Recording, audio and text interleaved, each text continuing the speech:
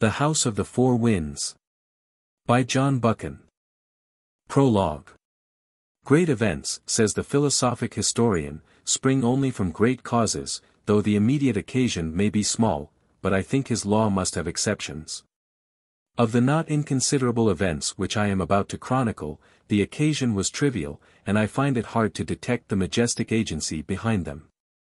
What world force, for example, ordained that Mr. Dickson McCunn should slip into the Todd's hole in his little salmon river on a bleak night in April, and, without changing his clothes, should thereafter make a tour of inspection of his young lambs?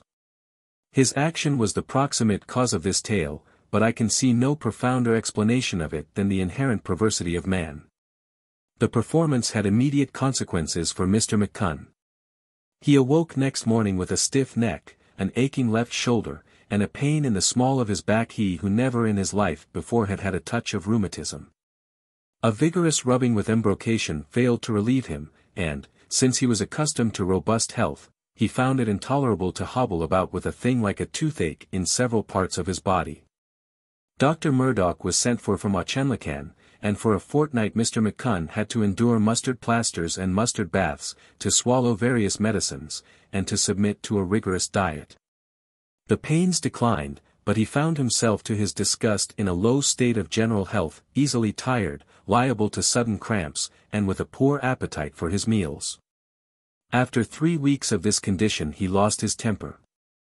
Summer was beginning, and he reflected that, being now 63 years of age, he had only a limited number of summers left to him. His gorge rose at the thought of dragging his wing through the coming delectable months-long lighted June, the hot July noons with the corncrakes busy in the hay, the days on August hills, red with heather and musical with bees. He curbed his distaste for medical science, and departed to Edinburgh to consult a specialist. That specialist gave him a purifying time. He tested his blood and his blood pressure, kneaded every part of his frame, and for the better part of a week kept him under observation. At the end he professed himself clear in the general but perplexed in the particular. "You've never been ill in your life," he said. "Well, that is just your trouble. You're an uncommonly strong man, heart, lungs, circulation, digestion, all in first-class order. But it stands to reason that you must have secreted poisons in your body, and you have never got them out.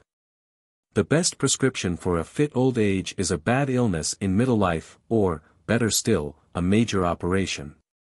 It drains off some of the middle-age humors. Well, you haven't had that luck, so you've been a powder magazine with some nasty explosives waiting for the spark.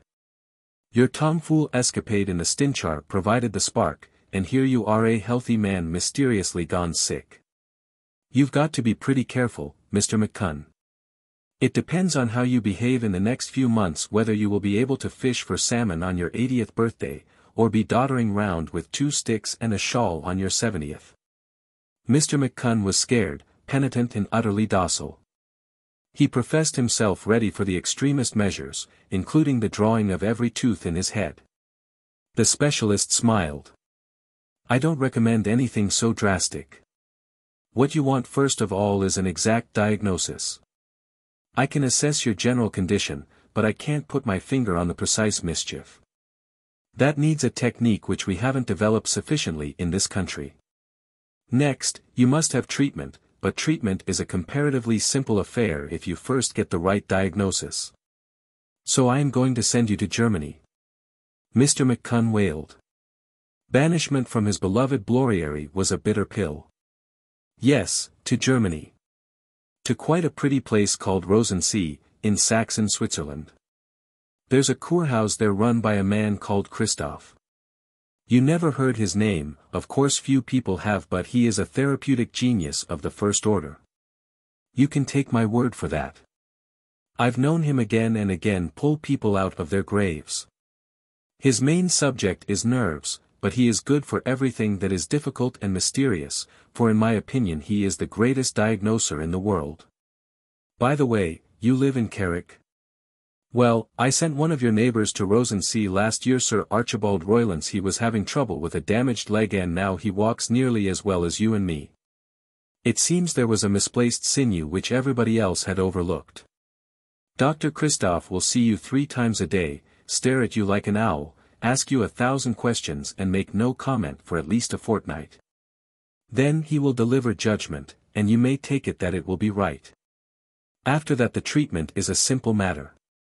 In a week or 2 you will be got up in green shorts and a Tyrolese hat and an alpenstock and a rope round your middle, climbing the little rocks of those parts.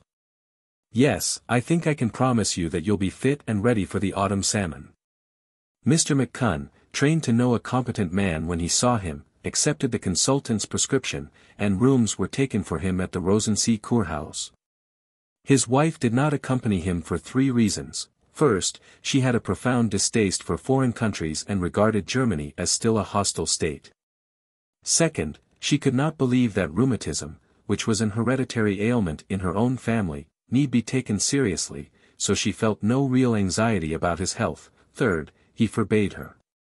She proposed to stay at Bloriery till the end of June, and then to await her husband's return at a Rothsey hydropathic. So early in the month Mr. McCunn a little disconsolately left these shores. He took with him as body servant and companion one Peter Woppet, who at Bloriery was gamekeeper, forester, and general handyman. Peter, having fought in France with the Scots Fusiliers, and having been 2 years a prisoner in Germany, was believed by his master to be an adept at foreign tongues. Nor was there any profound reason in the nature of things why Lord Rhynns, a well-preserved gentleman of 67, should have tumbled into a ditch that spring at Valescure and broken his left leg. He was an active man and a careful, but his mind had been busy with the Newmarket entries, so that he missed a step, rolled some yards down a steep slope of rock and bracken, and came to rest with a leg doubled unpleasantly under him. The limb was well set, but neuritis followed, with disastrous consequences to the Rhynns menage. For his wife, whose profession was a gentle invalidism, found herself compelled to see to household affairs, and as a result was on the verge of a nervous breakdown. The family moved from watering place to watering place, seeking a cure for his lordship's affliction, till at the mountain village of Unnutz Lady Rhynns could bear it no longer. A telegram was dispatched to their only child requiring her instant attendance upon distressed parents. This was a serious blow to Miss Alison Westwater, who had been making very different plans for the summer. She was then in London, living with her Aunt Harriet, who 2 years before had espoused Mr. Thomas Carlyle Craw, the newspaper magnate.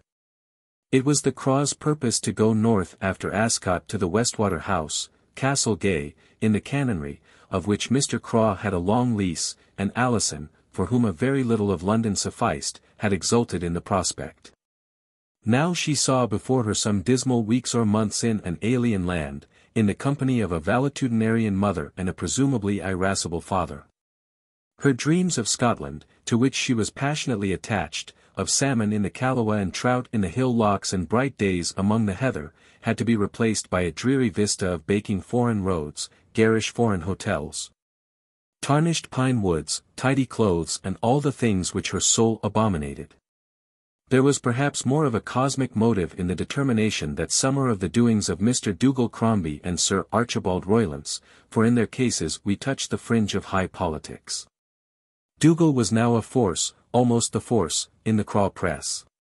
The general manager, Mr. Archibald Banff, was growing old, he had taken to himself a wife, and his fancy toyed pleasantly with retirement to some country hermitage. So in the past year Dougal had been gradually taking over his work, and, since he had the complete confidence of Mr. Craw, and the esteem of Mr. Craw's masterful wife, he found himself in his early 20s charged with much weighty and troublesome business.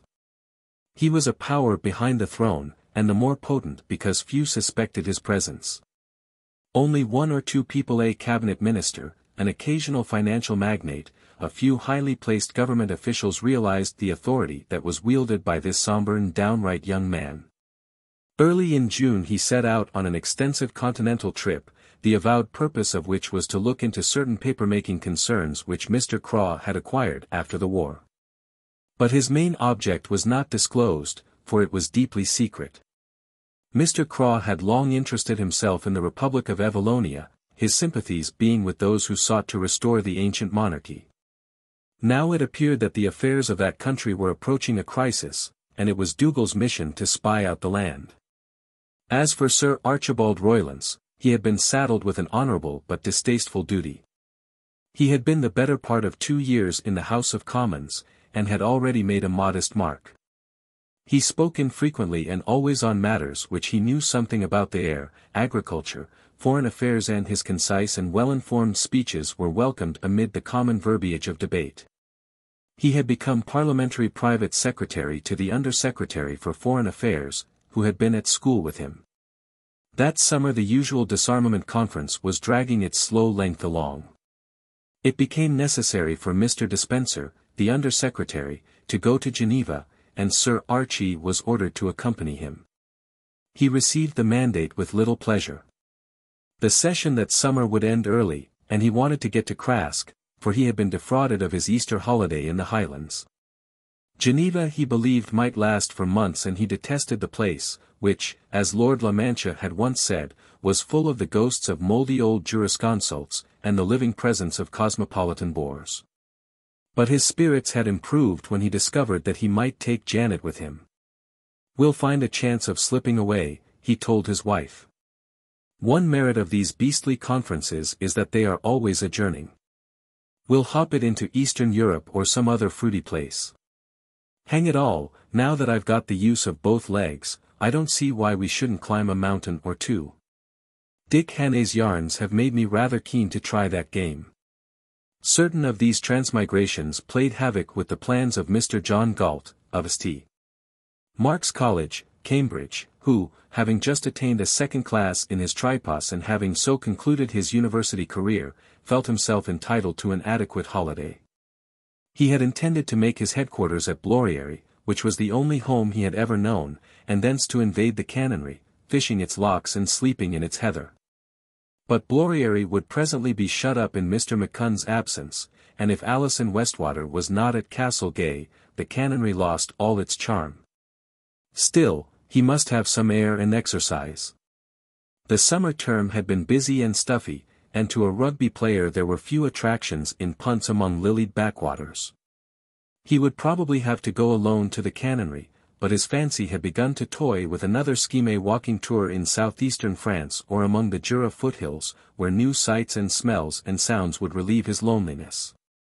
It was characteristic of him that he never thought of finding a male companion. For the last 2 years Alison had been for him the only companion in the world.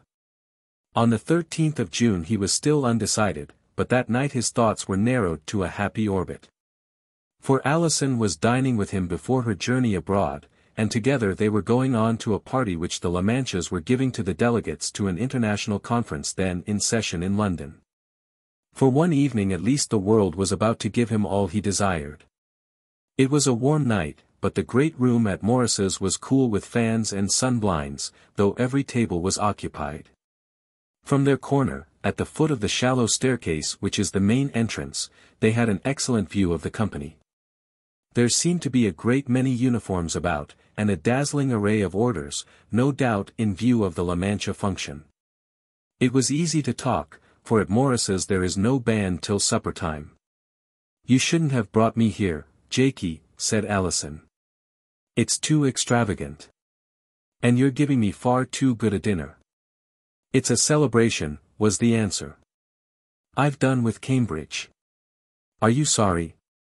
"No. I liked it, for I like most things, but I don't want to linger over them."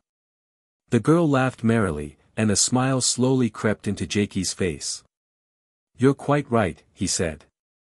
"That was a priggish thing to say, but it's true, all the same. I know.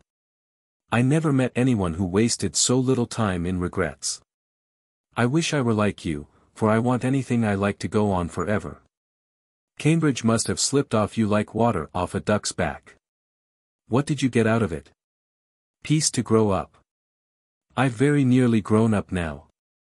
I have discovered most of the things I can do and the things I can't. I know the things I like and the things I don't." Alison knitted her brows. "That's not much good." "So do I. The thing to find out is, what you can do best and what you like most. You told me a year ago that that was what you were after. Have you decided?" No, was the glum answer. I think I have collected the material, so to speak, but I haven't sorted it out. I was looking to you to help me this summer in the canonry, and now you're bolting to Italy or somewhere. Not Italy, my dear. A spot called Unnutz in the Tyrol. You're not very good at geography. Mayn't I come too? No, you mayn't. You'd simply loathe it.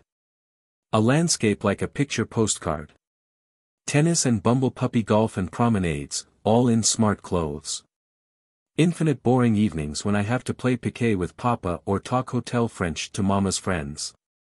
Besides, my family wouldn't understand you. You haven't been properly presented to them, and Unnutz is not the place for that. You wouldn't be at your best there. Two people passed on the way to their table, a tall young man with a lean ruddy face, and a pretty young woman, whose hair was nearly as bright a thing as Alison's. The young woman stopped. My dear Allie, she cried, I haven't seen you for ages. Archie, it's Cousin Allie. They tell me you're being dragged abroad, the same as us. What's your penitentiary? Ours is Geneva. Mine's a place in the Tyrol. Any chance of our meeting? There might be. Archie has a notion of dashing about, for apparently an international conference is mostly adjournments. He's so spry on his legs since Dr. Christoph took him in hand that he rather fancies himself as a mountaineer. What's your address? The lady scribbled it down in a notebook which she took from her bag, nodded gaily, and followed her husband and a waiter to their own table. Alison looked after them. That's the nicest couple on earth. She was Janet Radden, a sort of cousin of mine. Her husband, Archie Roylance. Jaikie interrupted. Great Scott! Is that Sir Archibald Roylance? I once knew him pretty well for one day. I've told you about the Gorbals diehards and Huntingtower. He was the ally we enlisted, lived at a place called the Mains of Garple. Ask Mr. McCunn about him. I've often wondered when I should see him again, for I felt pretty certain I would some day. He hasn't changed much. He can't change. Sir Archie is the most imperishable thing God ever created. He'll be a wild boy till he's 90. Even with Janet to steady him I consider him dangerous, especially now that he has no longer a game leg. Hello, Jaikie. We're digging into the past tonight. Look who's over there. She nodded towards a very brilliant table where some 20 people were dining, most of them in uniform. Among them was a fair young man in ordinary evening dress, without any decorations. He suddenly turned his face, recognized Alison, and, with a word of apology to the others, left his seat and came towards her. When she rose and curtsied, Jaikie had a sudden recollection. It is Miss Westwater, is it not? Said the young man, bowing over her hand. My adorable preserver. I have not forgotten Prince Charlie and the Solway Sands. He turned to Jaikie. And the Moltke of the campaign, too. What is the name? Wait a minute. I have it, Jaikie. What fun to see you again. Are you two by any happy chance espoused? Not yet, said Alison. What are you doing in England, sir? Holidaying. I cannot think why all the world does not holiday in England. It is the only really peaceful and pleasant place. How true, sir.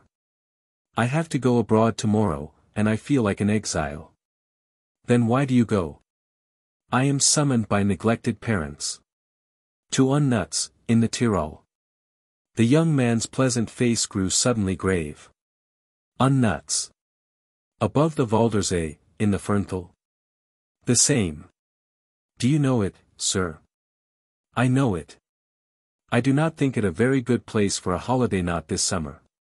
But if it becomes unpleasant you can return home, for you English are always free to travel. But I should be careful in Unnutz, my dear Miss Westwater, and I should take Mr. Jaikie with you as a protector. He shook hands and departed smiling, but he left on the two the impression of an unexpected solemnity. What do you suppose is worrying Prince John? Alison asked. The affairs of Evallonia. You remember at Castle Gay we thought the Republic would blow up any moment and that a month or two would see Prince John on the throne. That's 2 years ago and nothing has happened. Dougal is out there now looking into the situation. He may ginger them up. What makes him so solemn about Unnutz? By all accounts it's the ordinary gimcrack little foreign watering place. He talked of it as if it were a sort of Chicago slum.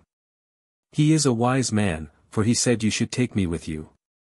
They had reached the stage of coffee and cigarettes, and were now more free to watch their neighbors. It was a decorous assembly, in accordance with the tradition of Morris's, and the only gaiety seemed to be among the womenkind of Prince John's party.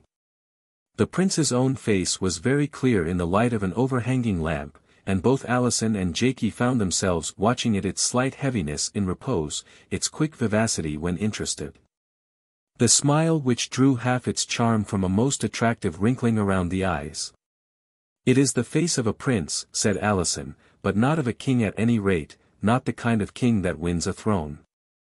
There's no dynamite in it. What sort of face do you give makers of revolutions? Jaikie asked. The girl swung round and regarded him steadily. Your sort, she said.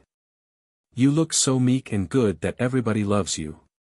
And wise, wise like an old terrier. And yet, in the 2 years I have known you, you have filled up your time with the craziest things. First, she counted on her fingers, you went off to Baffin Island to trade old rifles for walrus ivory. Jaikie grinned. I made £73 clear, I call that a success. Then you walked from Cambridge to Oxford within a day and a night. That was a failure. I was lame for a fortnight and couldn't play in the Welsh match. You went twice as a deck hand on a Grimsby trawler, first to Bear Island and then to the Whale's Back. I don't know where these places are, but they sound beastly. They were.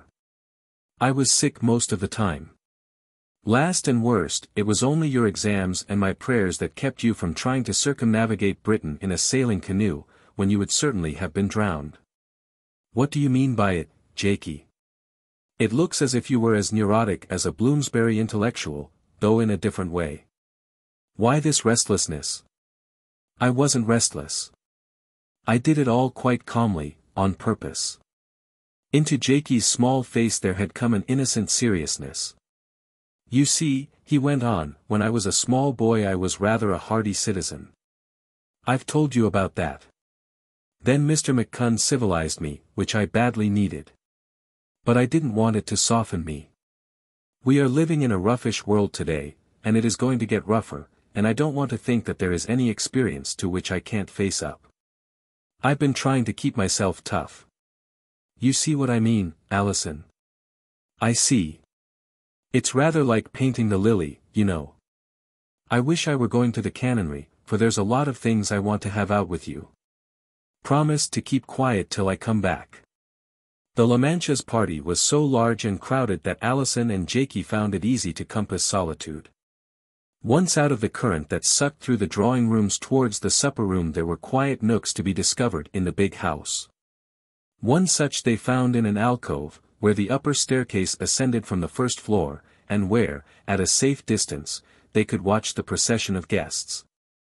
Alison pointed out various celebrities to the interested Jaikie, and a number of relations with whom she had no desire to have closer contact.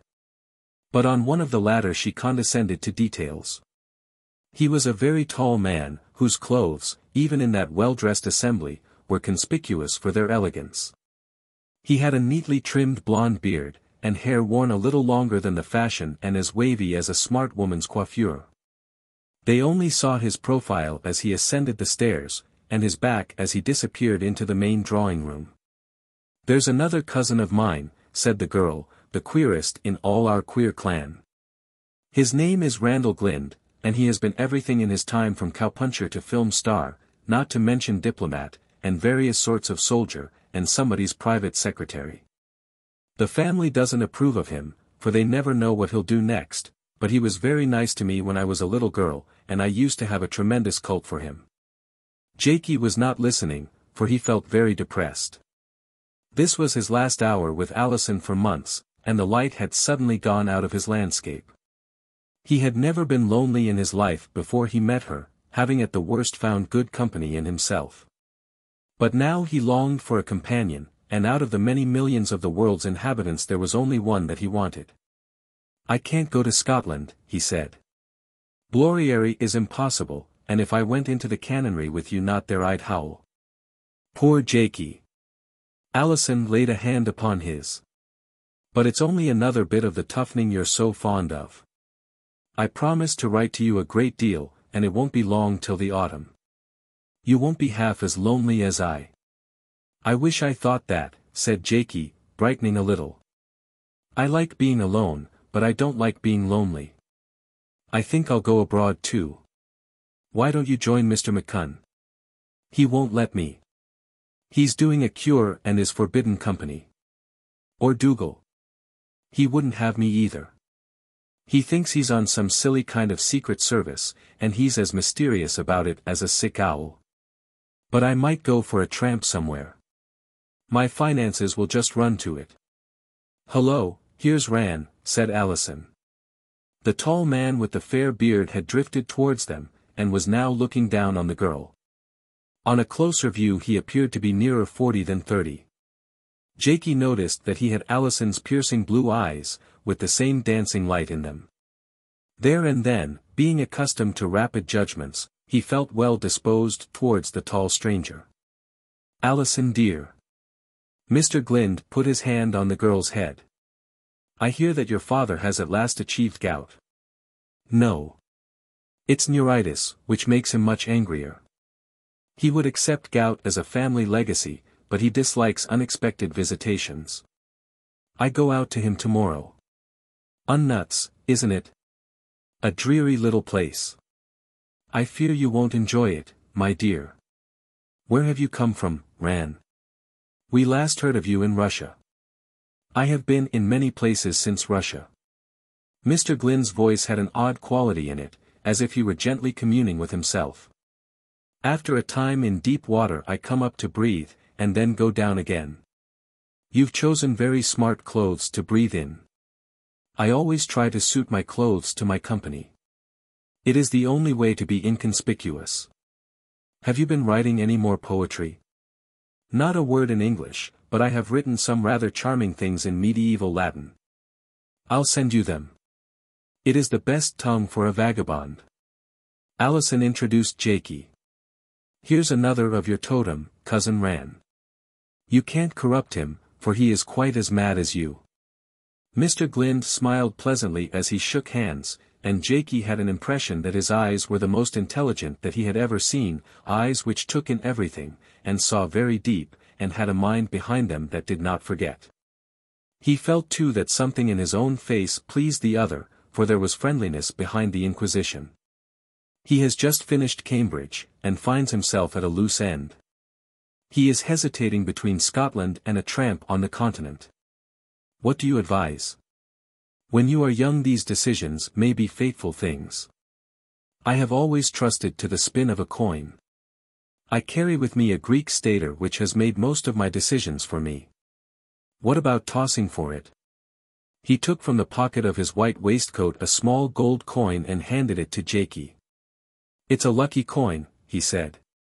"At least it has brought me infinite amusement. Try it." Jaikie had a sudden queer feeling that the occasion had become rather solemn, almost sacramental. "Head Scotland, tails abroad," he said and tossed. It fell tails. "Behold," said Mr. Glynde, "your mind is made up for you. You will wander along in the white dust and drink country wine and doze in the woods, knowing that the unseen powers are with you. Where, by the way, did you think of going? You have no preference. You have been very little abroad. How fortunate to have all Europe spread out for your choice. But I should not go too far east, Mr. Galt. Keep to the comfortable west if you want peace. If you go too far east this summer, you may find that the spin of my little stater has been rather too fateful." As Jaikie put Alison into a taxi, he observed Mr. Glynde leaving the house on foot with a companion. He had a glimpse of that companion's face, and saw that it was Prince John of Evallonia. "How do you find this book?" Any thoughts about the book or the author? Any suggestion for improvement? Please take a moment to share your thoughts in a comment. If you like it, share it with your friends who might enjoy it as well. Subscribe to keep in touch. Visit CompleteAudiobooks.com for more quality content. 1. The Man with the Elephant. The inn at Cremish, the Stag with the Two Heads, has an upper room so bowed with age that it leans drunkenly over the village street. It is a bare place, which must be chilly in winter, for the old casement has many chinks in it, and the china stove does not look efficient, and the rough beechen table, marked by many beer mugs. And the seats of beechwood and hide are scarcely luxurious. But on this summer night to one who had been tramping all day on roads deep in white dust under a merciless sun it seemed a haven of ease.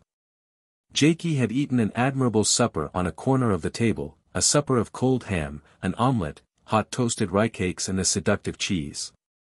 He had drunk wine tapped from a barrel and cold as water from a mountain spring, and had concluded with coffee and cream in a blue cup as large as a basin. Now he could light his pipe and watch the green dusk deepen behind the onion spire of the village church. The milestones in his journey had been the wines. Jaikie was no connoisseur, and indeed as a rule preferred beer, but the vintage of a place seemed to give him the place's flavor, and wines made a diary of his pilgrimage. His legs bore him from valley to valley, but he drank himself from atmosphere to atmosphere. He had begun among strong burgundies which needed water to make a thirst-quenching drink, and continued through the thin wines of the hills to the coarse red stuff of South Germany and a dozen forgotten little local products. In one upland place he had found a drink like the grey wine of Anjou, in another a sweet thing like Madeira, and in another a fiery sherry. Each night at the end of his tramp he concocted a long drink, and he stuck manfully to the juice of the grape, so, having a delicate palate and a good memory, he had now behind him a map of his track picked out in honest liquors. Each was associated with some vision of sun-drenched landscape. He had been a month on the tramp, but he seemed to have walked through continents. As he half dozed at the open window, it was pleasant to let his fancy run back along the road. It had led him through vineyards grey at the fringes with dust, through baking beet fields and drowsy cornlands and solemn forests, up into wooded hills and flowery meadows, and once or twice almost into the jaws of the great mountains. Through every kind of human settlement, from hamlets which were only larger farms to brisk burgs clustered round opulent town-houses or castles as old as Charlemagne. By every kind of stream unfordable great rivers, and milky mountain torrents, and reedy lowland waters, and clear brooks slipping through mint and watercress. He had walked and walked, seeking to travel and not to arrive, and making no plans except that his face was always to the sunrise. He was very dimly aware at any moment of his whereabouts, for his soul map was a sketchy thing out of a continental Bradshaw. But he had walked himself into contentment. At the start he had been restless and lonely. He wished that he could have brought Woolworth, now languishing at Bloriary, but he could not condemn that long-suffering terrier to months of quarantine. He wrote disconsolate letters to Alison in his vile handwriting, and received from her at various post-restants replies which revealed the dullness of her own life at Unnutz. She had nothing to write about, and it was never her habit to spoil good paper with trivial reflections. There was a time at the start when Jaikie's mind had been filled with exasperating little cares, so that he turned a blank face to the world he was traversing. His future, what was he to do now that he was done with Cambridge? Alison, his need of her grew more desperate every day, but what could he offer her worthy of her acceptance? Only his small dingy self, he concluded, with nothing to his credit except a second-class degree, some repute at rugby football, and the slenderest of bank balances. It seemed the most preposterous affair of a moth and a star. But youth and the sun and wide spaces played their old healing part. He began to rise whistling from his bed in a pine wood or in a cheap country inn, with a sense that the earth was very spacious and curious. The strong aromatic sunlight drugged him into cheerfulness. The humours of the road were spread before him. He had learned to talk French fairly well, but his German was scanty.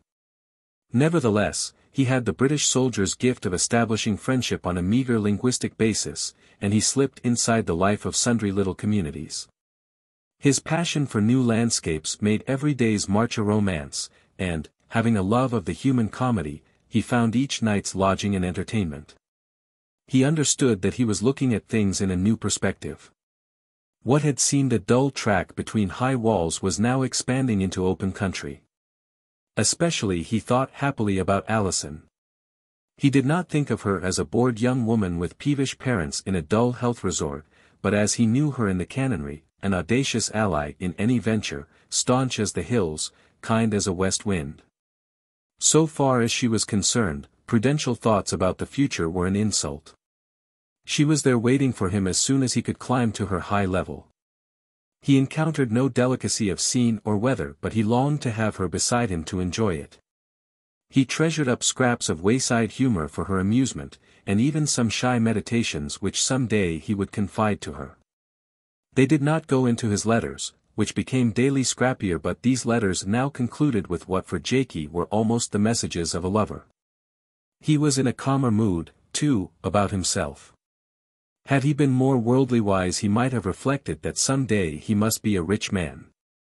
Dickson McCunn had no chick nor child nor near relation, and he and Dougal were virtually his adopted sons.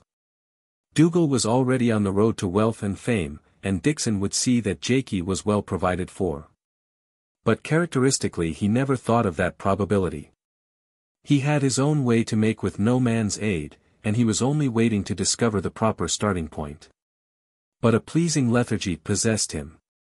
This delectable summer world was not the place for making plans. So far he was content with what he had done. Dickson had drawn him out of the depths into the normal light of day, and it had been his business to accustom his eyes to it. He was aware that, without Cambridge, he would have always been a little shy and suspicious of the life of a class into which he had not been born. Now he knew it for what it was worth, and could look at it without prejudice but also without glamour. Brother to a beggar, and fellow to a king, what was Dougal's phrase?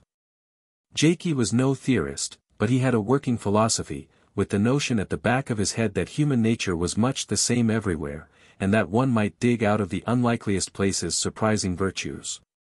He considered that he had been lucky enough to have the right kind of education for the practice of this creed. But it was no philosopher who sat with his knees hunched on the window seat, but a drowsy and rather excited boy. His travels had given him more than content, for in these last days a faint but delicious excitement had been creeping into his mind. He was not very certain of his exact whereabouts on the map, but he knew that he had crossed the border of the humdrum world and was in a land of enchantments. There was nothing in the ritual of his days to justify this. His legs like compasses were measuring out the same number of miles. The environment was the same, the slow kindly peasants, the wheel of country life, the same bright mornings and cool evenings, the same plain meals voraciously eaten, and hard beds in which he fell instantly asleep. He could speak little of the language, and he did not know one soul within 100 miles. He was the humblest of pilgrims, and the lowness of his funds would presently compel his return. Nevertheless, he was ridiculously expectant. He laughed at himself, but he could not banish the mood. He was awaiting something or something was awaiting him. The apple-green twilight deepened into emerald, and then into a velvet darkness, for the moon would rise late, and a haze obscured the stars. Long ago the last child had been hunted from the street into bed. Long ago the last villagers had left the seat under the vine trellis where they had been having their evening sederunt. Long ago the oxen had been brought into the byres and the goats driven in from the hillside. A wood wagon had broken down by the bridge, and the blacksmith had been hammering at its axle, but his job was finished, and a spark of a lamp beaconed the derelict cart. Otherwise there was no light in earth or heaven, and no sound except the faraway drone of a waterfall in the high woods and an occasional stirring of beasts in byre or stable. Cremish was in the deep sleep of those who labor hard, bed early, and rise with the dawn. Jaikie grew drowsy. He shook out his pipe, drew a long breath of the cool night air, and rose to take the lamp from the table and ascend to his bedroom. Suddenly a voice spoke. It came from the outer air at about the level of the window. And it asked in German for a match. Balaam was not more startled by the sudden loquacity of his ask than was Jaikie by this aerial summons. It shook him out of his sleepiness and made him nearly drop the lamp. "God bless my soul," he said, his chief ejaculation, which he had acquired from Mr. McCunn. "He will," said the voice, "if you'll give me a light for my cigarette." The spirit apparently spoke English, and Jaikie, reassured, held the lamp to the darkness of the open casement. There was a face there, suspended in the air, a face with cheeks the color of a dry beech leaf and a ragged yellow beard. It was a friendly face, and in the mouth was an unlit cigarette. "What are you standing on?" Jaikie asked, for it occurred to him that this must be a man on stilts. He had heard of these as a custom in malarial foreign places. "To be accurate, I am sitting," was the answer. "Sitting on an elephant, if you must know. An agreeable female whom I call Aurunculia. Out of Catullus, you remember. Almost his best poem." Jaikie lit a match, but the speaker waved it aside. "I think, if you don't mind," he said, "I'll come in and join you for a minute. One doesn't often meet an Englishman in these parts, and Aurunculia has no vulgar passion for haste. As you have no doubt guessed, she and I are part of a circus, an integral and vital part, what you might call the prima mobile. But we were detained by a little accident. I was asleep, and we strayed from the road and did havoc in a field of marrows, which made some unpleasantness. So our lovely companions have faded and gone ahead to savor the flesh pots of Tarta, while we follow at our leisure. You have never ridden on an elephant? If you go slow enough, believe me, it is the very poetry of motion, for you are part, as it were, of a cosmic process. How does it go? Moved round in Earth's diurnal course, with rocks and stones and trees. A word was spoken in a lower tone, there was the sound of the shuffling of heavy feet, and a man stepped lightly on to the windowsill and through the casement.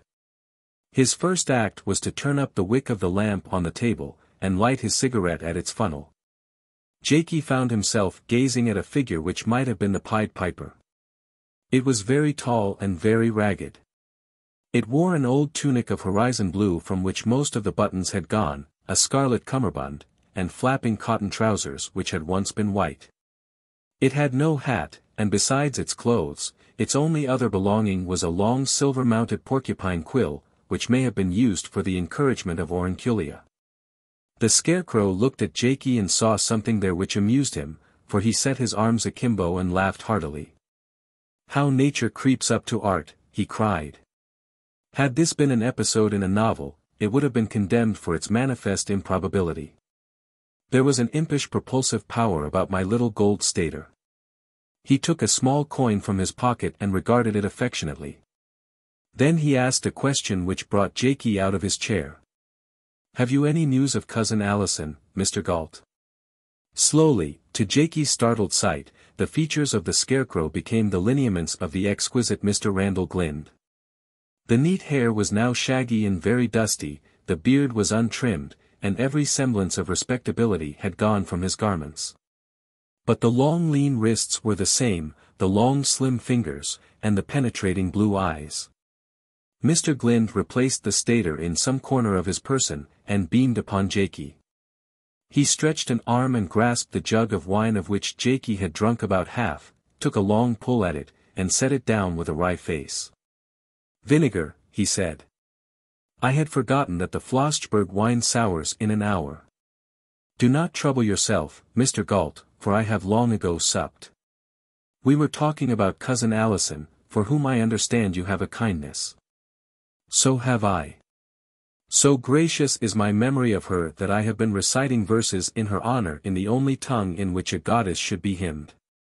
Alison, bella puella candida. Que bene superas lac et lilium. Album, que simul rosum rubitum. Aut expolatum eber indicum. Ponde, puella, ponde capillulos. Flavos, lucendis ut aurum nitidum. What puzzles me is whether that is partly my own or wholly John the Silencer's. I had been reading John the Silencer, but the book was stolen from me, so I cannot verify. No, I will not sleep here. I must sleep at Tarta, though it will be broad daylight before I shut my eyes. Tatius, my manager, is a worthy man, but he is to Meleager my clown as acid to a raw wound, and without me to calm them they will be presently rubbing each other's noses in the mud. Are you a circus proprietor? Jaikie asked. Mr. Glynde nodded pleasantly. In me you see the sole proprietor of the epical, the encyclopedic, the grandiose Cirque Doré of Aristide Lebrun. The epithets are not mine, but those of the late Aristide, who these 3 years has been reposing in full evening dress in the cemetery of Montlhéry. I purchased the thing from his widow, stock in trade, goodwill and all, even the gentle Aurunculia. I have travelled with it from the Pyrenees to the Carpathians and from the Harz to the Apennines. Some day, who knows, I will widen these limits and go from the Sierra Nevada to the Urals, and from the Jotunheim to Parnassus. Geography has always intoxicated me. I understand the fun of travelling, said Jaikie, but isn't a circus rather heavy baggage to lug after you? Ah, no. You do not realize the power of him who carries with him a little world of merriment, which can be linked to that substratum of merriment which is found in every human species. No fumbling for him, he finds the common touch at once. He must suit himself of course to various tastes. Clowning in one place, horse tricks in a second, the sweet Aurunculia in a third. The hills have different fancies from the valleys, and the valleys from the plains. The Cirque Doré is small, but I flatter myself it is select. We have as fine white barbs as ever came out of Africa, and Meleager my clown has the common denominator of comedy at which all Europe can laugh. No women.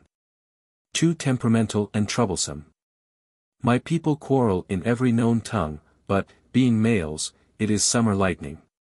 Ah, Mr. Galt, I cannot explain to you the intoxication of shifting camp weekly, not from town to town, but from one little human cosmos to another. I have the key which unlocks all doors, and can steal into the world at the back of men's minds, about which they do not speak to their politicians and scarcely even to their priests. I have power, too, Mr. Glynde went on. For I appeal to something old and deep in man's nature. Before this I have wrecked a promising insurrection through the superior charm of my circus over an emeute in a marketplace. I have protected mayors and burgomasters from broken heads, and maybe from cut throats, by my mild distractions. And I have learned many things that are hidden from diplomats and eager journalists. I, the entertainer, the fils de joie, I am becoming an expert, if I may say so modestly, on the public opinion of Europe, or rather on that incoherent soul which is greater than opinion. Well, and what do you make of it? Jaikie asked. He was fascinated by his visitor, the more so as he was a link with Alison, but sleep was descending upon him like an armed man, and he asked the conventional question without any great desire to hear the answer. Bad, said Mr. Glynde. Or, since a moral judgment is unnecessary, shall I say odd? We are now in the midst of the retarded liquidation of the war. I do not mean debts and currencies and economic fabrics, but something much more vital, the thoughts of men. The democracies have lost confidence. So long as they believed in themselves they could make shift with constitutions and parliaments and dull republics. But once let them lose confidence, and they are like children in the dark, reaching out for the grasp of a strong hand. That way lies the dictator. It might be the monarch if we bred the right kind of king. Also there is something more dangerous still, a stirring of youth, disappointed, aggrieved youth, which has never known the discipline of war. Imaginative and incalculable youth, which clamors for the moon and may not be content till it has damaged most of the street lamps. But you nod, said Mr. Glynde rising. I weary you. You must to bed and I to Tarda. I must not presume upon the celestial patience of Aurunculia. Jaikie rose too and found the tall man's hand on his shoulder.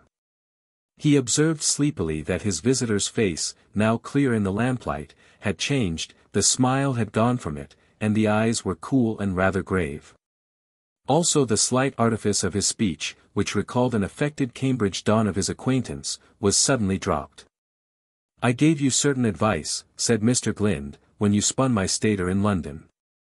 I told you that if you wanted peace you should stick to the west. You are pretty far east, Mr. Galt, so I assume that a quiet life is not your first object. You have been walking blindly and happily for weeks waiting for what the days brought forth. Have you any very clear notion where you have got to? I'm rather vague, for I have a rotten map. But I know that I've come to the end of my money. Tomorrow I must turn about and make for home. I mean to get to Munich and travel back by the cheapest way. 3¼ miles from Kremisch the road to Tarta drops into a defile among pine trees. At the top there are 2 blockhouses, one on each side of the highway. If you walked that way armed guards would emerge from the huts and demand your passport. Also they would make an inquisition into your baggage more peremptory than most customs officers. That is the frontier of Evallonia. Jaikie's sleepiness left him. Evallonia, he cried. I had no notion I was so near it. You have read of Evallonia in the English press? Yes, and I have heard a lot about it. I've met Evallonians to all sorts. He counted on his fingers. 9–10, including Prince John. Prince John. Ah, you saw him at Lady La Mancha's party. I saw him 2 years before that in Scotland, and had a good deal to do with him. With the others, too. I can tell you who they were, for I'm not likely to forget them. There were 6 Republicans: Mastrovan, Dedekind, Rosenbaum, Ricci, Kalaman, and one whose name I never knew, a round-faced fellow in spectacles. There were 3 monarchists: Count Casimir Muresco, Dr. Jagan, and Prince Odalchini. The tall man carefully closed the window, and sat down again. When he spoke it was in a low voice. You know some very celebrated people. I think I can place you, Mr. Galt. You are called Jaikie, are you not, by your friends?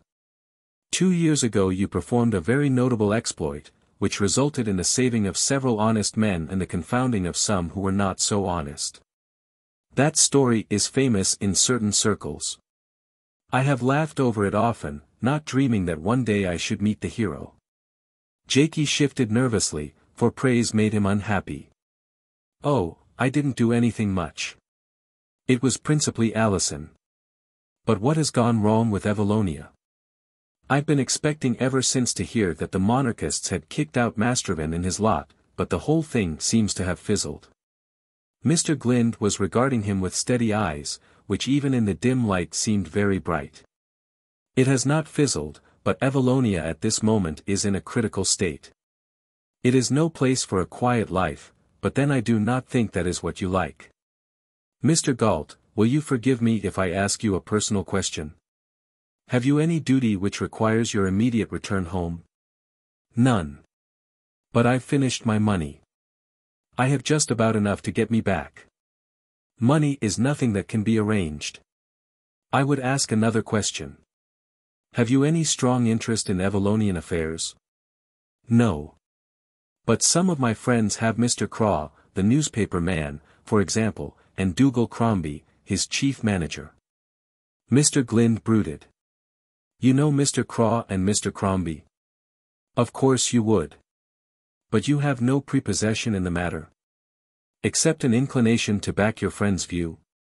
Yes. I thought Prince John a decent fellow, and I liked the queer old monarchist chaps. Also I greatly disliked Mastrovan and his crowd. They tried to bully me. The other smiled. That I am sure was a bad blunder on their part. He was silent for a minute, and then he laid a hand on Jaikie's knee. Mr. Galt, he said solemnly, if you continued your walking tour tomorrow eastward down the wooded glen, and past the frontier, I presume your passport is in order? You would enter a strange country. How strange I have no time to tell you, but I will say this: it is at the crisis of its destiny, and any hour may see a triumph or a tragedy. I believe that you might be of some use in averting tragedy. You are a young man, and, I fancy, not indisposed to adventure. If you go home you will be out of danger in that happy cosset world of England. If you go on, you will certainly find danger, but you may also find wonderful things for which danger is a cheap price. How do you feel about it? Jaikie felt many things. Now he knew why all day he had had that curious sense of expectation. There was a queer little flutter at his heart.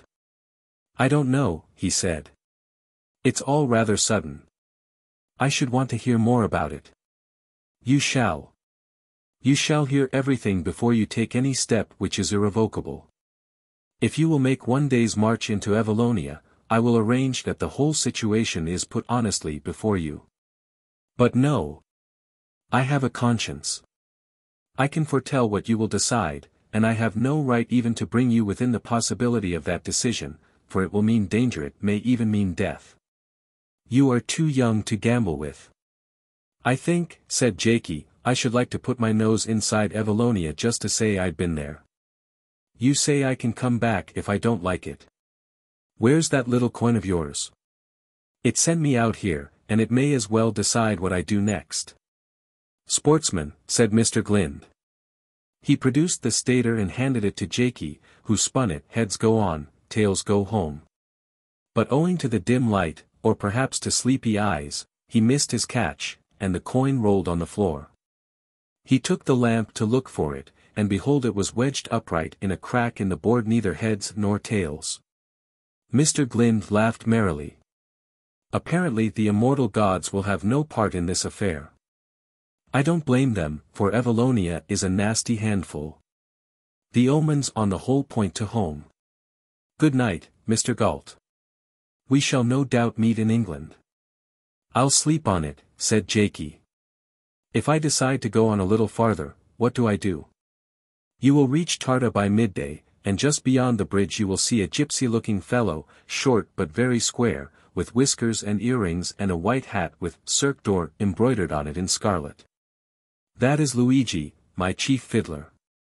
You will ask him the way to the Cirque, and he will reply in French, which I think you understand, that he knows a better restaurant.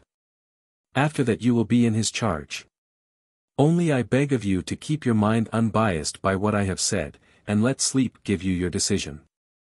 Like Cromwell, I am a believer in providences, and since that wretched stater won't play the game, you must wait for some other celestial guidance." He opened the casement, spoke a word in an unknown tongue, and a heavy body stirred in the dust below. Then he stepped lightly into the velvet darkness, and there followed a heaving and shuffling which presently died away. When a minute later the moon topped the hill, the little street was an empty silver alley. 2. The House of the Four Winds. The night brought no inspiration to Jaikie, for his head was no sooner on his chaff-filled pillow than he seemed to be awake in broad daylight. But the morning decided him. There had been an early shower, the dust was laid in the streets, and every cobble of the sidewalk glistened. From the hills blew a light wind, bearing a rooty fragrance of pine and moss and bracken. A delicious smell of hot coffee and new bread ascended from below. Cats were taking their early airing.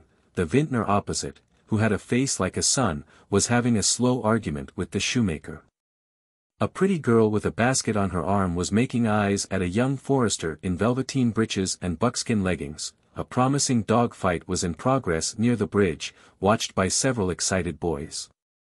The sky above had the soft haze which promises a broiling day. Jaikie felt hungry both for food and enterprise.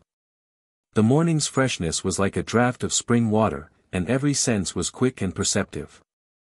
He craned his head out of the window, and looked back along the way he had come the night before. It showed a dull straight vista between trees.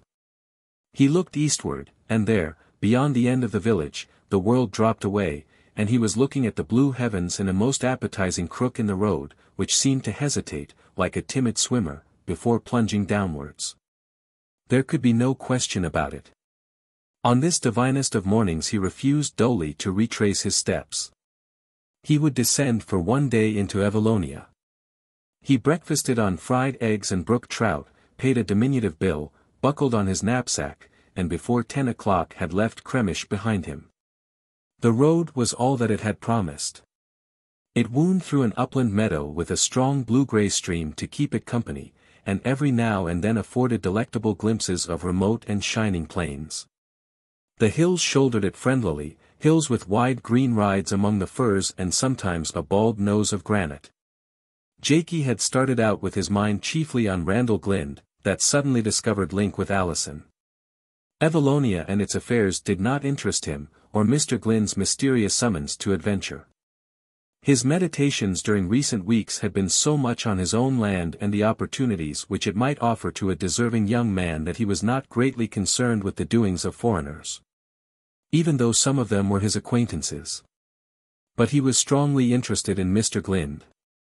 He had never met anybody quite like him, so cheerful and secure in his absurdities. The meeting with him had rolled from Jaikie's back many of the cares of life. The solemnity with which he had proposed a visit to Evallonia seemed in the retrospect to be out of the picture and therefore negligible. Mr. Glynde was an apostle of fantasy and his seriousness was itself a comedy. The memory of him harmonized perfectly with this morning world, which with every 100 yards was unveiling a new pageant of delight. Presently he forgot even Mr. Glynde in the drama of the roadside. There was a pool in the stream, ultramarine over silver sand, with a very big trout in it not less than 3 pounds in weight. There was a bird which looked like a dipper, but was not a dipper. There was a hawk in the sky, a long-winged falcon of a kind he had never seen before. And on a boulder was perched rarity of rarities an unmistakable black redstart. And then the glen seemed to lurch forward and become a defile, down which the stream dropped in a necklace of white cascades. At the edge was a group of low buildings, and out of them came 2 men carrying rifles. Jaikie looked with respect at the first Evallonians he had seen on their native heath. They were small men with a great breadth of shoulder, and broad good-humoured countenances, a typical compound, he thought, of Slav and Teuton. But their manner belied their faces, for they were almost truculent, as if they had been soured by heavy and unwelcome duties. They examined everything in his pack and his pockets, they studied his passport with profound suspicion, and they interrogated him closely in German, which he followed with difficulty. Several times they withdrew to consult together. Once they retired into the blockhouse, apparently to look up some book of regulations. It was the better part of an hour before they allowed him to pass. Then something ingenuous in Jaikie's face made them repent of their doubts. They grimaced and shook hands with him, and shouted Grüß Gott till he had turned a corner. Evallonia is a nervous country, thought Jaikie. Lucky I had nothing contraband on me, or I should be bankrupt. After that the defile opened into a horseshoe valley, with a few miles ahead the spires of a little town. He saw the loop of a river, of which the stream he had followed must be a tributary. On the north side was something which he took for a hill, but which closer inspection revealed to be a dwelling. It stood high and menacing, with the town huddled up to it, built of some dark stone which borrowed no color from the bright morning. On 3 sides it seemed to be bounded by an immense park, for he saw great spaces of turf and woodland which contrasted with the chessboard tillage of other parts of the plain. A peasant was carrying hay from a roadside meadow. Jaikie pointed to the place and asked its name. The man nodded. Yes, Tarta. And the castle? At first the man puzzled, then he smiled. He pronounced a string of uncouth vocables. Then in halting German, it is the Great Schloss. I have given you its name. It means the House of the 4 Winds. As Jaikie drew nearer the town he saw the reason why it was so called. Tarta stood in the mouth of a horseshoe and 3 glens debouched upon it, his own from the west and 2 other sword cuts from the north and south. It was clear that the castle must be a very temple of Aeolus. From 3 points of the compass the winds would whistle down the mountain gullies, and on the east there was no shelter from the devilments bred in the Asian steppes. Before noon he was close to the confines of the little town. His stream had ceased to be a mountain torrent, and had expanded into broad lagoons, and just ahead was its junction with the river. Over the latter there was a high-backed bridge flanked by guardhouses, and beyond a jumble of masonry which promised narrow old-world streets. The castle, seen at closer range, was more impressive than ever. It hung over the town like a thundercloud, but a thundercloud from which the lightnings had fled, for it had a sad air of desolation. No flag flew from its turrets, no smoke issued from its many chimneys, the few windows in the great black sides which rose above the streets were like blind eyes. Yet its lifelessness made a strong appeal to Jaikie's fancy. This bustling little burg under the shadow of a medieval relic was like a living thing tied to a corpse. But was it really a corpse? He guessed at its vast bulk stretching northward into its wild park. It might have turned a cold shoulder on Tarda and yet within its secret domain be furiously alive. Meantime it belied its name, for not a breath of wind stirred in the sultry noon. Somewhere beyond the bridge must be Luigi, the chief fiddler of the Cirque Doré. He hoped that Luigi would take him where he could get a long drink. He was to get the drink, but not from Luigi's hands. On the side of the bridge farthest from the town the road passed through a piece of rough parkland, perhaps the common pasturage of the medieval township. Here a considerable crowd had gathered, and Jaikie pressed forward to discover the reason of it. Down the road from Tarda a company of young men was marching, with the obvious intention of making camp in the park. Indeed, certain forerunners had already set up a grove of little shelter tents. They were remarkable young men, for they carried themselves with disciplined shoulders, and yet with the free swing from the hips of the mountaineer. Few of them were tall, but their leanness gave the impression of a good average height, and they certainly looked amazingly hard and fit. Jaikie, accustomed to judge physique on the rugby field, was impressed by their light foot walk and their easy carriage. They were not in the least like the Wandervogel whom he had met on many German roads, comfortable sunburnt folk out for a holiday. These lads were in serious training, and they had some purpose other than amusement. As they passed, the men in the crowd saluted by raising the left hand and the women waved their handkerchiefs. In the rear rode a young man, a splendid figure on a well-bred flea-bitten roan.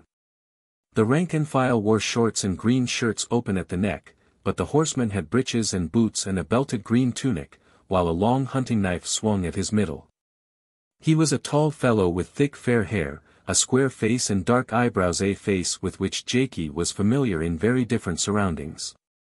Jaikie, in the front row of the crowd, was so overcome with amazement that his left hand remained unraised and he could only stare. The horseman caught sight of him, and he too registered surprise, from which he instantly recovered. He spoke a word to the ranks, a man fell out, and beckoned Jaikie to follow. The other spectators fell back from him as from a leper, and he and his warder followed the horse's tail into the open space, where the rest were drawing up in front of the tents. Then the horseman turned to him. "Salute," he said. Jaikie's arm shot up obediently. The leader cast an eye over the ranks, and bade them stand easy and then fall out. He dismounted, flinging his bridle to an orderly. "Follow me," he said to Jaikie in English, and led him to a spot on the river bank, where a larger tent had been set up. Two lads were busy there with kit and these he dismissed. Then he turned to Jaikie with a broad grin. "What on earth are you doing here?" he asked. "Give me a drink first, Ashie," was the answer. The young man dived into the tent and produced a bottle of white wine, a bottle of a local mineral water, and 2 tumblers. The two clinked glasses. Then he gave Jaikie a cigarette. "Now," he said, "what's your story?" "I have been across half Europe," said Jaikie. "I must have tramped about 500 miles. My money's done, and I go home tomorrow, but I thought I'd have a look inside Evallonia first." "But what are you doing, Ashie? Is it Boy Scouts or a revolution?" The other smiled and did not at once reply. That was a mannerism which the University of Cambridge had taught him, for when Count Paul Jovian, he had half a dozen other Christian names which we may neglect, entered St. Mark's he had been too loquacious. He and a cousin had shared lodgings, and at first they were not popular. They had an unpleasant trick of being easily insulted, talking about duels, and consequently getting their ears boxed. When they migrated within the college walls, the dislike of the cousin had endured, but Count Paul began to make friends. Finally came a night when the cousin's trousers were removed and used to decorate the roof, as public evidence of dislike, while Paul was unmolested. That occasion gave him his nickname, for he was christened Asher by a piously brought-up contemporary, the tribe of Asher having, according to the Book of Judges, abode in its breaches. Ashie, he had remained from that day. Jaikie had begun by disliking him, he was so noisy and strange and flamboyant. But Count Paul had a remarkable gift of adapting himself to novel conditions. Presently his exuberance quieted down, he became more sparing in speech, he developed a sense of humor and labored to acquire the idiom of their little society. In his second year he was indistinguishable from the ordinary English undergraduate. He had a pretty turn of speed, but it was found impossible to teach him the rugby game. At boxing too he was a complete duffer, but he was a brilliant fencer, and he knew all that was to be known about a horse. Indeed, it was in connection with horses that Jaikie first came to like him. A groom from a livery stable lost his temper with a hireling, who was badly bit and in a fractious temper. The Count's treatment of the case rejoiced Jaikie's heart. He shot the man into the gutter, eased the bit, and quieted the animal with a curious affectionate gentleness. After that the two became friends, in spite of the fact that the Count's taste for horses and hunting took him into a rather different set. They played together in a cricket 11 of novices called the Cads of All Nations, who for a week of one long vacation toured the Midlands, and were soundly beaten by every village team. There was a tough hardihood about the man which made Jaikie invite him more than once to be his companion in some of his more risky enterprises. Invitations regretfully refused, for some business always took Ashie home. That home Jaikie knew to be in Eastern Europe, but he had not associated him with Evallonia. There was also an extreme innocence. He wanted to learn everything about England, and took Jaikie as his mentor, believing that in him he had found the greatest common measure of the British people. Whether he learned much may be doubted, for Jaikie was too little of a dogmatist to be a good instructor. But they slipped into a close friendship, and rubbed the corners off each other's minds. "I know what I'm doing," said Ashie at last. "But I am not quite sure where it will finish. But that's a long story. You're a little devil, Jaikie, to come here at the tag end of your holiday. If you had come a month ago we might have had all sorts of fun." He had relapsed into the manner of the undergraduate, but there was something in him now which made it a little absurd. For the figure opposite Jaikie was not the agreeable and irresponsible companion he had known. Ashie looked desperately foreign, without a hint of Cambridge and England, bigger too, more mature, and rather formidable. The thick dark eyebrows in combination with the fair hair had hitherto given his appearance a touch of comedy. Now the same brows bent above the grey eyes had something in them martial and commanding. Rob Roy was more of a man on his native heath than on the causeways of Glasgow. "If you can arrange to stay here for a little," said Ashie, "I promise to show you life." "Thank you very much, but I can't. I must be off home tomorrow, a week's tramping, and then the train. Give me 3 weeks. I'm sorry, but I can't."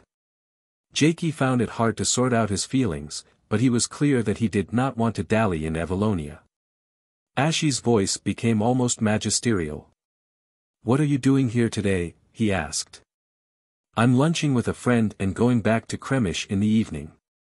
"Who's your friend?" "I'm not quite sure of his name." Jaikie's caution told him that Mr. Glynde might have many aliases. "He's in a circus." Ashie laughed almost in the old light-hearted way. "Just the kind of friend you'd have. The Cirque Doré. I saw some of the mountebanks in the streets. You won't accept my invitation. I can promise you the most stirring time in your life. I wish I could, but well, it's no use, I can't. Then we must part, for I have a lot to do." "You haven't told me what you're doing." "No. Some day I will in England, if I ever come back to England." He called one of his scouts, to whom he said something in a strange tongue. The latter saluted and waited for Jaikie to follow him. Ashie gave him a perfunctory handshake, "Goodbye. Good luck to you," and entered his tent. The boy led Jaikie beyond the encampment, and, with a salute and a long stare, left him at the entrance to the bridge. A clock on a steeple told him that it was 12:15, pretty much the time that Mr. Glynde had appointed. The bridge was almost empty, for the sightseers who had followed Ashie's outfit had trickled back to their midday meals. Jaikie spent a few minutes looking over the parapet at the broad waters of the river. This must be the Rave, the famous stream which 60 miles on flowed through the capital city of Melina. He watched its strong current sweep past the walls of the great Schloss, which there dropped sheer into it, before in a wide circuit it formed the western boundary of the castle park. What an impregnable fortress, he thought, must have been this House of the Four Winds in the days before artillery, and how it must have lorded it over the little burg under its skirts. There was a gatehouse on the Tarta side of the bridge, an ancient crumbling thing bright with advertisements of the Cirque Doré. Beyond it a narrow street wound under the blank wall of the castle, ending in a square in which the chief building was a Baroque townhouse. From where Jaikie stood this townhouse had an odd apologetic air, a squat thing dwarfed by the Schloss, like a dachshund beside a mastiff. The day was very warm, and he crossed over from the glare of one side of the street to the shadow of the other. The place was almost empty, most of the citizens being doubtless engaged with food behind shuttered windows. Jaikie was getting hungry, and so far he had looked in vain for Mr. Glynde's Luigi. But as he moved towards the central square a man came out of an entry, and, stopping suddenly to light a cigarette, almost collided with him. Jaikie saw a white cap and scarlet lettering, and had a glimpse of gold earrings and a hairy face. He remembered his instructions. "Can you show me the way to the Cirque Doré?" he asked. The man grinned.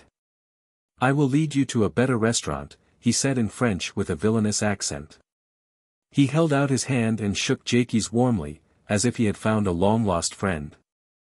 Then he gripped him by the arm and poured forth a torrent of not very intelligible praise of the excellence of the cuisine to which he was guiding him. Jaikie found himself hustled up the street and pulled inside a little dark shop, which appeared to be a combination of a bird fancier's and a greengrocer's. There was nobody there, so they passed through it into a court strewn with decaying vegetables and through a rickety door into a lane, also deserted. After that they seemed to thread mazes of mean streets at a pace which made the sweat break on Jaikie's forehead, till they found themselves at the other end of the town, where it ebbed away into shacks and market gardens. "I am very hungry," said Jaikie, who saw his hopes of luncheon disappearing. "The senior must have patience," was the answer. "He has still a little journey before him, but at the end of it he will have honest food." Luigi was an adept at understatement. He seemed to wish to escape notice, which was easy at this stagnant hour of the day. Whenever anyone appeared he became still as a graven image, with an arresting hand on Jaikie's arm. They chose such cover as was available, and any track they met they crossed circumspectly.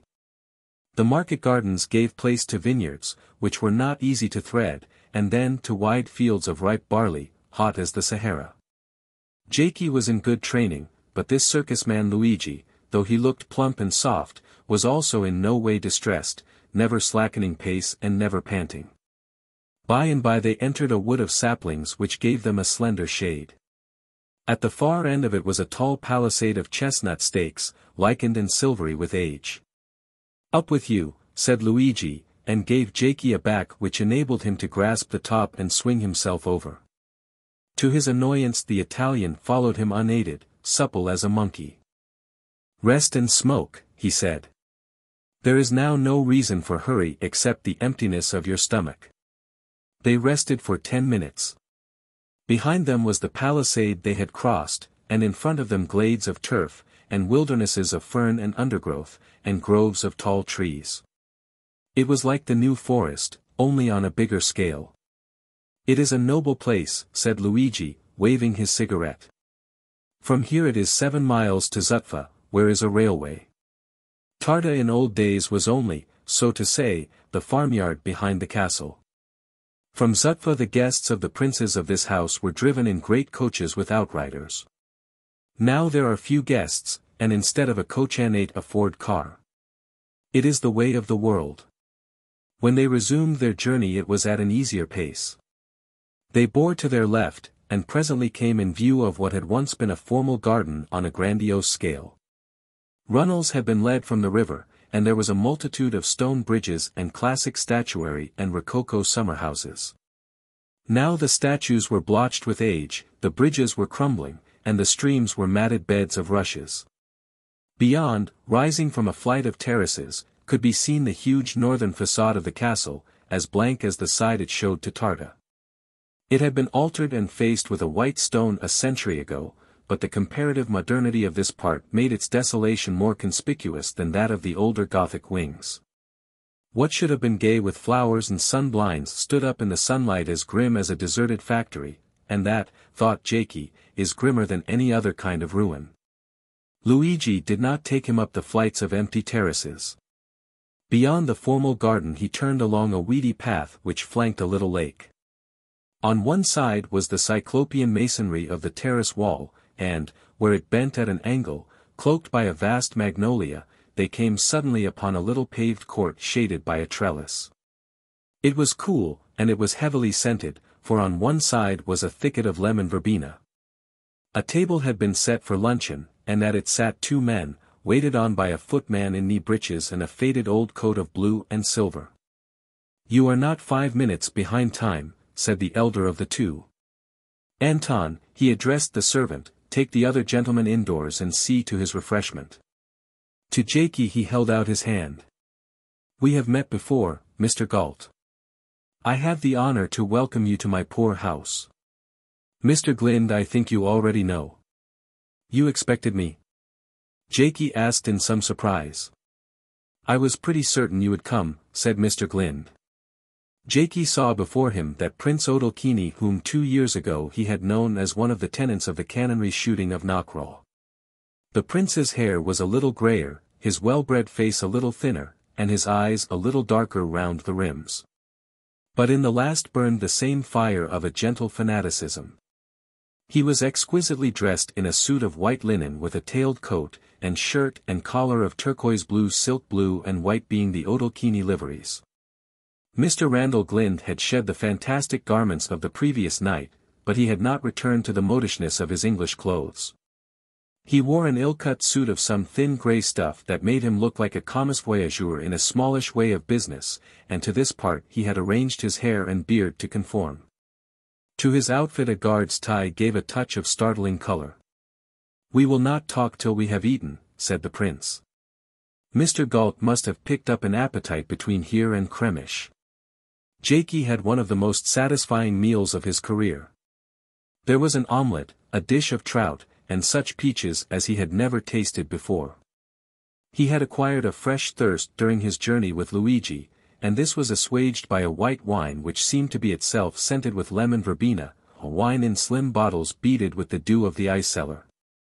He was given a cup of coffee made by the prince's own hands, and a long fat cigarette of a brand which the prince had specially made for him in Cairo. "Luigi spoke the truth," said Mr. Glynde smiling, "when he said that he would conduct you to a better restaurant." The footman withdrew and silence fell. Bees wandered among the heliotrope and verbena and pots of sapphire agapanthus, and even that shady place felt the hot breath of the summer noon. Sleep would undoubtedly have overtaken Jaikie and Mr. Glynde, but for the vigor of Prince Odalchini, who seemed, like a salamander, to draw life and sustenance from the heat. His high-pitched, rather emotional voice kept his auditors wakeful. "I will explain to you," he told Jaikie, "what you cannot know or have only heard in a perversion. I take up the history of Evallonia after Prince John sailed from your Scotch loch." He took a long time over his exposition, and as he went on Jaikie found his interest slowly awakening. The cup of the abominations of the Republican government had apparently long ago been filled. Evallonia was ready to spew them out, but unfortunately the monarchists were not quite ready to take their place. This time it was not trouble with other powers or with the League of Nations. Revolutions had become so much the fashion in Europe that they were taken as inevitable, whether their purpose was republic, monarchy, or dictatorship. The world was too weary to argue about the merits of constitutional types, and the nations were too cumbered with perplexed economics to have any desire to meddle in the domestic affairs of their neighbors. Aforetime the monarchists had feared the intervention of the powers or some finding of the League, and therefore they had sought the mediation of British opinion. Now their troubles were of a wholly different kind. Prince Odalchini explained. Communism was for the moment a dead cause in Evallonia, and Mastrovin and his friends had as much chance of founding a Soviet republic as of plucking down the moon. Mastrovin indeed dared not show himself in public, and the present administration of his friend staggered along, corrupt, incompetent, deeply unpopular. It would collapse at the slightest pressure. But after that? Everywhere in the world, said the prince, there is now an uprising of youth. It does not know what it seeks. It did not know the hardships of war. But it demands of life some hope and horizon, and it is determined to have the ordering of things in its hands. It is conscious of its ignorance and lack of discipline, so it seeks to inform and discipline itself, and therein lies its danger. Ricci, he went on. You remember him in the canonry, a youngish man like a horse dealer. At that time he was a close ally of the Republican government, but 18 months ago he became estranged from it, he and Count Jovian, who was not with the others in Scotland. Well, Ricci had an American wife of enormous wealth, and with the aid of her money he set out to stir up our youth. He had an ally in the Jovian I have mentioned, who was a feudal vain man, like your Justice Shallow in Shakespeare, easily flattered and but little respected, but with a quick brain for intrigue. These two laid the foundations of a body called Juventus, which is now the strongest thing in Evallonia. They themselves were rogues, but they enlisted many honest helpers, and soon, like the man in the Arabian Nights, they had raised a jinn which they could not control. Jovian died a year ago, he was always sick, and Ricci is no longer the leader. But the thing itself marches marvelously. It has caught the imagination of our people and fired their pride. Had we an election, the Juventus candidates would undoubtedly sweep the board. As it is, it contains all the best of Evallonian youth, who give up to it their leisure, their ambition and their scanty means. It is in its way a noble thing, for it asks only for sacrifice, and offers no bribes. It is, so to speak, a new society of Jesus, sworn to utter obedience. But, good or ill, it has most damnably spiked the guns of us royalists. Jaikie asked why. Because it is arrogant, and demands that whatever is done for Evallonia it alone shall do it. The present government must go, and at once, for it is too gross a scandal. If we delay, there will be a blind revolution of the people themselves. You will say let Juventus restore Prince John. Juventus will do nothing of the kind, since Prince John is not its own candidate. If we restore him, Juventus will become anti-monarchist. What then will it do? I reply that it does not yet know, but there is a danger that it may set up one of its own people as dictator. That would be tragic, for in the first place Evallonia does not need or desire a dictator, being monarchist by nature, and in the second place Juventus does not want a dictatorship either. It is nationalist, but not fascist. Yet the calamity may happen. Has Juventus any leader who could fill the bill? Jaikie asked. The prince shook his head. I do not think so, therefore its action would be only to destroy and obstruct, not to build. Ricci with his wife's millions is now discredited, they have used him and cast him aside. There are some of the very young with power, I am told, particularly a son of Jovian's. Is his name Paul? Jaikie asked, and was told yes. I know him, he said. He was at Cambridge with me. I have just seen him, for about 2 hours ago he stood me a drink. The prince in his surprise upset the coffee pot, and even the sophisticated eyes of Mr. Glynde opened a little wider. You know Paul Jovian? That is miraculous, Mr. Galt. Will you permit me to speak a word in private with Mr. Glynde? There are some matters still too secret even for your friendly ears. The two withdrew and left Jaikie alone in the alcove among bees and butterflies and lemon verbena. He was a little confused in his mind, for after a solitary month he had suddenly strayed into a place where he seemed to know rather too many people. Embarrassing people, all of whom pressed him to stay longer. He did not much like their country. It was too hot for him, too scented and airless. He was not in the least interested in the domestic affairs of Evallonia, either the cantrips of Ashie or the solemn intrigues of the prince. It was not his world. That was a cool, bracing upland 1,000 miles away, for which he had begun to feel acutely homesick. Alison would soon be back in the canonry, and he must be there to meet her. He felt that for the moment he was fed up with foreign travel. The two men returned, and sat down before him with an air of purpose. "Where did you find Count Paul?" the prince asked. "On the Kremish side of the Tartar bridge. He was going into camp with a detachment of large-sized Boy Scouts." "You know him well?" "Pretty well. We have been friends ever since his first year. I like him, at least I liked him at Cambridge, but here he seems a rather different sort of person.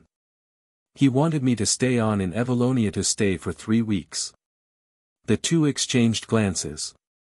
"So," said the prince. "And your answer?" "I refused. He didn't seem particularly well pleased." "Mr. Galt, we also make you that proposal. Will you be my guest here in Evallonia for a little, perhaps for 3 weeks, perhaps longer? I believe that you can be of incalculable value to an honest cause. I cannot promise success that is not commanded by mortals, but I can promise you an exciting life." "That was what I said to you last night," said Mr. Glynde, smiling. "My little stater would give you no guidance, but the fact that you have ventured into Evallonia encourages me to hope." Jaikie at the moment had no desire for excitement. He felt limp and drowsy and oppressed. The prince's luncheon had been too good, and this scented nook choked him. He wanted to be somewhere where he could breathe fresh air. Evallonia was wholly devoid of attractions. "I don't think so," he said. "I'm tremendously honored that you should want me, but I shouldn't be any use to you, and I must get home." "You are not to be moved," said Mr. Glynde.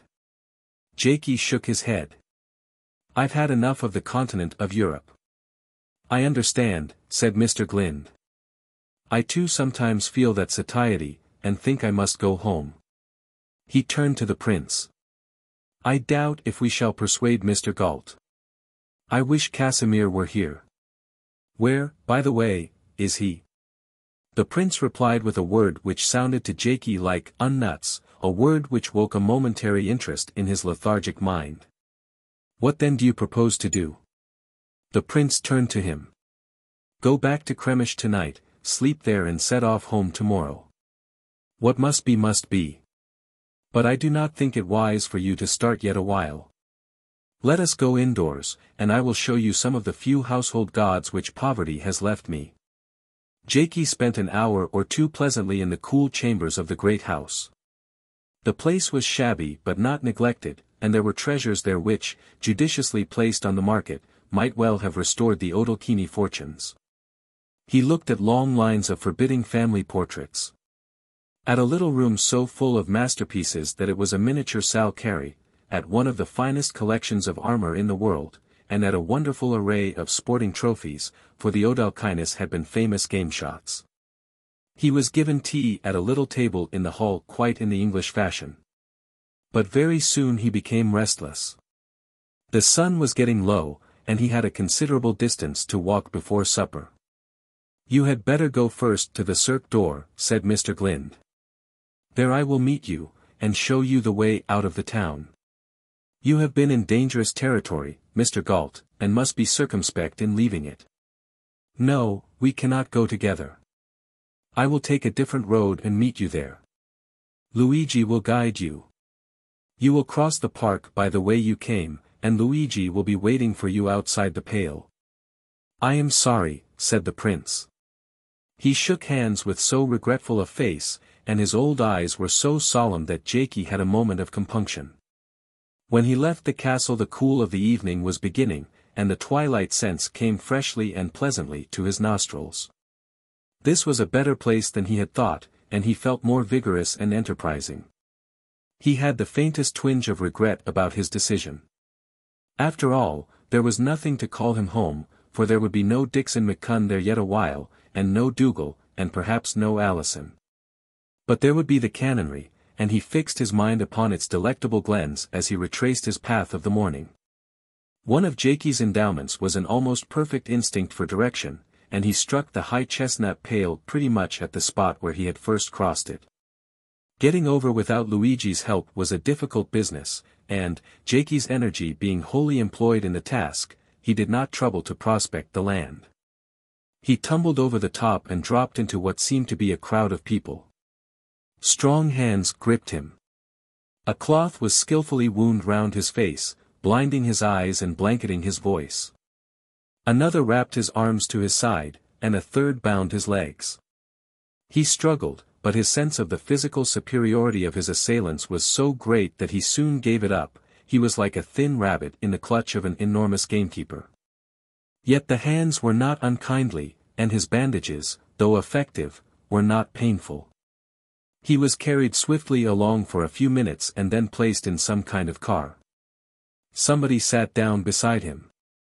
The car was started, and bumped for a little along very rough roads. Then it came to a highway and moved fast.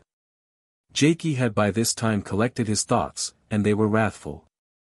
His first alarm had gone, for he reflected that there was no one likely to mean mischief to him. He was pretty certain what had happened. This was Prince Odalchini's way of detaining an unwilling guest. Well, he would presently have a good deal to say to the prince and to Mr. Glynde. The car slowed down, and his companion, whoever he was, began with deft hands to undo his bonds. First he loosed his legs. Then, almost with the same movement, he released his arms and drew the bandages from his face. Then he snapped a switch which lit up dimly the interior of the limousine in which the blinds had been drawn. Jaikie found himself looking at the embarrassed face of Ashie. 3. Diversions of a Marionette. Miss Alison Westwater dropped with a happy sigh beside a bed of wild strawberries still wet with dew, and proceeded to make a second breakfast. It was still early morning, not quite 7 o'clock, but she had been walking ever since 5:30, when she had broken her fast on a cup of coffee and a last night's roll provided by a friendly chambermaid. She had left the highway, which, switchbacking from valley to valley, took the traveller to Italy, and had taken a forest track which after a mile or two among pines came out on an upland meadow, and led to a ridge, the spur of a high mountain, from which the kingdoms of the earth could be surveyed. The sky was not the pale turquoise bowl which in her own country heralded a perfect summer day, but an intense sapphire. The shadows were also blue, and the sunshine where it fell was a blinding essential light without color, so that the grass looked like snowdrifts. The air had an aromatic freshness which stung the senses, and Alison drew great breaths of it till her throat was as cold as if she had been drinking spring water. This was her one satisfactory time in the day. The rest of her waking hours were devoted to a routine which seemed void alike of mirth or reason. Her father's neuritis had almost gone, but so had his good humor, and it was a very peevish old gentleman that she accompanied in pottering walks by the lakeside or in aimless motor drives on blinding hot highways. Lord Rhynns was particular about his food, and the hotel cuisine did not please him, so he was in the habit of sampling, without much success, whatever Unnutz produced in the way of café and conditoré. He was also particular about his clothes, and since he dressed always in the elder fashion of tight trousers, colored waistcoat, stiff collar and four-in-hand tie, he was generally warm and correspondingly irascible. Her mother did not appear till after midday, and required a good deal of coddling, for, having been driven out of her accustomed beat, she found herself short of acquaintances and quite unable to plan out her days. One curious consequence was that both, who had habituated themselves to a life of continental vagrancy, suddenly began to long passionately for home. His lordship remembered that the shooting season would soon begin in the canonry, and was full of sad reminiscences of the exploits of his youth. While to her ladyship came visions of the cool chambers and the smooth and comforting ritual of Castle Gay. I am a marionette, Alison had written to Jaikie. I move at the jerk of a string, and it isn't my parents that pull it. It's this ghastly place which has invented a regime for the idle middle classes of 6 nations. I defy even you to break loose from it. I do the same things and make the same remarks and wear the same clothes every day at the proper hour. I'm a marionette, and so are the other people. Quite nice they are, and well-mannered, and friendly, but as dead as salted herrings. A good old-fashioned bounder would be a welcome change. Or a criminal. As she sat on the moss she remembered this sentence and something else. Unnutz was mainly villas and hotels, but there was an old village as a nucleus, wooden houses built on piles on the lake shore, and one or two narrow twisting streets with pumpkins drying on the shingle roofs. There was a bathing place there very different from the modish thing on the main promenade, a place where you dived in a hut under a canvas curtain into deep green water, and could swim out to some fantastic little rock islets. She had managed once or twice to bathe there, and yesterday afternoon she had slipped off for an hour and had had a long swim by herself. Coming back, she had recognized in a corner of the old village the first face of an acquaintance she had met since she came to Unnutz. Not an acquaintance exactly, for he had never seen her. But she remembered well the shaggy leonine head, the heavy brows and the forward thrust of the jaw. She had watched those features 2 years ago during some agonized minutes in the library of Castlegay, till Mr. Dickson McCunn had adroitly turned melodrama into farce, and she was not likely to forget them. She remembered the name Tumastrovan, the power behind the Republican government of Evallonia. Had not Jaikie told her that he was the most dangerous underground force in Europe? What was this dynamic personage doing in a dull little Tyrolese health resort? Was her wish to be granted, and their drab society enlivened by a criminal? The thought only flitted across her mind, for she had other things to think about. She must make the most of her holiday, for by 10:30 she must be back to join her father in his petit déjeuner on the hotel veranda. Usually she had the whole hillside to herself, but this morning she had seen a car on the road which led to the high pastures. It had been empty, standing at the foot of one of the tracks which climbed upward through the pines. Someone else had her taste for early mornings in the hills. It had annoyed her to think that her sanctuary was not inviolable. She hoped that the intruder, whoever he or she was short in the wind and would not get higher than the wood. She got up from her lair among the strawberries and wandered across the meadow, where every now and then outcrops of rock stuck grey noses through the flowers. She had a drink out of an ice-cold runnel. She saw a crested tit, a bird which she had never met before, and screwed her single field glass into her eye to watch its movements. Also she saw a kite high up in the blue, and, having only once in her life met that type of hawk, regarded him with a lively interest. Then she came to a little valley the top of which was a ravine in the high rocks, and the bottom of which was muffled in the woods. There was a woodcutter's cottage here, wonderfully hidden in a cleft, with the pines on 3 sides and one side open to the hill. Where Alison stood she looked down upon it directly from above, and could observe the beginning of its daily life. She had been here before, and had seen an old woman, who might have come out of Grimm, carrying pails of water from a pool in the stream. Now instead of the old woman there was a young man, presumably her son. He came slowly from the cottage and moved to the fringe of the trees, where a path began its downhill course. He possessed a watch, for he twice consulted it, as if he were keeping an appointment. His clothes were the ordinary forester's baggy trousers of homespun, heavy iron-shod boots, and an aged velveteen jacket with silver buttons.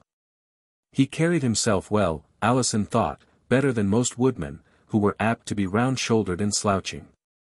A second man came out of the wood, also a tall man, but dressed very differently from the woodcutter, for he wore flannels and a green Homburg hat. My motorist, thought Alison. He must know something about the woods, for the way through them to this cottage isn't easy to find. The newcomer behaved oddly. He took off his hat. The woodcutter gave him his hand and he bowed over it with extreme respect. Then the woodcutter slipped his arm in his and led him towards the cottage. Alison in her perch far above put the glass to her eye and got a good view of the stranger. There could be no mistake.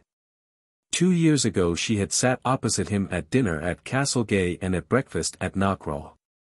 She recognized the fine shape of his head, and the face which would have been classically perfect but for the snub nose.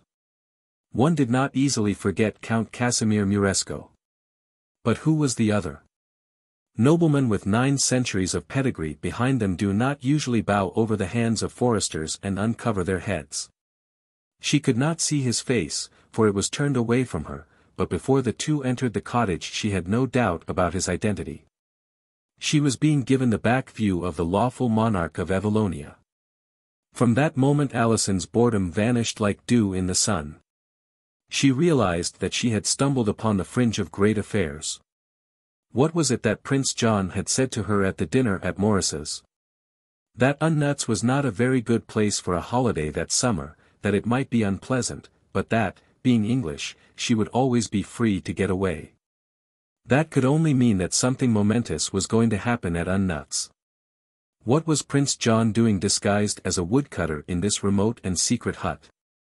What was Count Casimir, architect of revolutions, doing there so early in the morning? Plots were being hatched, thought the girl in a delicious tremor of excitement. The curtain was about to rise on the play, and, unknown to the actors, she had a seat in a box. And then suddenly she remembered the face she had seen the afternoon before in the lakeside alley. Mastrovin. He was the deadly enemy of Count Casimir and the prince. He must know, or suspect, that the prince was in the neighborhood. Casimir probably knew nothing of Mastrovin's presence. But she, Alison, knew. The thought solemnized her, for such knowledge is as much a burden as a delight. Her first impulse was to scramble down the hillside to the cottage, break in on the conspirators, and tell them what she knew. But she did not move, for it occurred to her that she might be more useful, and get more fun out of the business, if she remained silent. She waited for 10 minutes till the two men appeared again. This time she had a good view of the woodcutter through her glass, and she recognized the comely and rather heavy countenance of Prince John. Casimir took a ceremonious leave and started down the track through the forest. Alison, who knew all the paths, followed him at a higher level. She wanted to discover whether or not his steps had been dogged. Alison had taught Jaikie many things, and he had repaid her by instructing her in some of his own lore.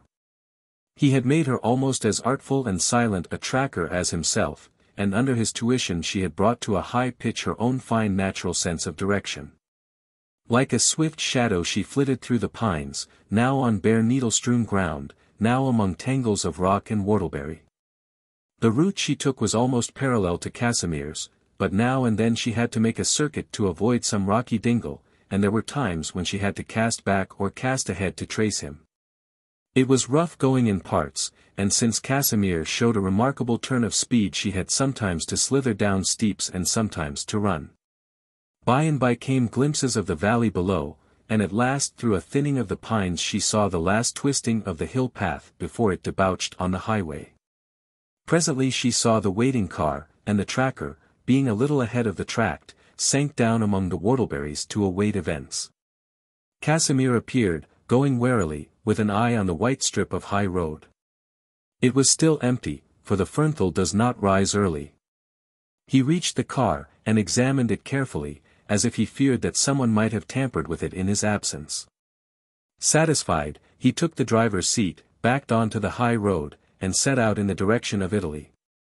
Alison observed his doings with only half an eye, for between her and the car she had seen something which demanded attention. She was now some 200 yards above the road, and the ground immediately below her was occupied by a little rockfall much overgrown with fern and scrub. There was something among the bushes which had not been put there by nature. Her glass showed her that something was the head of a man. It was a bare head, with grizzled hair and one bald patch at the back, and she knew to whom it belonged. Mastrovin was not in Unnutz for the sake of the excellent sulphur baths or the mountain air. Alison slipped out of her lair as noiselessly as she could crawl to her right along the slope of the hill.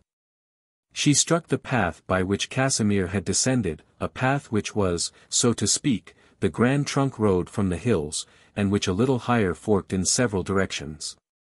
Waiting a moment to get her breath, she made a hasty bouquet of some blue campanulas and sprigs of whortleberry and then sauntered down the path, a little flushed, a little untidy about the hair and wet about the shoes. But on the whole a creditable specimen of early-rising vigorous maidenhood. Mastrovin, when she came in sight of him, was descending the hill and had already reached the high road. He had covered his head with a green hat, and wore a dark green suit of breeches and Norfolk jacket, just like any other tourist in a mountain country. Alison's whistling caught his ear, and at the foot of the track he stopped to wait for her. "Grüß Gott," he said, forcing his harsh features into amiability. "I have been looking for a friend. Have you seen any man up in the woods? My friend is tall and walks fast, and his clothes are grey." One of Alison's accomplishments was that she understood German perfectly, and spoke it with fluency and a reasonable correctness. But it occurred to her that it would not be wise to reveal this talent. So she pretended to follow Mastrovan with difficulty and to puzzle over one word, and she began to answer in the purest Ollendorf. "You are English?" he asked. "Speak English, please." "I understand it." Alison obeyed. She explained that she had indeed met a man in the high woods, though she had not specially remarked his clothes.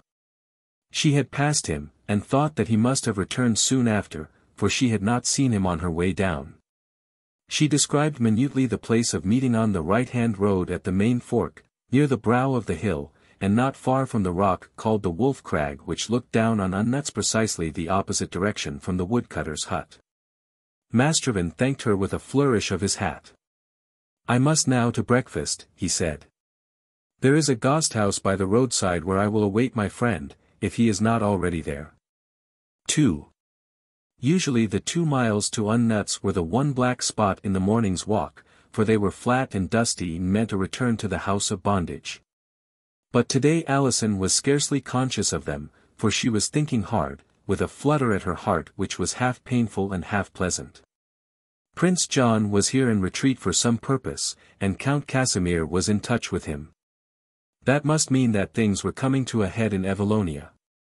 Mastrovan, his bitterest enemy, was on the trail of Casimir, and must know that Prince John was in the neighborhood. That meant trouble.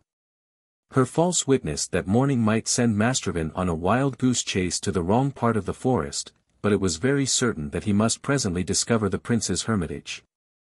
The prince and Casimir might suspect that their enemies were looking for them, but they did not know that Mastrovan was in Unnutz. She alone knew that, and she must make use of her knowledge. Casimir had gone off in the direction of Italy.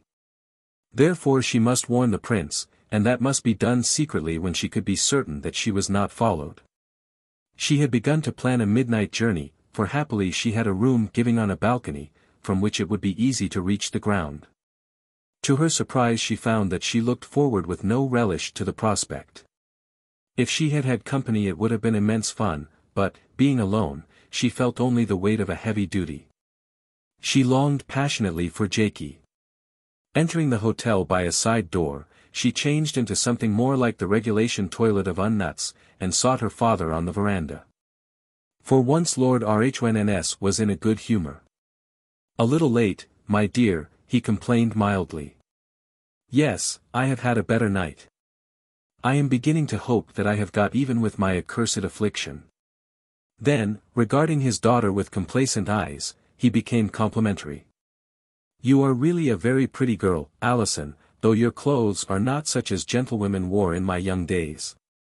With a surprising touch of sentiment he added, "You are becoming very like my mother." Taking advantage of her father's urbanity, Alison broached the question of going home. "Presently, my dear. Another week, I think, should set me right. Your mother is anxious to leave a sudden craving for Scotland. We shall go for a little to Harriet at Castle Gay. She has been more than kind about it, and Craw has behaved admirably. I am told he has the place very comfortable, and I have always found him conduct himself like a gentleman. Money, my dear. Ample means are not only the passport to the name of gentility, but they create the thing itself. In these days it is not easy for a pauper to preserve his breeding. By the way," he continued, "some friends of ours arrived here this morning. They are breakfasting more elaborately than we are in the Salle Manger. The Roylances. Janet Roylance, you remember, was old cousin Alastair Radden's second girl." "What?" Alison almost shrieked. It was the best news she could have got, for now she could share her burden of responsibility. In the regrettable absence of Jaikie the Roylances were easily the next best. "Yes," her father went on. "They have been at Geneva, and have come on here for a holiday. Sir Archibald, they tell me, is making a considerable name for himself in politics. For a young man in these days he certainly has creditable manners. His lordship finished his coffee, and announced that he proposed to go to his sitting room till luncheon to write letters. Alison dutifully accompanied him thither, paid her respects to her mother, who was also in a more cheerful mood, and then hastened downstairs. In the big dining room she found the pair she sought at a table in one of the windows. Alison flung herself upon Janet Roylance's neck. "You finished breakfast? Then come outdoors and smoke. I know a quiet corner beside the lake. I must talk to you at once. You blessed angels have been sent by heaven just at the right moment." When they were seated where a little half-moon of shrubbery made an enclave above the blue waters of the Waldersee, Sir Archie offered Alison a cigarette. "No, thank you. I don't smoke. If I did it would be a pipe, I'm so sick of the cigarette-puffing hussy. First of all, what brought you two here?" "Sir Archie grinned. The conference has adjourned till Bolivia settles some nice point with Uruguay." "We came," said Janet, "because we are free people with no plans and we knew that you were here. We thought we should find you moribund with boredom, Allie, but you are radiant. What has happened? Have the parents turned over a new leaf? Papa is quite good and nearly well. Mama has actually begun to crave for Scotland. There's no trouble at present on the home front. But the foreign situation is ticklish. This place is going to be the scene of dark doings, and I can't cope with them alone. That's why I hugged you like a bear. Have you ever heard of Evallonia?" "I have," said Janet, "for I sometimes read the Craw Press."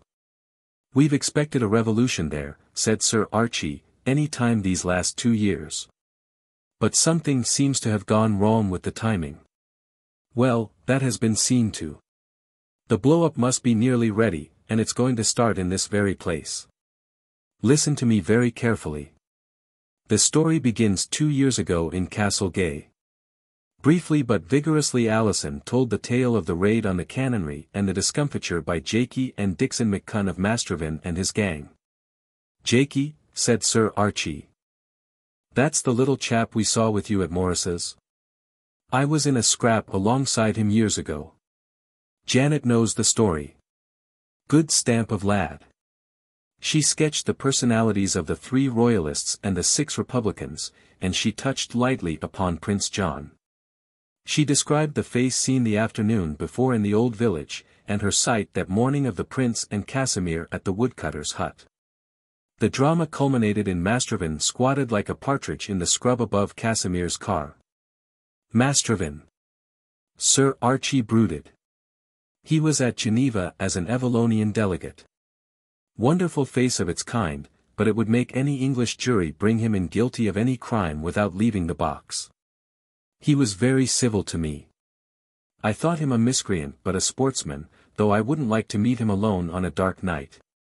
He looked the kind of chap who wasn't afraid of anything except the other Evallonian female. You remember her, Janet? His wife laughed. Shall I ever forget her? You never saw such a girl, Allie. A skin like clear amber, and eyes like topazes, and the most wonderful dark hair. She dressed always in bright scarlet and somehow carried it off. Archie, who as you know is a bit of a falconer, remembered that in the 17th century there was a hawk called the Blood-Red Rook of Turkey, so we always called her that. She was a Countess Araminta something or other. Alison's eyes opened. I know her at least, I have met her. She was in London the season before last. Her mother was English, I think, and hence her name. She rather scared me. She wasn't a delegate, was she? No, said Archie. She held a watching brief for something. I can tell you she scared old Mastervin. He didn't like to be in the same room with her, and he changed his hotel when she turned up at it. Never mind the Blood-Red Rook, said Alison. Mastervin is our problem. I don't care a hoot for Evallonian politics, but having once been on the monarchist side I'm going to stick to it. Evallonia is apparently at boiling point. The monarchist cause depends upon Prince John. Mastervin is for the Republic or something still shadier, and therefore he is against Prince John. That innocent doesn't know his enemy is about, and Casimir has gone off in the direction of Italy. Therefore we have got to do something about it. What puzzles me, said Archie, is what your prince is doing in Unnutz, which isn't exactly next door to Evallonia, and why he should want to get himself up as a peasant. It puzzles me, too, but that isn't the point. It all shows that things are getting warm in Evallonia. What we have got to do is to dig Prince John out of that hut before Mastrovan murders or kidnaps him, and stow him away in some safer place. I considered it rather a heavy job for me alone, but it should be child's play for the three of us. Don't tell me you decline to play. During the last few minutes of the conversation Archie's face had been steadily brightening. Of course we'll play, he said. You can count us in, Alison, but I'm getting very discreet in my old age, and I must think it over pretty carefully. It's a chancy business purloining princes, however good your intentions may be. The thing's easy enough, but it's the follow-up that matters. Wait a second. I've always believed that the best hiding place was just under the light. What about bringing him to this hotel to join our party? As Prince John or as a woodcutter? Janet asked. As neither, said Archie. My servant got flu in Geneva, and I had to leave him behind. How would the prince fancy taking on the job? I can lend him some of my clothes. Is he the merry class of lad that likes a jape?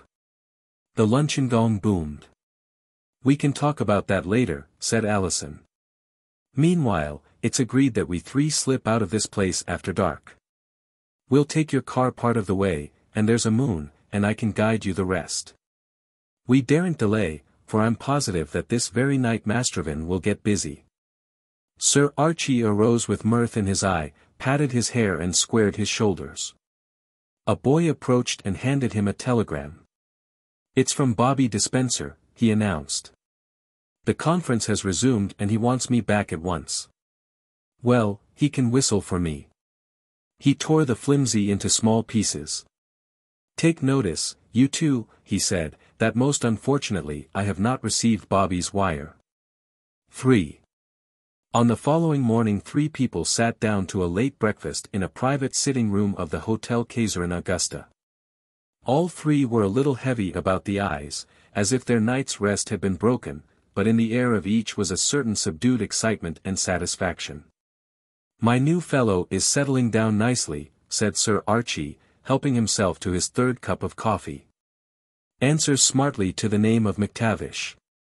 Lucky I brought the real McTavish's passport with me. Curious thing, but the passport photograph isn't unlike him, and he has almost the same measurements. I've put some sticking plaster above his left eye to correspond to the scar that McTavish got in Mespot, and I've had a go at his hair with scissors. He objected pretty strongly to that, by the way. I've put him into my striped blue flannel suit, which you could tell for English a mile away, and given him a pair of my old brown shoes. Thank God, he's just about my size. I'm going to buy him a black Homburg. The shops here are full of them, and then he'll look the very model of a gentleman's gentleman, who has had to supplement his London wardrobe locally. But, Archie, he has the kind of face that you can't camouflage, said Janet. Anyone who knows him is bound to recognize him. Her husband waved his hand. N'ayez pas peur, je m'en charge, as old Pruriot used to say at Geneva. He won't be recognized, because no one will expect him here. He's in the wrong environment under the light, so to speak, which is the best sort of hiding place. He won't go much out of doors, and I've got him a cubbyhole of a bedroom up in the attics. Not too comfortable, but pretenders to thrones must expect to rough it a bit. He'll mess with the servants, who are of every nationality on earth, and I've told him to keep his mouth shut. Like all royalties, he's a dab at languages, and speaks English without an accent, but I'm teaching him to give his words a Scotch twist. He tumbled to it straight off, and says, sir, just like my old Batman. If anyone makes trouble I've advised him to dot him one on the jaw in the best British style. He looks as if he could swing a good punch. The small hours of the morning had been a stirring time for the party. They had left the hotel by Alison's veranda a little before midnight, and in Archie's car had reached the foot of the forest path, meeting no one on the road. Then their way had become difficult, for it was very dark among the pines, and Alison had once or twice been at fault in her guiding. The moon rose when they were near the crest of the hill, and after that it had been easy to find the road to the hut through the dew-drenched pastures. There things marched fast. There was pandemonium with 2 dogs, quieted with difficulty by Alison, who had a genius for animals. The old woman, who appeared with a stable lantern, denied fiercely that there was any occupant of the hut except herself, her husband being dead these 10 years and her only son gone over the mountains to a wedding. She was persuaded in the end by Alison's mention of Count Casimir, and the 3 were admitted. Then Prince John had appeared fully dressed, with what was obviously a revolver in his pocket. He recognized Alison and had heard of Sir Archie, and things went more smoothly. The news that Mastervan was on his trail obviously alarmed him, but he took a long time to be convinced about the need for shifting his residence.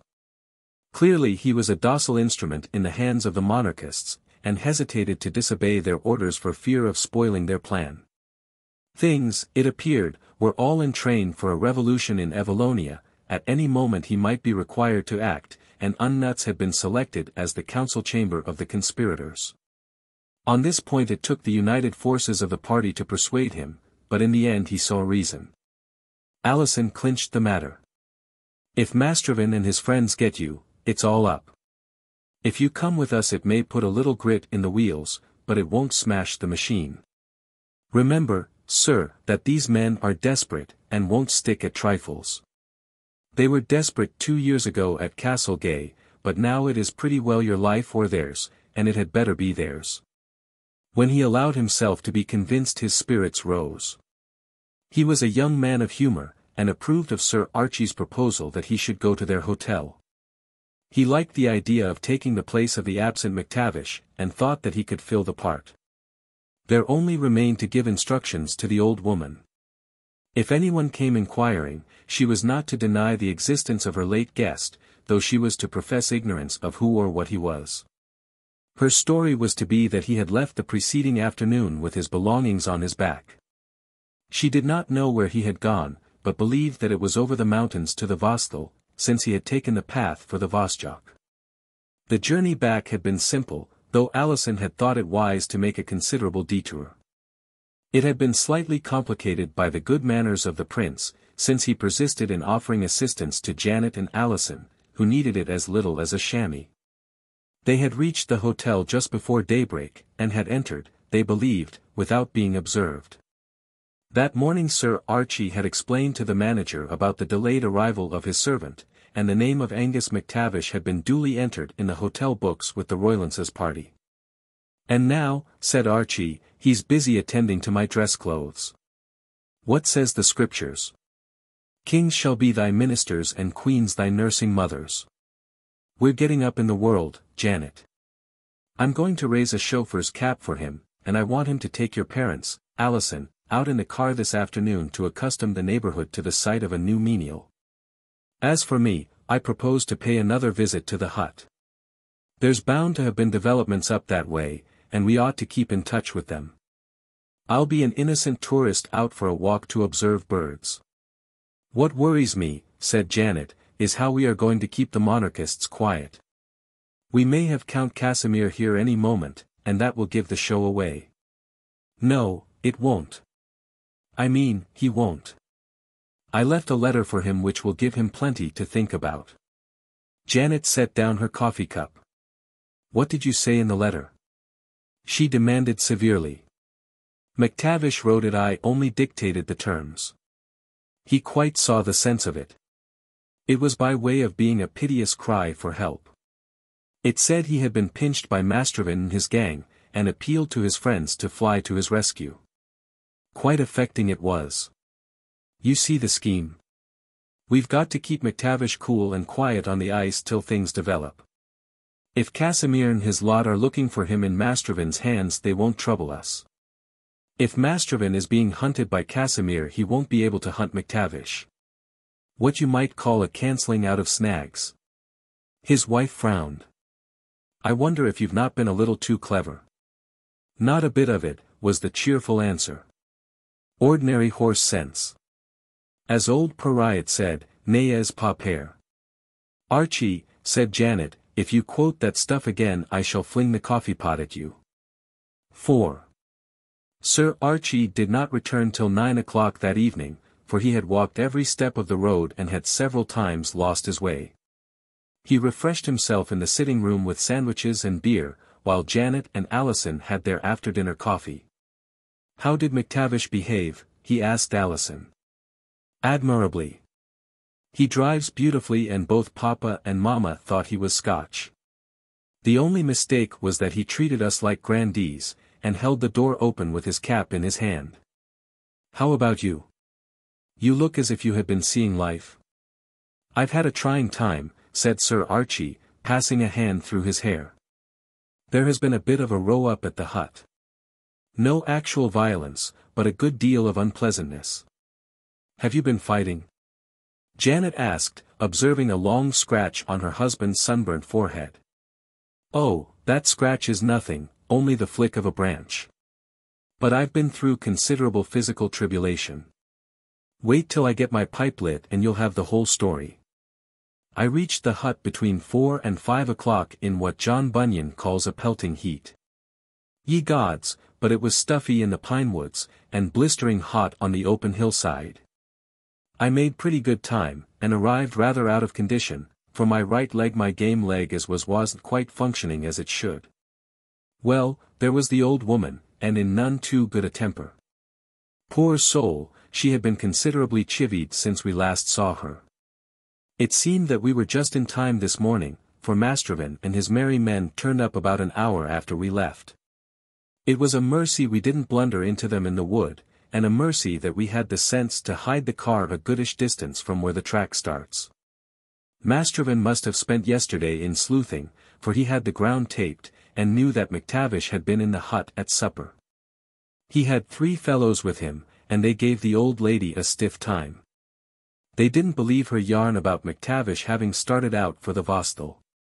They ransacked every corner of the place, and put in some fine detective work examining beds and cupboards and dirty dishes, besides raking the outhouses and beating the adjacent coverts. In the end they decided that their bird had flown and tried to terrorize the old lady into a confession. But she's a tough ancient, and by her account returned them as good as they gave.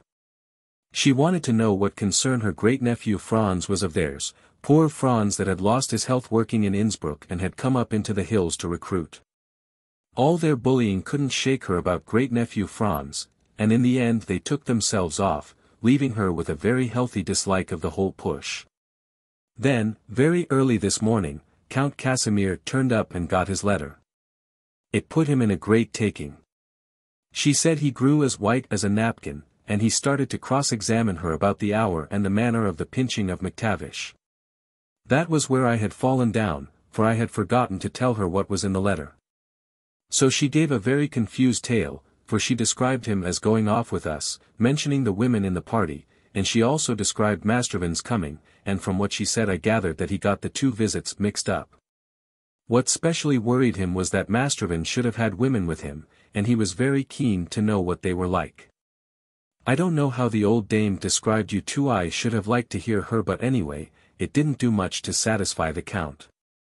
She said that he kept walking about biting his lips, and repeating a word that sounded like Mintha.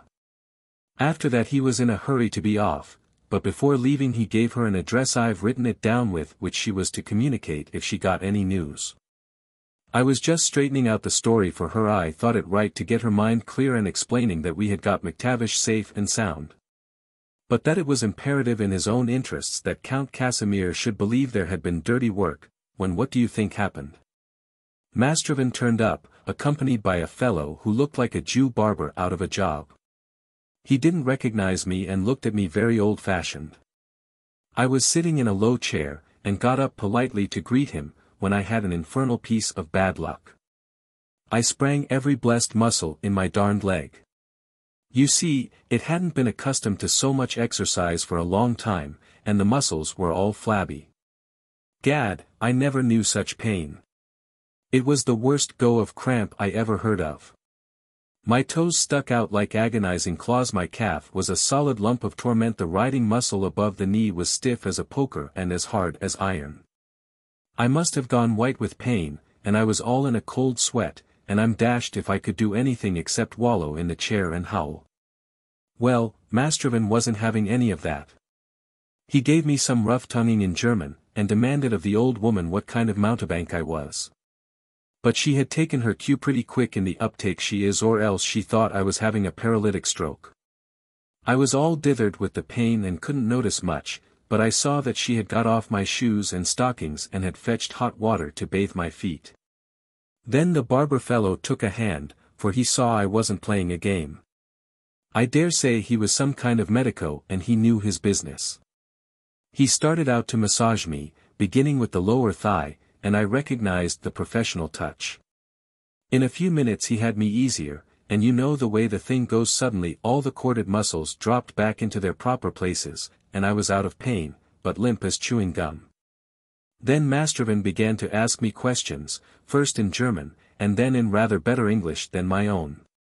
I gave him my name, and his face cleared a little, for he remembered me from Geneva.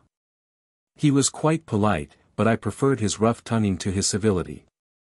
A nasty piece of work that lad. His eyes are as cold as a fish's, but they go through you like a gimlet. I was determined to outstay him, for I didn't want him to be giving the old lady the third degree, which was pretty obviously what he had come for. So I pretended to be down and out, and lay back in her chair gasping, and drank water in a sad invalidish way. I would have stuck it out till midnight, but friend Mastervan must have been pressed for time, for after about half an hour he got up to go. He offered to give me a hand down the hill, but I explained that I wasn't yet ready to move, but should be all right in an hour or so. I consider I brought off rather a creditable piece of acting, for he believed me. I also told him that I had just popped into Unnutz for a night and was hurrying back to Geneva. He knew that the conference had been resumed, but said that he himself might be a little late. That's about all. I gave him 20 minutes law and then started home. "D'you mind ringing the bell, Janet? I think I'll have an omelette and some more beer." "Where's McTavish?" "At his supper, I expect." "What I want to know, Archie, is our next step. We can't go on hiding royal princes in the butler's pantry. McTavish will revolt out of sheer boredom." "I don't think so." Archie shook a sapient head. "McTavish is a patient fellow, and has had a pretty strict training these last years. Besides, life is gayer for him here than up at that hut, and the food must be miles better. We've got to play a waiting game, for the situation is obscure. I had a talk with him this morning, and by all accounts Evalonian politics are a considerable mix-up." "What did he tell you?" Alison asked sharply. She felt that to Archie and Janet it was all a game, but that she herself had some responsibility. "Well, it seems that the revolution is ready to the last decimal. The press prepared, the National Guard won over, the people waiting, and the ministers packing their portmanteaus. The Republican government will go down like ninepins. But while the odds are all on the monarchy being restored, they are all against its lasting very long. It appears that in the last 2 years there has been a great movement in Evallonia of all the younger lot. They're tired of having the old UNS call the tune and want to play a sprig themselves. I don't blame 'em, for the old UNS have made a pretty mess of it." "Is that the thing they call Juventus?" Alison asked. "I read about it in the Times. Some name like that. Anyhow, McTavish tells me it's the most formidable thing Evallonia has seen for many a day. They hate the Republicans, and still more Mastervan and his communists. But they won't have anything to do with Prince John, for they distrust Count Casimir and all that lot. Call them the bold gang, the same bouquets as we hand to our elder statesmen, and want a fresh deal with new measures and new men. There's said to be more than 500,000 strong, all likely lads in hard condition and jolly well trained. They've specialized in marksmanship, for which Evallonia was always famous. They have the arms and the money, and, being all bound together by a blood oath, their discipline is the stiffest thing on earth. Oh, and I forgot to tell you they wear green shirts, foresters green. They have a marching song about the green of their woodlands, and the green of their mountain lakes, and the green shirts of Evallonia's liberators. It's funny what a big part fancy haberdashery plays in the world today. Have they a leader? Alison asked. That's what I can't make out. There doesn't seem to be any particular roi de chemises. That's what Charles La Mancha used to call me in my dressy days. But apparently the thing leads itself. The fact we've got to face is that if Casimir puts McTavish on the throne, which apparently he can do with his left hand, Juventus will kick him out in a week, and McTavish naturally doesn't want that booting. That's why he has been so docile. He sees that the right policy for him is to lie low till things develop. Then our next step must be to get in touch with Juventus, said Alison. Janet opened her eyes. You're taking this very seriously, Ali, she said. I am, was the answer. You see, I was in it 2 years ago. But how is it to be done? Archie asked. McTavish doesn't know. He doesn't know who the real leaders are, nor Casimir, and certainly not Mastrovan. You see, the thing is, by way of being a secret society, sort of jumble up of Boy Scouts, Freemasons and the Red Hand. They have their secret passwords, and the brightest journalist never sticks his head into one of their conclaves. They can spot a monarchist or Republican spy a mile off, and don't stand on ceremony with M.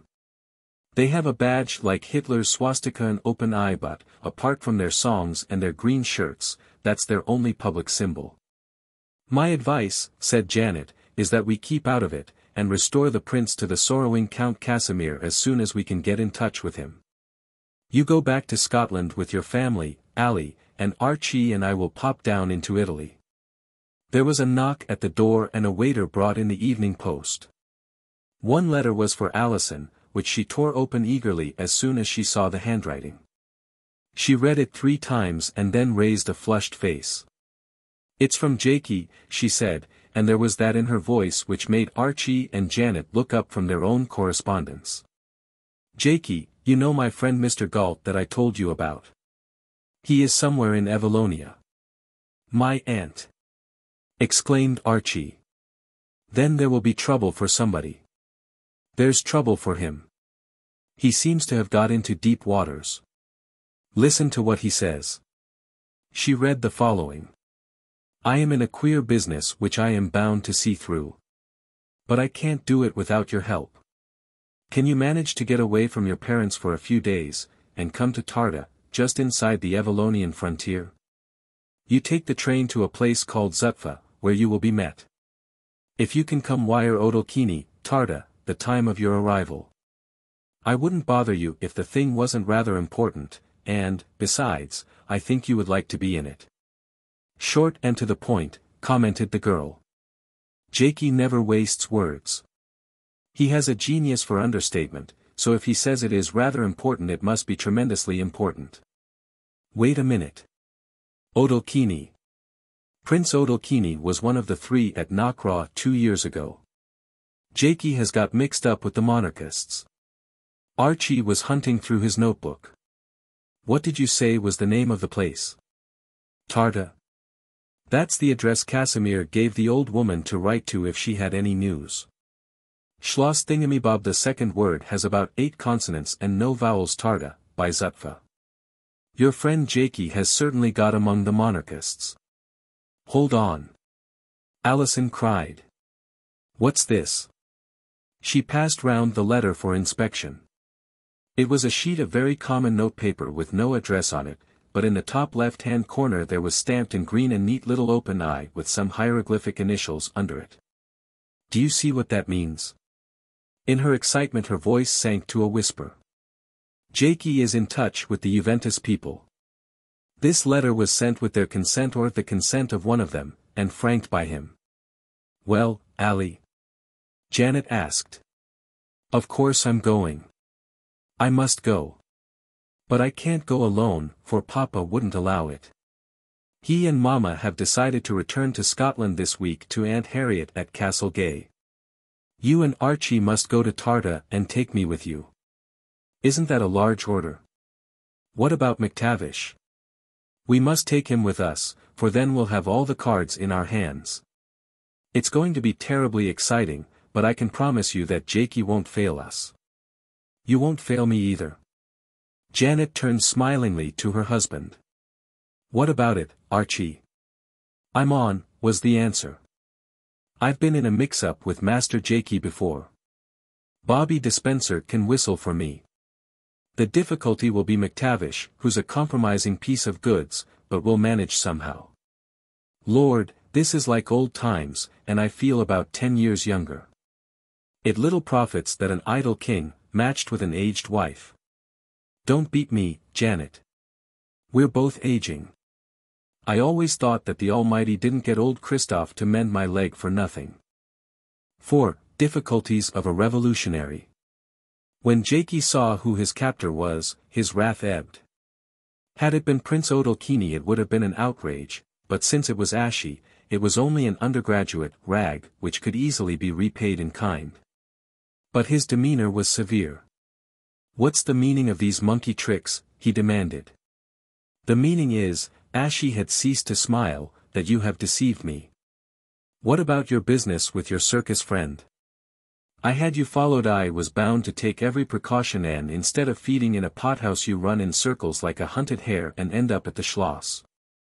I had my men inside the park, and when I heard what you were up to I gave orders that you should be brought before me. You went straight from me to the enemy. What have you to say to that? Ashie's words were firm, but there was dubiety in his voice and a hint of uncertainty in his eye. This the other observed, and the sight wholly removed his irritation. Ashie was talking like a book, but he was horribly embarrassed. Well, I'm blowed, said Jaikie. Who the blazes made you my keeper? Let's get this straightened out at once.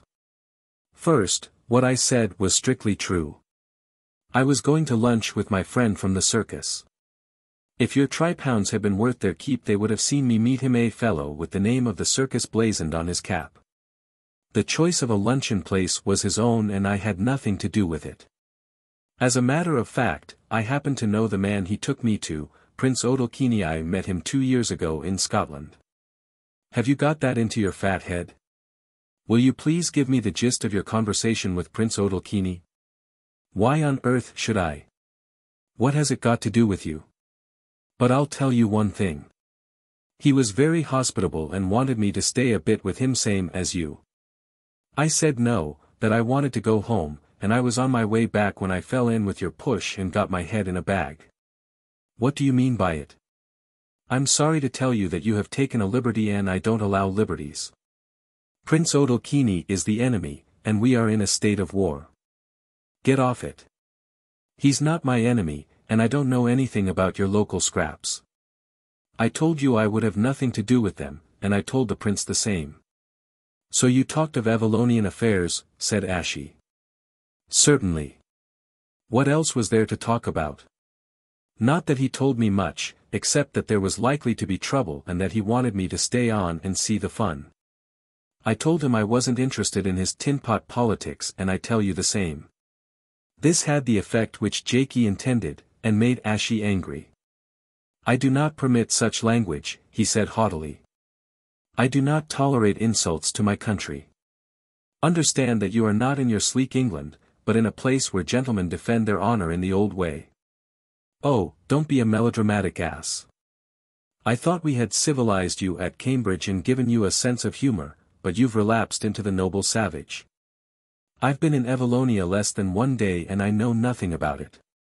Your politics may be all the world to you, but they're tin-pot to me. I refuse to be mixed up in them. You've mixed yourself up in them by having intercourse with the enemy. Enemy be blowed. I talked for an hour or two to a nice old man who gave me a dashed good luncheon, and now you come butting in with your detective novel tricks. I demand to be deported at once. Otherwise I'll raise the hairiest row about the kidnapping of a British subject. If you want international trouble, I promise you you'll get it. I don't know where we are, but here's this car, and you've got to deliver me at Cremish by bedtime. That's the least you can do to make amends for your cheek. Jaikie looked out of the window and observed that they had halted on high ground, and that below them lights twinkled as if from an encampment. For a moment he thought that he had struck the Cirque Doré. And then a bugle sounded, an instrument not generally used in circuses. "Is that your crowd down there?" he asked. Ashie's face, even in the dim interior light of the car, showed perplexity. He seemed to be revolving some difficult question in his mind. When he spoke again there was both appeal and apology in his voice. Jaikie had an authority among his friends which was the stronger because he was wholly unconscious of it and in no way sought it. His personality was so clean-cut and his individuality so complete and secure that, while one or two gave him affection, all gave him respect. "I'll apologize if you like," said Ashie. "I dare say what I did was an outrage. But the fact is, Jaikie, I badly want your help. Your advice, anyway. I'm in a difficult position, and I don't see my road very clearly.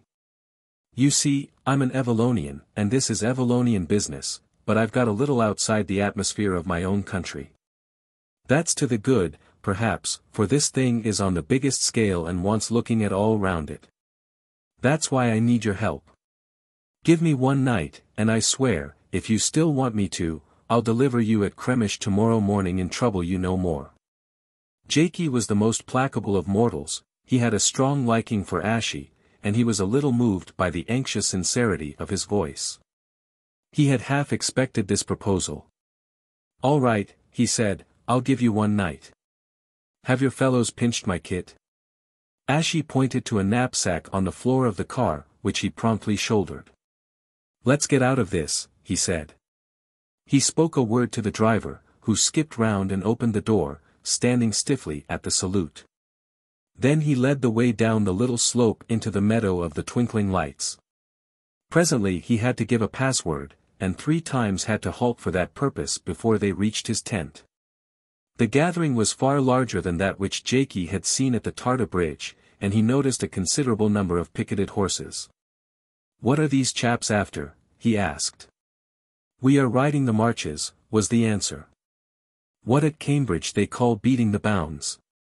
It is not desirable that for the present we should operate too near the capital."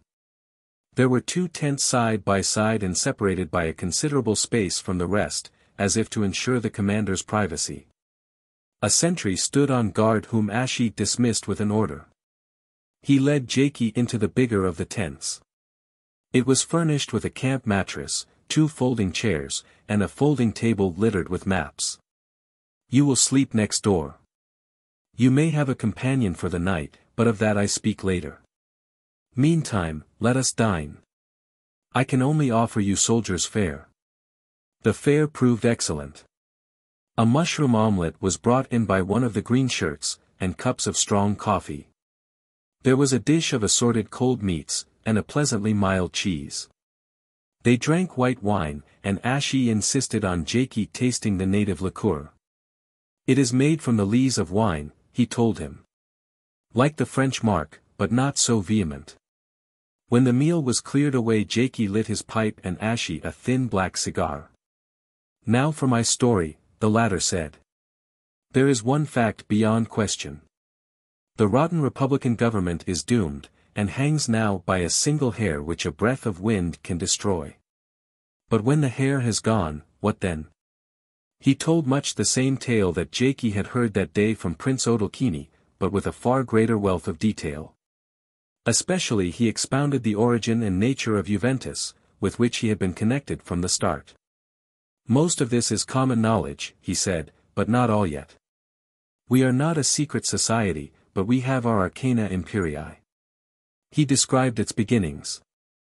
Ricci had designed it as a countermove against the monarchists, but it had soon turned into something very different, a power detached indeed from the monarchists but altogether hostile to the Republic, and Ricci, the used instead of the user, had been flung aside.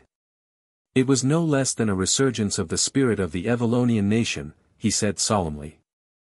He explained how it had run through the youth of the country like a flame in stubble.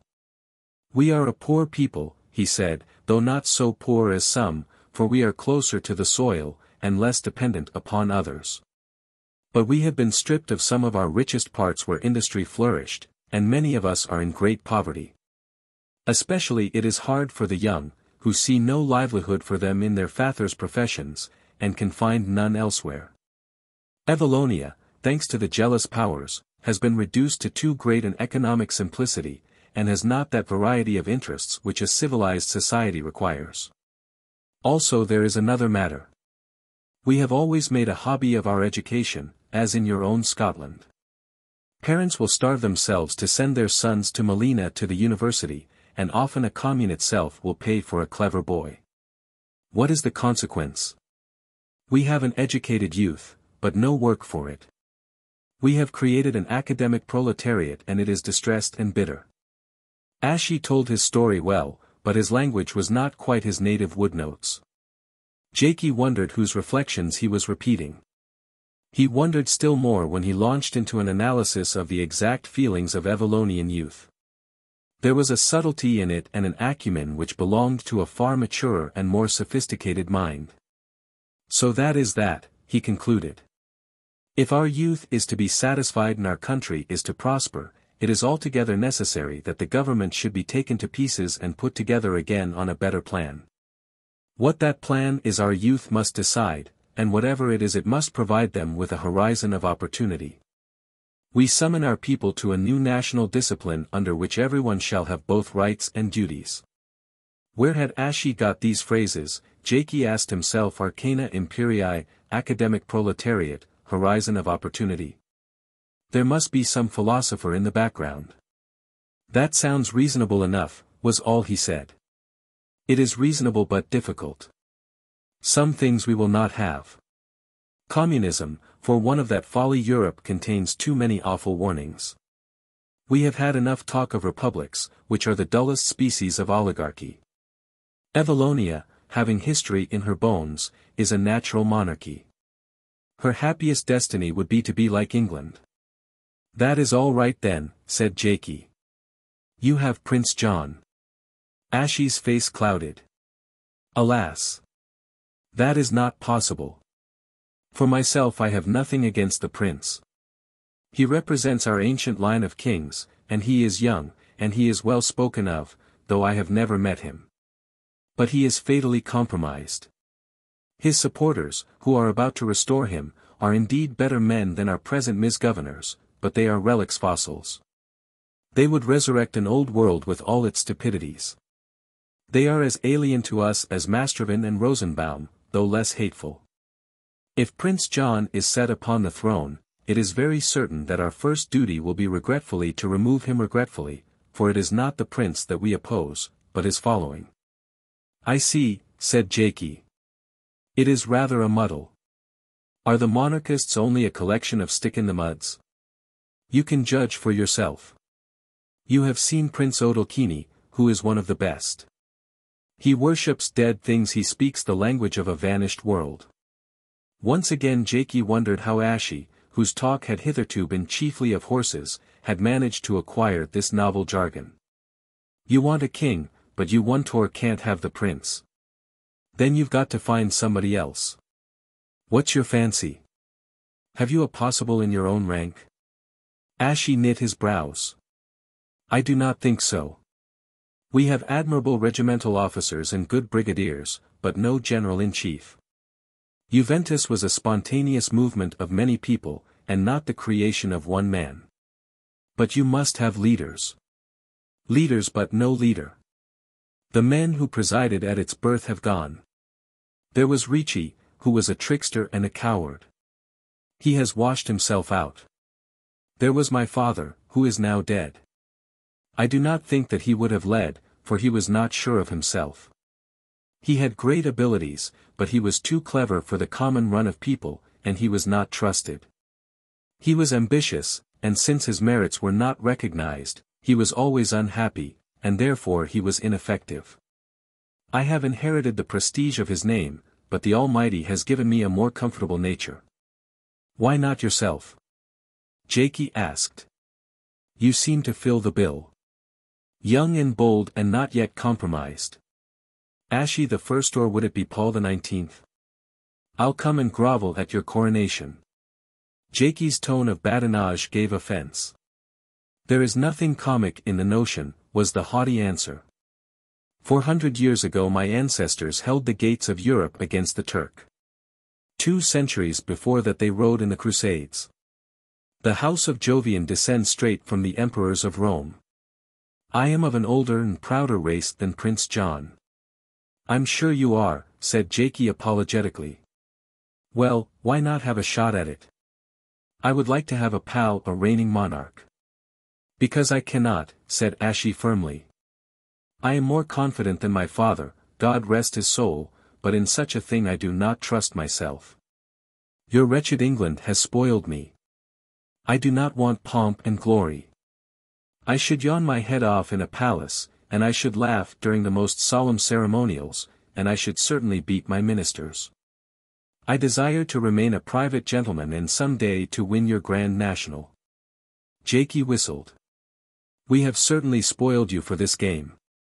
What's to be done about it? I do not know, was the doleful answer. For I cannot draw back.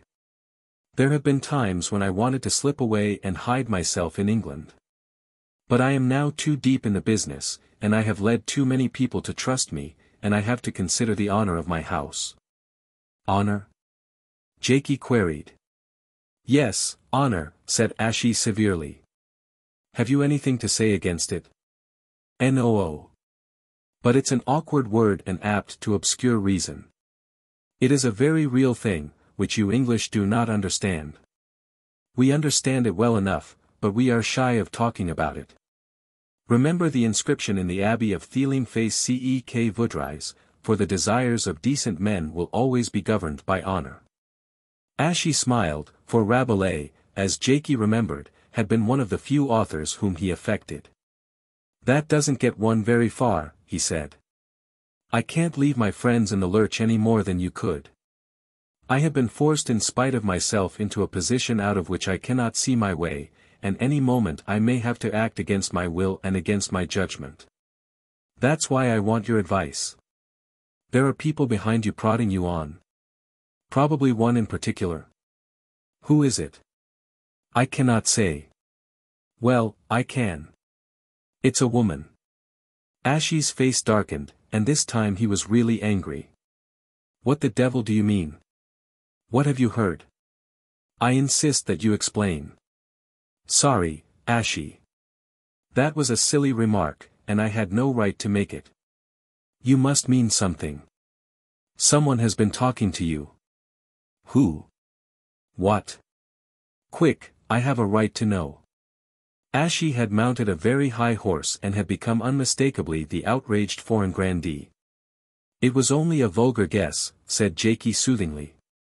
You see, I know you pretty well, Ashie. It isn't easy to shift you against your will. I couldn't do it, and I don't believe any of your friends could do it. You've become a sensible chap since we took you in hand, and look at things in a reasonable way. You're not the kind of fellow to run your head against a stone wall. Here you are with all the materials of a revolution in your hands and you haven't a notion what to do with them. It's no good talking about honor and about loyalty to your crowd when if you go on you are only going to land them in the soup. And yet you seem determined to go on. Somebody has been talking big to you and you're impressed. From what I know of you I say that it cannot be a man, so it must be a woman. Ashie's face did not relax. So you think I'm that kind of fool? The slave of a sentimental woman? The damnable thing is that you're right. The power behind Juventus is a girl. Quite young, just about my own age. A kinswoman of mine, too, sort of second cousin twice removed. I'll tell you her name. The Countess Araminta Troyos. Jaikie's blank face witnessed that he had never heard of the lady. I've known her all my life, Ashie went on, and we have been more or less friends, though I never professed to understand her. Beautiful? Oh yes, amazingly, if you admire the sable and amber type. And brains. She could run round Murresco and his lot, and even Mastrovin has a healthy respect for her. And ambition enough for half a dozen Mussolinis. And her power of what do you call the damn thing, mass persuasion, is simply unholy. She is the soul of Juventus. There's not one of them that doesn't carry a picture postcard of her next his heart. What does she want? To be queen. Not she, though she would make a dashed good one. She's old-fashioned in some ways, and doesn't believe much in her own sex. Good sane anti-feminist. She wants a man on the throne of Evallonia, but she's going to make jolly well sure that it's she who puts him there. I see. Jaikie whistled gently through his teeth, which was a habit of his. Are you in love with her? Ye gods, no. She's not my kind. I'd as soon marry a werewolf as Cousin Mintha. Is she in love with you? No. I'm positive no. She could never be in love with anybody in the ordinary way. She runs for higher stakes. But she mesmerizes me, and that's the solemn truth. When she orates to me I feel all the pith going out of my bones. I simply can't stand up to her. I'm terrified of her. Jaikie, I'm in danger of making a blazing, blasted fool of myself. That's why I want you. Ashie's cheerful face had suddenly become serious and pathetic, like a puzzled child's, and at the sight of it Jaikie's heart melted. He was not much interested in Evallonia, but he was fond of Ashie, now in the toils of an amber and sable Cleopatra.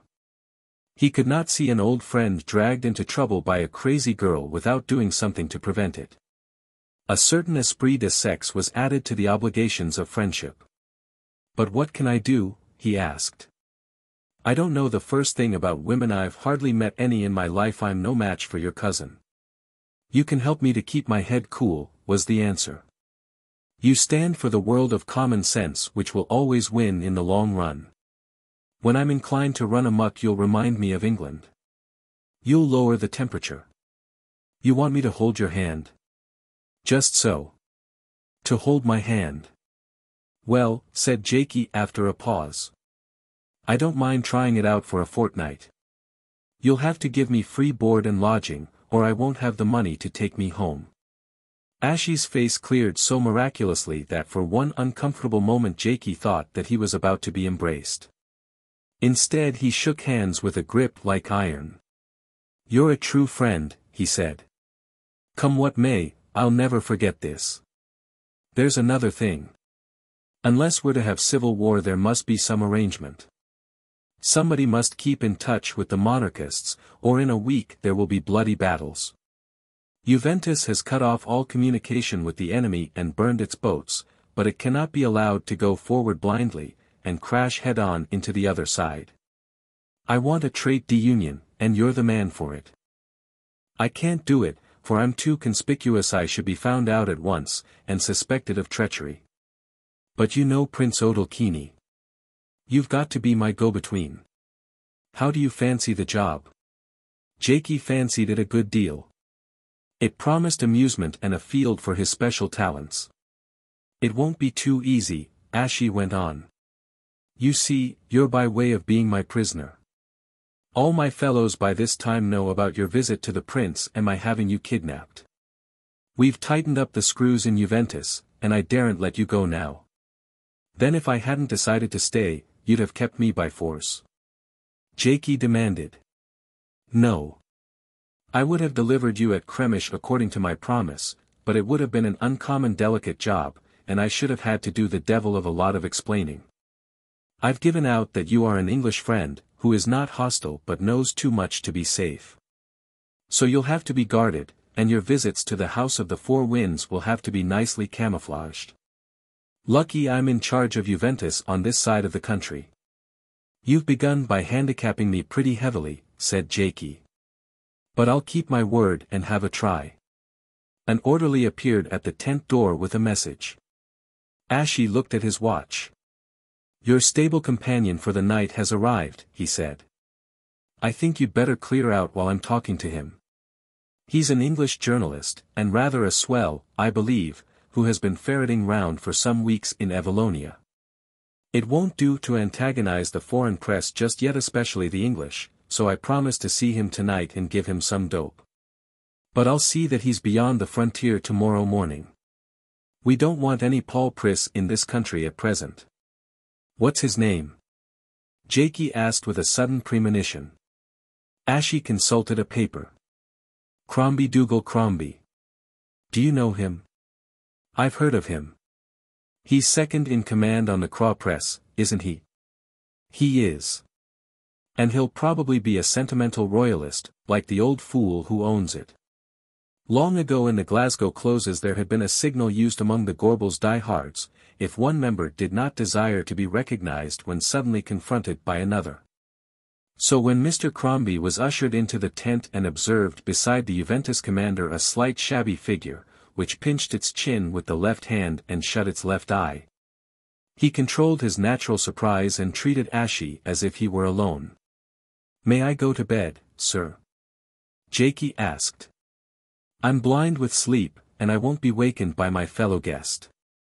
Ashie assented, and Jaikie gave the Juventus salute and withdrew, keeping his eyes strictly averted from the said fellow guest. He did not at once undress, but sat on the sleeping valise and thought.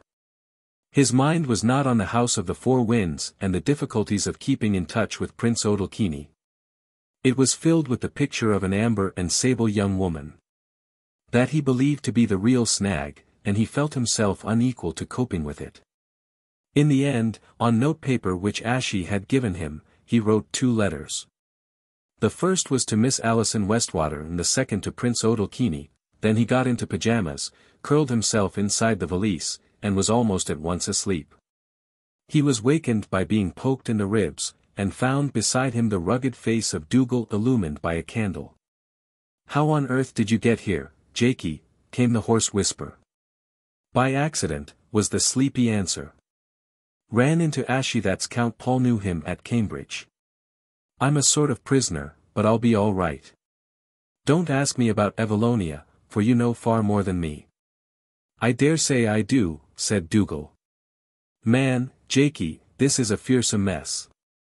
Mr. Craw will be out of his mind with vexation. Here's everything ripe for a nice law-abiding revolution, and this damn fool Juventus chips in and wrecks everything. I like your Count Paul, and he has some rudiments of sense, but he cannot see that what he is after is sheer lunacy. The powers are in an easy temper, and there would be no trouble about an orderly restoration of the old royal house. But if these daft lads start running some new dictator fellow that nobody ever heard of, Europe will shut down like a clam. Diplomatic relations suspended, economic boycott, the whole bag of tricks. It's maddening that the people who most want to kick out the present government should be working to give it a fresh lease of life, simply because they insist on playing a lone hand." "I know all that," said Jaikie. "Go away, Dougal, and let me sleep. I tell you what," Dougal's voice was rising, and he lowered it at Jaikie's request, "we need a first-class business mind on this job. There's just one man alive that I'd listen to, and that's Mr. McCunn. He's at Rosensea, and that's not 1,000 miles off, and he's quite recovered now and will likely be as restless as a hen. I'm off there tomorrow morning to lay the case before him." "Good," Jaikie answered. "Now get to bed, will you?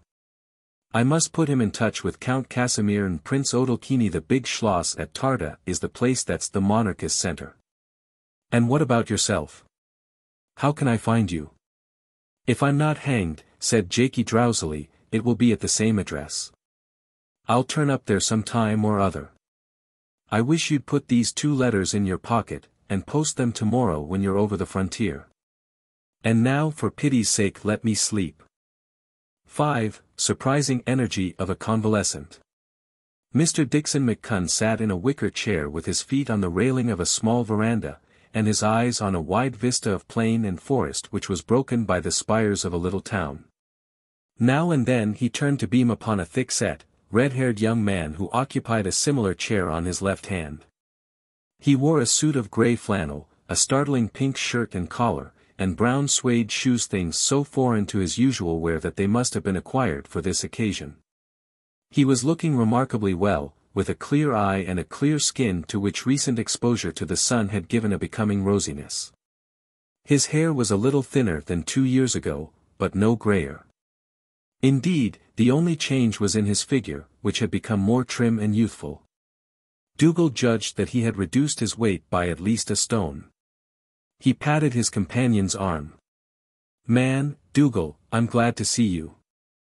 I was thinking just yesterday that the thing I would like best in the world would be to see you and Jaikie coming up the road. I've been wearying terribly for the sight of a kenned face. I knew you were somewhere abroad, and I had a sort of notion that you might give me a look in. Are they making you comfortable here? It's not just the place I would recommend for a healthy body, for they've a poor notion of food. Me? He exclaimed in reply to a question. I've never been better in my life. It's a perfect miracle. I walked 15 miles the day before yesterday and never turned a hair. I'll give the salmon a fright this back end. I tell you, Dougal, Dr. Christoph hasn't his equal on this earth. He's my notion of the apostles that could make the lame walk and the blind see. When I came here I was a miserable decrepit body that couldn't sleep, and couldn't take his meat, and wanted to lie down when he had walked a mile. He saw me twice a day, and glowered and glunched at me, like an old-fashioned minister at the catechizing, and asked me questions. He's one that would spear a whelk out of its shell. But he wouldn't deliver a judgment, not him, just told me to possess my soul and patience till he was ready. He made me take queer wee medicines, and he prescribed what I was to eat. Oh, and I had what they call massage. He was a wonder at that, for he seemed to flipe my body as you would flipe a stocking. And I had to take a daft kind of bath, with first hot water and then cold water dropping on me from the ceiling, and every drop like a rifle bullet. I thought I had wandered into a demented hydropathic. Then after 3 weeks he spoke. Mr. McCunn, he says, I'm happy to tell you that there's nothing wrong with you. There's been a heap wrong, but it's gone now, the mischief is out of your system, and all you have to do is to build your system up. You will soon be able to eat what you like, he says, and the more the better, and you can walk till you fall down, and you can ride on a horse. Not that I was likely to try that, and I don't mind if you tumble into the burn. You're a well man, he says, but I'd like to keep you here for another 3 weeks under observation. Oh, and he wrote a long screed about my case for the Edinburgh Professor. I've got a copy of it. I don't follow it all, for it is pretty technical and Dr. Christoph isn't very grand at English. But the plain fact is, that I've been a sick man and am now well, and that in 5 days' time I'll be on the road for Gloriary, singing the 126th Psalm. Among the heathen say the Lord. Great things for us hath wrought. Mr. McCunn hummed a stave from the Scots metrical version to a dolorous tune. You've been enjoying yourself fine, said Dougal. The other pursed his lips. I would scarcely say that. I've enjoyed the fact of getting well, but I haven't altogether enjoyed the process. There were whiles when I was terrible bored, me that used to boast that I had never been bored in my life. The first weeks it was like being back at the school. I had my bits of walks prescribed for me, and the hours when I was to lie on my back and rest, and when I sat down to my meals there was a nurse behind my chair to see that I ate the right things and didn't forget my medicine. I had an awful lot of time on my hands. I dotted about among the fir woods. They re a careful folk, the Germans, and have all the hillsides laid out like gentlemen's policies, nice tidy walks, and seats to sit down on, and directions about the road that I couldn't read. I'll not deny that it's a bonny countryside in its way, but the weather was blazing hot and I got terrible tired of these endless fir trees.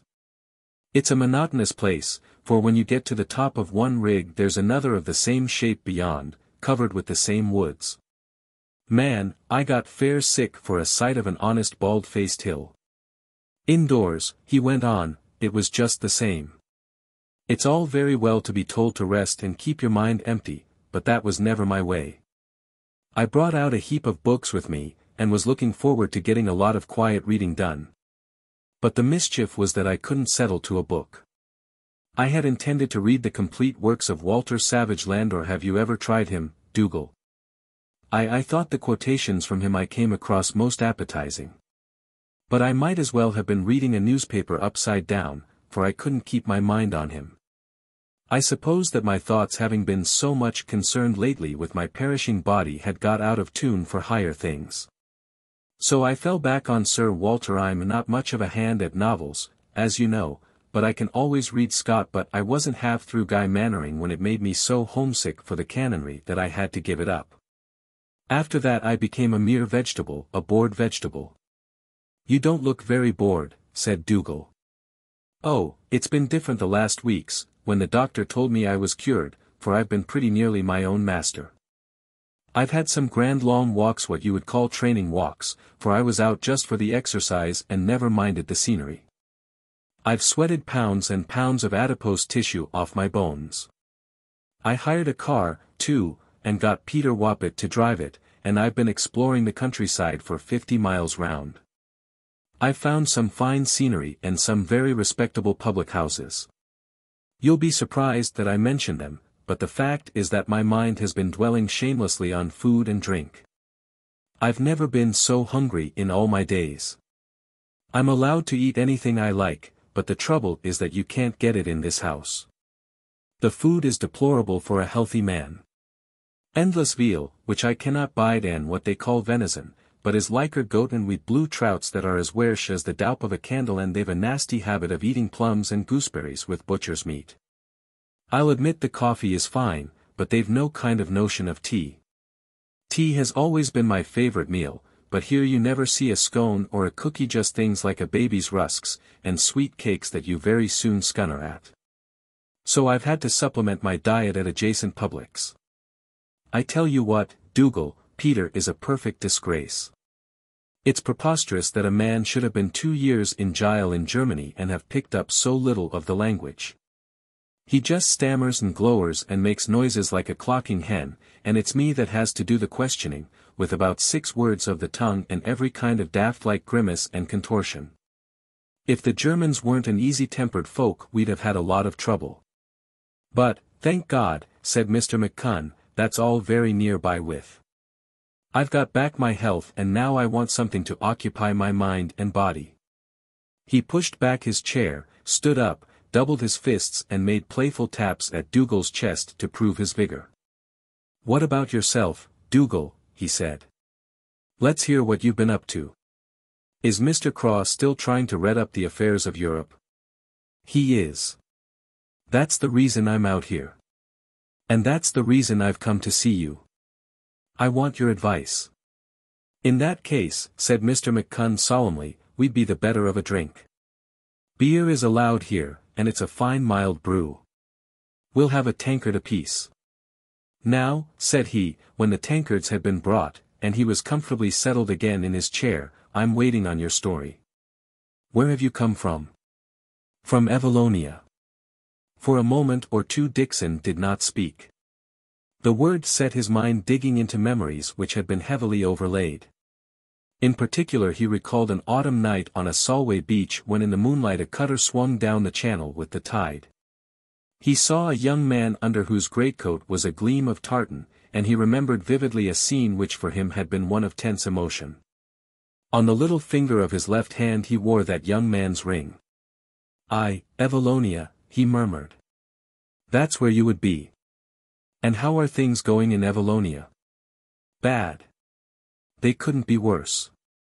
Listen, Mr. McCunn, and I'll give you the rudiments of a perfectly ridiculous situation." Dickson listened, and his occasional grunts told of his lively interest. When Dougal had finished, he remained for a little silent and frowning heavily. Then he began to ask questions. "You say the monarchists have got everything arranged and can put Prince John on the throne whenever they're so minded? Can they put up a good government?" "I think so. They've plenty of brains among them and plenty of experience. Count Casimir Muresco is a sort of lesser Cavour. I've seen a good deal of him and can judge. You'll remember him?" I mind him well. I thought he had some kind of a business head. Prince Odalchini was a fine fellow, but a wee thing in the clouds. What about the Professor Jagan, I think they called him? He has gone over to Juventus. Discovered that it fulfilled his notion of democracy. He was a maggoty old body. Well, he'll maybe not be much loss.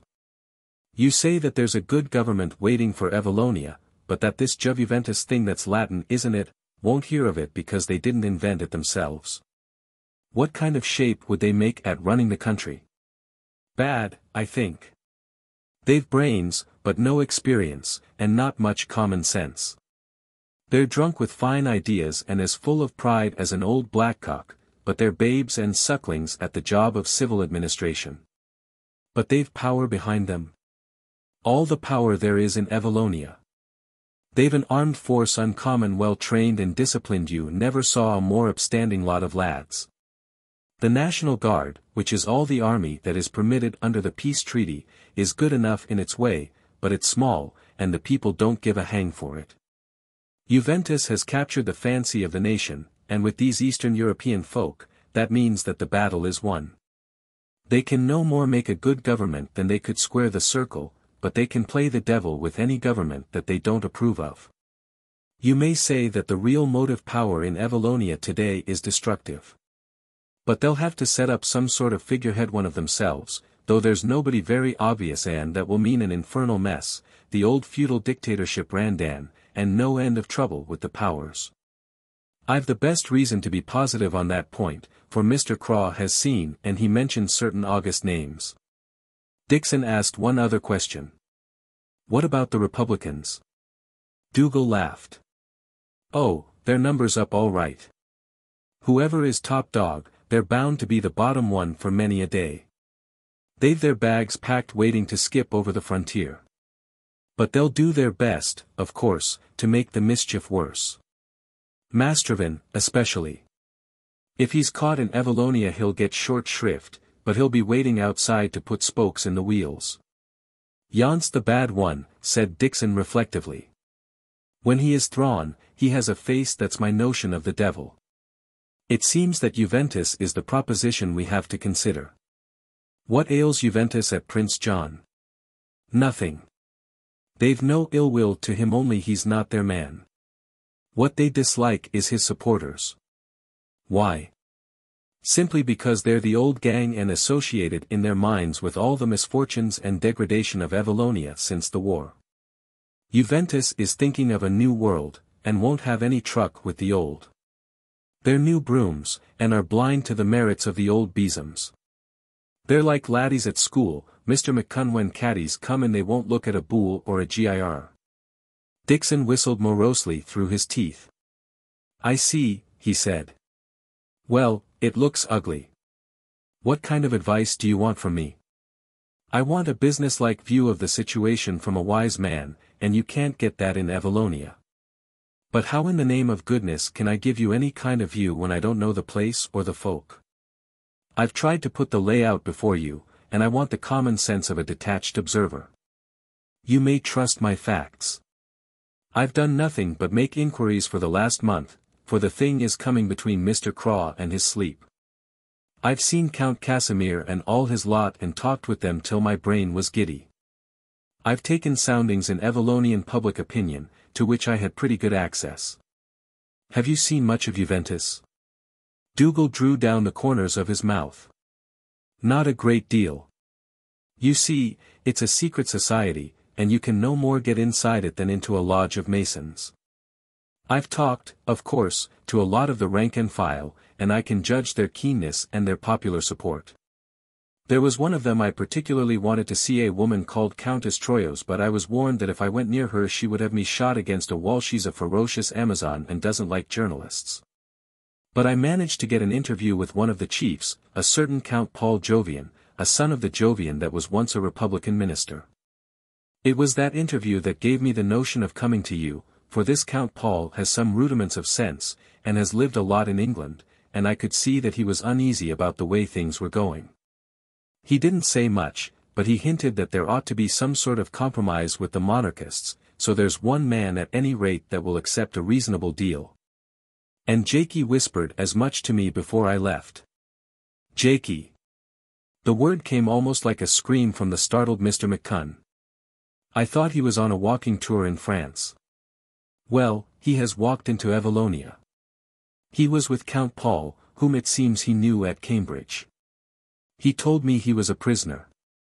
How was he behaving himself? Just as Jaikie would. Pretending to be good and meek and sleepy. The same old flat catcher. If Juventus knew the type of fellow Jaikie was, they wouldn't rest till they saw him safe in bed in the canonry. Dickson grinned.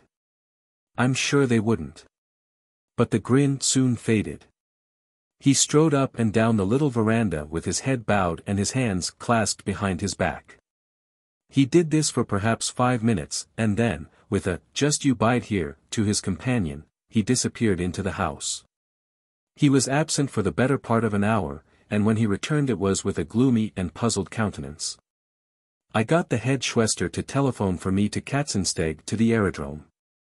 There's some jukery-pukery on, and it seems I can't get a machine for the job. The frontier is closed to private planes and only the regular air service is allowed." "Whatever do you want an aeroplane for?" Dougal asked. "To get to Evallonia," said Dickson simply. "I've never been in one, but they tell me it's the quickest way to travel. There'll be nothing for it but to go by road. I'll have to attend strictly to the map, for Peter has no more sense of direction than a sheep."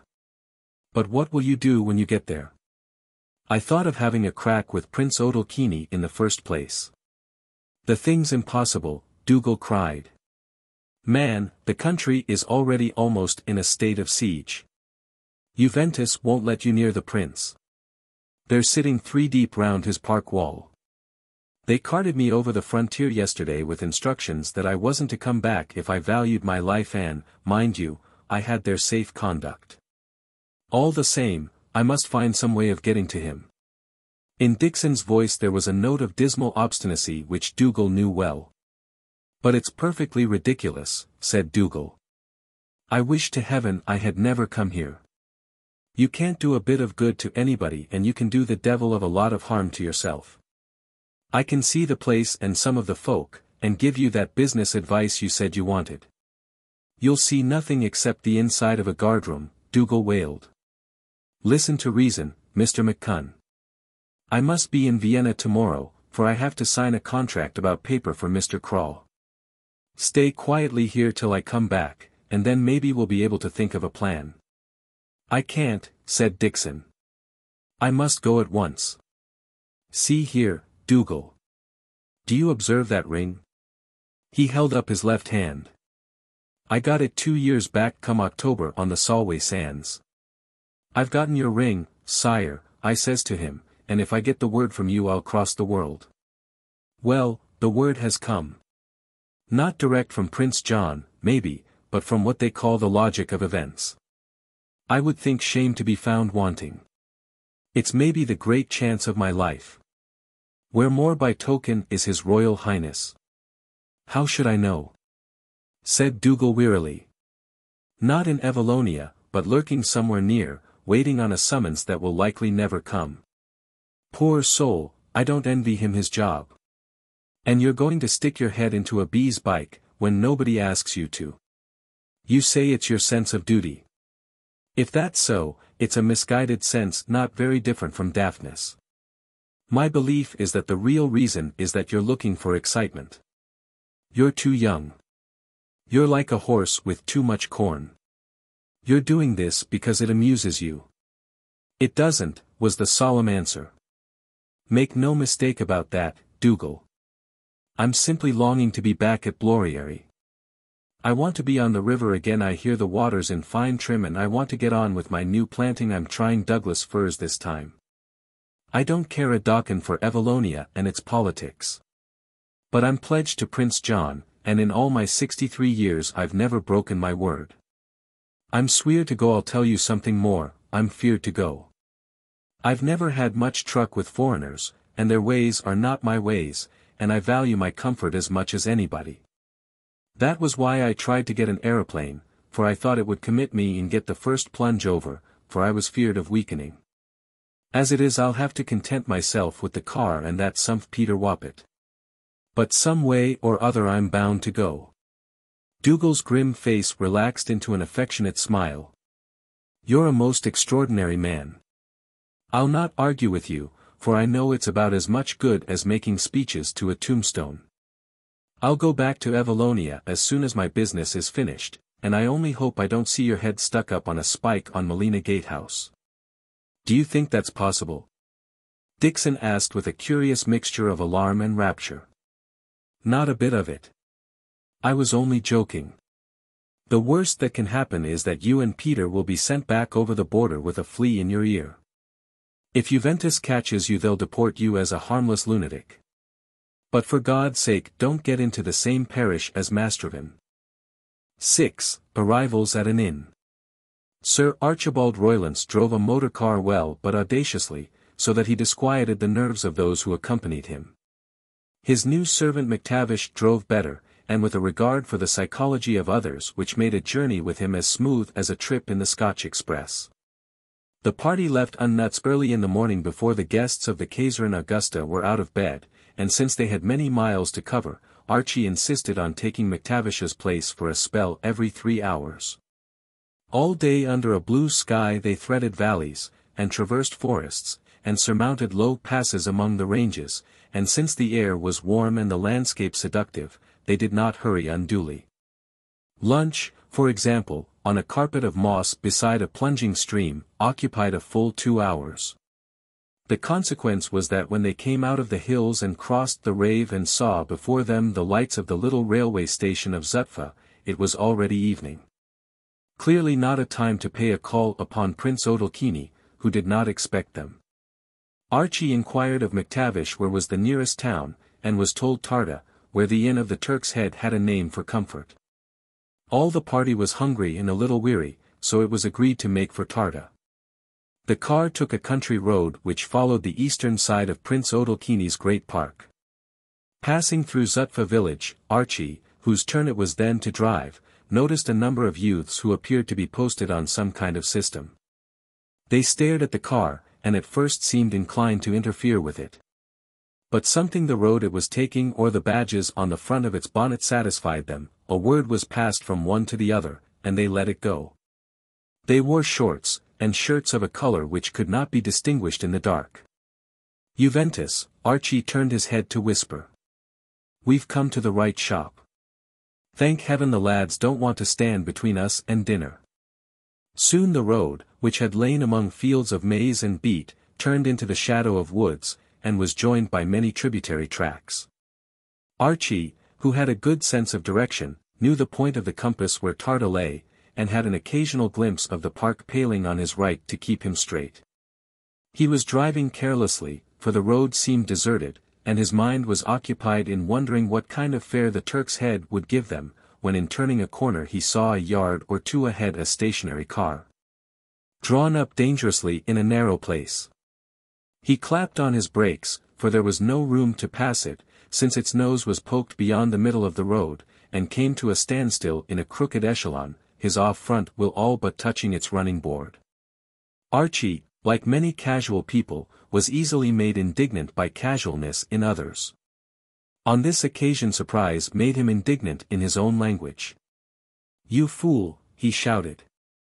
"Will you have the goodness to shift your dashed perambulator?"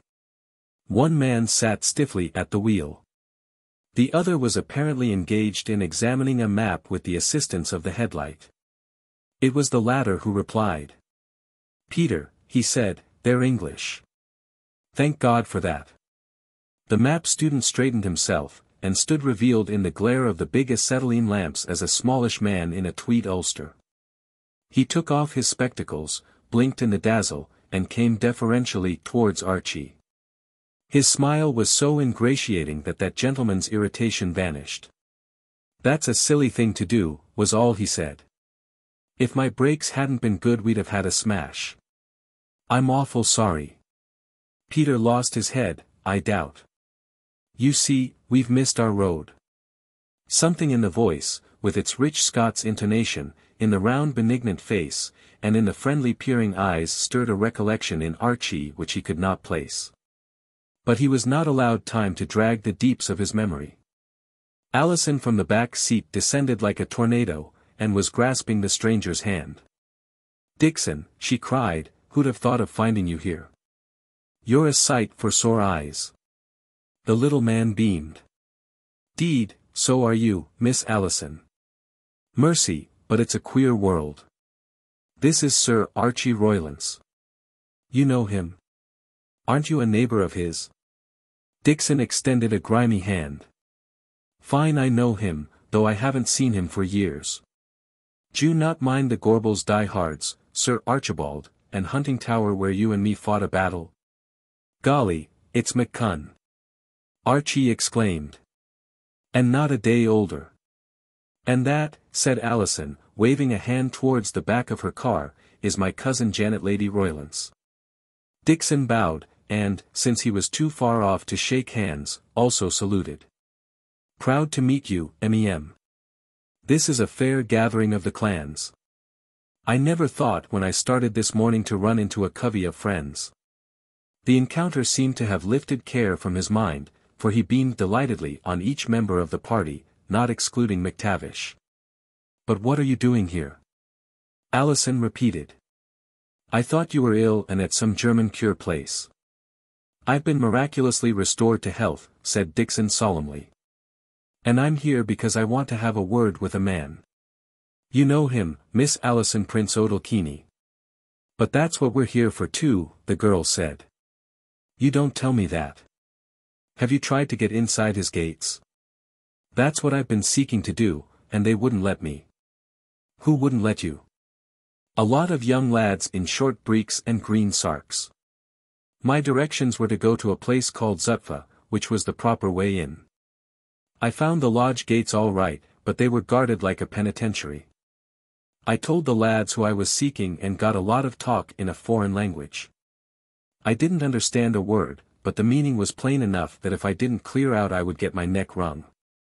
One of them spoke German, and according to Peter what he said was the German for, go to hell out of this. So I just grinned at them and nodded and told Peter to turn the car, for I saw it was no good running my head against a stone dike. So now I'm looking for a town called Tarda, where I can bide the night and think things over." "But what do you want with Prince Odalchini?" "It's a long story, and this is not the place to tell it. It was Dougal that set me off." "Dougal Crombie, you remember him at Castle Gay?" "Dougal. You have seen him?" "No farther back than the day before yesterday. He's in Vienna now. He came seeking me, for Dougal's sore concerned about this Evallonia business. Jaikie is in it, too." He had seen Jaikie. "Where is Jaikie?" Alison asked, her voice shrill with excitement. "Somewhere hereabouts. Dougal says he's a prisoner and in the hands of the same lads that shooed me away from the prince's gates." Here Archie intervened. "This conference must adjourn," he said. "We're all famishing and Mr. McCunn is as hungry as the rest of us. Dinner is the first objective. I'll back my car, and you," he addressed Peter Wappett, "go on ahead. It's a straight road, and the town isn't 5 miles off. We can't talk here by the roadside, especially with Alison shrieking like a peahen. If Juventus has got the wind up, it's probably lurking 3 deep in these bushes." The hostelry of the Turk's Head drew its name from the days when John Sobieski drove the Black Sultan from the walls of Vienna. Part of it was as old as the oldest part of the Schloss, and indeed at one time it may have formed an outlying appanage of the castle. In the 18th century, in the heyday of the Odalchinis, it was a cheerful place, where great men came with their retinues, and where in the vast kitchen the prince's servitors and foresters drank with the townfolk of Tarda. It still remained the principal inn of the little borough, but Tarda had decayed, and it stood on no main road, so while its tap-room was commonly full, its guest-rooms were commonly empty. But the landlord had been valet in his youth to the prince's father, and he had a memory of past glories and an honest pride in his profession. Besides, he was a wealthy man, the owner of the best vineyard in the neighborhood. So the inn had never been allowed to get into disrepair. Its rambling galleries, though they echoed to the tread of few guests, were kept clean and fresh. The empty stalls in the big stables were ready at a moment's notice for the horses that never came. There was good wine in the cellars against the advent of a connoisseur. It stood in an alley before you reached the marketplace, and its courtyard and back parts lay directly under the shadow of the castle walls. The newcomers were received like princes. The landlord was well disposed to English milords, the class to which, from a glance at his card, he judged Archie to belong. Janet and Alison were his notion of handsome gentlewomen, for, being swarthy himself, he preferred them blonde. The 2 chauffeurs looked respectable, Dickson he could not place, but he had the carelessness of dress which in a Briton suggested opulence. So there was a scurrying of chambermaids in the galleries and a laborious preparation of hip baths. The cars were duly bestowed in one of the old coach houses, and the landlord himself consulted with Archie about dinner. McTavish and Peter were to be accommodated with their meals in a room by themselves. In old days, said the landlord, it had been the sitting room of the imperial couriers. The ladies and gentlemen would dine at the hour fixed in the grand parlour, which had some famous ancient carvings which learned men journeyed many miles to see. They would have the room to themselves. There were no other guests in the house. He departed to see to the wine with a candlestick as large as a soup tureen. The dinner was all that the landlord had promised. There was trout from the hills, honest speckled trout, and a pie of partridges slain prematurely, and what Archie pronounced to be the best beef he had eaten outside England, and an omelette of kidneys and mushrooms and little tartlets of young raspberries. It was a meal which Dickson was to regard as an epoch in his life, for, coming after the bare commons of Rosensea, it was a sort of festival in honour of his restored health. They drank a mild Burgundy, and a sweet wine of the Tokay clan, and a local liqueur bottled 40 years ago, and the coffee with which they concluded might have been brewed by the Ottoman whose severed head decorated the inn sign. "Dickson," Alison asked solemnly, "are you really and truly well again?" "I'm a new man," was the answer. "I, and a far younger man." I said, Miss Alison, that I was old but not dead old.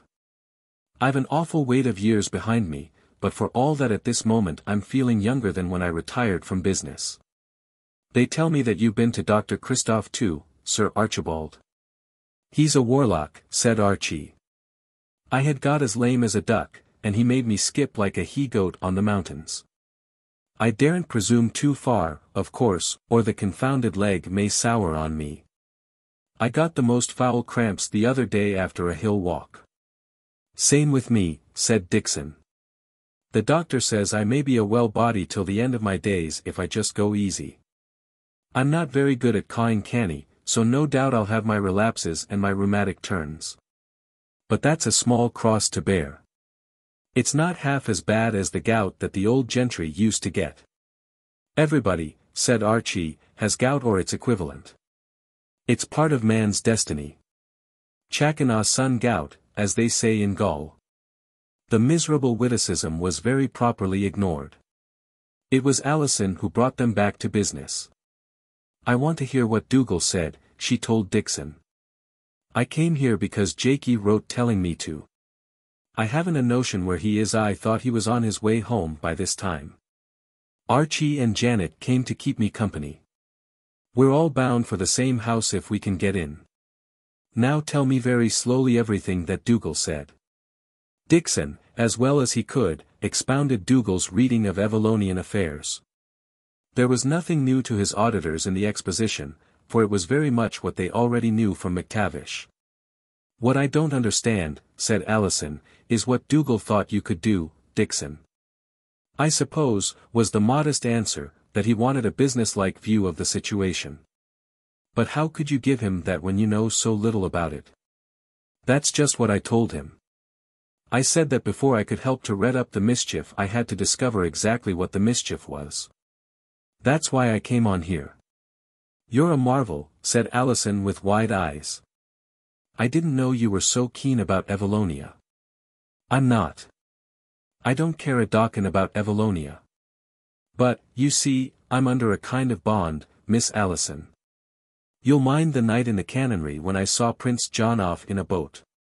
He gave me this ring, he held up his left hand, and I said to him that if ever I got the word I would cross the world to help him. He sent for you. Not exactly. But the poor young man is evidently in sore difficulties, and I remembered my promise. I dare say he'll be the better of a business mind to advise him. Dougal, I could see, thought me daft, but I'm sane enough. I don't particularly fancy the job, for I'm wearying to get home, but there it is. I thought I'd first have a crack with Prince Odalchini and get the layout right. And then I must find Prince John, and the dear knows how I'll manage that. A glance from Alison prevented Archie from saying something. "It's more important," she said, "that you should find Jaikie." "I dare say that will be the way of it," Dickson smiled. "He's a prisoner, and at Zutpha today I thought I would soon be a prisoner too, and would run up against Jaikie in some gyal." "Jaikie," said Alison, "told me to come here, for he needed me.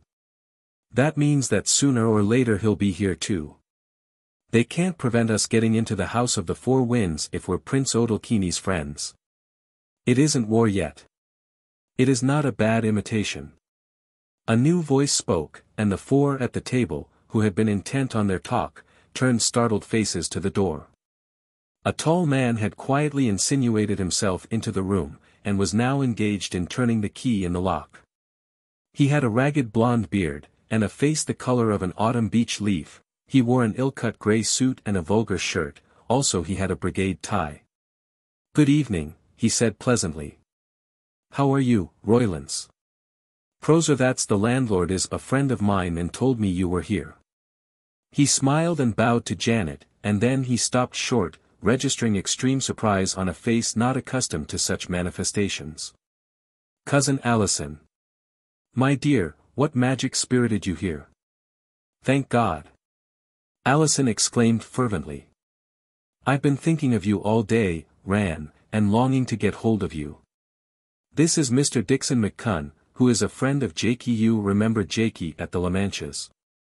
I don't know why you're here, I don't quite know why any of us are here, but here we are, and we must do something.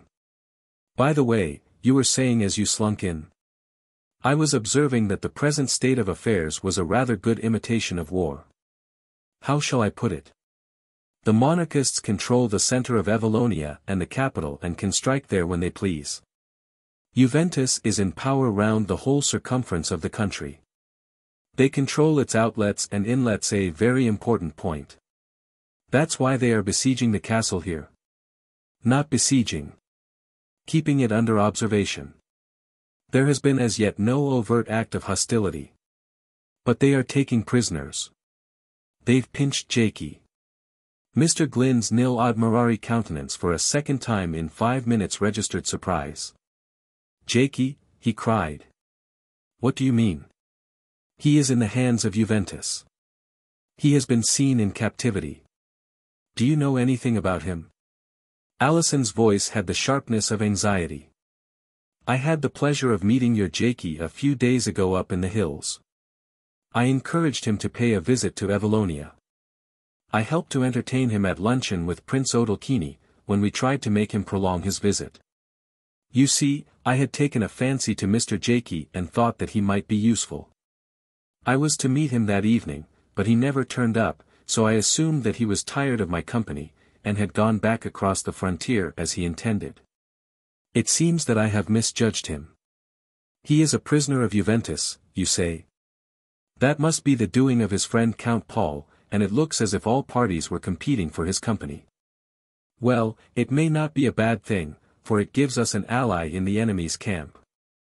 You look troubled, Alison dear, but you needn't worry.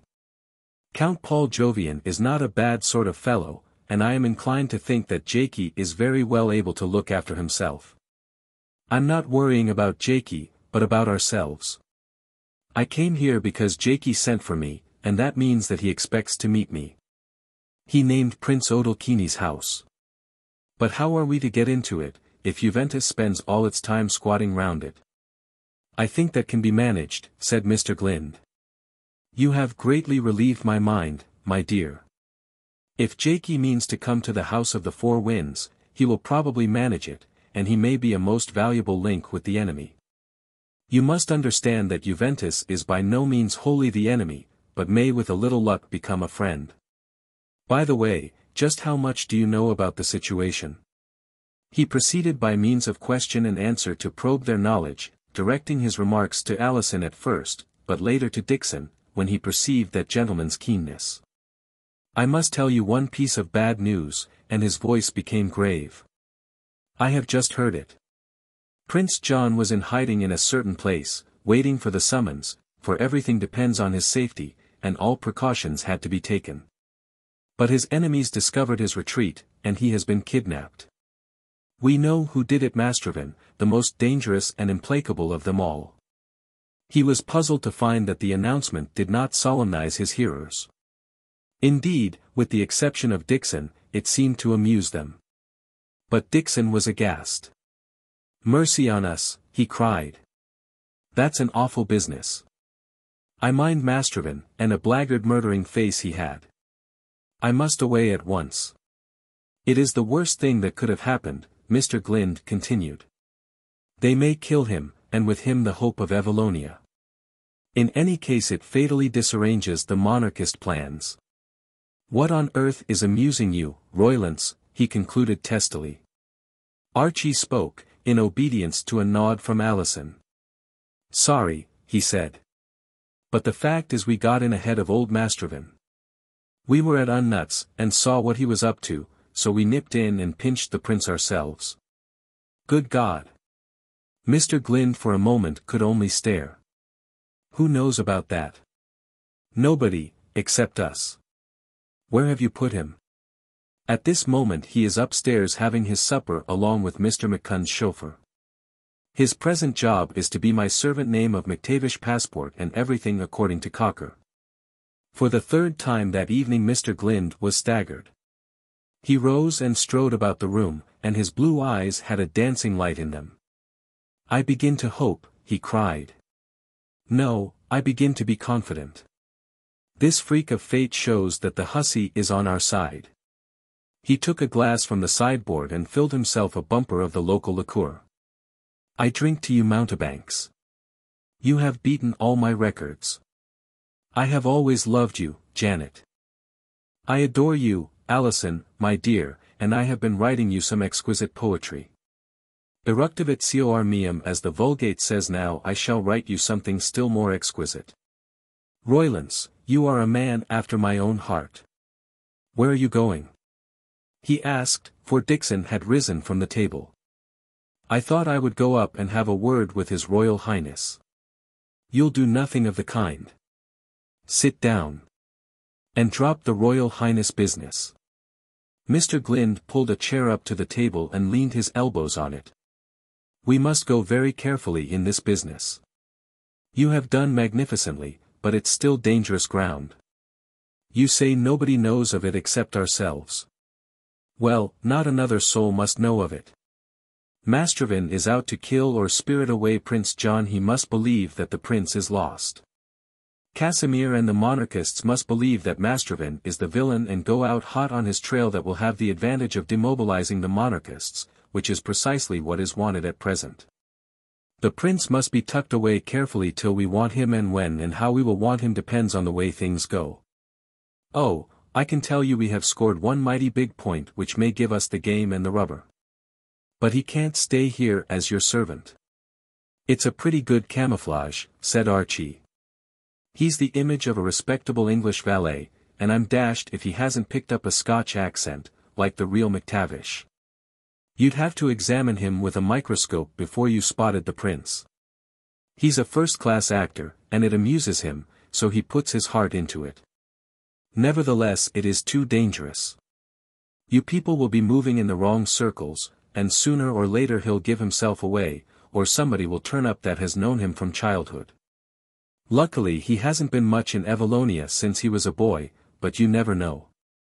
We must bury him deeper. Wait a moment. I have it. He shall go into my circus. You may not know that I'm a circus proprietor, Alison Dear, the Cirque Doré, late Aristide Lebrun, the epical, the encyclopedic, the grandiose. We are encamped in the environs of Tarda, and every night sprigs of Juventus, who are admitted at half price, applaud our performances. The prince shall join my staff. I will devise for him some sort of turn. He will be buried there as deep as if he were under the rave. It will be a joyful irony that the enemies who are looking for him will applaud his antics. Then some day, please God, we will take him out of tights and grease paint and give him a throne."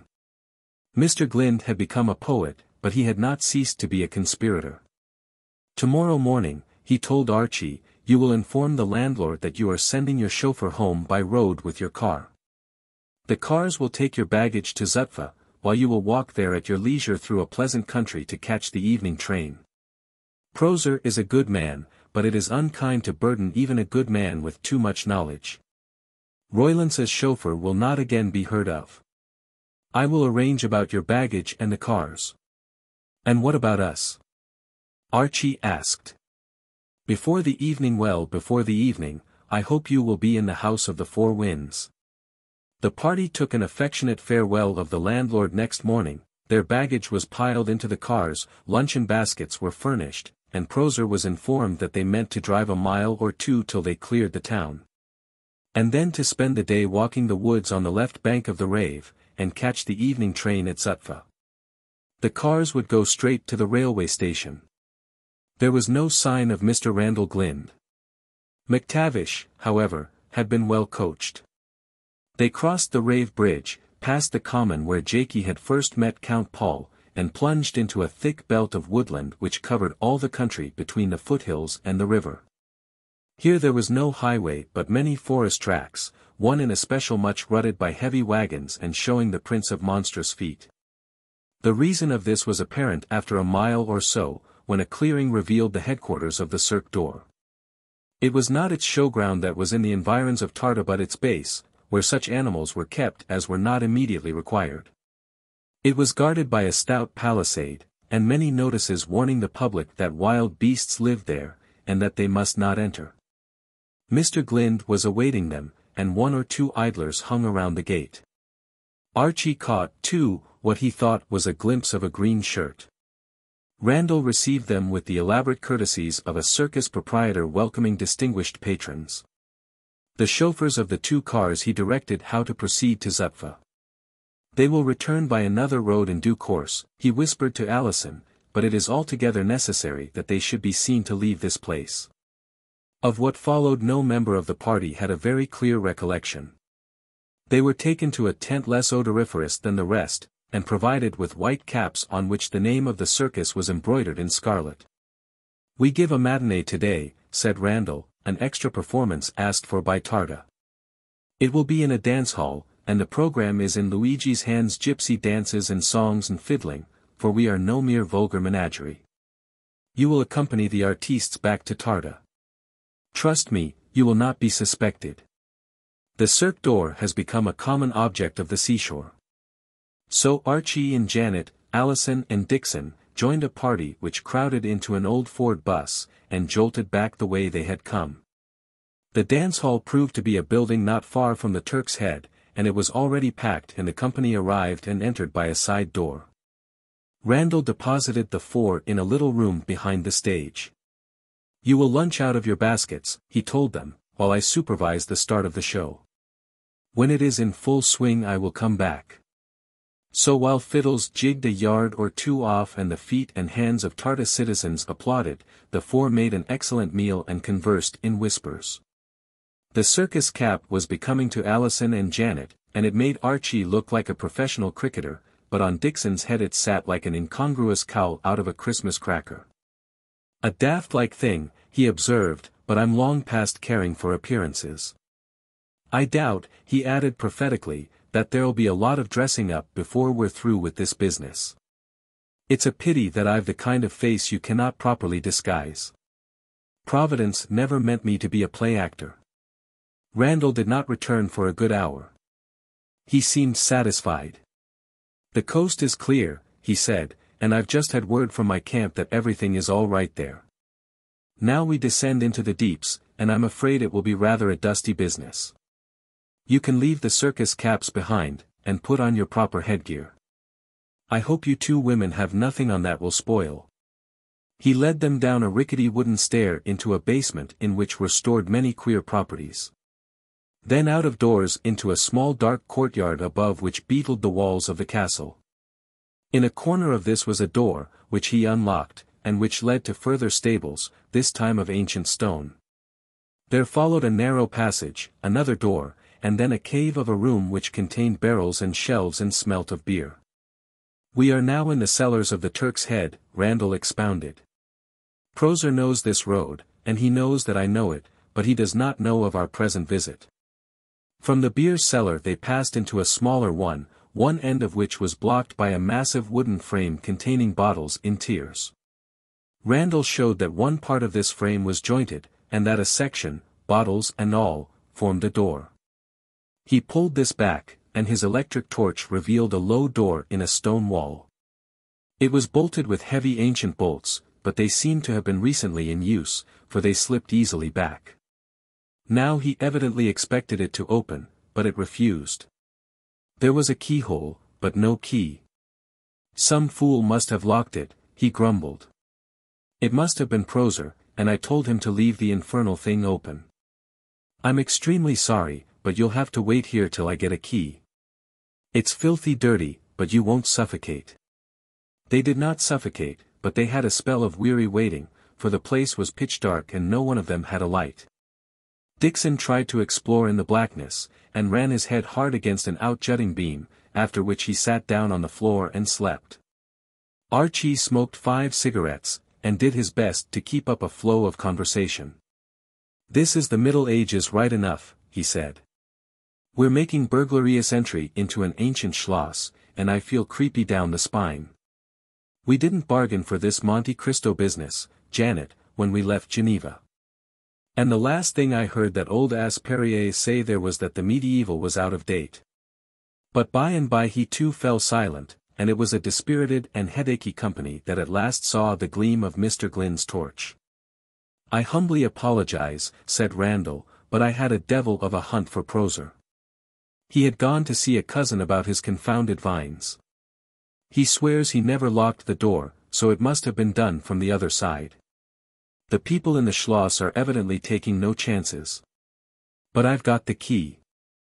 The thing opened readily, and the explorers repeated their recent performance, threading a maze of empty cellars till they came to a door which led to a staircase. For a long time they seemed to be climbing a spiral inside a kind of turret, and came at last to a stage where thin slits of windows let in the daylight. Archie peered out and announced that in his opinion it must be about 6 o'clock. At last they reached a broad landing, beyond which further steps appeared to ascend.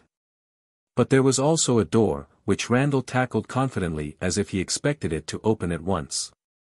It refused to budge. He examined it and announced that it was locked. It is always kept open, he said. I've used it 20 times lately. What in thunder is the matter with it today? It was very plain what the matter was. It had been barricaded by some heavy object on the other side. It moved slightly under his pressure, but the barricade held fast. The nerves of this household have gone to blazes, he said. Roylance, lend a hand, and you, McCunn. We must heave our weight on it. They heaved their weight, but it did not yield. Indeed, they heaved till the 3 men had no breath left in them. There was a creaking and grinding beyond, but the heavy body, whatever it was, held its ground. They labored for the better part of an hour, and by made a tiny aperture between door and doorpost. The door was too strong to splinter, but Archie got a foot in the crack and, supported by vigorous pressure from behind, slowly enlarged it. Then something seemed to topple down with a crash beyond the door, and they found that it yielded. They squeezed past a big Dutch armoire, from the top of which had fallen a marble torso of Hercules. Randal was now on familiar ground. The noise they had made had woken no response in the vast silent house. He led them through stone passages, and then into carpeted corridors, and through rooms hung with tapestries and pictures. There was no sign of servants or of any human life, but Janet and Alison, feeling the approach of civilization, tried to tidy their hair, and Mr. McCunn passed a silk handkerchief over a damp forehead. At last, when it seemed that they had walked for miles, Randal knocked at a door and was bidden enter. It was a small room lined with books, aglow with the sunset which came through a tall window. In a chair sat an old man in a suit of white linen, and on a couch beside him a youthful and dishevelled figure which was refreshing itself with a glass of beer. 7. See Vieillesse Pouvait. Mr. John Galt had reason to seek refreshment, for he had had an eventful afternoon. He had spent 2 days not unpleasantly in the camp of that wing of Juventus which Ashie commanded.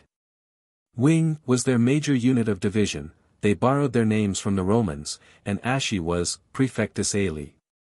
He was a prisoner, but in honorable captivity an English friend of the commander, detained not because he was hostile, but because of the delicacy of the situation. Ashie introduced him to the subordinate officers, and he found them a remarkable collection. There were old soldiers among them who attended to the military side, but there were also a number of young engineers and businessmen and journalists, who all had their special duties. Juventus, it appeared, was not only a trained and disciplined force, the youth of a nation in arms for defense and, it might be, offense, it was also an organization for national planning and economic advancement.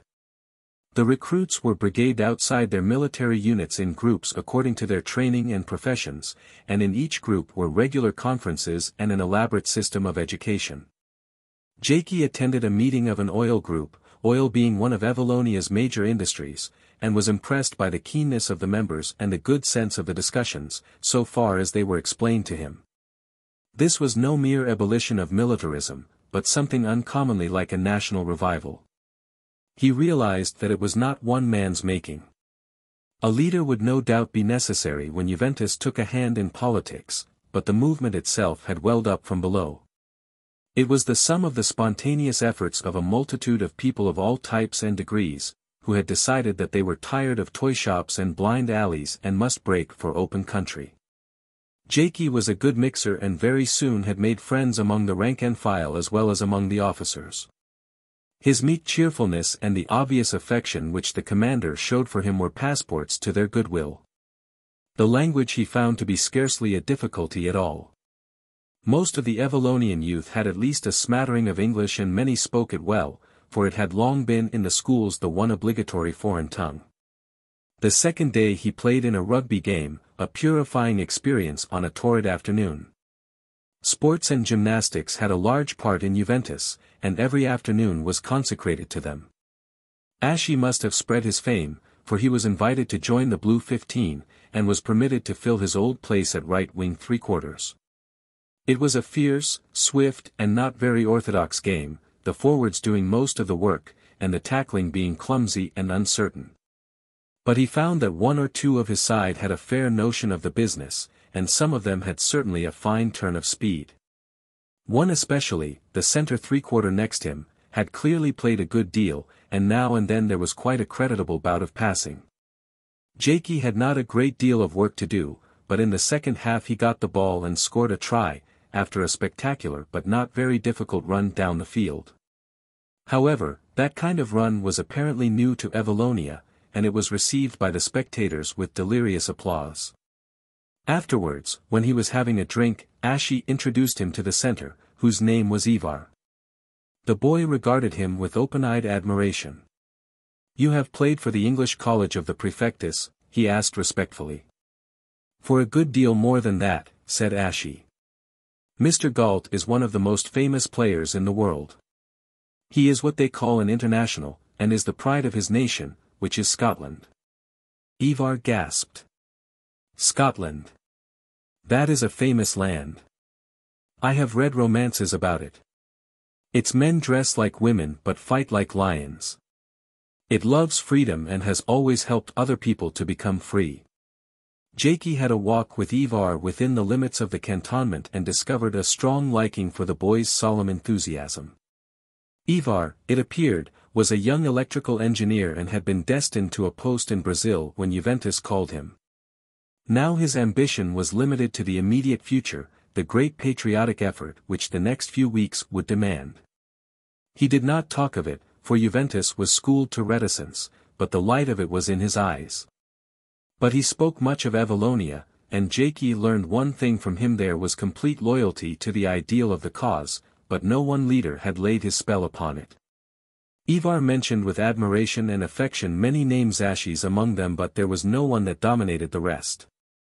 "When we triumph," he said, "we will call to our aid all good men." "Including the monarchists?" Jaikie asked. "Including the monarchists, if they be found worthy." They stood for a little on a ridge above the camp, where ran the high road along which Ashie's car had brought him. It was a clear evening and there was a wide prospect. Jaikie, who had his countryman's uneasiness till he had the points of the compass in his head, was now able to orientate his position. The camp was in a crook of the Rave before it bent eastward in the long curve which took it to Melina. To the south he saw the confines of a big park, and to the east the smoke of a faraway train. Ivar was glad to enlighten him. "That is the nearest railway," he said. "The station of Zutpha is 4 miles off, beyond where you see the cornfield in sheaf. Yes, that is a nobleman's park, the castle called the House of the Four Winds. At the other side is the little city of Tarda, once a busy place, but now mouldering." Jaikie asked who owned the castle. "It is Prince Odalchini," said the boy with a grave face. "A famous house, the Odalchinis, and we of Juventus are not rootless communists to despise ancient things. But this Prince Odalchini is an old man and he becomes foolish. He is a crazy monarchist, and would bring back the old ways unchanged. Therefore he is closely watched by us. We do not permit any entry into his domain, or any exit except by our leave." Jaikie cast his eye over the wide expanse of forest and pasture.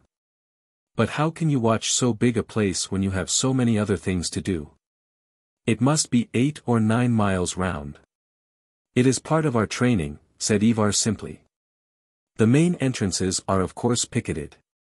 For the rest, we have our patrols, and they are very clever.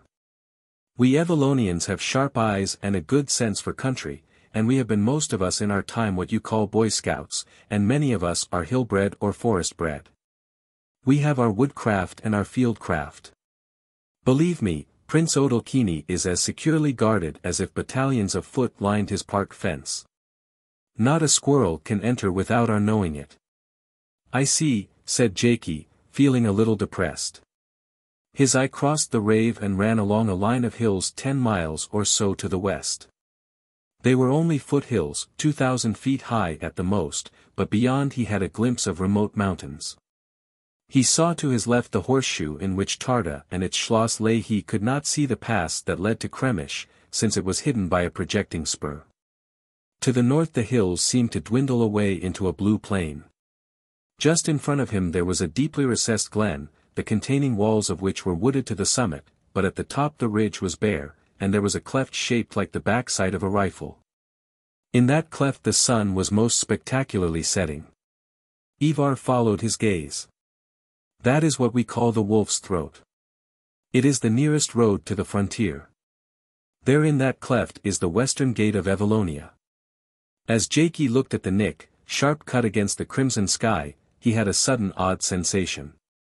Beyond that cleft lay his old life. Down here in this great shadowy cup of Evallonia was a fantastic world full of incalculable chances. These chances pleasurably excited him, but there were dregs of discomfort in his mind. He felt that he had been enticed here and that something in the nature of a trap might close on him. Now Jaikie had a kind of claustrophobia, and anything like a trap made him feel acutely unhappy, so it comforted him to see the outlet. That blazing rifle backside among the hills was the road to freedom. Some day soon he might have to use it, and it was good to know that it was there. That night he observed after supper that he must be getting on with his job, and Ashie agreed. "I was just going to say the same thing myself," he said. "The air is full of rumors, and we can't get a line on what the monarchists mean to do. There must be some hitch in their plans. We hear from Melina that there's not a minister left in the place, only clerks carrying on, and that the National Guard are standing to, waiting orders. We shall probably come on a minister or two very soon trying to cross the frontier, but our orders are to speed their journey. We don't want a pogrom. What worries me is Cousin Mintha. She is in the south, among the oil fields, and it looks as if she were on the warpath and moving towards Melina. We are nothing like ready for that, and she may put everything in the soup. The monarchists must be allowed to show their hand first, but in this darned fog nobody knows anything. So the sooner you get inside the House of the Four Winds, my lad, the better for everybody." "Can't you release me on parole?" Jaikie asked. "Impossible. If you were caught in this neighborhood and I had let you out on parole, I should be suspected of double-dealing, and I can't afford that with Mintha on her high horse. No, you must escape and go off on the loose, so that if you are caught I can deal with you firmly." I may have to put you in irons," he added with a grin. "It won't be easy to get into that castle," said Jaikie. "I've had a word with the young Ivar and they seem to have taped every yard." "Well, that's just where your genius comes in, my dear. I put my Evallonians high, but I'm prepared to back you as a strategist against them every time. Look at the way you ran round the greenbacks this afternoon. Then there's the getting in here again. That will be all right if you don't take too long. I can have your tent shut up all day and give out that you've a touch of malaria and mustn't be disturbed. We can make sure that you leave camp unnoticed, for I'll tell you the dispositions. Then it's up to you to get inside the schloss and out again and be back here early in the night. I can tell you the best place to enter our lines." "All right," said Jaikie a little dolefully. "My only job is to dodge your lads and have a heart-to-heart talk with the prince. What about him, by the way? Mayn't he have a posse of keepers taking pot-shots at any intruder?" "No, that's not his way. You have only us to fear. Be thankful that you can reduce your enemies to one lot. Ours seem to produce a fresh crop daily. I've just heard that one of Mastrovin's gang has been seen pretty near here. If Mastrovin turns up there's likely to be dirty work." Jaikie went out literally with the milk. Every morning the neighboring farms sent up milk for the camp in great tin drums borne in little pony carts, and with them a batch of farm boys. Discipline was relaxed on these occasions, and Ashie had indicated one route which the milk convoy invariably followed.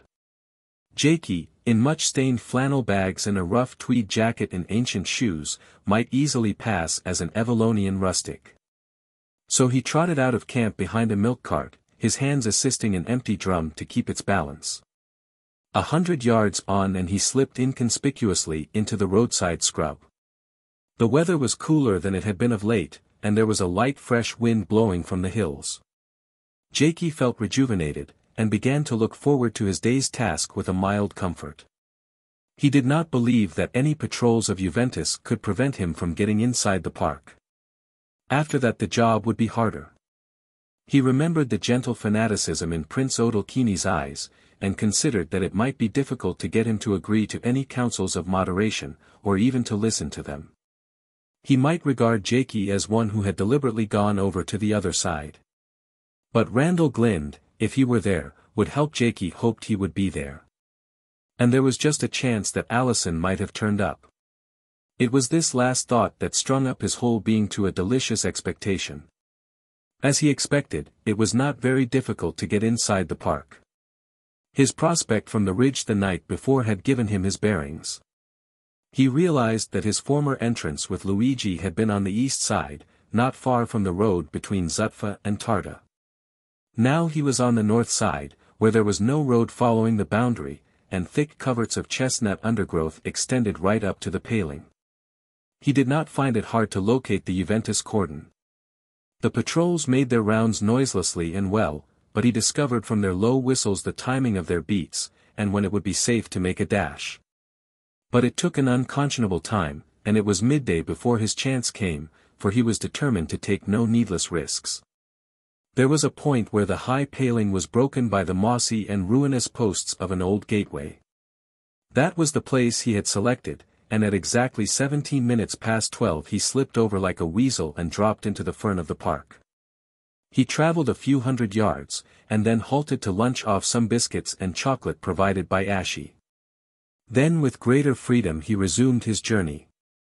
Beneath him the ground fell away to a small stream, a tributary of the Rave, which had been canalised in a broad stone channel. There was no bridge, but for the convenience of the estate labourers a plank had been laid across it. Beyond was a glade of turf, at the end of which he could see the beginning of a formal garden. This was very plain sailing, and he became careless, forgetting that Juventus might have their patrols inside the park as well as without. Suddenly, when he was within a few yards of the culvert, swinging along and humming to himself, he found his feet fly from beneath him. He had been tripped up neatly by a long pole, and the owner sat himself heavily on his chest. Convinced after the first movement that he was hopelessly outmatched in physical strength, Jaikie did not struggle. Vain resistance he had always regarded as folly. His assailant behaved oddly. He ejaculated something as the result of a closer inspection, and then removed himself from his prisoner's chest. But he did not relax a tight grip on his arm. Jaikie observed with some surprise that he was in the hands of Ivar. Ivar's surprise was greater. His arms imprisoned Jaikie's to his sides, and to a spectator the couple must have had a lover-like air. "Mr. Galt," he gasped. "What the devil are you doing here?" "You may well ask," said Jaikie pleasantly. "The fact is, I've broken bounds. I wanted to have a look at that Schloss. D'you mind not gripping my shoulder so hard? You've got me safe enough." "You have escaped," said Ivar solemnly. "You have not been permitted to come here on parole." "No. Count Paul did not give me permission. He knows nothing about it. This is my own show. But look here, Ivar, you're a sensible chap and must listen to reason. I'm on your side, and I'm trying to help your cause in my own way. I have special reasons for being here which I can't explain to you now. I mean to be back in camp this evening. I'll pledge you my word of honor for that. So if you're wise you'll let me go and never say a word about having seen me." Ivar's face showed the confusion of his feelings. "You know all about me," Jaikie went on. "You know I'm a friend of the prefectus. Well, I'm trying to help him, without his knowledge. That's why I'm here. You won't interfere with me if you've the interests of Juventus at heart." The boy's face had changed from bewilderment to sternness. "I cannot let you go. You are my prisoner and you must return with me. It is not for me to use my discretion. I must obey my orders, and the orders are clear." There was that in his eye which warned Jaikie that argument was futile. The discipline of Juventus allowed no quibbling. But Jaikie continued to plead, judging meantime the distance from the culvert and the plank. Then he seemed to give it up as a bad job. "All right," he said. "So be it. I dare say it's the only thing you can do, but it's infernal hard luck on me. The prefectus will think I have been trying to double-cross him, and I honestly wanted to help him. You believe that, don't you?" Ivar, remembering his admiration of yesterday, relented so far as to say that he did. Jaikie's surrender, too, caused him to relax the tightness of his grip, and in an instant Jaikie acted. With an eel-like twist he was out of his clutches and Ivar found himself sprawling on the slope. Before he had found his feet Jaikie had skipped over the culvert and had kicked the plank into the water. The two faced each other across a gully which was too broad to jump, and to cross which meant the descent and ascent of slimy stone walls. "Let's talk sense," said Jaikie. "You know you haven't an earthly chance of catching me. You've done your duty, in arresting me. Only I've escaped, which is your rotten luck. Now listen. I'm going on to reconnoiter that house, never mind why. But, as I told you, I'm on your side, and on Count Paul's side, and I'm coming back.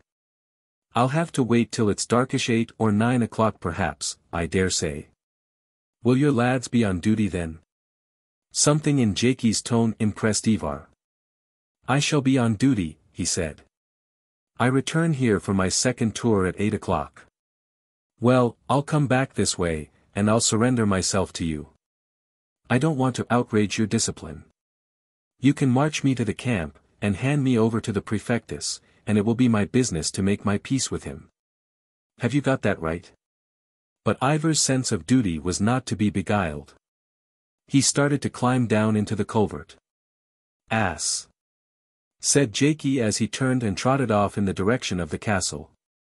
He dived into one of the side glades, and when he had reached the first terrace wall and looked back he saw that his pursuer had halted not very far from the culvert.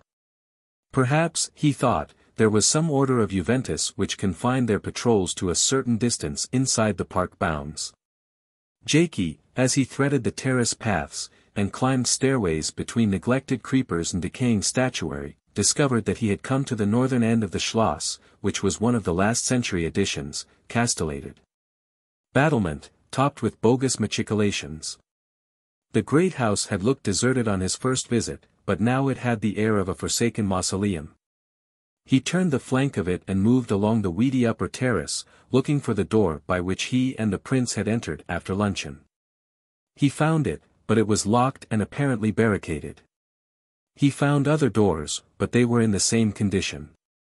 The House of the Four Winds seemed to have prepared itself for a siege. This was discouraging. It occurred to him that the prince might have departed, but in that case Juventus would have known of it and would not be maintaining its vigilant beleaguerment.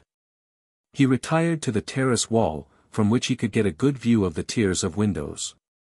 All of them were blind and shuttered. If there were people in the castle they were dwelling in the dark. This he knew was the side where the chief living rooms were, and if there were inmates anywhere it would be here. At last his quick eyes caught sight of something on the third floor. It was a window open a little at the top. It was dark, but that might be because of blinds and not of shutters. The sun was so placed that it was hard to judge of that. By that window, and by that window only, he might effect an entrance. It was an easy conclusion to reach, but the ways and means were not easy. Beneath each line of windows ran a narrow ledge along which it might be just possible to make a traverse. But the question was how to reach that ledge, for there were no friendly creepers on the great blank stone facade. Jaikie, moving stealthily in the cover of pots and statues, for he had an ugly feeling that he might be under hostile observation, reconnoitered carefully the whole front. Something told him that he was not alone in this business. He had the sense that somewhere else on that terrace there were human beings engaged perhaps in the same enterprise. Could Juventus have flung out their scouts thus far? He scarcely believed it, judging from Ivor's behavior, but he had no time for nervousness, for the day was getting on and he had still his main work to do. The front yielded him nothing. But at the flanking tower which he had first approached he got a glimmer of hope. There was a fire escape which had been allowed to fall into disrepair, but which was certainly still climbable. The question was, would it give access to the ledge below the window? He thought that it might, and started to ascend. Many of the rungs were rotten, and he had to move with extreme caution. Indeed, at one moment he feared that the whole contraption would break loose from the wall. Now his early training proved its worth, for he was without a suspicion of vertigo, and could look down unmoved from any height. The fire escape led up to the third story, and he found that by stepping to his left he could stand on the sill of a narrow window in the gap between the tower and the main facade. He got his hands on the ledge and to his relief found it broader than he had hoped, at least 1.5 feet of hard stone. The difficulty would be to draw himself up onto it. He achieved this, not without some tremor of the heart, for 1.5 feet is not much of a landing place. Very cautiously he laid himself along it, and then slowly raised himself to his feet. By turning his head he had a glimpse of a great swimming landscape running out into blue distances. He did not look twice, for even his cool head grew a little giddy at the sight. With his face to the wall of the castle he began to sidestep along the ledge. It proved far simpler than he had feared, for the stone was firm. He passed window after window, all closed and shuttered, till his heart began to sink. Had he blundered after all? Surely the window he had marked had been the 5th from the right. And then he came to one which, as he approached it, seemed suddenly to move. A hand was lifting the lower sash, and an old face looked out into the sunlight. Jaikie took a firm grip of the inner sill, for he felt that anything might happen, and the terrace was a long way below. "Prince Odalchini," he said, "I've come back." The old face scarcely changed. Its eyes peered and blinked a little at the uncouth figure which seemed to be hanging in air. "I'm Galt," said the figure.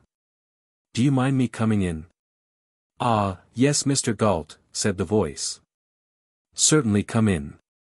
You are very welcome. I do not think anyone has attempted that ledge since for a bet I did it as a boy. But my effort was limited to the traverse between 2 windows. You have come all the way from the North Tower. Magnificent. You will desire, I think, some refreshment." Dickson McCunn sat in a deep armchair sipping a mammoth cup of tea. Prince Odalchini had offered every kind of refreshment, but it had taken time to dig the old housekeeper and the older butler out of the cavernous lower regions, and indeed Janet and Alison had had to descend themselves and help to make tea. All 7 were now sitting in the prince's cabinet, and for the last quarter of an hour the conversation had been chiefly an examination of Jaikie by the prince and Randal Glynde. Dickson listened with only half an ear, for Jaikie was confirming what they already knew. He was more intent on savoring the full strangeness of this experience. 2 days ago he had been an ordinary convalescent at a German Kurhaus, on the eve of returning to the homely delights of Bloriary. Now he found himself inside an old stone palace which was in a state of siege, a palace which he had entered like a rat through mysterious cellars. His mind kept casting back to the spring morning 9 or was it 10 years ago, when, being freed forever from the routine of business, he had set out on a walking tour, and had found himself in another great house among desperate folk. He remembered his tremors and hesitations, and that final resolve which he had never regretted, which indeed had been the foundation of all his recent happiness. Was he destined to face another crisis? Looking back, it seemed to him that everything had been predestined. He had left the shop and set out on his travels because he was needed at Huntingtower. Had Providence decreed that Dr. Christoph should give him back his health simply that he should come here? Dickson felt solemn. He had that Calvinistic belief in the guidance of Allah which is stronger than any Moslem's, and he had also the perpetual expectation of the bigoted romantic. But he was getting an old man, too old for cantrips. His eye fell upon Prince Odalchini, who was also old, though he seemed to have grown considerably younger in the past half-hour. He felt that he had misjudged the prince. His face was shrewder than he had thought, and he seemed to be talking with authority. Jaikie, too. Dickson was not following the talk, but Jaikie's gravity was impressive, and the rest were listening to him eagerly. He felt a sudden uprush of pride in Jaikie. He was a different being now from the pallid urchin of Huntingtower, who had wept bitterly when he was getting dangerous. His eyes roamed round the walls, taking in a square of old tapestry, and a line of dark Kit-Kat portraits. The window showed a patch of golden evening sky. The light caught Alison's hair, and he began to wonder about her and Jaikie. Would they ever be man and wife? It would be a queer match between long descent and no descent at all, but it was a queer world, and nothing could be queerer than this place. Janet and Archie belonged to a familiar sphere, but Mr. Glynde was like nothing so much as the Pied Piper of Hamelin. What was he, Dickson McCunn, doing among such outlandish folk? Dougal had said that they wanted his advice. But he felt as impotent as Thomas the Rhymer no doubt felt when he was consulted on the internal affairs of fairyland. Still, common sense was the same all the world over. But what if common sense was not wanted here, but some desperate quality of rashness, some insane adventurousness? He wished he were 20 years younger, for he remembered Prince John. He was sworn to do his best for the exiled monarch, and that very morning with a break in his voice he had renewed the pledge to the chauffeur McTavish. By this time he was coming out of his dreams, and hearing something of the conversation. As he finished his tea, Jaikie was putting the heart of his problem in staccato sentences, and Prince Odalchini and Mr. Glynde with gloomy faces were nodding their assent. Something in the words stirred a reminiscence. "I mind," said Dickson out of the depths of his chair. It was the first time he had spoken, and the others turned to him, so that he felt a little embarrassed. "I mind," he said, "when Jimmy Turnbull was running for Lord Provost of Glasgow. He was well liked and far the best man for the job, but the feck of the town council didn't fancy his backers, and if it had come to the vote Jimmy would have been beat. So Tam Dickson, he was my own cousin and was Bailey then and afterwards Lord Provost himself. Tam was the wily one and jerked his brains to think of a way out. What he did was this. He got Jimmy's friends to drop Jimmy and put up one David Duthie, who was a blethering body that was never out of the papers. He had a sore job persuading them, he told me, but he managed it in the end. The consequence was that the very men that were opposed to Jimmy's backers, now that he was quit of them, took up Jimmy, and since they were a majority of the council he was triumphantly elected." Dickson's apologue was received with blank faces by the others, with the exception of Randal Glynde.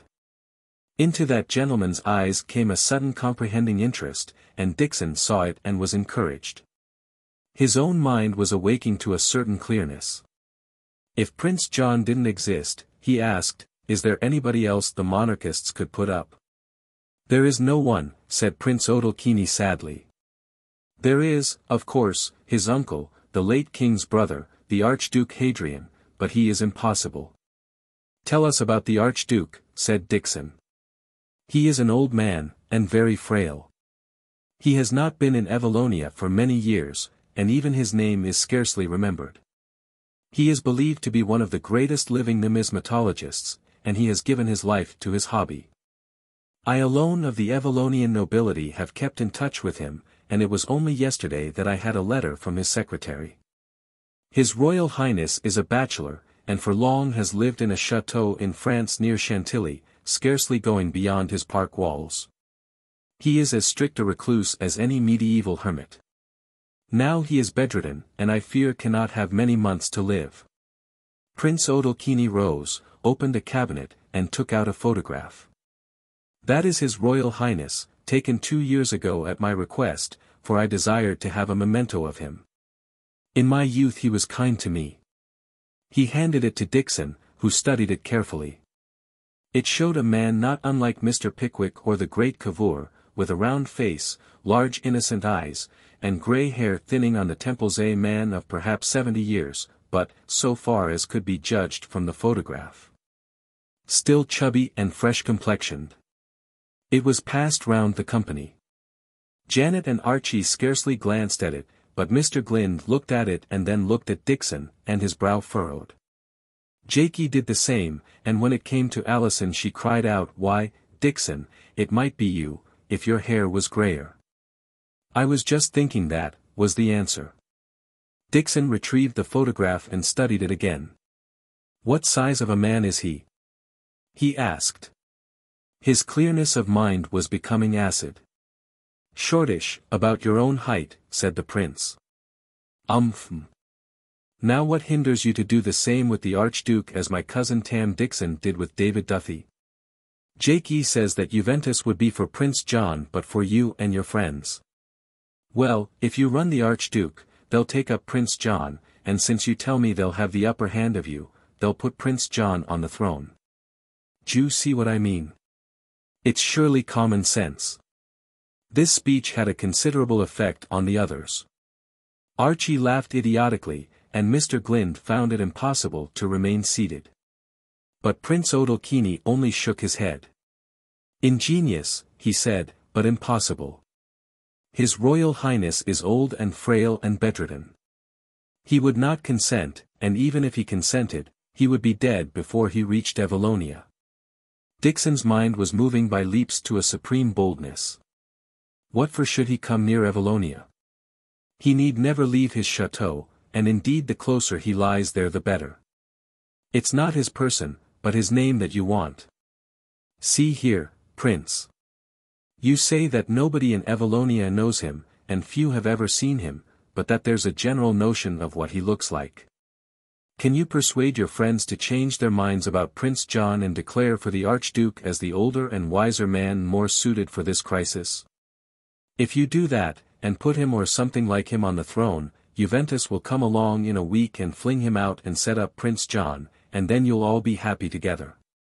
The company was staring at him open-mouthed and wide-eyed, all except Prince Odalchini, who seemed inclined to be cross. "But I tell you we cannot get His Royal Highness," he said. "I said, or something like him," was Dickson's answer. His mind was now as limpid as an April morning. "What on earth do you mean?" "I mean somebody you can pass off as the Archduke." "And where shall we find him?" The prince's tone was ironical. "What about myself?" said Dickson. For an instant there was utter silence. Prince Odalchini's face showed a range of strong emotions, anger, perplexity, incredulity, and then something that was almost hope. When he spoke, his words were inadequate to his feelings. "Are you mad?" he asked. "'Deed I'm not. I came here as a businessman to give you my advice, and there it is. It's a perfectly simple proposition, and there's just the one answer. By the mercy of God I'm reasonably like the old man, though I'm a good deal younger, and anyway there is nobody to tell the differ. I'm willing to take the chance, though I suppose it will be high treason if I'm grip-pit, for I'm not going back on my word to Prince John. I'll see yon lad with his hinder parts on the throne before I leave Evallonia, or my name's not Dickson McCunn. You realize that you would be running tremendous risks? Ugh, aye, but I've taken risks before this. The only thing I stipulate is that I'm not left too long on the throne, for I wouldn't be up to the job. I might manage a week before I went scalping across the frontier but not more. Prince Odalchini's expression had changed.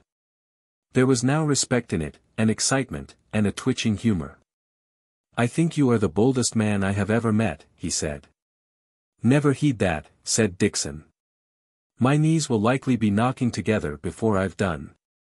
What I want to know is, can you persuade the rest of your lot, Murresco particularly, to agree to this plan?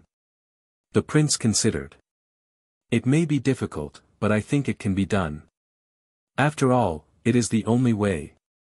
And can you upset the Republic and set up the Archduke? Beyond doubt. For a little while, that is to say. Last and most important, can Juventus be persuaded to accept Prince John? It was Jaikie who answered. I believe they could. Count Paul would jump at him, and so would the rank and file. I don't know about the other leaders. There's a woman who matters a good deal. Prince John must marry her then. That's all. We're desperate folk and we're not going to stick at trifles. Dickson was in that mood of excited authority which always with him followed the taking of a great resolution. But, Jaikie, it's terrible important that, if I get that far, Juventus must force me to abdicate in a week. I couldn't manage longer. It would be an awful business if at my time of life I was kept cocked up on a throne I didn't want. There's just the one job for you, and that's to manage Juventus, and, mind, I've trusted you often and never known you fail. Away with you back to your camp, for there's no time to lose. We dine in half an hour, said Prince Odalchini. Well, let's get pencil and paper and work out the details. But they did not immediately get to business, for Alison rose and ceremoniously embraced Mr. McCunn. Her kiss was like that of Saskia's years before in the house of Huntingtower. It loosed a force of unknown velocity upon the world. The twilight had fallen when Jaikie emerged from one of the terrace doors, which was promptly locked behind him. He proposed to return the way he had come and surrender himself to Ivar. After that he and Ashie must hold high converse. He had a task before him of immense difficulty and his head was already humming with plans. But Dickson's certainty had given him hope, and he thanked his stars that he had not gone home, for now he was in the kind of adventure he had dreamed of, and his comrades were the people he loved best in the world. This was his notion of happiness. He must hurry, if he was not to miss Ivar, so he short-circuited his route, by dropping from the successive terrace walls instead of going round by the stairways. At the last of them he found that he had dropped into a human embrace which was strict and powerful, but not friendly. His instinct of the afternoon had been right. Others besides himself had been lurking among the paths and statues of the terraces. 8. Splendide Mendax. Jaikie's captors, whoever they were, meant business. Before the sack was slipped over his head a cloth, sticky and sweet-smelling, was twisted round his mouth. He was vaguely aware of struggling against an immense suffocating eiderdown, and that was his last conscious moment for perhaps 10 minutes. These minutes should have been hours if the intentions of his ill-wishers had been fulfilled. But in Jaikie they had struck a being oddly constituted. Just as it was nearly impossible to make him drunk, so he was notably insensitive to other forms of dope. Had he ever had to face a major operation, the anesthetist would have had a difficult time with him. Moreover, his nose had come into contact with something hard and was bleeding copiously, which may have counteracted the stuff on the bandage. The consequence was that he presently regained his senses, and found himself in a position of intense bodily discomfort. He was being borne swiftly along by persons who treated him with no more respect than as if he were a bundle of faggots. He was a good deal frightened, but his anger was greater than his fright, and it was directed against himself. For the third time within a week he had stumbled blindly into captivity, first Ashie, then Ivar that very day, and now some enemy unknown. What had become of the caution on which he had prided himself? He had been an easy victim, because he had had no thought for anything but the immediate future, and had not recognized that he had been walking among hidden fires. He reproached himself bitterly. Ashie had trusted him, Prince Odalchini had trusted him, and he had proved himself only a blundering child. What especially rankled was that he must break his pledge to Ivar. That dutiful youth would be looking for him near the boundary of the park, and would set him down as a common liar. Indignation, especially against oneself, is a wonderful antidote to fear. It also tends to sharpen the wits. Jaikie, with a horrid crick in his neck and a back aching from rough treatment, began to think hard and fast. Who was responsible for this outrage? Certainly not Prince Odalchini or anyone connected with the House of the Four Winds. Not Juventus. Ivar was the only green shirt who knew of his visit to the castle, and Ivar was too much of a gentleman to resort to these brigand tricks. So far his conclusions were clear, but they were only negative. Who would want to capture him? Somebody who knew about his new job, but the only people in the secret were his friends in the castle. Somebody who had a grudge against Prince Odalchini, but that could only be Juventus, and he had ruled Juventus out. Somebody who had a grievance against himself, but he was a humble stranger unknown in Evallonia. Somebody who hated Juventus and the prince alike and who suspected him as a liaison between them, now, who filled that bill? Only the present Republican government in Evallonia. But all his information was to the effect that that government was shaking in its shoes, and that its members were making their best speed to the frontier. They could have neither leisure or inclination to spy thus effectively on a castle at whose gates the myrmidons of Juventus were sitting. And then suddenly he remembered what Ashie had told him and Prince Odalchini had repeated. Behind the effete republic was a stronger and darker power. A horrid memory of Mastrovan came to his mind, the face which had glowered on him in the room in the Portaway Hydropathic, the face which he had seen distorted with fury in the library of Castle Gay, the heavy shaven chin, the lowering brows. The small penetrating eyes, the face which Red Davy had described as that of a maker of revolutions. The thought that he might be in Mastrovan's hands sent a shiver down his aching spine. The man had tried to kidnap Prince John and had been foiled by Alison. He must be desperate with all his plans in confusion, a mad dog ready to tear whatever enemy he could get his fangs into. Jaikie's fears must have stopped well short of panic, for he had enough power of reflection left to wonder where he was being taken. He was no longer in the park or the garden, for the feet of his bearers sounded as if they were on some kind of pavement. He had an impression, too, that he was not in the open air, but inside a mason building.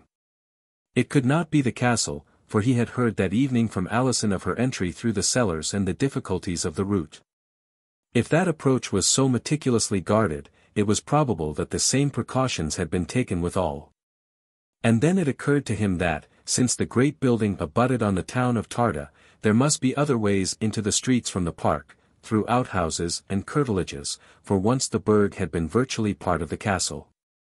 No doubt these were now disused and blocked up, but some knowledge of them might linger in queer places.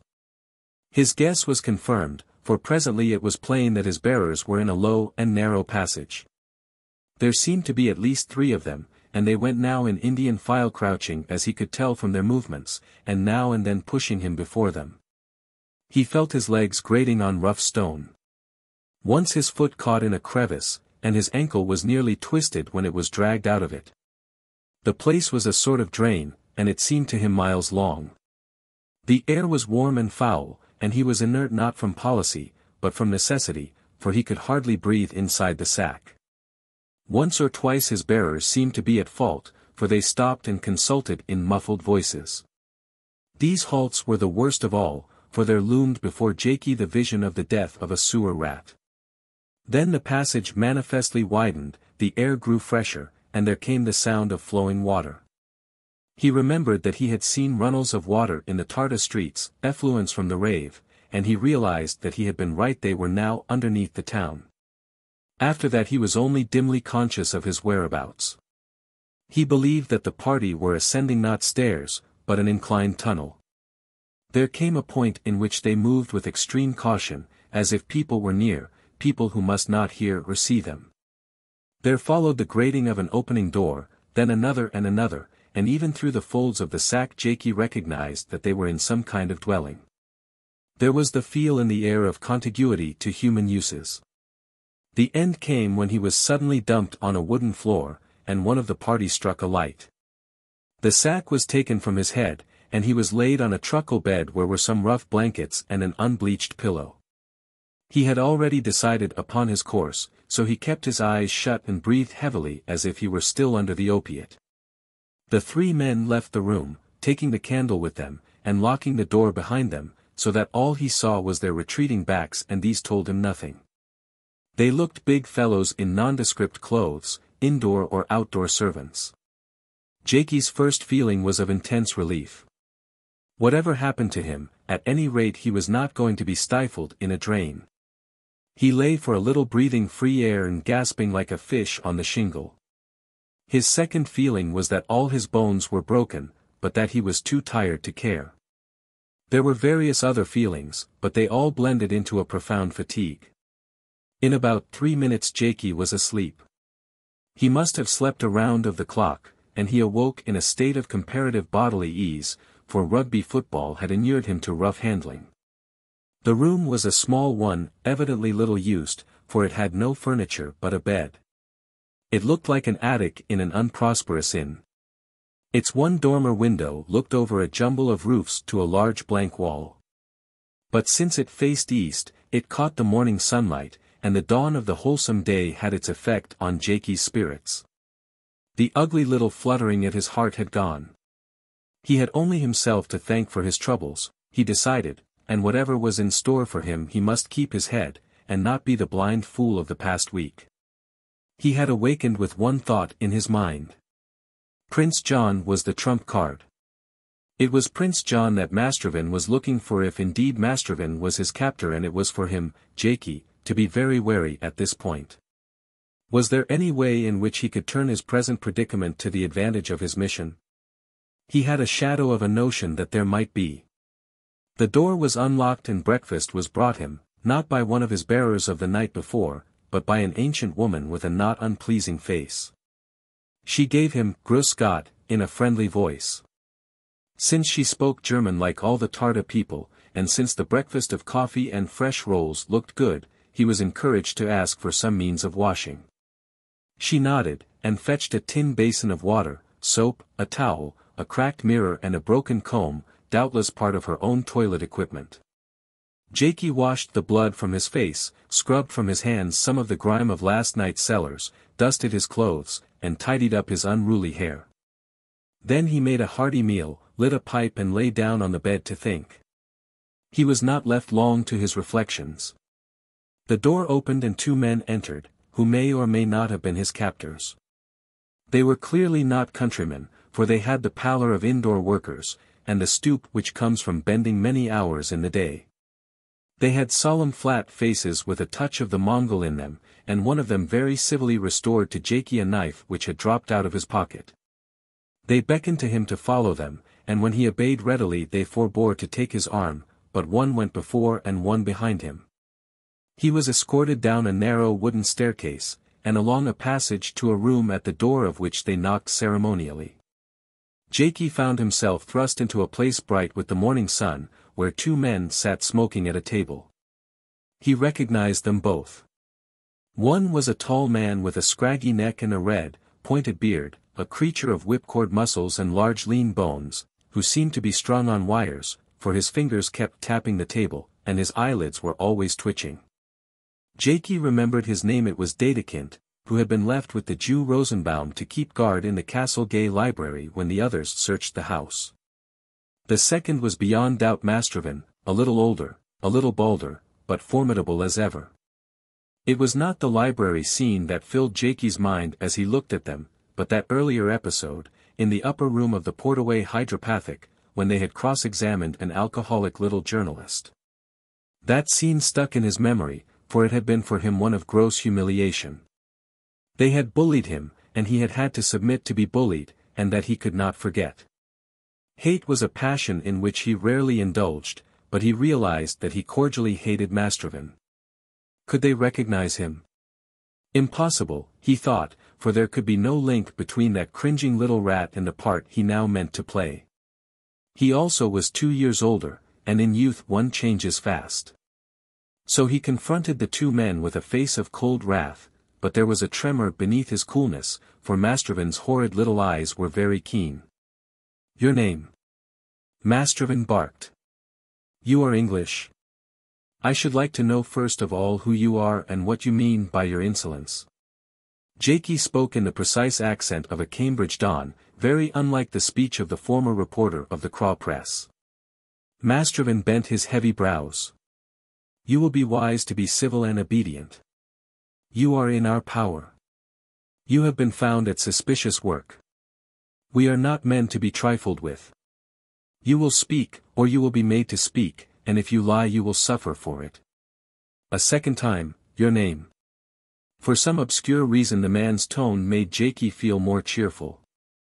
This was common vulgar bullying, bluffing on a poor hand. He thought fast. Who did they think he was? He had noticed that at the first sight of him the faces of both men had fallen. Had he been arrested because they believed that he was Prince John? "I am English," he said. "An English traveller. Is this the way that Evallonia welcomes visitors? You are English, no doubt, and therefore you are suspect. It is known that the English are closely allied with those who are plotting against our government." "Oh, I see." Jaikie shrugged his shoulders and grinned. "You think I'm taking a hand in your politics? Well, I'm not. I don't know the first thing about them, and I care less. But if you're acting on behalf of the government, then I dare say you're right to question me. I'll tell you everything about myself, for I've nothing to conceal. My name is John Galt.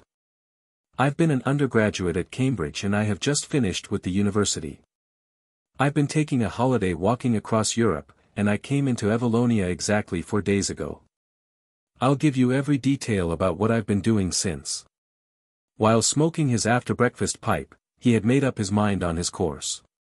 He would tell the literal truth, which he hoped to season with one final and enormous lie. "You have proof of what you say?" Mastervan asked. Jaikie took from his breast pocket the whole of its contents, which were not compromising. There was a lean pocket-book with very little money in it, his passport, the stump of a cheque-book, and 1 or 2 Cambridge bills. Fortunately, Alison's letters from Unnutz were in his rucksack. "There's every paper I've got," he said and laid them on the table. Mastervan studied the bundle and passed it to Dedekind. "Now you will recount all your doings since you came to Tarta. Be careful. Your story can be checked." Jaikie obliged with a minute recital. He described his meeting with his Cambridge friend, Count Paul Jovian. He explained that he knew Prince Odalchini slightly and had letters to him, and that he had called on him at the castle and stayed to lunch. He described his ambush by Ashie, and his life in the Juventus camp. On this Mastervan asked him many questions, to which he replied with a great air of unintelligent honesty. "They were always drilling and having powwows," he said, "but I couldn't make out what they were after. All I did was to play football. I'm rather good at that, for I play for Scotland." "Now we will have your doings of yesterday," said Mastervan grimly. Jaikie replied with expansive details. "I was getting tired of the camp. You see, I was a sort of prisoner, though heaven knows why. I suppose it had something to do with your soda-water politics. Anyway, I was fed up and wanted a change. Besides, I had promised to see Prince Odalchini again. So I slipped out of the camp and had a pretty difficult time getting into the castle grounds. The Juventus people were patrolling everywhere, and I had a bit of a scrap with one of them. Then I had a still more difficult time getting inside the castle. I had to climb in like a cat burglar." Jaikie enlarged with gusto on the sensational nature of that climb, for he believed that Mastervan's people had been somewhere on the terrace and must have seen him. It looked as if the guess was correct, for Mastervan seemed to accept his story. Within the castle you saw whom, he barked. He had a most unpleasant intimidating voice. I saw the prince, and dined with him. There were 1 or 2 other people there, but I didn't catch their names. One was an English member of Parliament, I think. So. Mastervan nodded to Dedekind. And when you had dined you left. Where were you going? I was going back to the camp. I hadn't given my parole or anything of the kind, but I felt that I was behaving badly to my friend. Though he had made me prisoner he treated me well, and I am very fond of him. I proposed to go back and tell him what I had done. He knew of your visit to the castle. Not he. I took French leave. But I didn't like to leave Evallonia without having an explanation with him. Besides, I doubt if I could have managed it with his scouts everywhere. When your ruffians laid hands on me, I was going back the way I had come in the morning. Mastervan talked for a little with Dedekind in a tongue unknown to Jaikie. Then he turned upon him again his hanging countenance. You may be speaking the truth. You say you have no interest in the affairs of Evallonia. If that be so, you can have no objection to doing the government of the Republic a service.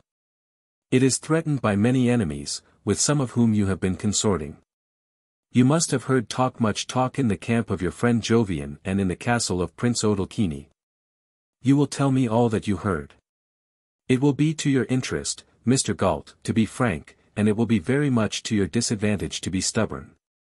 Jaikie put up a very creditable piece of acting.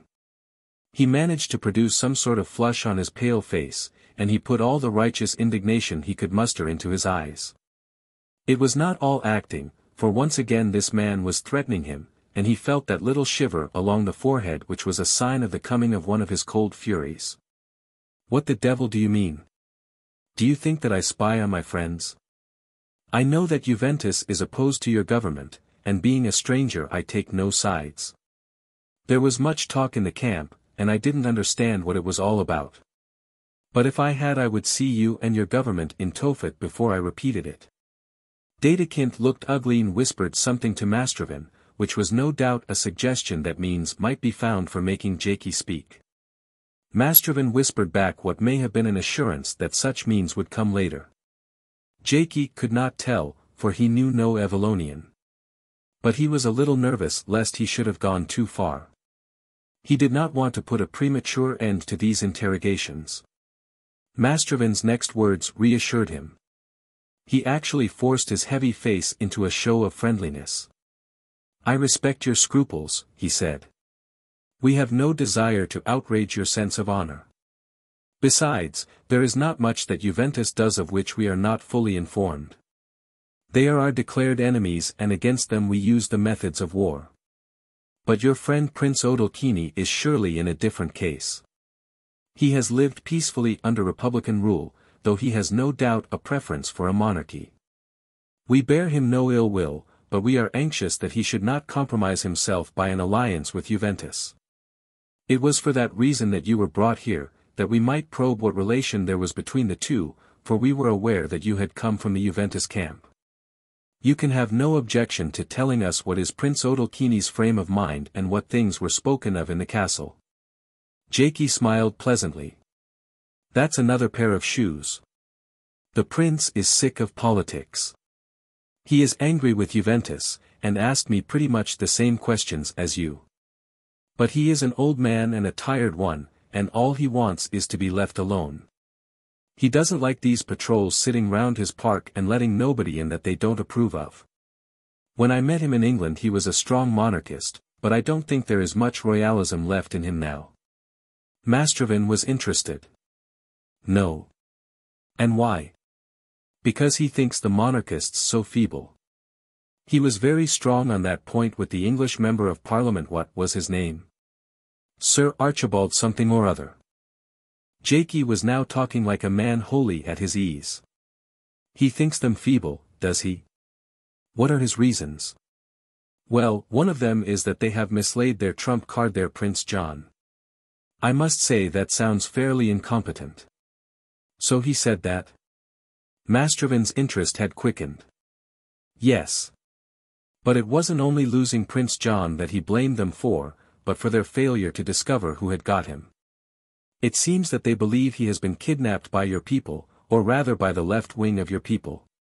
Prince Odalchini mentioned a name something like Merovingian. It began with an M, anyway. But that appears to have been a completely false scent. Prince Odalchini thinks it a false scent. Mastrovin's voice was suddenly quiet and gentle. Yes, because they now know where he is. Jaikie had ceased to be a witness in the box, and was talking easily as if to a club acquaintance. He launched his mendacious bombshell in the most casual tone, as if it were only a matter of academic interest. It's Juventus that have Prince John. Not the lot here, but the division 100 miles south that is holding the oil fields. There's a woman in command. I remember her name, because it was so fantastic, the Countess Araminta Troyos. There was dead silence for a second or two. Mastrovin's eyes were on the table, and Dedekin's fingers ceased to beat their endless tattoo. So you see, Jaikie concluded lightly, Prince Odalchini is naturally sick of the whole business. I would like to see him out of the country altogether, for Evallonia at present seems to me no place for an old gentleman who only asks for a quiet life. Mastrovin spoke at last. If Jaikie's news was a shock to him, he did not show it. He was smiling like a large, sleepy cat. What you tell us is very interesting, he said. But we have much more to learn from you, Mr. Galt. I can't tell you anything more. I think you can. At any rate, we will endeavor to help your memory. Jaikie, who had been rather pleased with himself, found his heart sink. There was a horrid menace behind that purring voice. Only the little shiver across his forehead kept him cool. I demand to be released at once, he said. As an Englishman you dare not interfere with me, since you have nothing against me. You propose to go back to the Juventus camp, and then to go home to England. The first cannot be permitted. The second, well, the second depends on many things. Whether you will ever see England again rests with yourself. In the meantime you will remain in our charge and at our orders. He rasped out the last words in a voice from which every trace of urbanity had departed. His face, too, was as Jaikie remembered it in the canonry, a mask of ruthlessness. And then, like an echo of his stridency, came a grinding at the door. It was locked, and someone without was aware of that fact and disliked it. There was a sound of a heavy body applied to it, and, since the thing was flimsy, the lock gave and it flew open. Jaikie's astonished eyes saw a young green-shirt officer, and behind him a quartet of hefty Juventus privates. He learned afterwards the explanation of this opportune appearance. A considerable addition had been made to Ashie's wing, and it was proposed to billet the newcomers in the town. Accordingly a billeting party had been dispatched to arrange for quarters, and it had begun with the principal inns. At this particular inn, which stood in a retired alley, the landlord had not been forthcoming, so the party had explored on their own account the capacities of the building. They had found their way obstructed by sundry odd-looking persons, and, since Juventus did not stand on ceremony, had summarily removed them from their path. A locked door to people in their mood seemed an insult, and they had not hesitated to break it open. With one eye Jaikie saw that Mastrovin and Dedekind had their fingers on pistol triggers. With the other he saw that the green shirt had no inkling who the two were. His first thought was to denounce them, but it was at once discarded. That would mean shooting, and he considered it likely that he himself would stop a bullet. Besides, he had at the back of his head a notion that Mastrovin might malgré lui prove useful. By a fortunate chance he knew the officer, who had been the hooker of the forwards against whom he had played football, and to whom he had afterwards been introduced. He saw, too, that he was recognized. So he gave the Juventus salute and held out his hand. "I'm very glad to see you," he said. "I was just coming to look for you. I surrender myself to you. It's your business to arrest me and take me back to camp. The fact is, I broke bounds yesterday and went on the spree. No, there was no parole. I meant to return last night, but I was detained. I shall have to have it out with the prefectus. I deserve to be put in irons, but I don't think he'll be very angry, for I have a good many important things to tell him. Jaikie had managed to sidle towards the door, so that he was close to the green shirts. The officer was puzzled. He recognized Jaikie as a friend of the prefectus and one for whose football capacities he had acquired a profound respect. Moreover, the frankness of his confession of irregular conduct disarmed him. "Why should I arrest you?" he stammered in his indifferent English. "Because I am an escaped prisoner. Discipline's discipline, you know, though a breach of it now and then may be good business." The young officer glanced at the morose figures at the table. Happily he did not see the pistols which they fingered. "Who are these?" he asked. "Two people staying in this inn. Bagmen of no consequence. By the way, I wonder what fool locked that door." The young man laughed. "It is a queer place this, and I do not like it. Few of the rooms are furnished, and the landlord has vanished, leaving only boorish servants. But I have to find billets for 3 companies before evening, and in these times one cannot be fastidious." He paused. "You are not, how do you say it, pulling my foot?" "Lord, no. I'm deadly serious, and the sooner I see the prefectus the better. Then I will detail 2 men to escort you back to camp. We will leave this place, which is as bare as a rabbit warren. I apologize, sirs, for my intrusion." He bowed to the 2 men at the table, and, to Jaikie's amusement, they stood up and solemnly bowed in return. Jaikie spent a somnolent afternoon in the tent of the prefectus, outside of which, at his own request, an armed sentry stood on guard. "Don't curse me, Ashie," he said when its owner returned. "I know I've broken all the rules, so you've got to pretend to treat me rough. Better say you're deporting me to headquarters for punishment. I want some solid hours of your undivided attention this evening, for I've the deuce of a lot to tell you. After dinner will be all right. Meantime, I want a large-scale map of Evallonia. One with the Juventus positions marked on it would be best. Any word of the Countess Araminta?" "Yes, confound her. She has started to move. Moving on Crovelin, which is the monarchists' headquarters. Devil take her for an abandoned hussy. Any moment she may land us in bloody war." "All the more reason why you and I should get busy," said Jaikie. "You have blood on your forehead," Ashie told him that evening, when at last the prefectus was free from his duties. "Have you been in a scrap? That comes of having a rotten mirror. I thought I had washed it all off." "No, I had no scrap, but I got my nose bled. By Mastrovan, or rather by one of his minions." Ashie's eyes opened. "You seem to have been seeing life. Get on with your story, Jaikie. We're by ourselves, and if you tantalize me any longer I'll put you in irons." Jaikie told the last part first, a sober narrative of kidnapping, an unpleasant journey, a night's lodging, a strictly truthful talk with 2 dangerous men, and the opportune coming of the green shirt patrol. Ashie whistled. "You were in a worse danger than you knew. I almost wish it had come to shooting, for there were enough green shirts in Tarta this morning to pull that inn down stone by stone. I should love to see Mastrovan in his grave. But I dare say he would have taken you with him, and that would never do. Well, I've got the end of your tale. Now get back to the beginning. How did you get into the park?" "Easily enough, but your people made it a slow business. By the way, I wish you would have up a lad called Ivar and explain to him that I was unavoidably prevented from keeping my engagement with him. He's a pleasant chap, and I shouldn't like him to think me a crook. The park was easy, but the castle was a tougher proposition. I had to do rather a fine bit of roof climbing, and it was then that Mastrovan's fellows saw me, when I was spidering about the battlements. However, in the end I found an open window and got inside and met a pleasant little party. English all of them, except Prince Odalchini. Good Lord, what were they doing there? Justifying Mastrovan's suspicion that England is mixed up with the Evallonian monarchists. I think they are going to be rather useful people, for they are precisely of your own way of thinking. So is Prince Odalchini, and he believes he can persuade Count Casimir and the rest of his crowd. At any rate, he is going to have a dashed good try.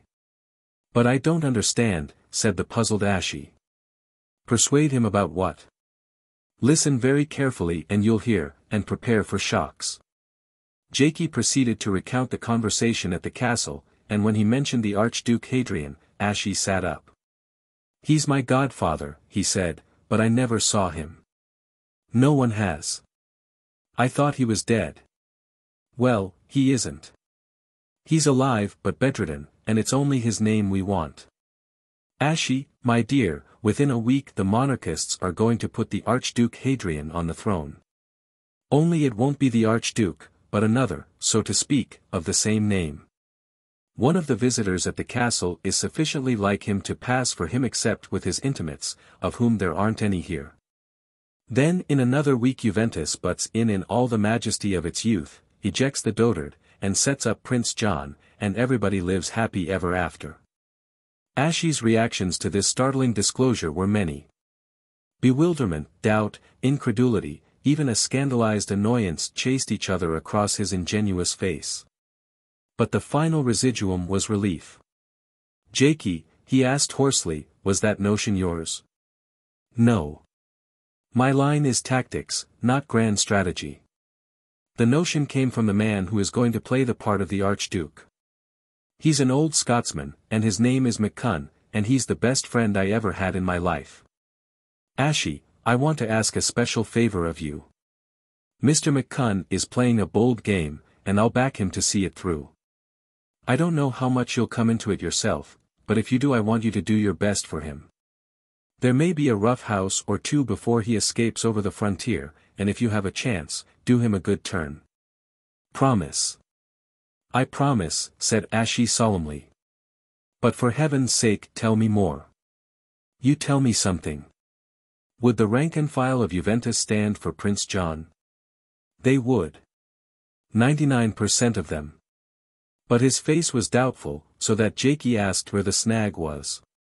It's Cousin Mintha. I don't know how she'll take it. That's my job. I'm off tomorrow at break of day. You'll have to let me go, and find me a motor bicycle. You're going to Mintha. I must. Every man to his job, and that's the one I've been allotted. I can't say I fancy it. I'd sooner have had any other, but there it is, and I must make the best of it. You must give me all the tips you can think of. You'd better get hold of Dr. Jagan first. He is Mintha's chief counselor. Good. I know him, met him in Scotland. A loquacious old dog, but honest. How are you going to get Prince John out of the monarchist crowd into Mintha's arms? He isn't with the monarchists. He's lost. Lost. That spikes our guns. Officially lost. He disappeared a few days ago from the place in the Tyrol where Count Casimir had him hidden. The Count thought that Mastrovan had pinched him, and Mastrovan, well, I don't know what Mastrovan thought, but he's raking heaven and earth to find him. Nobody knows where he is except the little party that dined last night in the castle. That's why Casimir will be friendly to the idea of the Archduke, for he has mislaid his prince. Where is he? Ashie demanded. I had better not tell you. It would be wiser for you not to know at present. But I promise you I can lay my finger on him whenever we want him. What you've got to do is to put it about that he's with Juventus. That will prepare people's minds and maybe force your cousin's hand. I did a useful bit of work this morning, for I told Mastrovan that Prince John was with the Countess Araminta.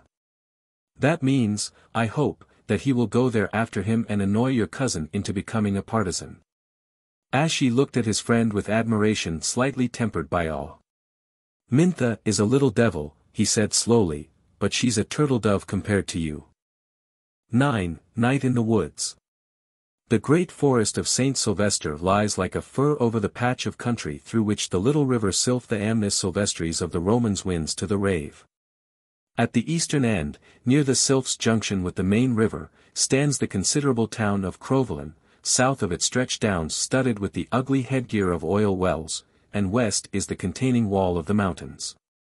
It is pierced by one grand highway, and seamed with lesser roads, many of them only grassy alleys among the beeches. At one of the crossroads, where the highway was cut at right angles by a track running from north to south, 2 cars were halted. The Evallonian summer is justly famed for its settled weather, but sometimes in early August there falls for 24 hours a deluge of rain, if the wind should capriciously shift to the west. The forest was now being favored with such a downpour. All day it had rained in torrents, and now, at 11 o'clock at night, the tempest was slowly abating. It was dark as pitch, but if the eyes had no work for them, the ears had a sufficiency, for the water beat like a drum in the tops of the high trees, and the drip on the sodden ground was like the persistent clamor of a brook. One of the cars had comprehensively broken down, and no exploration of its intestines revealed either the reason or the cure. It was an indifferent German car, hired some days before in the town of Rosensee. The driver was Peter Woppet, and the occupants were Prince Odalchini and Dickson McCunn. The party from the other car, which was of a good English make, had descended and joined the group beside the derelict. 3 men and 2 women stood disconsolately in the rain, in the glow of the 2 sets of headlights. Prince Odalchini had not been idle after the momentous evening session in the House of the Four Winds. He had his own means of sending messages in spite of the vigilance of the Juventus patrols, and word had gone forthwith to the monarchist leaders and to the secretaries of the Archduke Hadrian far away in the French chateau. It had been a more delicate business getting the castle party out of the castle confines. The road used was that which led through the cellars of the Turk's Head, and the landlord Pröser, who had now to be made a confidant, had proved a tower of strength. So had Randal Glynde, whose comings and goings seemed to be as free and as capricious as the wind. The cars and Peter Woppet had been duly fetched from the Cirque Doré or wherever else they had been bestowed, and early that morning, before Tarta was astir, 2 batches of prosperous-looking tourists had left the inn. After the hearty farewells which betokened generous tipping. Their goal was the town of Crowvelin, but the route they took was not direct. Under Prince Odalchini's guidance no one would have recognized the prince, for Mr. Glynde had made him up to look like an elderly American with a goatee. They made a wide circuit among the foothills, and entered the Crowvelin highway by a route from the southwest. The weather favored them, for the Tarta streets were empty when they started, and they met scarcely a traveler on the roads. There was one exception, for about 4 miles from the town their journey was impeded by part of a traveling circus, which seemed to be bearing south. Its string of horses and lurching caravans took a long time to pass in the narrow road, and during the delay the proprietor of the circus appeared to offer his apologies. This proprietor, a tall, fantastically dressed being with a ragged beard, conversed with various members of the party while the block ahead was being cleared. And much of his conversation was in low tones and in a tongue which was neither German nor Evalonian. The 5 figures in the rain had a hurried conference. The oldest of them seemed to be the most perturbed by the contretemps. He peered at a map by the light of the lamps, and consulted his watch. "Crowvelin is less than 30 kilometers distant," he said. "We could tow this infernal car if we had such a thing as a rope, which we haven't. We can wait here for daylight. Or one car can go on to Crowvelin and send out help." "I'm for the last," said Sir Archie. "I would suggest our all stowing into my car, but it would mean leaving our kit behind, and in these times I don't think that would be safe. I tell you what. You and Mr. McCunn get into my car and Peter will drive you. Janet and Alison and I will wait behind with the crock, and you can send help for us as soon as you can wake up a garage." Prince Odalchini nodded. "I think that will be best," he said. "I can promise that you will not have long to wait, for at Casimir's headquarters there is ample transport. I confess I do not want to be delayed, for I have much to do. Also it is not wise for me to be loitering in St. Sylvester's woods, since at present in this country I am somewhat contraband goods. Mr. McCunn too. It is vital that no mishap should befall him. You others are still free people." "Right," said Archie, and began moving the kit of his party from his own car to the derelict. "You'd both be the better of a hot bath and a dressing gown, for you've been pretty well soaked all day."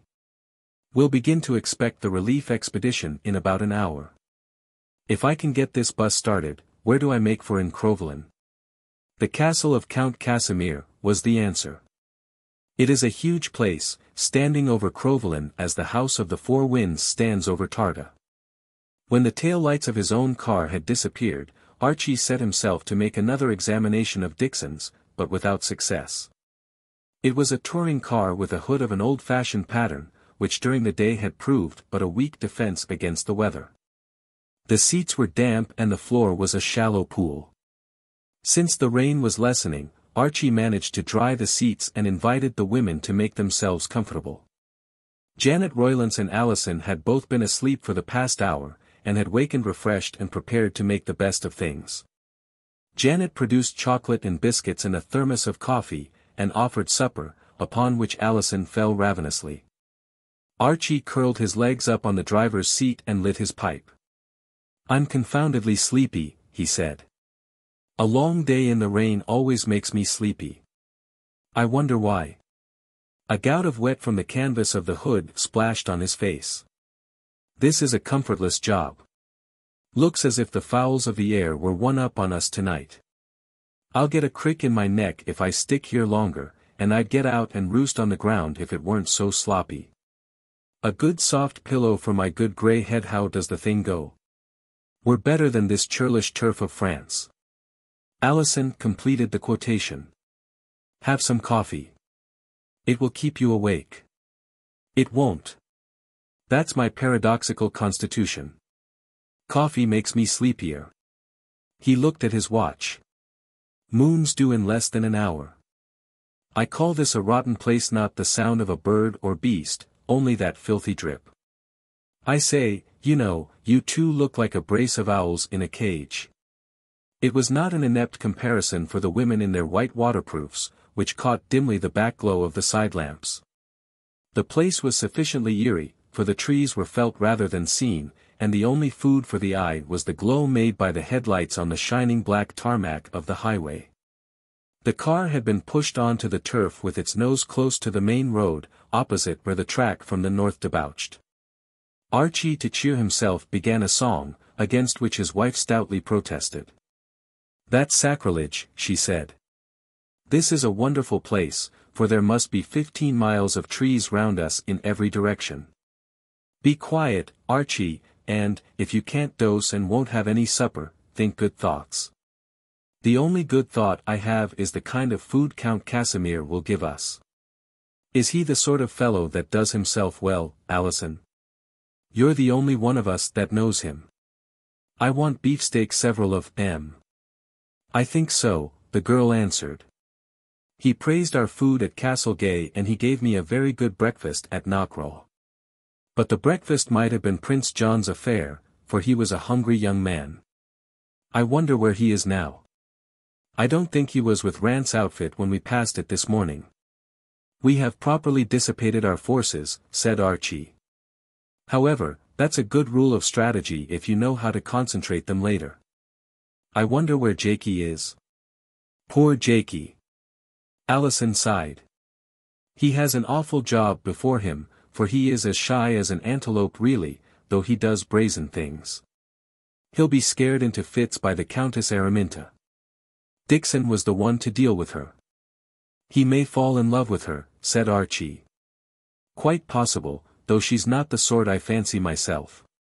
Very beautiful, you know.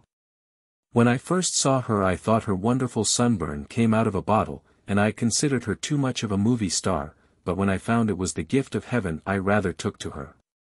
But Jaikie will have to stand up to her or she'll eat him. I say, Janet, how much use do you think Prince Odalchini is?"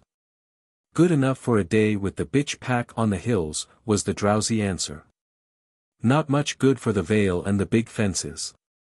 Just my own notion.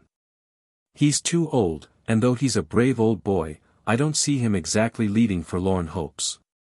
"What about Count Casimir, Alison?" The girl shook her head. "I'm not sure. He talks too much. Too romantic, eh? Too sentimental. Dickson's romantic, which is quite a different thing." "I see. Well, I take it there's no question about the Countess.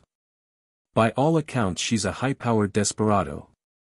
Apart from her it looks as if this show was a bit short of what Bobby Dispenser calls dynamic personages, and that what there are mostly our own push. There's McCunn no mistake about him. And Jaikie not much mistake about Jaikie. And there's your lunatic cousin Glynde. To think that when I saw him at Charles La Mancha's party 2 months ago, I thought him rather a nasty piece of work, too much the tailor's model and the pride of the Lido. Who'd have guessed that he was a cross between a bandit and a bard? Conversation had dispelled Archie's languor. This promises to be a merry party, he said. The trouble is to know how and when it will stop and what kind of heads we'll have in the morning. Do you realize the desperate way we're behaving? We're taking a hand in another fellow's revolution, and some of us have taken charge of it. And, more by token, who are we? A retired Glasgow grocer that wants to keep a crazy promise and a rugger tough from Cambridge and a girl I've purloined from her parents and a respectable married woman and myself, an ornament of the Mother of Parliaments. Who should be sitting at Geneva before a wad of stationery making revolutions forever impossible? Hello, what's this? There was a noise like that of a machine gun which rapidly grew louder, and down the side road from the north came the lights of a motor bicycle. Its rider saw the lamps of the car, slowed down, skidded on the tarmac, and came to a standstill in a clump of fern. A soaked and muddy figure stood blinking in the car lights. So dirty was his face that 2 of the 3 did not recognize him. But Alison in a trice was out of the car with a cry of "Jaikie." Mr. John Galt had had a laborious day.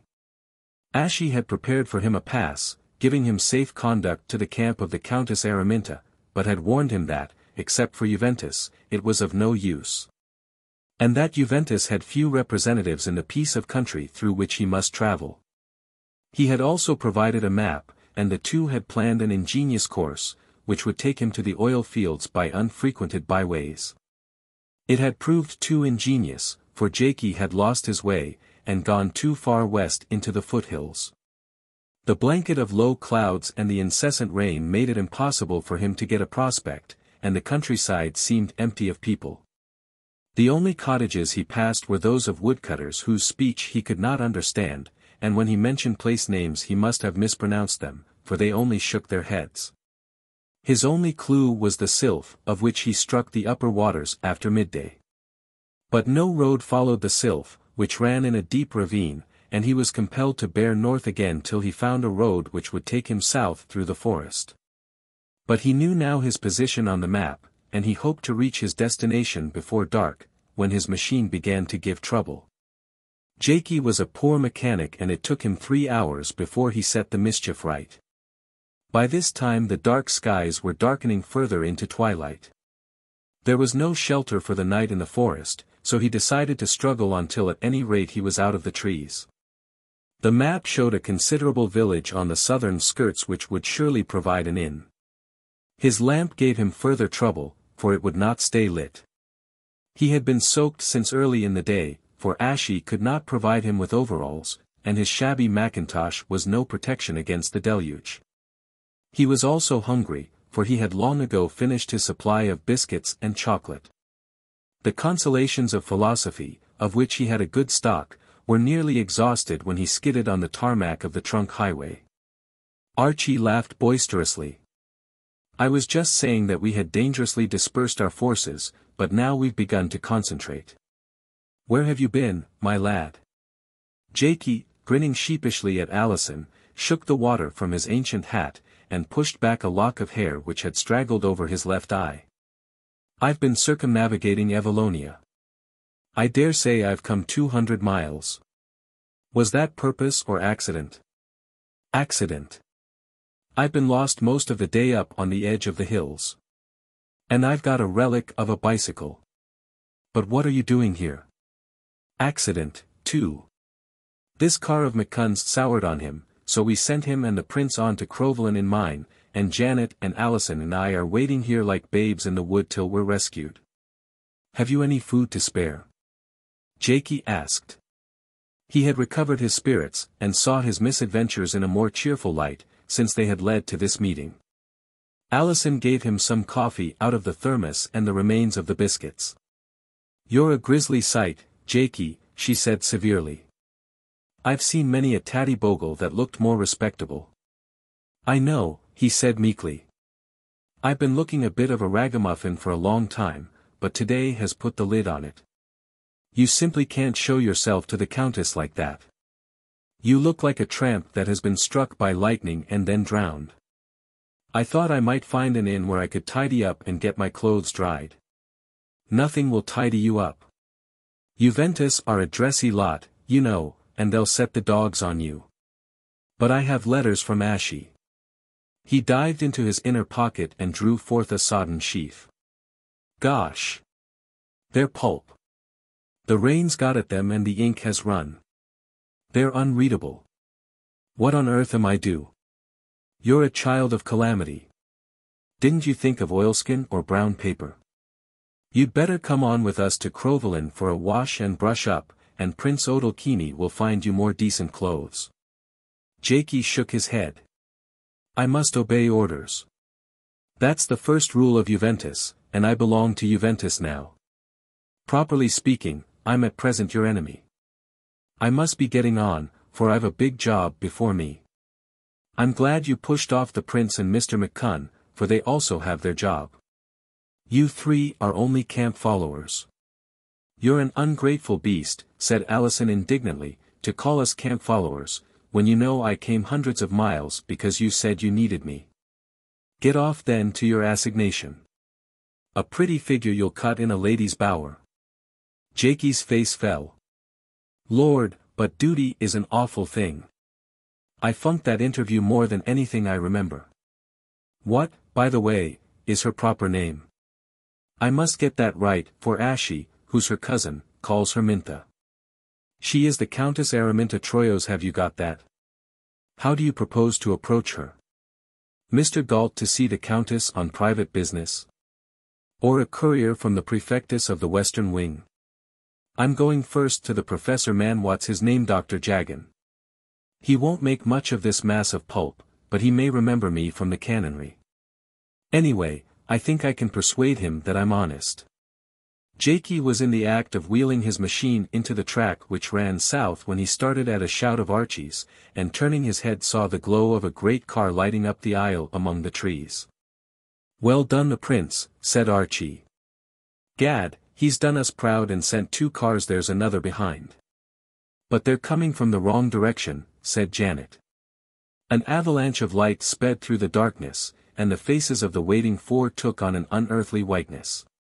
This was a transformation so sudden and startling that each remained motionless, Jaikie with his hand on his bicycle, Alison holding the thermos, Janet with her head poked out of the car, and Archie with one foot on the step. The lights halted, and the 2 cars were revealed. They were big roadsters with long rakish bonnets, and in each were 2 men. Jaikie happened to be nearest, and he was the first to recognize the occupants. The man at the wheel he did not know, and what he could see of his face was only a long nose between his hat and the collar of his waterproof. But the other who sat beside him was unmistakable. He saw the forward-thrusting jaw, the blunt nose, and the ominous eyes of Mastrovan. His first thought was to get off, for he considered that he alone of the 4 was likely to be interfered with. But unfortunately the recognition had been mutual. Mastrovan cried a sharp word of command which brought the 2 men out of the second car, and he himself with surprising agility leaped onto the road. Jaikie found himself held by strong hands and looking into a most unfriendly face. "I am in luck," said Mastrovan. "We did not finish our conversation the other day, Mr. Galt, I think you said the name was? I am glad to have the opportunity of continuing it, and now I think we shall not be interrupted." "Sorry," said Jaikie, "but I can't wait." "Sorry," was the answer, "but you must." Jaikie found his hands wrenched from the bicycle handles and his person in the grip of formidable arms. He observed that Mastrovan had turned his attention to the others. "How are you, Mr. Mastrovan?" he heard Archie say in a voice of falsetto cheerfulness. "We met, you remember, at Geneva?" "We have met since," was the answer. We met in a hut in the mountains at Unnutz. There was an unpleasant suggestion in his tone that meeting had not been satisfactory. Mastrovan peered within the car and saw Janet, who apparently did not interest him. But Alison was a different matter. He must have had a good memory for faces, for he instantly recognized her. "Another from Unnutz," he said. "A young lady who took early morning walks in the hills." "So." He cried a word to the driver of his car, which Jaikie did not understand. Then he faced Sir Archie, his brows drawn to a straight line and his mouth puckered in a mirthless smile. "You are the English who have been in the House of the Four Winds. I did not think I was mistaken. Two of you I have seen elsewhere at the time I suspected you, and now I know. You have meddled in what does not concern you, and you must take the consequences." He rasped out the final words in a voice which made it plain that these consequences would not be pleasant. Archie, whose temper was rising, found himself looking into the barrel of a pistol held in a very steady hand. "Do not be foolish," Mastrovan said. "We are 4 armed men, and we do not take chances. You will accompany us, you and the women. You are in no danger if you do as I bid you, but it is altogether necessary that for a little you should be kept out of mischief." Archie's angry protests were checked on his lips, they were so manifestly futile. Janet and he were ordered into the first car, where Mastrovan took the seat opposite them. They were permitted to take their baggage, and that was bundled into the second car, whither Alison accompanied it. The man who was holding Jaikie asked a question, oddly enough in French, to which Mastrovan replied by bidding him put the "little rat" beside the luggage. Jaikie found himself on a folding seat with a corner of Archie's kit bag in his ribs and Alison sitting before him. The cars sped down the Crowvelin road, and after some 5 miles they passed another car coming in the opposite direction. That, thought Jaikie, must be the relief sent by Prince Odalchini. He was in what for him was a rare thing, a mood of black despair. Partly it was due to his weary and sodden body, but the main cause was that he had suddenly realized the true posture of affairs. He had slipped idly into this business, as had the others, regarding it only as an amusing game, a sort of undergraduate rag. There was a puzzle to solve, where wits and enterprise could come into play, but the atmosphere was opera bouffe, or at the best comedy. The perplexed Ashie was a comic figure, so were Prince Odalchini and the monarchists. So was the formidable Countess Mintha, so even 2 days ago had seemed Mastrovan. Alison and Janet and Archie were all votaries of the comic spirit. But now he realized that there were darker things. Mastrovan's pistol had suddenly dispelled the air of agreeable farce, and opened the veils of tragedy. The jungle was next door to the formal garden and the beasts of the jungle. As in the library of Castle Gay 2 years before, he had a glimpse of wolfish men and an underworld of hideous things. That night for the second time he had been called a rat by Mastrovan and his friends, but the insult did not sting him, for he was in the depths of self-abasement. The bitter thought galled his mind that he had brought Alison into a grim business. For that he was alone responsible, and he saw no way out. It was bad that he should be compelled to fail Ashie, for his mission was now hopeless, but it was worse that Alison should have to pay for his folly. Mastrovan would never let them go, and if things went ill with Mastrovan's side he would make them pay the penalty. And he was utterly helpless.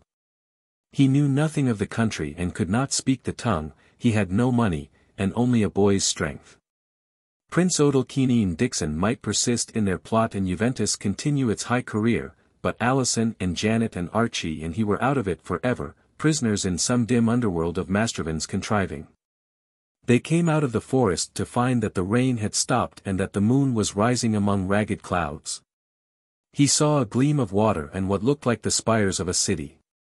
They were being taken to Crowvelin, and presently they approached the first houses of its western faubourg.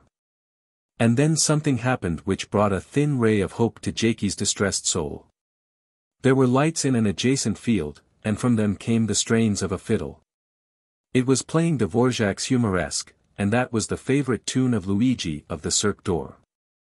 10. Aurunculeia. The familiar melody brought only a momentary refreshment to Jaikie's spirit.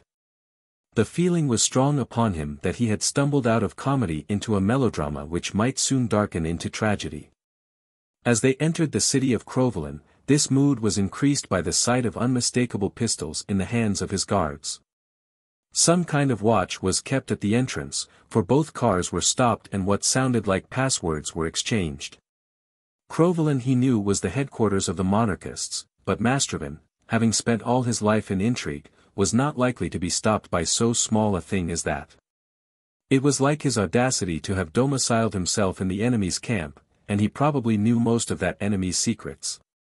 Jaikie dismissed the thought of appealing to these monarchist sentries and demanding to be taken to Count Casimir, for he was convinced that at that game he would be worsted. Besides, he could not talk the language.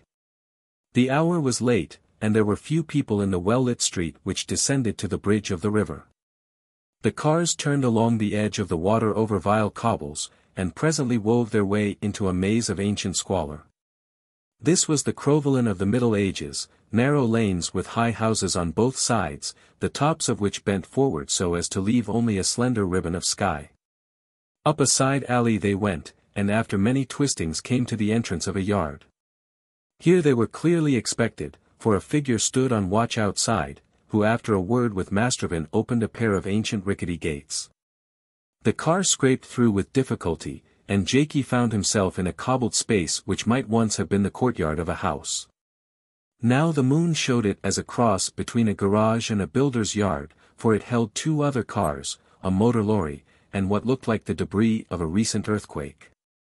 When he got out he promptly fell over a heap of rubble and a sheaf of spades.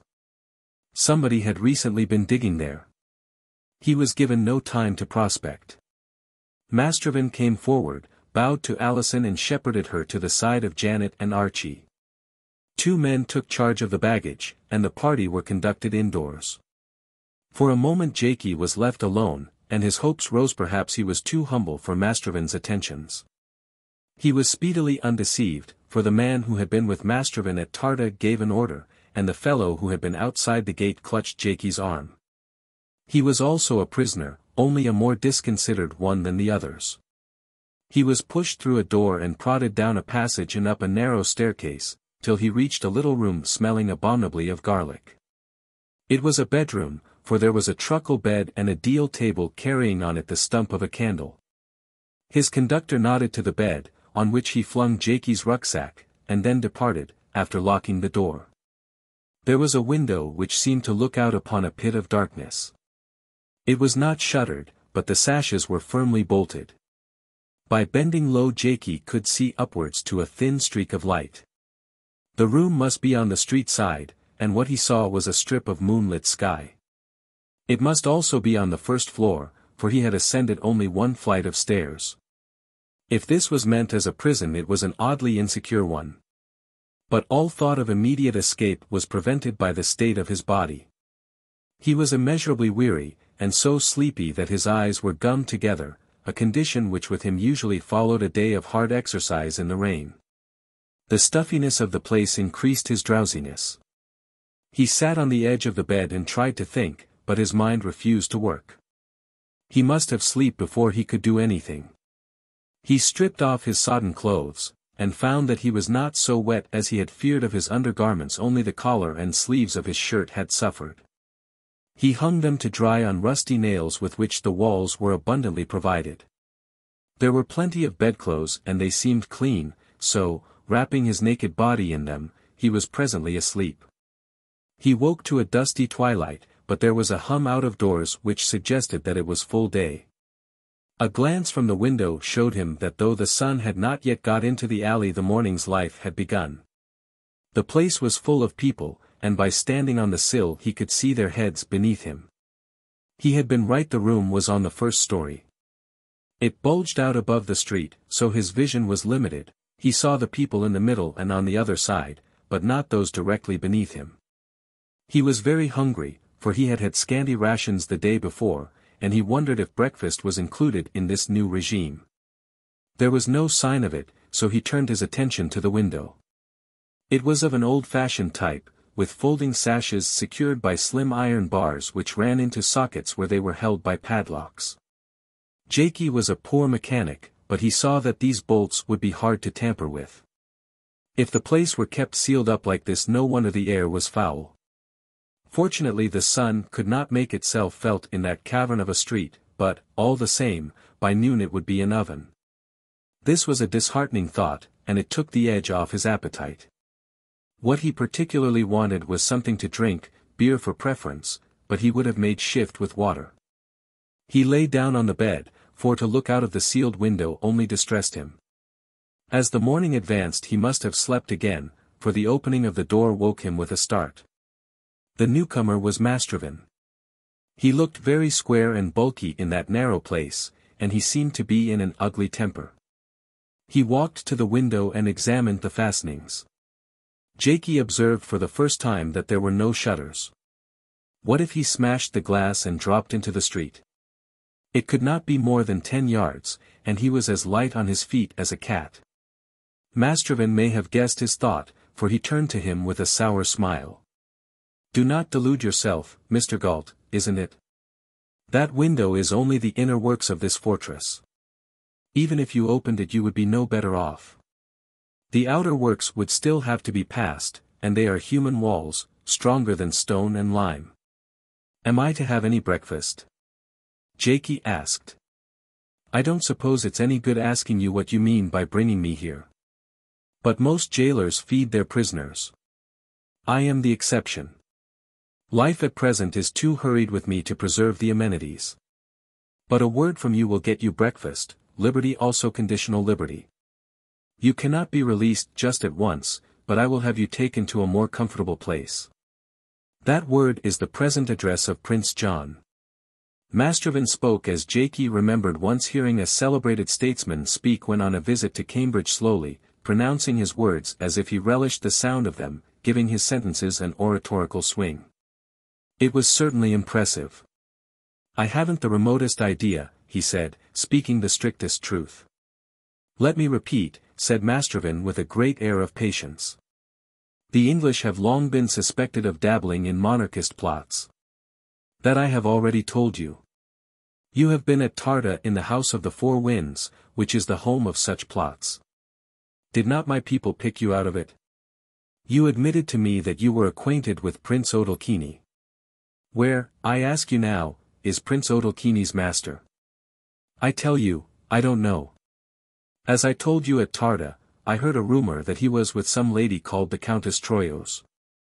"That rumor is a lie," said Mastrovan fiercely. "For a moment I believed it, but I have since proved it a lie. What is more, when you told it me you knew it was a lie. I repeat my question." The formidable eyebrows were drawn together, and the whole man became an incarnate menace. Jaikie, empty, headachy, sitting in his shabby clothes on the edge of the bed, felt very small and forlorn. He sometimes felt like that, and on such occasions he would have given all he possessed for another stone of weight and another 2 inches of height. "I don't know," he said. "How should I know? I'm an ordinary English tourist who came to Evallonia by accident. I don't know anybody in it except Prince Odalchini and Count Paul Jovian and you. You will know a good deal more about me very soon, my friend. Listen. You are lying. I am a judge of liars, and I can read your face. You are a friend of the 3 other English, the man and the 2 women. I find you in the forest in their company. Of these other English I know something. I last saw them in the neighborhood of Prince John, and it is certain that they know where he has gone and what he is now doing. That knowledge I demand you to share in at once. I don't know what the others know, but I know what I don't know. Though you kept me here till I had a long grey beard, I couldn't give you any other answer. You will not stay long enough to grow a beard. Only a little time, but it will not be a pleasant time. You will do what I ask, I think. The others are, as you say in England, of the gentry, a politician and baronet, 2 ladies of birth. I hold such distinctions as less than rotten wood, but I am a man of the world, and now and then I must submit to the world's valuation. But you are of a different class. You are of the people, the new educated proletariat on which England prides herself. With you I can use elementary methods. With the others in time, if they are stubborn, but with you, now. He spat out the last words with extraordinary venom. No doubt he thought that in that moment he was being formidable, but as a matter of fact to Jaikie he had ceased to be even impressive. He had insulted him, threatened him, had wakened the small efficient devil that lived at the back of his mind. Jaikie was very angry, and with him wrath always blanketed fear. He saw Mastervan now, not as a sinister elemental force, but as a common posturing bully. He yawned. "I wish you'd send me up some breakfast," he said. "A cup of coffee, if you've nothing else."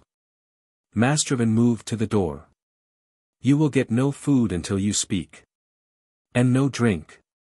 Soon this room will be as hot as hell, and may you roast in it." The exhilaration of Jaikie's anger did not last long, though it left behind it a very solid dislike. He realized that he had got himself into an awkward place, from which every exit seemed blocked. But what struck cold at his heart was the peril of Alison. He had heard at the House of the Four Winds of her days at Unnutz, and he realized that Mastervan had good grounds for connecting her and Janet and Archie with Prince John's disappearance. He must have suspected them from the start, and the sight of the trio at Tarda had clinched his suspicions. Jaikie tried to set out the case soberly and logically. Prince John was for Mastervan the key of the whole business. If he could lay hands on him he could render the monarchists impotent. He was probably clever enough to have foreseen the possibilities of Juventus taking up the prince's cause, for without the prince or somebody like him Juventus would spend its strength on futilities. So long as it had no true figurehead it was at the mercy of Mastervan and his underworld gang. The settlement of Evallonia was the one thing the latter must prevent. The waters must be kept troubled, for only then could he fish with success. Jaikie saw all that. He saw Mastervan's purpose, and knew that he would stop at nothing to effect it, for he was outside the pale of the decencies. He meant to try to starve Jaikie himself into submission.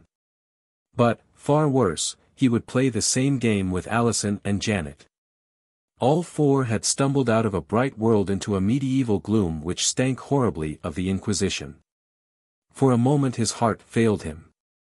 Then his sense of feebleness changed into desperation. He knew that the lives of the other three depended on him, and the knowledge stung him into action. Never had he felt so small and feeble and insignificant, but never so determined. A memory came to him of that night long ago at Huntingtower when the forlorn little band of the Gorbals diehards had gone into action. He remembered his cold fury, which had revealed itself in copious tears. Nowadays he did not weep, but if there had been a mirror in the room it would have shown a sudden curious pallor in his small face. He set to work on the window. His rucksack had been searched for weapons, but he had in his pocket what is known as a sportsman's knife, an implement with one blade as strong as a gully, and with many gadgets. He could do nothing with the bolts and the padlocks, but he might cut into the supporting wood. It proved an easier task than he had feared. The windows across the street were shuttered, so he could work without fear of detection. The socket of the lower bolt had a metal plate surrounding it, but the upper was fair game for his knife. The wood was old and hard, but after laboring for an hour or two he managed to dig out the square into which the bolt fastened. That released the top of one window, and he turned to the harder job of the bottom. Here he had an unexpected bit of luck. There seemed something queer about the lower padlock, and to his joy he found that he could open it. It had been locked without the tongue being driven home. This was providential, for the lower part was solidly sheathed in metal and his knife would have been useless. With some difficulty he drew the stiff bolts, and one half of the window was at his disposal. Very gingerly he pushed it open. A hot breath of air came in on him from the baking alley, but it was fresh air and it eased his headache. Then cautiously he put his head out and looked down upon the life of the street. Mastervan had not been bluffing. There were strong outworks to this fortress, and the outworks were human. Few people were about, perhaps because it was the time for the midday meal. It was a squalid enough place, with garbage in the gutters, but it had one pleasant thing, a runnel of water beside the pavement on the other side, no doubt a leak from the rave or the Sylph. The sight of the stream made his thirst doubly vexatious, but he had no time to think of it, for something else filled his eye. There were men on guard 2 below his window, and 1 on the curb opposite. This last might have seen him, but happily he was looking the other way. Jaikie drew in his head and shut the window. That way lay no hope of escape. If he dropped into the street it would be into such arms as had received him on Prince Odalchini's terrace. This was disheartening, but at first he was not greatly disheartened. The fact that he had made an opening into the outer world had given him an illogical hope. Also he could now abate the stuffiness of his prison house. The place was still an oven, but the heat was not stifling.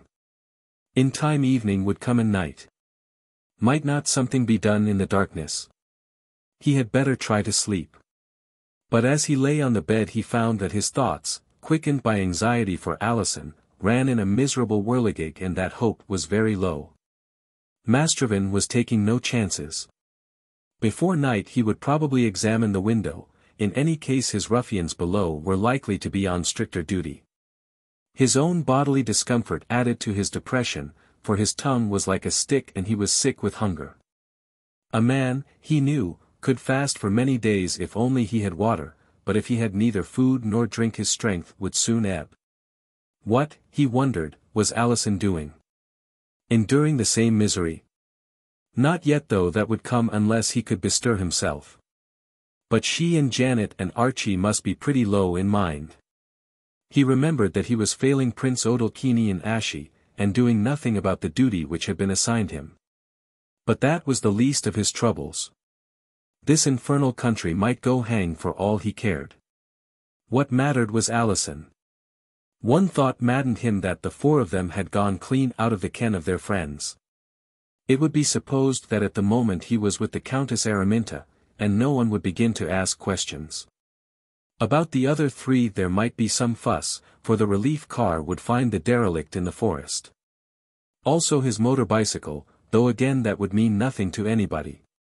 Archie and his party were expected to join Dickson and Prince Odalchini at Count Casimir's headquarters.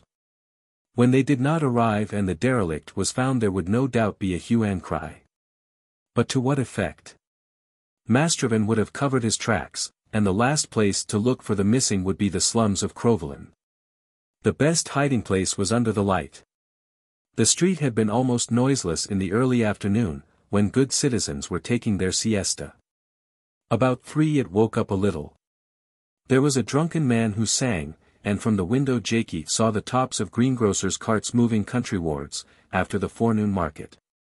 After that there was silence again, and then the tramp of what sounded like a police patrol. Between 4 and 5 there was considerable movement and the babble of voices. Perhaps the street was a short cut between 2 popular thoroughfares, at any rate it became suddenly quite a lively place. There were footsteps outside his door, and Jaikie closed the window in a hurry and lay back on the bed. Was Mastrovan about to pay him another visit? But whoever it was thought better of it, and he heard the steps retreating down the stairs. They had scarcely died away, when out of doors came a sound which set Jaikie's nerves tingling. Someone was playing on a flute, and the tune was Dvorak's Humoresque. He flew to the window and cautiously looked out. There was no watcher on the opposite pavement. Quite a number of people were in the street, shopgirls and clerks for the most part on their way home. A beggar was playing in the gutter, playing a few bars and then supplicating the passers-by.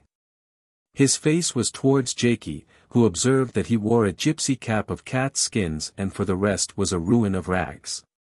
Underneath the cap there was a glimpse of dark southern eyes and a hairy unshaven face. The man as he played kept an eye on Jaikie's window when he was not ogling the shopgirls. The light in the street was poor, and he seemed to be looking for something and to be uncertain if he had found it. Jaikie stuck his head farther out, and this seemed to give the man what he sought. He took his eyes off the window, finished his tune, and held out his cap for alms. Jaikie saw the gleam of earrings. Then he blew into his flute, pocketed it, and started to shamble inconspicuously down the gutter till in a minute he was lost to view. Jaikie shut the window and resolutely stretched himself on the bed.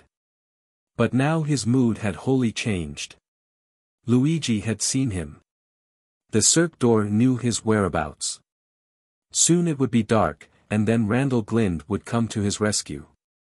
So complete was his trust in Mr. Glynde that he forbore to speculate on the nature of the rescue. Had he done so he might have been less confident. Here in this squalid place Mastrovan was all-powerful, and he had his myrmidons around him. The Cirque Doré could produce no fighting men. Besides, any attempt at violence would probably mean death for those on whose behalf it was used. Mastrovan had the manners of the jungle. Jaikie thought of none of these things. His only fear was of a second visit from his jailer, when, if he proved recalcitrant, he might be removed to other quarters in this dark rabbit warren. At all costs he must remain where Luigi had seen him. Jaikie had now forgotten both his thirst and hunger. As the room darkened into twilight he lay listening for footsteps on the stairs. The falling of plaster, the scurrying of rats, the creaking of old timbers threw him into a sweat of fear. But no steps came. The noises of the street died away, and the place began to settle into its eerie nightly quiet. Suddenly from out of doors came a tumultuous and swelling sound. At first Jaikie thought that a rising had broken out in some part of the city, for the noise was that of many people shouting. But there were no shots, and the tumult had no menace in it. It grew louder, so it was coming nearer. He looked into the darkness, and far on his right he saw wavering lights, which from their inconstancy must be torches held in unsteady hands. The thing, whatever it was coming down this street. There was a patter of feet below him, and he saw a mob of urchins, the forerunners of the procession, who trotted ahead with frequent backward glances. The light broadened till the alley was bright as day, but with a fearsome murky glow. It was torches, sure enough, carried and waved by 4 half-naked figures with leopard-skin mantles and chaplets of flowers on their heads. Behind them came 4 cream-colored ponies, also garlanded, drawing a sort of Roman chariot, and in that chariot was a preposterous figure who now and then stood on its head, now and then balanced itself on the chariot's rim. And all the time kept up a shrill patter and the most imbecile grimaces. He recognized Meleager, the clown of the Cirque Doré. Jaikie knew that the moment had come. The rescue party had arrived and he must join it. But how? It was not halting. In a moment Meleager's chariot had passed on, and he was looking down on zebras ridden by cowboys. It was not a big circus, and the procession could not last long, so he must get ready for action. He noticed that it was hugging his side of the street, so that the accompanying crowd was all on the far pavement. That meant that Mastrovan's watchers could not keep their places just below him. Did Randal Glynde mean him to drop down and move under the cover of the cavalcade? That must be it, he thought. He opened the window wide, and sat crouched on the sill. Then he noticed another thing. The whole procession was not lit up, but clusters of torches and flares alternated with no lights at all, and the dark patches were by contrast very dark. He must descend into one of these tracts of blackness. Marie Antoinette, or somebody like her, had just passed in a gaudy illuminated coach, and he made ready to drop into her wake. But a special tumult warned him that something odd was following. Though an unlit patch succeeded, the crowd on the opposite curb seemed to be thicker. Straining his eyes to the right he saw a huge shadow moving up the alley, so close to his side of the street that it seemed to be shouldering the houses. It was high, not 6 feet below his perch, and it was broad, for it stretched across to the very edge of the runnel of water. And it moved fast as the trotting ponies, though the sound of its movement was lost in the general din. It was under him, and, clutching his rucksack, he jumped for it. A hand caught his collar, and dumped him between 2 pads. He found himself looking up at the stars from the back of the elephant Aurunculia. He lay still for a time, breathing in the clean air, while Mr. Glynde was busy with his duties as mahout. Presently they were out of the narrow street, and Aurunculia swung more freely now that dust was under her and not cobbles. "You did well," said Mr. Glynde. "I did not overrate your intelligence." Jaikie roused himself. "Thank God you came," he said. "I don't know how to thank you. But the job isn't finished, for there are 3 other people left in that beastly house. So I guessed, said Mr. Glynde. Well, everything in good time. First we must get you safely off. We cut things pretty fine, you know. Just as you joined our convoy someone came into your room with a light. I got a glimpse of his face and it was familiar. At present he is probably looking for you in the street. But he may push his researches farther. 11. The Blood-Red Rook. Jaikie was not conscious of most of that evening's ride. 36 hours of short commons and the gentle swaying of Oranculia made him feel slightly seasick and then very drowsy. He found a strap in the trappings through which he crooked his arm, and the next he knew he was being lifted down a step-ladder by Randal Glynde in a place which smelt of horses and trodden herbage. Mr. Glynde was a stern host. He gave him a bowl of soup with bread broken into it, but nothing more. You must sleep before you eat properly, he said, or you'll be as sick as a dog. Jaikie, who was still a little light-headed, would have gladly followed this advice, when something in Randal's face compelled his attention. It was very grave, and he remembered it only as merry. The sight brought back to him his immediate past, and the recollection of the stifling room in the ill-omened house effectively dispelled his drowsiness. He had left Alison behind him. I can't stay here, he croaked. I must get the others out. That man's a devil. He'll stick at nothing. What about Count Casimir? He's a big swell here, isn't he? And he has other monarchists with him. Where are we now? I should get to him at once, for every hour is important. Then, as Randal remained silent, with the same anxious eyes, he said, Oh, for God's sake, do something. Make a plan. You know this accursed country and I don't. You have just escaped from the most dangerous place in Europe, said Randal solemnly. I think you are safe now, but it was a narrower thing than you imagine. The wild beast is in his lair, and a pretty well-defended lair it is. You may smoke him out, but it may be a bad thing for those he has got in the lair beside him. Jaikie's wits were still muddled, but one feeling was clear and strong, a horror of that slum barrack in the mean street. Are there no police in Crowvelin? He demanded.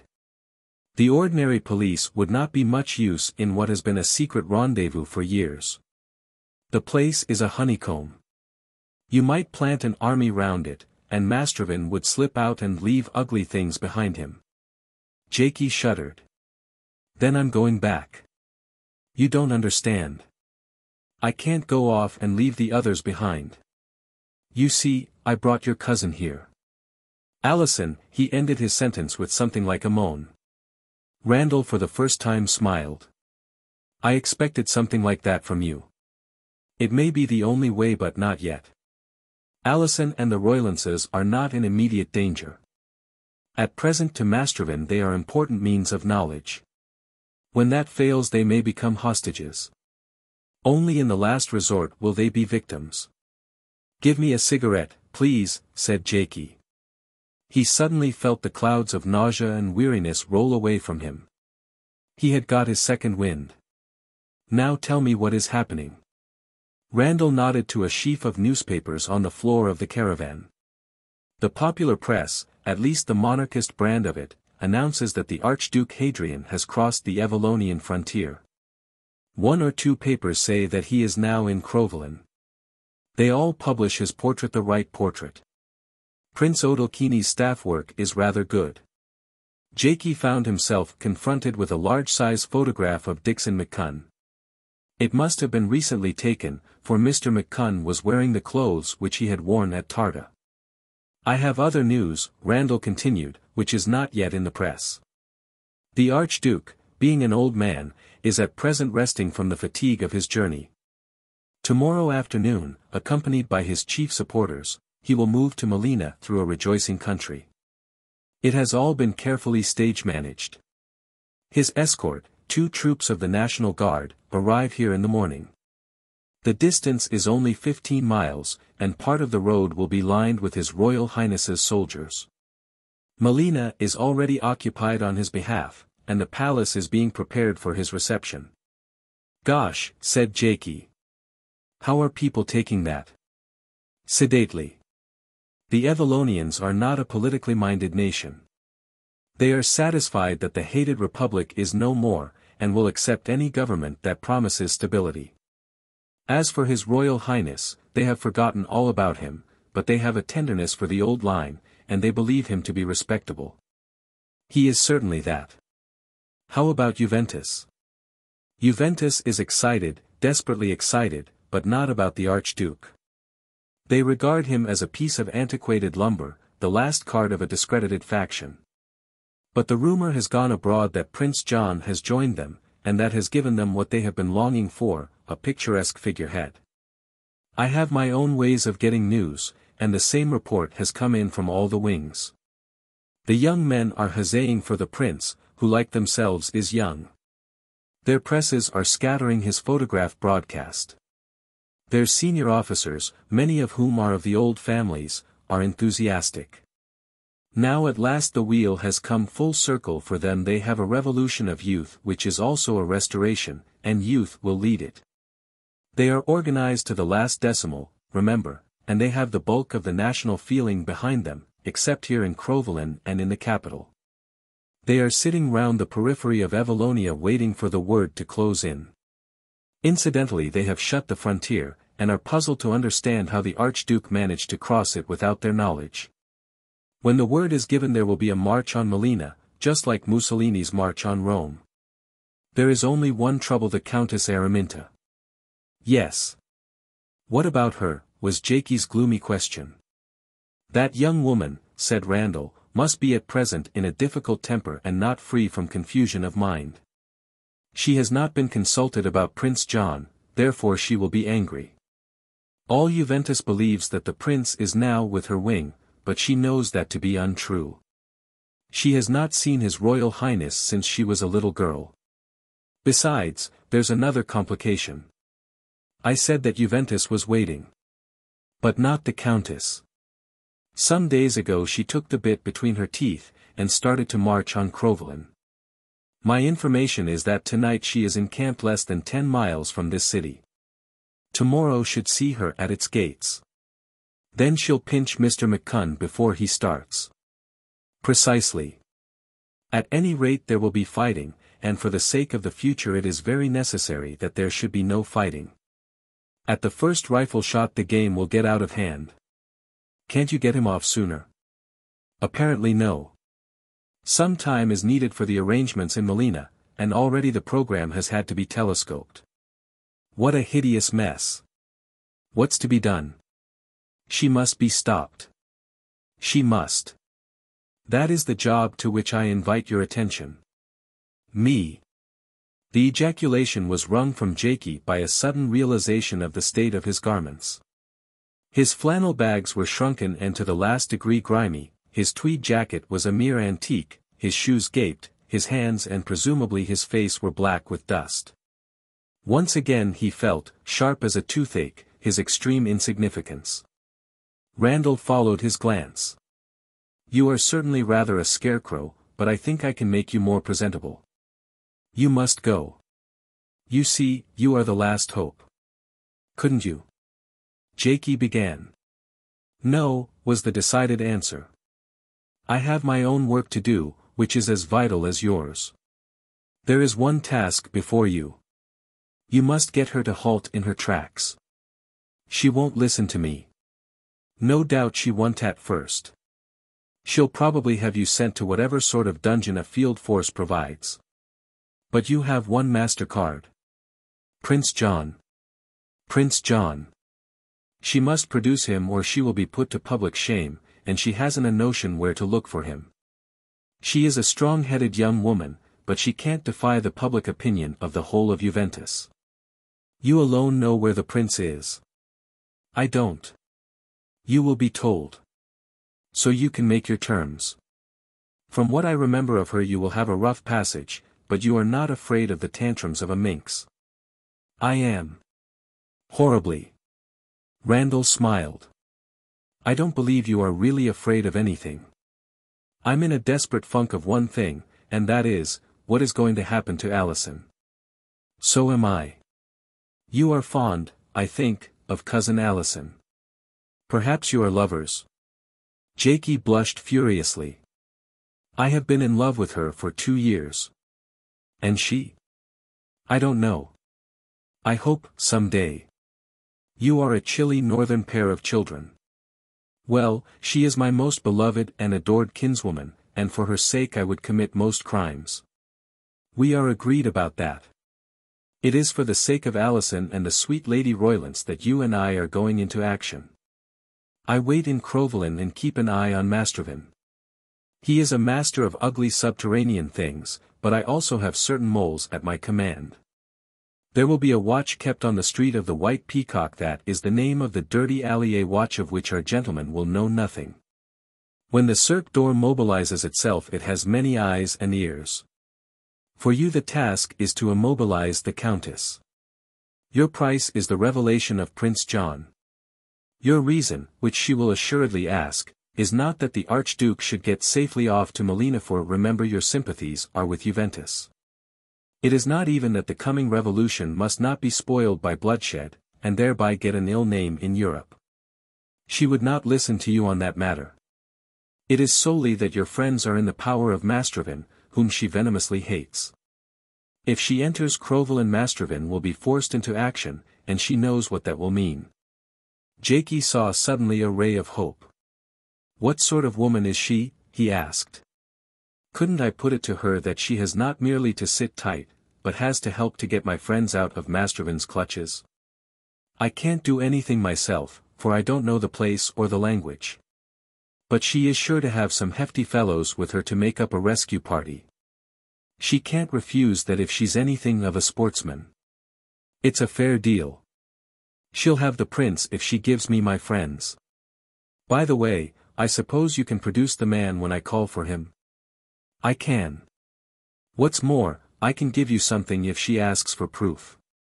It's the mourning ring prepared for His late Majesty, which only the royal family possess. She'll recognize it. Randal's gravity had slightly melted.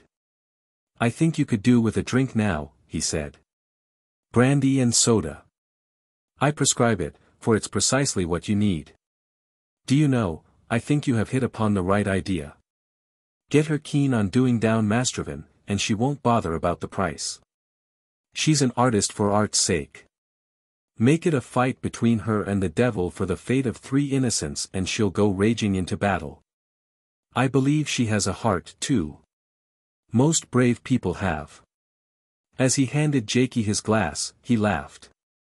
There's a good old English word that exactly describes your appearance. You look varminty like a terrier that has been down a badger's earth, and got its nose bitten, and is burning to go down again. The car, a dilapidated Ford, fetched a wide circuit in its southward journey, keeping well to the west of Crovelin, and cutting at right angles the road from the forest of St. Sylvester. The morning was hazy and close, but after the last 2 days it seemed to Jaikie to be as fresh as April. They crossed the Sylph, and saw it winding to its junction with the Rave, with the city smoking in the crook of the 2 streams. Beyond the Rave a rich plain stretched east towards the capital, and through that plain Dickson that afternoon must make his triumphant procession. Even now his escort would be jingling Crovelin wards along its white roads. Jaikie had recovered his bodily vigor, but never in his life had he felt so nervous. The thought of Alison shut up in Mastervin's den gnawed like a physical pain. The desperate seriousness of his mission made his heart like lead. It was the kind of thing he had not been trained to cope with. He would do his best, but he had only the slenderest hope. The figure of the Countess Araminta grew more formidable the more he thought about her. Alison at Tarda had called her the Blood-Red Rook, that had been Lady Roylance's name for her, and had drawn her in colors which suggested a cross between a vampire and a werewolf. Wild, exotic, melodramatic and reckless, that had been the impression left on his mind. And women were good judges of each other. He could deal with a male foreigner like Ashie, whom Cambridge had partially tamed, but what could he do with the unbroken female of the species? He knew less about women than he knew about the physics of hyperspace. His forebodings made him go over again his slender assets. He knew the line he must take, provided she listened to him. But how to get an audience? The letters which Ashie had given him, being written on official flimsies, had been reduced to a degraded pulp by the rain, and he had flung them away. He had nothing except Randal's ring, and that seemed to him an outside chance. His one hope was to get hold of Dr. Jagan. Jagan would remember him from the canonry, or on the other hand he might not. Still, it was his best chance. If he were once in Jagan's presence he might be able to recall himself to him, and Jagan was the Countess's civilian adviser. But his outfit might never get near Jagan, it might be stopped and sent packing by the first sentry. It was not a very respectable outfit. The car was a disgrace. He himself had been rigged up by Randal in better clothes than his own duds, but he realized that they were not quite right, for the Cirque Doré was scarcely abreast of the fashions. He had a pair of riding breeches of an odd tubular shape, rather like what people at Cambridge wore for beagling, and they were slightly too large for him. His coat was one of those absurd Norfolk jacket things that Continentals wear, made of smooth green cloth with a leather belt, and it had been designed for someone of greater girth than himself. He had, however, a respectable pair of puttees, and his boots, though too roomy, were all right, being a pair of Randal's own. He must look, he thought, like a shop boy on a holiday, decent but not impressive. Then for the first time he took notice of the chauffeur. He was one of the circus people, whom Randal had vouched for as a careful driver who knew the country. The chief point about the man's appearance was that he wore a very ancient trench Burberry, which gave him an oddly English air. He was apparently middle-aged, for he had graying side whiskers. His cheeks had the pallor which comes from the use of much grease paint. There was nothing horsey about him, so Jaikie set him down as an assistant clown. He looked solemn enough for that. He wondered what language he spoke, so he tried him in French, telling him that their first business was to ask for Professor Jagan. "I know," was the answer. "The boss told me that this morning." "Where did you learn English?" Jaikie asked, for the man spoke without the trace of an accent. "I am English," he said. "And I picked up a bit of French in the war. Do you know Evallonia? I've been here off and on for 20 years. The man had the intonations of a Londoner. It appeared that his name was Newsom, and that he had first come to Evallonia as an underchauffeur in a family which had been bankrupted by the war. He had gone home and fought on the British side in a Royal Fusilier battalion, but after the armistice he had again tried his fortune in Evallonia. His luck had been bad, and Mr. Glynde had found him on his uppers, and given him a job in the circus. Transport was his principal business, but he rather fancied himself as a singer, and just lately had been giving Meleager a hand. "We're a happy family in the old Cirque," he said, "and don't stick by trade union ways. I can turn my hand to most anything, and I like a bit of clowning now and then. The trouble is that the paint makes my skin tender. You were maybe noticing that I'm not very clean shaved this morning." And he turned a solemn mottled face for Jaikie's inspection. In less than an hour they came out of the woods into a country of meadows which rose gently to a line of hills. They also came into an area apparently under military occupation. A couple of green shirts barred the road. Jaikie tried them in English, but they shook their heads, so he left it to Newsom, who began to explain in Evallonian slowly, as if he were hunting for words, and with an accent which to Jaikie's ears sounded insular. There was a short discussion, and then the green shirts nodded and stood aside. "They say," said Newsom, "that Dr. Jagan's quarters are at the farm a kilometre on, but they believe that he is now with the wing commander. But they don't mind our calling on him. I said you were an old friend of his, and brought important news from Crowvelin." The next turn of the road revealed a very respectable army on the march. The night's bivouac had been in a broad cup formed by the confluence of two streams. There was a multitude of little tents, extensive horse lines, and a car park, and already there were signs that movement was beginning. Men were stamping out the breakfast fires, and saddling horses, and putting mule teams to transport wagons, and filling the tanks of cars. "I must hurry," thought Jaikie, "or that confounded woman will be in Crowvelin this afternoon."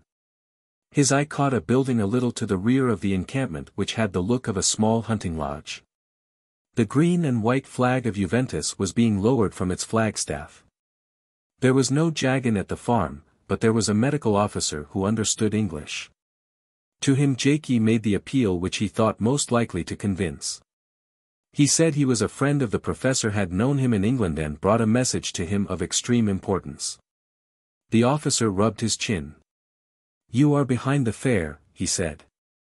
"You come from Crowvelin." "Well, we shall be in Crowvelin ourselves in 3 hours." "That is my point," said Jaikie. "There's something about Crowvelin which you should hear. It concerns Mastrovin." The name produced an effect. "Mastrovin. You come from him?" was the brusque question. "Only in the sense that I escaped last night from his clutches. I've something to tell the professor about Mastrovin which may alter all your plans." The officer looked puzzled. "You are English?" he demanded. "And he?" He nodded towards Newsom. "Both English, and both friends of Juventus.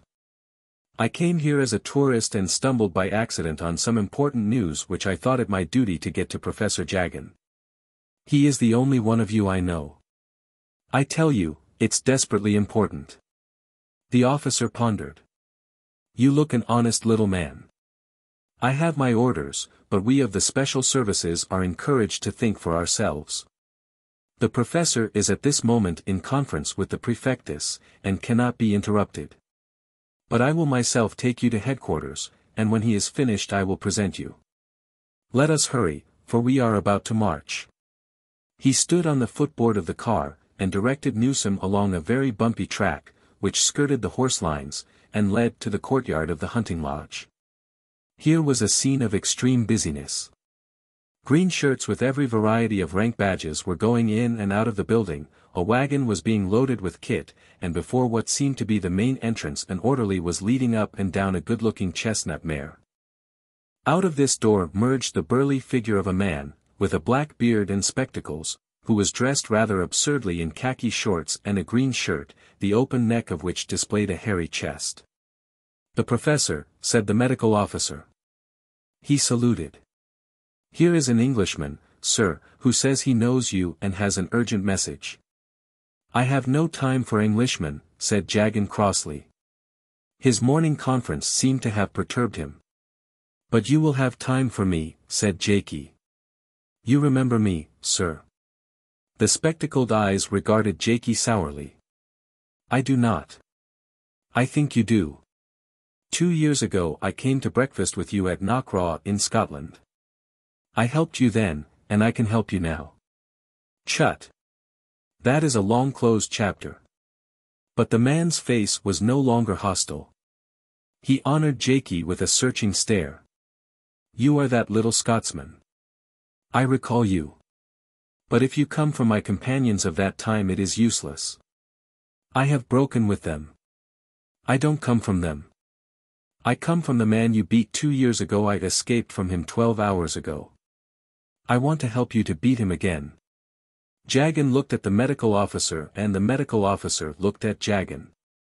The lips of both seemed to shape, but not to utter, the same word. "I think the Englishman is honest, sir," said the officer. "What do you want?" Jagan turned to Jaikie. 5 minutes private talk with you. Come in here. Keep an eye on that chauffeur," this to the officer. "We know nothing about him." "I'm an Englishman, too," said Newsom, touching his cap. "What the devil has mobilized the British Empire this morning?" Jagan led Jaikie into a little stone hall hung with sporting trophies and then into a cubbyhole where an orderly was packing up papers. He dismissed the latter, and shut the door.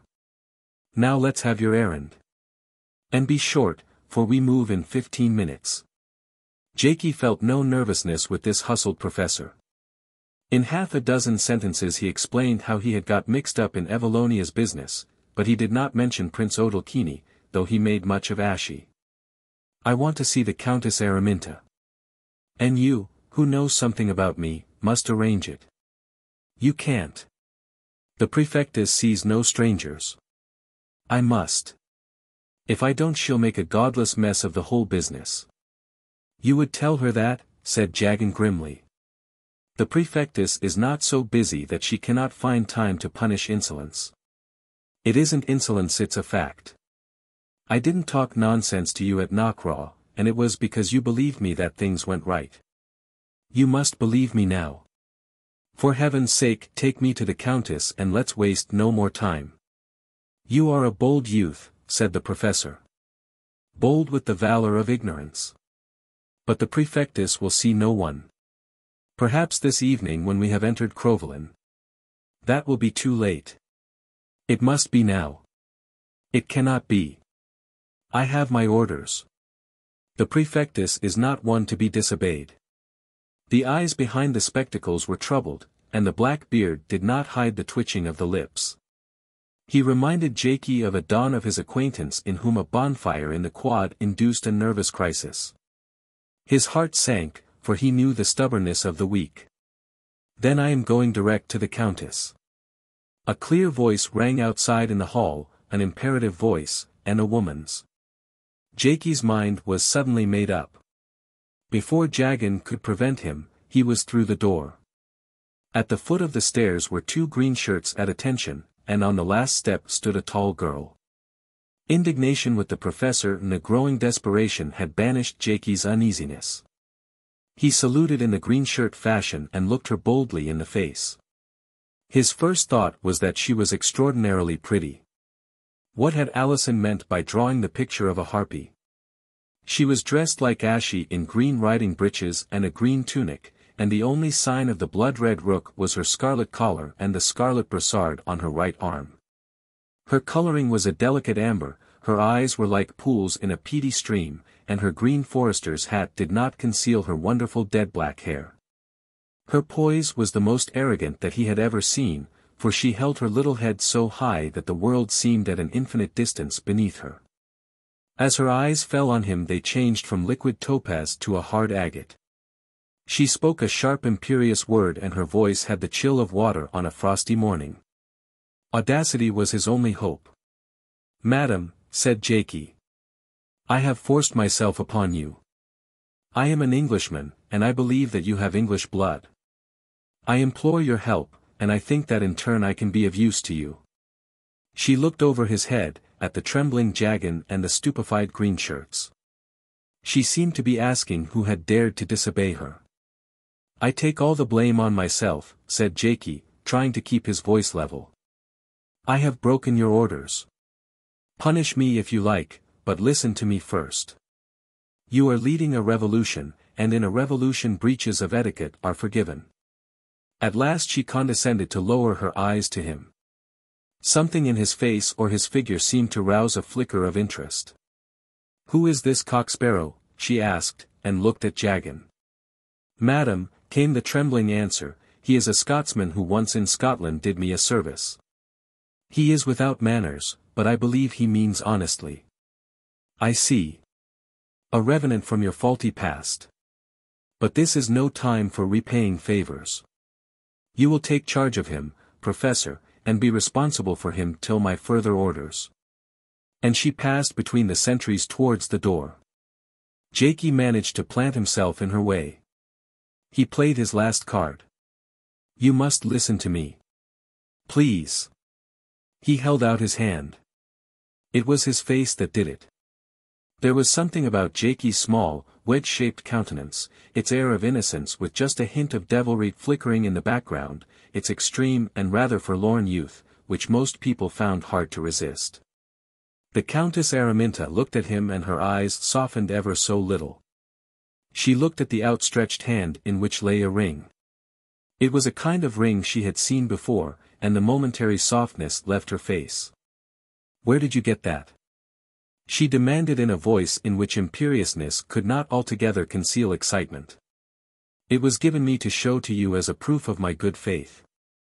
She said something in Evallonian to the guards and the professor, and marched into the cubbyhole which Jaikie had lately left.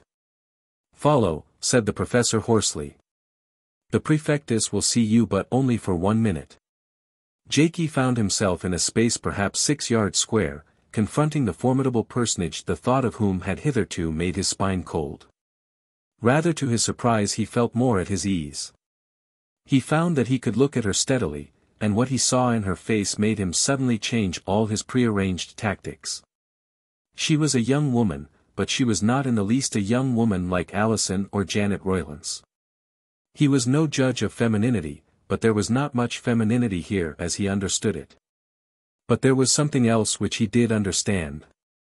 Her eyes, the way she held her head, the tones of her voice had just that slightly insecure arrogance, that sullen but puzzled self-confidence, which belonged to a certain kind of public school boy. He had studied the type, for it was not his own, and he had had a good deal to do with the handling of it.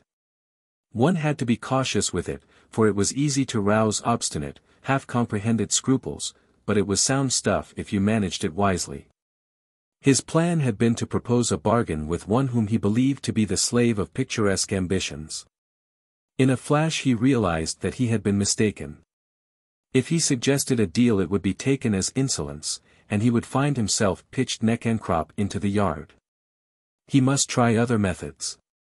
"Countess," he said humbly, "I have come to you with a desperate appeal. You alone can help me." He was scrupulously candid. He told how he had come to Evallonia, of his meeting with Ashie, of his visit to Prince Odalchini. He told how he had brought Alison and the Roylances to the House of the Four Winds. "It was none of my business," he admitted. "I was an interfering fool, but I thought it was going to be fun, and now it's like a tragedy." "The Roylances," she repeated. "They were at Geneva. I saw them there. The man is the ordinary English squire, and the woman is pleasant. Miss Westwater too, I know, I have met her in England. Pretty and blonde, rather fluffy." "Not fluffy," said Jaikie hotly. She almost smiled. "Perhaps not fluffy. Go on." He told of Mastrovan, sketching hurriedly his doings in the canonry 2 years before. He described the meeting in the forest of Saint Sylvester, when he himself had been on the way to the Countess with letters from Ashie. "I can't give you them," he said, "for the rain pulped them." He described the house in the Street of the White Peacock, and he did not mince his words. But he skated lightly over his escape, for he felt that it would be bad tactics to bring Randal Glynde into the story at that stage. There could be no question of her interest. At the mention of Mastrovan her delicate brows descended and she cross-examined him sharply. The Street of the White Peacock, where was it? Who was with Mastrovan? She frowned at the name of Dedekind. Then her face set. "That rabble is caught," she said. "Trapped. Tonight it will be in my hands. But the rabble is desperate. You have an army, Countess, and you can surround it, but it will die fighting with teeth and claws. And if it perishes, my friends will perish with it. That I cannot help. If fools rush in where they are not wanted, they must take the consequences. You don't wish to begin with a tragedy. You have the chance of a bloodless revolution which for its decency will be unlike all other revolutions. You mustn't spoil it. If it starts off with the murder of 3 English, its reputation will be tarnished. The murders will have been done by our enemies, and we shall avenge them. Of course. But still you will have taken the gloss off Juventus in the eyes of England and of Europe. We care nothing for foreign opinion." Jaikie looked her boldly in the eyes. "But you do. You must. You are responsible people, who don't want merely to upset a government, but to establish a new and better one. Public opinion outside Evallonia will mean a lot to you." Her face had again its arrogance. "That is dictation," she said, "and who are you to dictate? I am nobody, but I must plead for my friends. And I am hot on your side. I want you to begin your crusade with an act of chivalry. You would show me how to behave. Not I. I want you to show me and the world how to behave, and prove that Juventus stands for great things. You are strong enough to be merciful." He had touched the right note, for her sternness patently unbent. "What do you want me to do?" Her tone was almost as if she spoke to an equal. "I want you to halt where you are. I want you to let me have half a dozen of your best men to help me to get my friends out of Mastrovin's hands. If we fail, then that's that. If we succeed, then you occupy Crowvelin and do what you like with Mastrovin. After that you march on Melina with a good conscience and God prosper you. She looked at him fixedly and her mouth drew into a slow smile. You are a very bold young man. Are you perhaps in love with Miss Westwater? I am, said Jaikie, but that has nothing to do with the point. I brought her to this country, and I can't let her down. You know you could never do that yourself. Her smile broadened. I am to stop short in a great work of liberation to rescue the lady love of a preposterous Englishman. Yes, said Jaikie, because you know that you would be miserable if you didn't. You think you can bring it off? Only with your help. I am to put my men under your direction. We'll make a plan together. I'll follow any leader. If I consent, you shall lead. If I am to trust you in one thing I must trust you in all. Jaikie bowed. I am at your orders, he said. She continued to regard him curiously. Miss Westwater is noble, she said. Are you? Jaikie puzzled at the word. Then he understood. No, I'm nobody, as I told you. But we don't bother about these things so much in England. I see. The princess and the goose-boy. I do not quarrel with you for that. You are like our Juventus, the pioneer of a new world. Jaikie knew that he had won, for the agate gleam had gone out of her eyes.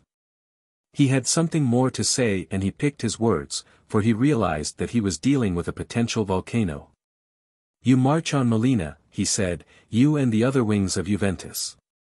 But when you march you must have your leader. Her eyes hardened. What do you know of that? She snapped. I have seen the newspapers and I have heard people talking. Jaikie walked with desperate circumspection. The Republic has fallen. The monarchists with their old man cannot last long. Juventus must restore the ancient ways, but with youth to lead. You mean? Her eyes were stony. I mean Prince John, he blurted out, with his heart sinking. She was once more the Valkyrie, poised like a falcon for a swoop. He saw the appropriateness of Alison's name for her. You mean Prince John, she repeated, and her tone was polar ice. You know you can't put a king on the throne unless you have got him with you. Juventus is wild for Prince John, but nobody knows where he is. I know. I promise to hand him over to you safe and sound. There were many things in her face: interest, excitement, relief, but there was also a rising anger. You would make a bargain with me, she cried. A huckster's bargain with me. Strangely enough, the surprise and fury in her voice made Jaikie cool. He knew this kind of tantrum, but not in the Countess's sex. You mustn't talk nonsense, please, he said. I wouldn't dare to make a bargain with you. I appealed to you, and out of your chivalry you are going to do what I ask. I only offer to show my gratitude by doing what I can for you. Besides, as I told you, I'm on your side. I mean what I say. You can go back on me and refuse what I ask, and I'll still put you in the way of getting hold of Prince John, if you'll give me a couple of days. I can't say fairer than that. A mouse may help a lion. For a second or two she said nothing. Then her eyes fell. You are the first man, she said, who has dared to tell me that I was a fool. I didn't, Jaikie protested, with a comfortable sense that things were going better. You did, and I respect you for it. I see that there was no insult. What I do for you, if I do it, I do because I am a Christian and a good citizen. For the other thing, what proof have you that you can keep your word? Jaikie held out the ring. The Countess took it, studied the carving on the carnelian, and returned it. She was smiling. It is a token and no more. If you fail. Oh, have me flayed and boiled in oil, he said cheerfully. Anything you like as long as you get busy about Mastrovin. She blew a silver whistle, and spoke a word to the orderly who entered. Then Jagan appeared, and to him she gave what sounded like a string of orders, which she enumerated on her slim gloved fingers. When he had gone she turned to Jaikie. "I have countermanded the march for today. Now we go to choose your forlorn hope. You will lunch with me, for I have some things to say to you and many to ask you. What is your name, for I know nothing of you except that you are in love with Miss Westwater and are a friend of my cousin Paul?" "Galt," she repeated. "It is not dignified, but it smells of the honest earth. You will wait here, Galt, till I send for you." Jaikie, left alone, mopped his brow, and, there being no chairs in the place, sat down on the floor, for he felt exhausted. He was not accustomed to this kind of thing. Public school, he reflected. Best six-cylinder model. Lord, how I love the product and dislike the type. But fortunately the type is pretty rare. 12. The Street of the White Peacock. Jaikie rubbed the dust from his eyes, for he had landed in a heap of debris, and looked round for Newsom. Newsom was at his elbow, having exhibited an unexpected agility. He was still a little puzzled to learn how Newsom came to be with him. After his business with the Countess he had found him waiting with the car, stubbornly refusing to move till he had the word from his master. He had dispatched him with a message to Randal Glynde and the man had returned unbidden. "Boss's orders," he had explained. "The boss says I'm to stick to you, sir, till he tells me to quit." And when in the evening the expeditionary force left the camp Newsom had begged for a place in it, had indeed insisted on being with Jaikie in whatever part the latter was cast for. It was not boss's orders this time, but the plea of a sportsman to have a hand in the game, and Jaikie, looking at the man's athletic figure and remembering that he was English, had a little doubtfully consented.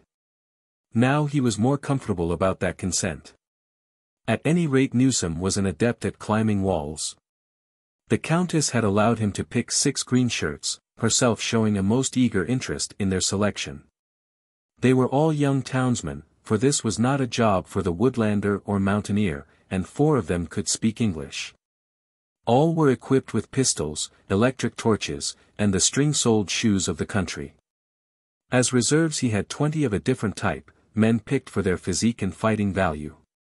He thought of them as respectively his scouts and his shock troops. He had made his dispositions pretty much in the void, but he reasoned that he wanted light men for his first reconnaissance, and something heavier if it came to a scrap. His judgment had been sound, for when in the evening the party, by devious ways and in small groups, concentrated at the Cirque Doré encampment, he found that Randal Glynde had had the same notion. Randal, having had the house in the Street of the White Peacock for some time under observation, and knowing a good deal about its antecedents, had come to certain conclusions. The place was large and rambling, and probably contained cellars extending to the river, for in old days it had been the dwelling of a great merchant of Crowvelin. There was no entrance from the street, the old doorway having been built up, and coming and going was all by the courtyard at the back. The prisoners might be anywhere inside 1,000 square yards of masonry, but the odds were that they were lodged, as Jaikie had been, in rooms facing the street. The first thing was to get rid of the watchers there, and this was the immediate task of the 6 green shirts. But it must be done quickly and circumspectly so as not to alarm the inmates. There were 5 watchers by day and 3 by night, the latter taking up duty at sundown. If a part of the Cirque passed through the street in the first hours of the dark, it would provide excellent cover for scragging the 3 guards, and unobtrusively packing them into one of the vans. The street must be in their hands, for it was by the street front that escape must be made. Randal, who had become a very grave person, was insistent upon the need for speed and for keeping the business with his watchers secret from Mastroven. Mastroven must not be alarmed, for, like Jaikie, he feared that, if he were cornered too soon, he would have recourse to some desperate brutality. It was Jaikie's business to get inside the house, and the only way was by the courtyard at the back. Randal had had this carefully reconnoitred, and his report was that, while the gate was kept locked and guarded, the wall could be climbed by an active man. It was impossible to do more than make a rudimentary plan, which was briefly this. Jaikie was to get into the courtyard, using any method he pleased, and to overpower, gag, and bind the guard. Randal had ascertained that there was never more than a single guard. For this purpose he must have a companion, since his fighting weight was small. His hour of entrance must be 10 p.m., at which time the six were to deal with the watchman in the street. Their success was to be notified to Jaikie by Luigi's playing of Dvorak's Humoresque on his fiddle, which in that still quarter at that hour of night would carry far. Then there was to be an allowance of 1 hour while the six kept watch in the street, and Jaikie, having entered the house, discovered where the prisoners were kept. After that came the point of uncertainty. It might be possible to get the prisoners off as inconspicuously as Jaikie himself had made his departure. On the other hand, it might not, and force might have to be used against desperate men. At all costs the crisis, if it came, was to be postponed till 11 o'clock, at which time the reserves, the 20, would arrive in the courtyard. It was assumed that Jaikie would have got the gates open so that they could enter. He must also have opened the house door. 2 blasts on his whistle would bring the rescuers inside the house, and then God prosper the right. That last sentence had been the parting words of Randal, who had no part allotted him, being, as he said, an aging man and no fighter. Jaikie remembered them as he crouched in the dust of the courtyard and peered into the gloom. So far his job had been simple. A way up the wall had been found in a corner where an adjacent building slightly abutted and the stones were loose or broken. He had lain on the top and examined the courtyard in the dying light, and he had listened intently, but there had been no sight or sound of the watchman.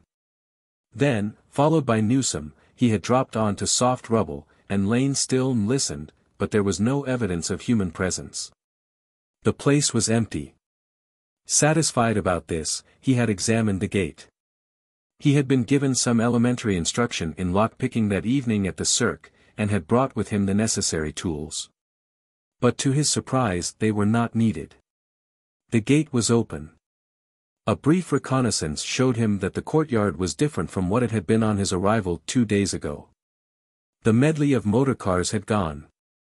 The place was bare, except for the heaps of stone and lime in the corner where someone seemed to have been excavating. Jaikie did his best to think. What was the meaning of the unlocked gate? Someone must be coming there that night and coming in a hurry. Or someone must be leaving in a hurry. Why had Mastrovan suddenly opened his defenses? The horrid thought came to him that Mastrovan might be gone, and have taken Alison and the others with him. Was he too late? The mass of the house rose like a cliff, and in that yard he seemed to be in a suffocating cave. Far above him he saw dimly clouds chasing each other in the heavens, but there was no movement of air where he sat. The place was so silent and lifeless that his heart sank. Childe Roland had come to the dark tower, but the dark tower was empty. And then he saw far up on its facade a light prick out. His momentary despair was changed to a furious anxiety. There was life in the place, and he felt that the life was evil and menacing. The great blank shell held a brood of cockatrices, and among them was what he loved best in the world. Hitherto the necessity for difficult action had kept his mind from brooding too much on awful presentiments. He had had to take one step at a time and keep his thoughts on the leash. There had been moments when his former insouciance had returned to him and he had thought only of the game and not of the consequences. Indeed, in the early evening, as he approached Crowvelin, he had had one instant of the old thrill. Far over the great plain of the Rave, from the direction of the capital, had come the sound of distant music and dancing bells. He had known what that meant. Mr. Dickson McCunn was entering his loyal city of Melina. But now he knew only consuming anxiety and something not far from terror. He must get inside the house at once and find Alison. If she had gone, he must follow. He had a horrid certainty that she was in extreme peril, and that he alone was to blame for it. He got to his feet and was about to attempt the door, when something halted him. It was the sound of a fiddle, blanketed by the great house, but dropping faint liquid notes in the still air. It held him like a spell, for it seemed a message of hope and comfort. One part of the adventure at any rate had succeeded, and the six were in occupation of the Street of the White Peacock. It did more, for it linked up this dark world with the light and with his friends. He listened, he could not choose but listen, till the music died away. It was well that he did so, for Newsom's hand pulled him down again. "There's someone at the gate," he whispered. The two crouched deeper into the shadows. The gate was pushed open, and a man entered the courtyard. He had an electric torch which he flashed for a moment, but rather as if he wanted to see that the torch was in working order than to examine the place.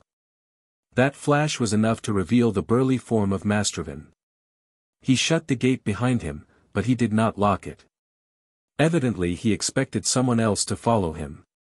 Then he walked straight to the excavation, and, after moving some boards aside, he disappeared into it.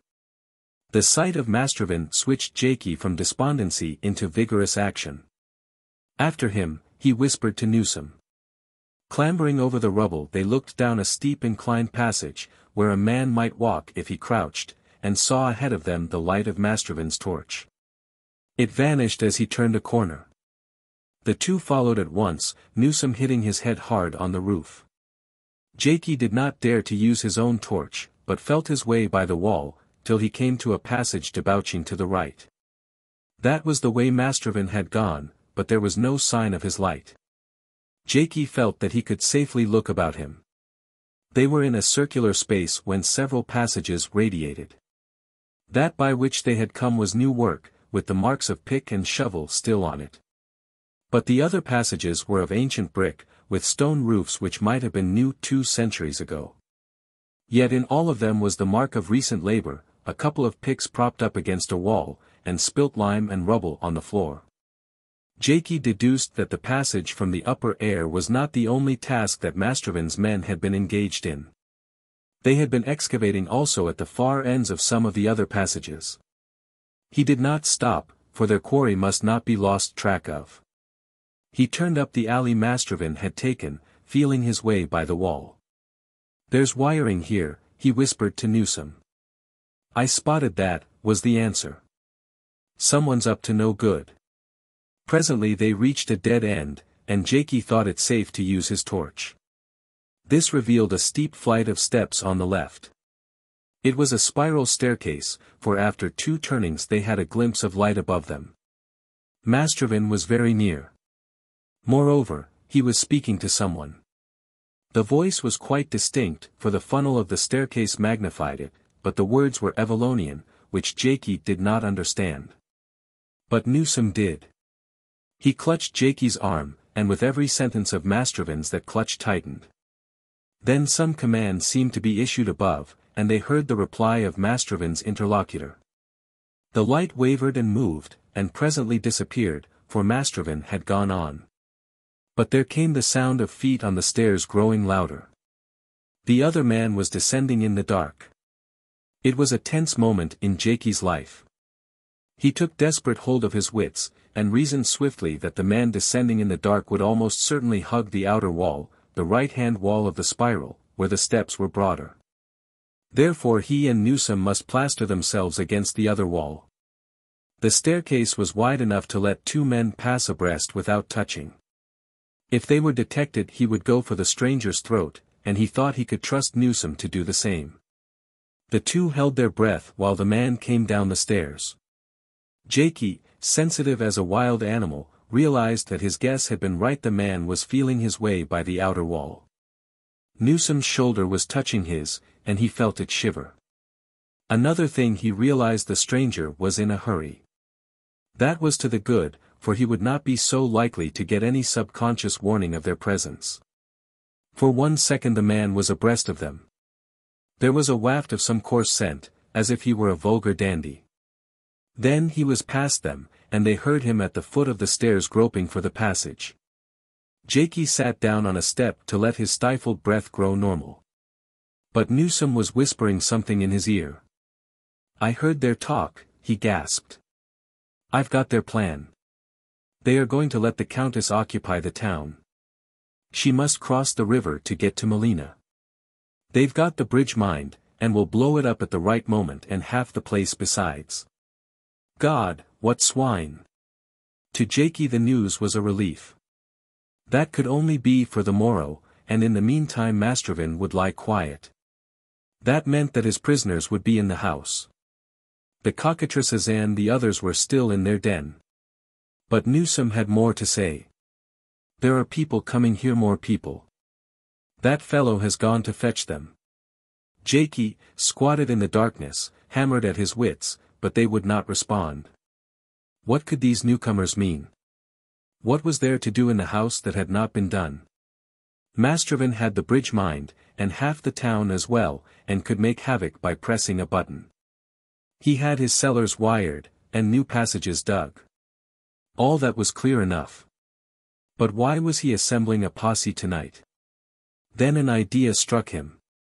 If the gates were open to let people in, they were open to let the same people out. And they might take others with them. He had it. The prisoners were to be removed that night, and used in Mastrovan's further plans. When he had struck his blow at Juventus, they might come in handy as hostages. Or in the last resort as victims. From the moment that he realized this possibility came a radical change in Jaikie's outlook. The torments of anxious love were still deep in his soul, but overlying them was a solid crust of hate. His slow temper was being kindled into a white flame of anger. He looked at his watch. It was 1 minute after 10:30. The 20 would not arrive till 11. I must go on, he whispered. I must find what that brute is after and where he keeps my friends. You must go back and wait in the yard. Please heaven our fellows are here before the others. If they are, bring them up here, I'll find some way of joining up with you. If the others come first, God help us all. I leave it to you. As he spoke he realized sharply the futility of asking a Cockney chauffeur to hold at bay an unknown number of the toughest miscreants in Evallonia. But Newsom seemed to take it calmly. His voice was steady. I'll do my best, sir, he said. I'm armed, and I used to be a fair shot. Have you a pair of clippers in that packet of tools you brought? Jaikie dived into his pocket and handed over the desired article. Good, said Newsom. I think I'll do a spot of wire cutting. And without another word he began to feel his way down. Jaikie crept upward till the stairs ended in a door. This was unlocked, as he had expected, for Mastrovan was leaving his communications open behind him. Inside all was black, so he cautiously flashed his torch. The place was dusty and unclean, a passage with rotting boards on the floor and discolored paper dropping from the walls. He tiptoed along it till it gave on to a small landing from which another staircase descended. Here there were 2 doors and he cautiously tried the handles. One was locked, but the other opened. It was dark inside, but at the far end there was a thin crack of light on the floor. There must be a room there which at any rate was inhabited. The first thing he did, for he had put out his torch, was to fall with a great clatter over some obstacle. He lay still with his heart in his mouth, waiting for the far door to be thrown open. But nothing happened, so he carefully picked himself up and continued with extreme circumspection. There were chairs and tables in this place, a ridiculous number of chairs, as if it had been used as a depository for lumber, or perhaps as a council chamber. He had no further mishap, and reached the streak of light safely. There were people in that farther room, he could hear a voice speaking, and it sounded like Mastrovan's. Another thing he noticed, and that was the same odd smell of coarse scent which he had sniffed as the man passed him on the stairs. The odor was like a third-rate barber's shop, and it came through the door. He could hear Mastrovan talking, rather loud and very distinct, like a schoolmaster to stupid pupils. He was speaking English too. You are going away, he was saying. Do you understand? I will soon visit you, perhaps in a day or 2. I do not think you will try to escape, but if you do, I warn you that I have a long arm and will pluck you back. And I will punish you for it. The voice was slow and patient as if addressed to backward children. And there was no answer. Mastrovan must be speaking to his prisoners, but they did not reply, and that was so unlike Sir Archie that a sudden horrid fear shot into Jaikie's mind. Were they dying, or sick or wounded? Was Alison? He waited no longer. Had the door been triple barred he felt that he had the strength to break it down. But it opened easily. He found himself in a small, square, and very high room, wholly without windows, for the air entered by a grating near the ceiling. It smelt stuffy and heavily scented. Mastervan sat in an armchair, with behind him a queer-looking board studded with numbered buttons. There was a clock fixed on the wall above it which had a loud solemn tick. The three prisoners sat behind a little table. Archie looked as if he had been in the wars, for he had one arm in a sling, and there was a blood-stained bandage round his head. He sat stiffly upright, staring straight in front of him. So did Janet, a pale unfamiliar Janet, with her hair in disorder and a long rent in one sleeve. Like her husband, she was looking at Mastervan with blank unseeing eyes. Alison sat a little apart with her arms on the table and her head on her arms. He saw only her mop of gold hair. She seemed to be asleep. All that Jaikie took in at his first glance was the three prisoners. What devilry had befallen them?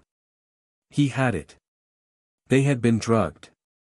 They were now blind and apathetic, mindless perhaps, baggage which Mastervan could cart about as he chose. There had evidently been a row, and Archie had suffered in it, but now he was out of action. It was the sight of Alison's drooped head that made him desperate, and also perfectly cool. He had not much hope, but at any rate he was with his friends again. This reconnaissance took a fraction of a second. He heard Mastervan bark, "Hands up!" And up shot his arms. There were two others in the room, Dedekind with his red pointed beard, and a sallow squat man, whom he remembered in the canonry. What was his name? Rosenbaum. It was the last who searched him, plucking the pistol from his breeches pocket. Jaikie did not mind that, for he had never been much good with a gun. For the first time he saw the clock on the wall, and noted that it stood at 11:15. If he could spin out that quarter of an hour there was just the faintest chance, always provided that Mastervan's reinforcements did not arrive too soon. "I have come back," he said sweetly. "I really had to get some decent clothes, for I was in rags." "You have come back," Mastervan repeated. "Why?" "Because I liked your face, Mr. Mastervan. I have the pleasantest recollection of you, you know, ever since we met 2 years ago at Portaway. Do you remember the hydropathic there and the little Glasgow journalist that you cross-examined? Drunken little beast he was, and you tried to make him drunker. Have you been up to the same game with my friends?" He glanced at Archie, trying to avoid the sight of Alison's bowed head. To his surprise he seemed to detect a slight droop of that gentleman's left eye. Was it possible that the doping had failed, and that the victims were only shamming? The clock was at 13 minutes to 11. Mastervan was looking at him fixedly, as if he were busy reconstructing the past to which he had alluded. "So," he said. "I have more against you than I imagined." "You have nothing against me," said Jaikie briskly. "I might say I had a lot against you: kidnapping, imprisonment, no food or drink, filthy lodgings, and so forth. But I'm not complaining. I forgive you for the sake of your face. You wanted me to tell you something, but I couldn't, for I didn't know. Well, I know now, and I've come back to do you a good turn. You would like to know where Prince John is. I can tell you." Jaikie stopped. His business was to spin out this dialogue. "Go on," said Mastervan grimly. He was clearly in two minds whether or not this youth was mad. "He is with the Countess Troyos." "I know, for I saw him there this morning."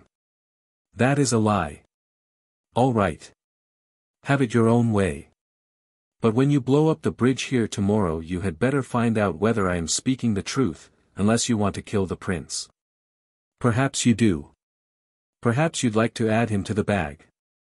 It's all the same to me, only I thought I'd warn you." He was allowed to finish this audacious speech, because Mastervan was for once in his masterful life fairly stupefied.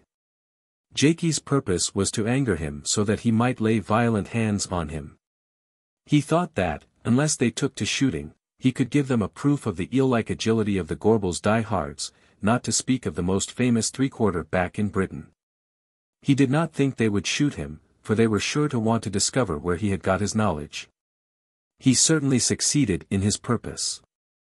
Mastrovin's face flushed to an ugly purple, and both Dedekind and Rosenbaum grew a little paler. The last named said something in Evallonian, and the three talked excitedly in that language. This was precisely what Jaikie wanted. He observed that the clock was now at 8 minutes to the hour. He also noted that Alison, though her head was still on the table, was looking sideways at him through her fingers, and that her eyes had an alertness unusual in the doped. Suddenly he heard a shot, muffled as if very far off. This room was in the heart of the house, and noises from the outer world would come faintly to it, if at all. But he had quick ears, and he knew that he could not be mistaken. Was the faithful Newsom holding the bridge alone like Horatius? He could not hold it long, and there were still 5 deadly minutes to go before the 20 could be looked for. Yet it would take more than 5 minutes to get the prisoners out of the house and the gate. That danger at any rate had gone. What remained was the same peril which had brooded over the library at Castlegay, before Dickson McCunn like a north wind had dispersed it. These wild beasts of the jungle, if cornered, might make a great destruction. Here in this place they were all on the thin crust of a volcano. He did not like that board with studs and numbers behind Mastrovin's head. Again came the faint echo of shots. This time Mastrovin heard it. He said something to Dedekind, who hurried from the room. Rosenbaum would have followed, but a word detained him. Mastrovin sat crouching like an angry lion, waiting to spring, but not yet quite certain of his quarry. "Stand still," he told Jaikie, who had edged nearer Alison. "If you move I will kill you. In a moment my friend will return, and then you will go. Where will you go?" He sucked his lips, and grinned like a great cat. There were no more shots, and silence fell on the place, broken only by the ticking of the clock. Jaikie did not dare to look at the prisoners, for the slightest movement on his part might release the fury of the wild beast in front of him. He kept his eyes on that face which had now become gnarled like a knot in an oak stump, an intense concentration of anxiety, fury and animal power. It fascinated Jaikie, but it did not terrify him, for it was like a monstrous gargoyle, an expression of some ancient lust which was long dead. He had the impression that the man was somehow dead and awaited burial, and might therefore be disregarded. He strove to stir his inertia to life, but he seemed to have become boneless. "It's you that will be dead in a minute or two," he told himself, but apathetically, as if he were merely correcting a misstatement. Anger had gone out of him, and had taken fear with it, and only apathy remained. He felt Mastrovin's eyes beginning to dominate and steal his senses like an anesthetic. That scared him, and he shifted his gaze to the board on the wall, and the clock. The clock was at 3 minutes after 11, but he had forgotten his former feverish calculation of time. The door opened. Out of a corner of his eye he saw that Dedekind had returned. He noted his red beard. Jaikie was pulled out of his languor by the behavior of Mastrovin, who from a lion couchant became a lion rampant. He could not have believed that a heavy man well on in years could show such nimbleness. Mastrovin was on his feet, shouting something to Rosenbaum, and pointing at the newcomer the pistol with which he had threatened Jaikie. The voice that spoke from the door was not Dedekind's.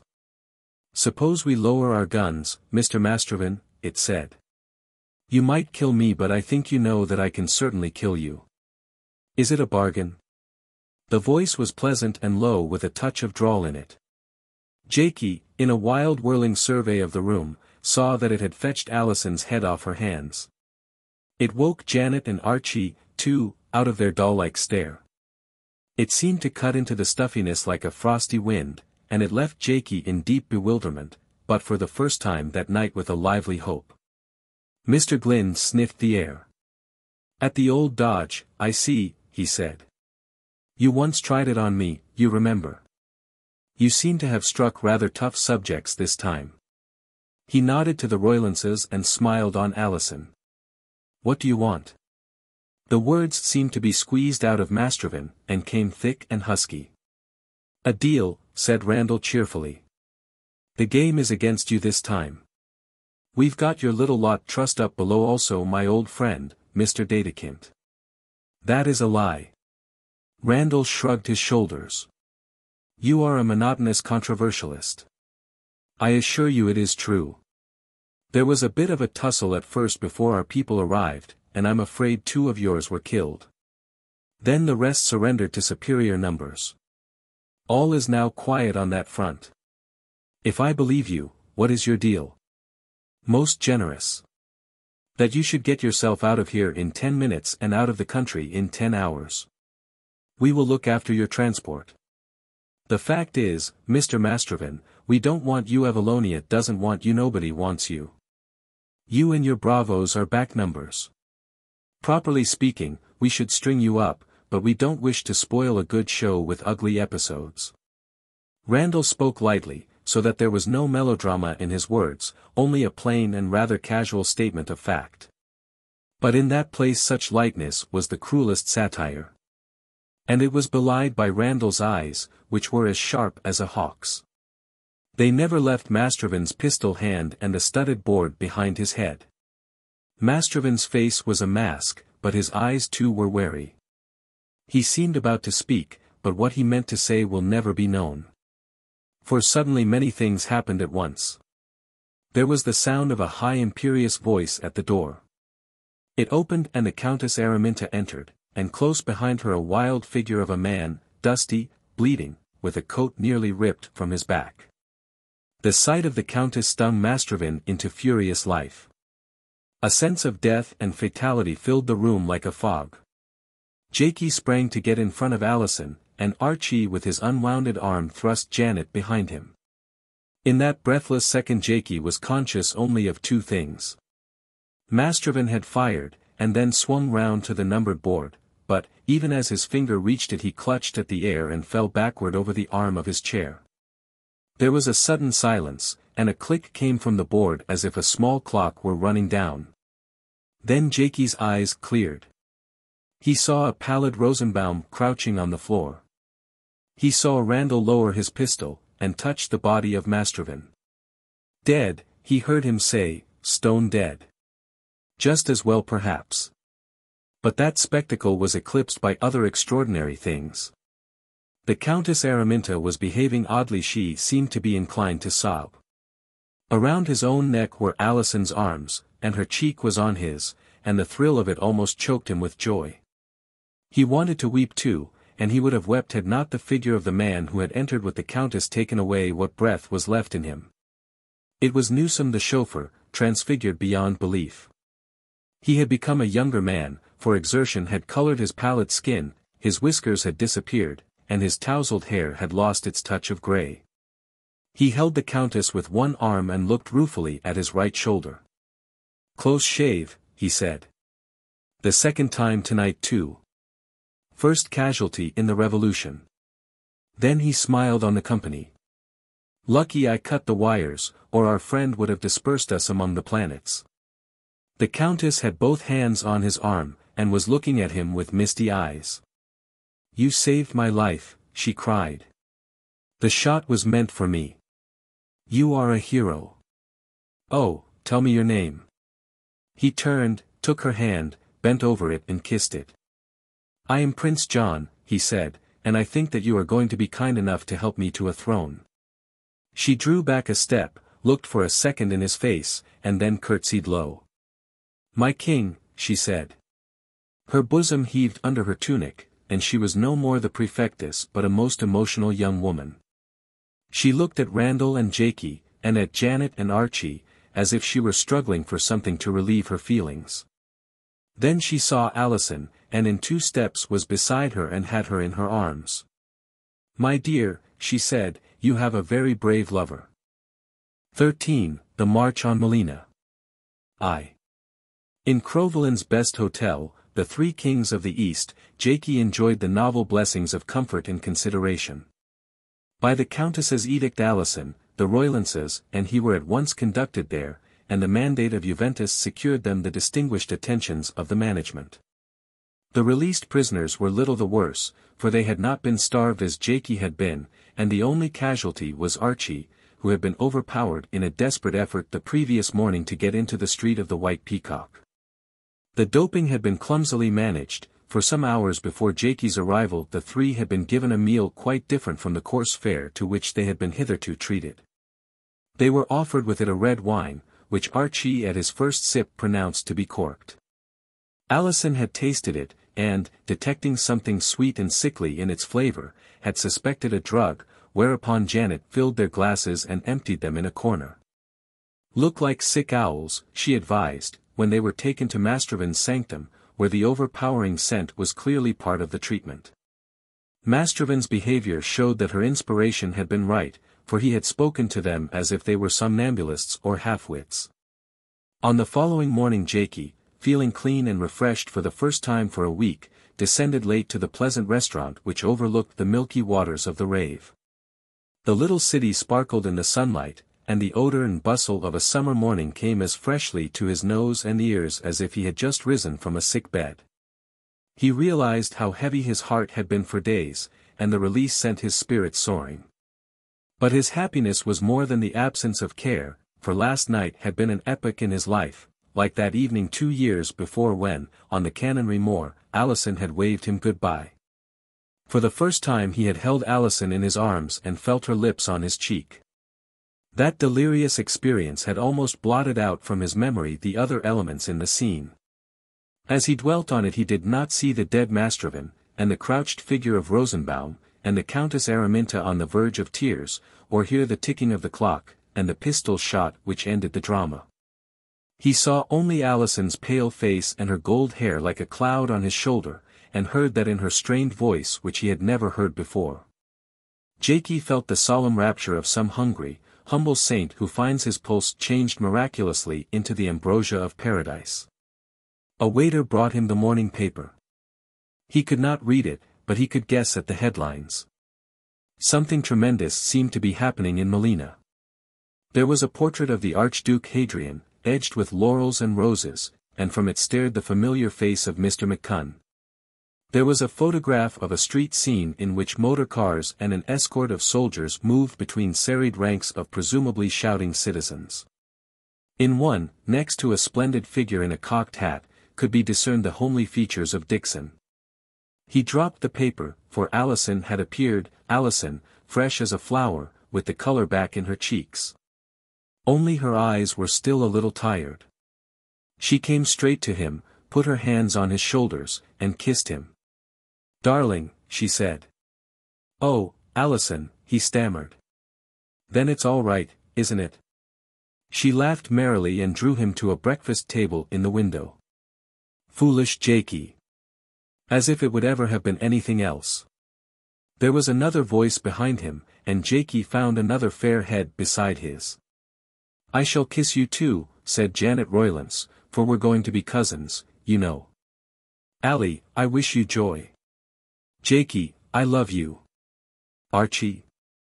Oh, he has to stay in bed for a little. The doctor has just seen him. He's all right, but his arm wants a rest, and he got quite a nasty smack on the head. Let's have breakfast.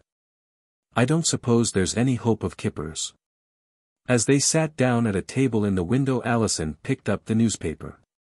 She frowned at the pictures from Melina. Her coffee grew cold as she puzzled over the headlines. "I wish I could read this stuff," she said. "Everything seems to have gone according to plan, but the question is, what is the next step? You realize, don't you, that we've still a nasty fence to lep? We've got over the worst, for the Blood-Red Rook has taken Prince John to her bosom. She'll probably insist on marrying him, for she believes he saved her life, and I doubt if he is man enough to escape her. Perhaps he won't want to, for she's a glorious creature, but Jaikie, I think you are lucky to have found a homely person like me. Being married to her would be rather like domesticating a Valkyrie. You managed that business pretty well, you know. I don't deserve much credit, for I was only fumbling in the dark. Mr. Glynde was the real genius. Do you think he arranged for the Countess to turn up, or was it an unrehearsed effect? If he arranged it he took a pretty big risk. I believe she took the bit in her teeth. Couldn't bear to be left out of anything. But what about Cousin Ran? He has disappeared over the skyline, and the only message he left was that we were to go back to Tarta and await developments.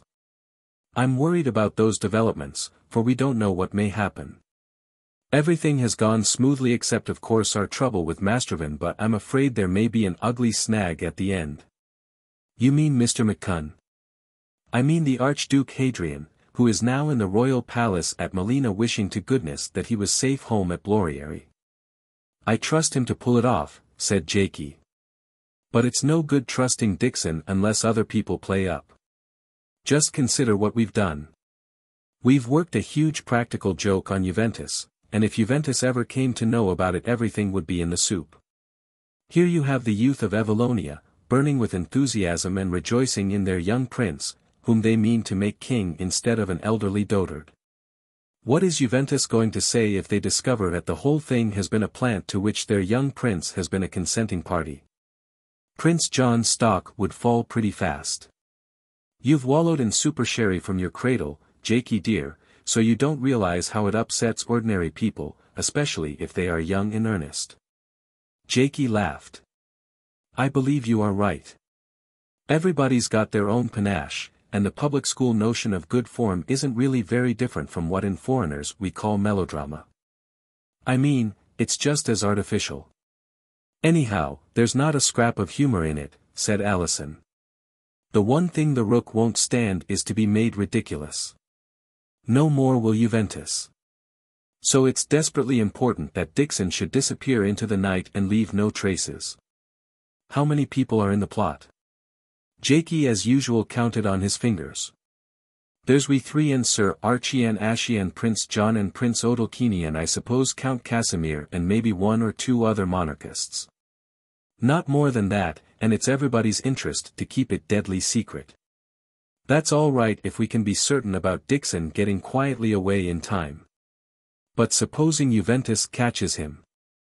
Then it's bound to come out. I don't mean that they'll do him any harm beyond slinging him across the frontier. But he'll look a fool and will look fools, and, much more important, Prince John will look a fool and a bit of a knave, and the monarchist leaders, who Rand says are the only people that can help Juventus to make a success of the government. We must get busy at once. Since that ruffian Rand has vanished, we must get hold of Prince John. But it was not the prince who chose to visit them as they were finishing breakfast, but the Countess Araminta. Jaikie had seen her in camp as prefectess, and was prepared to some extent for her air of command, but the others only knew her as the exotic figure of London and Geneva. And as the excited girl whose nerves the night before had been stretched to breaking point. Now she seemed the incarnation of youthful vigor. The door was respectfully held open by an aide-de-camp, and she made an entrance like a tragedy queen. She wore the uniform of Juventus, but her favorite color glowed in a cape which hung over one shoulder. There was color too in her cheeks, and her fine eyes had lost their sullenness. Everything about her, her trim form, the tilt of her head, the alert grace of her carriage, spoke of confidence and power. Jaikie gasped, for he had never seen anything quite like her. Incessu patuit dea, he thought, out of a vague classical reminiscence. They all stood up to greet her. My friends, my good friends, she cried. She put a hand on Jaikie's shoulder, and for one awe-stricken moment he thought she was going to kiss him. She smiled upon them in turn. Your husband is almost well, she told Janet. I have seen the doctor. What do you wish to do, for it is for you to choose. I must go back to my camp, for here in Crowvelin during the next few days the whole forces of Juventus will concentrate.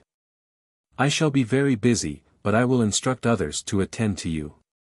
What are your wishes? You have marched some distance with Juventus. Do you care to finish the course, and enter Melina with us? You have earned the right to that. You are very kind, said Janet. But if you don't mind, I believe we ought to go home. You see, my husband should be in Geneva, and I'm responsible for my cousin Alison. I think if Archie were here he would agree with me. Would it be possible for us to go back to Tarta and rest there for a day or two? We don't want to leave Evallonia till we know that you have won, but you won't misunderstand me. I don't think we should take any part in the rest of the show. You see, we are foreigners, and it is important that everybody should realize that this is your business and nobody else's. My husband is a member of our parliament, and there might be some criticism if he were mixed up in it, not so much criticism of him as of you. So I think we had better go to Tarda." Janet spoke diffidently, for she did not know how Juventus might regard the House of the Four Winds and its owner. But to her surprise the Countess made no objection. "You shall do as you wish," she said. "Perhaps you are right, and it would be wise to have no foreign names mentioned. But you must not think that we shall be opposed and must take Melina by storm. We shall enter the city with all the bells ringing." She saw Janet's glance fall on the newspaper on the floor. "You think there is a rival king? Ah, but he will not remain. He will not want to remain. The people will not want him. Trust me, he will yield at once to the desire of his country." "What will you do with the Archduke?" Alison asked. "We will treat him with distinguished respect," was the answer. "Is he not the brother of our late king and the uncle of him who is to be our king? If his health permits, he will be the right-hand counselor of the throne, for he is old and very wise. At the coronation he will carry the sacred lamp and the mantle of Saint Sylvester, and deliver with his own voice the solemn charge given to all Evallonia's sovereigns." Alison groaned inwardly, having a vision of Dickson in this august role. "I must leave you," said the Countess. "You have done great service to my country's cause, for which from my heart I thank you. An evil thing has been destroyed, which could not indeed have defeated Juventus but which might have been a thorn in its side." "Have you got rid of Mastrovin's gang?" Jaikie asked. She looked down on him smiling, her hand still on his shoulder. "They are being rounded up," she replied, "but indeed they count for nothing since he is dead. Mastrovin is not of great importance not now, though once he was Evallonia's evil genius. At the worst he was capable of murder in the dark. He was a survivor of old black days that the world is forgetting. He was a prophet of foolish crooked things that soon all men will loathe." Her voice had risen, her face had flushed, she drew herself up to her slim height, and in that room, amid the debris of breakfast and with the sun through the long windows making a dazzle of light around her, the Countess Araminta became for a moment her ancestress who had ridden with John Sobieski against the Turk. To three deeply impressed listeners she expounded her creed. "Mastrovin is dead," she said, "but that is no matter, for he and his kind were dead long ago. They were revenants, ghosts, hideous feudal ghosts. They lived by hate, hating what they did not understand. They were full of little vanities and fears, and were fit for nothing but to destroy. Back numbers you call them in England, I call them shadows of the dark which vanish when the light comes. We of Juventus do not hate, we love, but in our love we are implacable. We love everything in our land, all that is old in it and all that is new, and we love all our people, from the greatest to the humblest. We have given back to Evallonia her soul, and once again we shall make her a great nation. But it will be a new nation, for everyone will share in its government." She paused. "All will be sovereigns, because all will be subjects." She was a true actress, for she knew how to make the proper exit. Her rapt face softened. With one hand still on Jaikie's shoulder she laid the other on Alison's head and stroked her hair. "Will you lend me your lover, my dear?" she said. "Only for a little, since he will join you at Tarda. I think he may be useful as a liaison between Juventus and those who doubtless mean well but have been badly advised." Then she was gone, and all the color and half the light seemed to have left the room. "Gosh!" Jaikie exclaimed, when they were alone. "It looks as if I were for it." He remembered the phrase about subjects and sovereigns as coming from a philosopher on whom at Cambridge he had once written an essay. No doubt she had got it from Dr. Jagan, and he had qualms as to what might happen if the public school code got mixed up with philosophy. Janet looked grave. "What a woman," she said. "I like her, but I'm scared by her. The Blood-Red Rook is not the name, she's the genuine eagle. I'm more anxious than ever about Mr. McCunn. Juventus is a marvelous thing, but she said herself that it was implacable. There's nothing in the world so implacable as the poet if you attempt to guy his poetry, and that's what we have been doing. There's going to be a terrible mix-up unless Dickson can disappear in about 2 days and leave no traces behind him. And I don't see how that's to be managed now that he is planted in a palace in the middle of an excited city. To 3 anxious consultants there entered Prince John. Somehow or other he had got in touch with his kit, for he was smartly dressed in a suit of light flannels, with a rose in his buttonhole. "I'm supposed to be still incognito," he explained, "and I have to lurk here till the concentration of Juventus is complete. That should be some time tomorrow. Sir Archie is all right. I've just seen him, and he is to be allowed to get up after luncheon. I hope you can control him, Lady Roylance, for I can't. He is determined to be in at the finish, he says, and was simply blasphemous when I told him that he was an alien and must keep out of it. It won't do, you know. You must all go back to Tarta at once. He doesn't quite appreciate the delicacy of the situation or what compromising people you are." "We do," said Janet. "We've just had a discourse from the Countess. You won't find it easy to live up to that young woman, sir." Prince John laughed. "I think I can manage Mintha. She is disposed to be very humble and respectful with me, for she has always been a staunch royalist. Saved her life, too. She thinks though I don't believe Masterman meant his shot for her, I believe he spotted me, and he always wanted to do me in.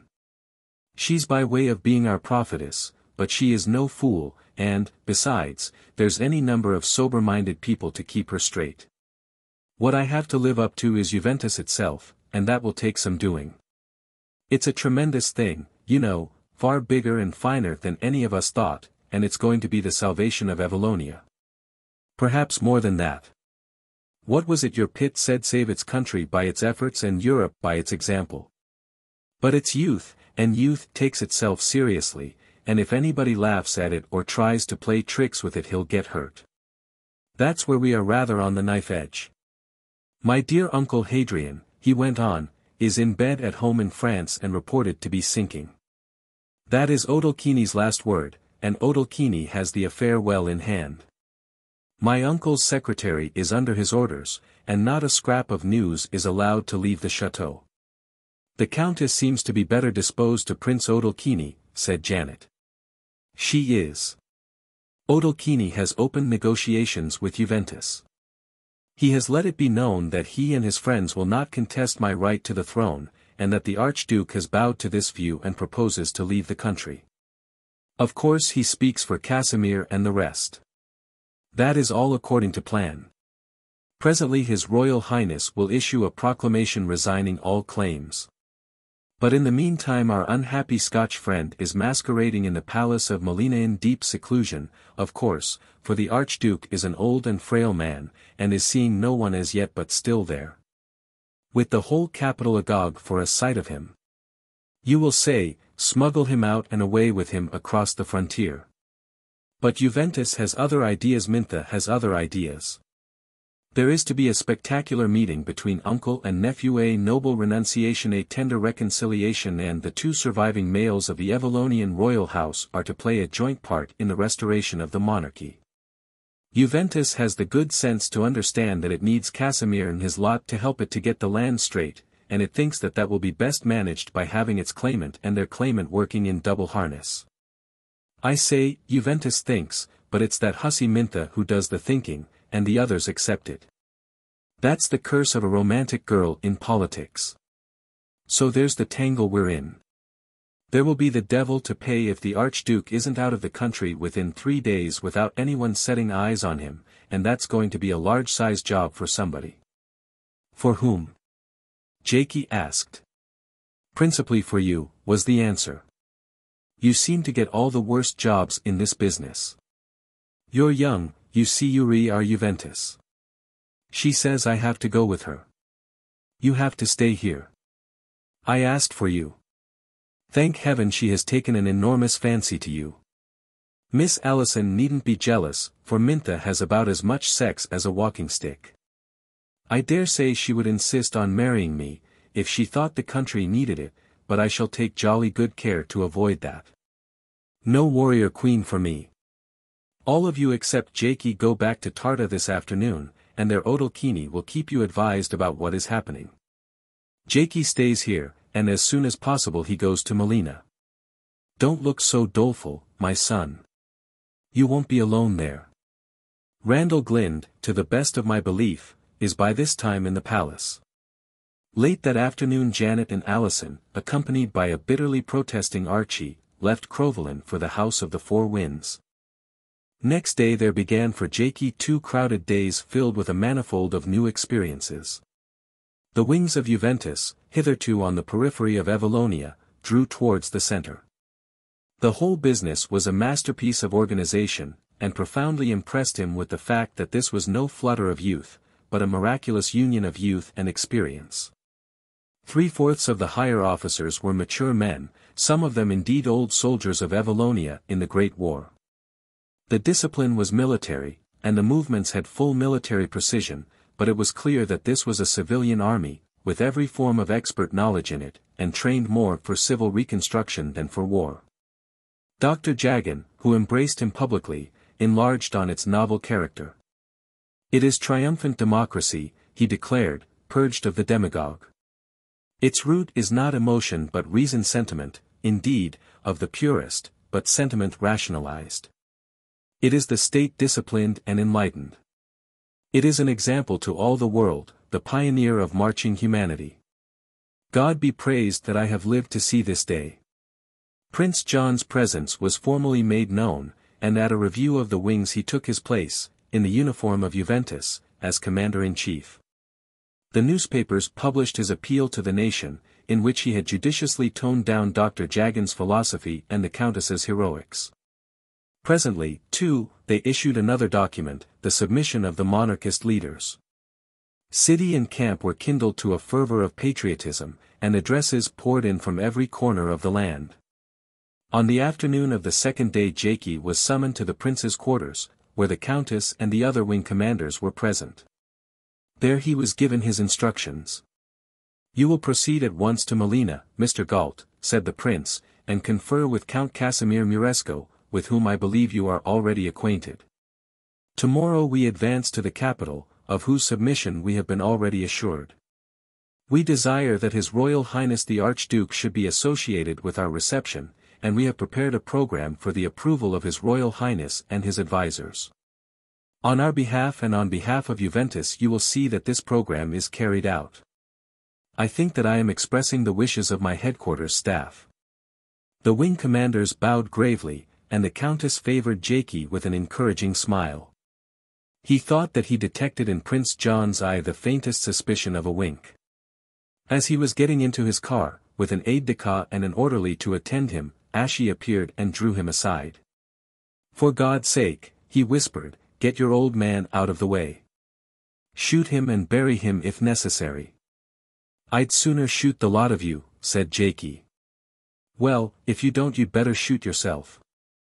And me, too, for I won't survive a fiasco. Mintha has got off on her high horse, and Juventus is following her. She has drawn up a program of ceremonies a yard long, in which your old fellow is cast for a principal part. There'll be bloody murder if they find themselves let down. They're a great lot, and my own lot, but they won't stand for ragging. 2. Dickson, enveloped in a military greatcoat and muffled up about the neck because of his advanced age and indifferent health, enjoyed his journey in the late afternoon from Crowvelin to Melina. He sat beside Prince Odalchini on the back seat of a large Daimler, with Count Casimir opposite him. There were police cars in front and behind, and a jingling escort of National Guards who made their progress slow. The movement, the mellow air, the rich and sunlit champagne raised his spirits and dispelled his nervousness. His roving eye scanned the landscape and noted with pleasure the expectant villagers and the cheering group of countrymen.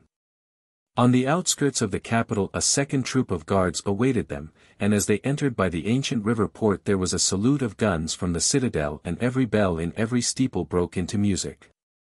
It had been arranged, in deference to His Royal Highness's frailty, that there should be no municipal reception, but the streets were thronged with vociferous citizens and the click of cameras was like the rattle of machine guns. The cars swung through what looked like a Roman triumphal arch into a great courtyard, on three sides of which rose the huge Baroque palace. At this point Dickson's impressions became a little confused. He was aware that troops lined the courtyard. He heard a word of command and saw rifles presented at the salute. He was conscious of being tenderly assisted from his car, and conducted between bowing servants through a high doorway and across endless marble pavements. Then came a shallow staircase, and a corridor lined with tall portraits. He came to anchor at last in what seemed to be a bedroom, though it was as big as a church. The evening was warm, but there were fires lit in two fireplaces. As he got out of his greatcoat he realized that he was alone with Prince Odalchini and Count Casimir, each of whom helped himself to a stiff whiskey and soda from a side table. "Thank heaven that is over," cried the latter. "Well over, too. Your Royal Highness will keep your chamber tonight, and you will be valeted by my own man. Do not utter one word, and for God's sake try to look as frail as possible. You are a sick man, you understand, which is the reason for this privacy. Tomorrow you will have to show yourself from one of the balconies to the people of Melina. Tomorrow, too, I hope that your own equerry will arrive. It is better that you should be alone tonight. You realize, I think, how delicate the position is. Silence and great bodily weakness, these are your trump cards. It may be a little lonely for you, but that is inevitable." Dickson looked round the immense room, which was hung with tapestries depicting the doings in battle of the 16th-century King John of Evallonia. From the windows there was a wide view over the glades of the park with a shining river at the end. The two fires burned brightly, and on a bed like a field he observed his humble pajamas. His spirits were high. "Ugh," he said, "I'll do fine. This is a cheery place. I'll not utter a cheep, and I'll behave as if I was 100 years old. I hope they'll send me up a good dinner, for I'm mortal hungry." Dickson spent a strange but not unpleasant evening. Count Casimir's valet proved to be an elderly Frenchman whose reverence for royalty was such that he kept his eyes downcast and uttered no word except "Altesse," and that in a tone of profound humility. Dickson was conducted to an adjoining bathroom, where he bathed in pale blue scented water. In the bathroom he nearly drowned himself by turning on all the taps at once, but he enjoyed himself hugely splashing the water about and watching it running in marble grooves to an exit. After that he was enveloped in a wonderful silk dressing gown, which hid the humbleness of his pajamas from which he observed that the name tag had been removed. The dinner served in his bedroom was all that his heart would wish, and its only blemish was that, from a choice of wines offered him, he selected a Tokay which tasted unpleasantly like a medicine of his boyhood. So that he was forced to relapse upon a whiskey and soda. "Even in a palace life may be lived well," he quoted to himself from a favorite poet. After dinner he was put to bed between sheets as fine as satin, and left with a reading lamp on his bedside table surrounded by a selection of fruit and biscuits. He turned out the lamp, and lay for some time watching the glow of the fire and the amber twilight in the uncurtained windows. Outside he could hear the tramp of the sentries and far off the rumor of crowded streets. At first he was too excited to be drowsy, for the strangeness of his position came over him in gusts, and his chuckles were mingled with an unpleasant trepidation. "You'll need to say your prayers, Dickson my man," he told himself, "for you're in for a desperate business. It's the kind of thing you read about in books." But the long day had wearied him, and he had dined abundantly, so before long he fell asleep. He woke to a bright morning and a sense of extreme bodily well-being. He drank his tea avidly. He ran off the hot bath which had been prepared for him, and had a cold one instead. He took 10 minutes instead of 5 over his exercises, and 2 instead of 5 over his prayers. He put on his best blue suit. He was thankful he had brought it from Rosencien, a white shirt and a sober tie, for he felt that this was no occasion for flamboyance in dress. From all his garments he noted with interest that the marks of identification had been removed. As he examined his face in the glass he decided that he did not look the age of the Archduke and that he was far too healthily colored for a sick man. So he rubbed some of the powder which Count Casimir had given him over his cheeks and well into his thinning hair. The result rather scared him, for he now looked a cross between a consumptive and a badly made-up actor. At breakfast he was compelled to exercise self-denial. He could have eaten everything provided, but he dared not repeat his performance at dinner the night before, so he contented himself with 3 cups of coffee, a peach, and the contents of the toast rack. The servants who cleared away saw an old man resting on a couch with closed eyes, the very image of a valetudinarian. After that time hung heavy on his hands. It was a fine morning and he felt that he could walk 20 miles.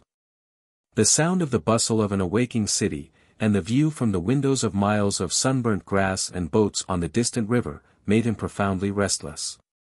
His great bedroom was furnished like a room in a public building, handsomely but dully. There was nothing in it to interest him, and the only book he had brought was Sir Thomas Browne, an author for whom at the moment he did not feel inclined. Urn burial and a doctor's religion were clean out of the picture. A sheaf of morning papers had been provided, but he could not read them, though he observed with interest the pictures of his entry into Melina.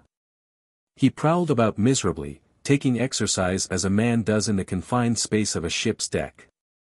Then it occurred to him that he might extend his walk and do a little exploration. He cautiously opened the door and looked into a deserted corridor. The place was as empty and as silent as a tomb, so there could be no risk in venturing a little way down it. He tried 1 or 2 doors which were locked. One opened into a vast chamber where the furniture was all in dust sheets. Then he came to a circular gallery around a subsidiary staircase, and he was just considering whether he might venture down it when he heard voices and the sound of footsteps on the marble. He skipped back the road he had come, and for an awful minute was uncertain of his room. One door which he tried refused to open, and the voices were coming nearer. Happily the next door on which he hurled himself was the right one, and he dropped panting into an armchair.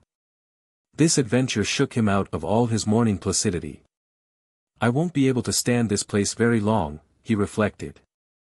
I can't behave like a cripple, when I'm fair bursting with health. It's worse than being in jail. And then an uglier thought came to him.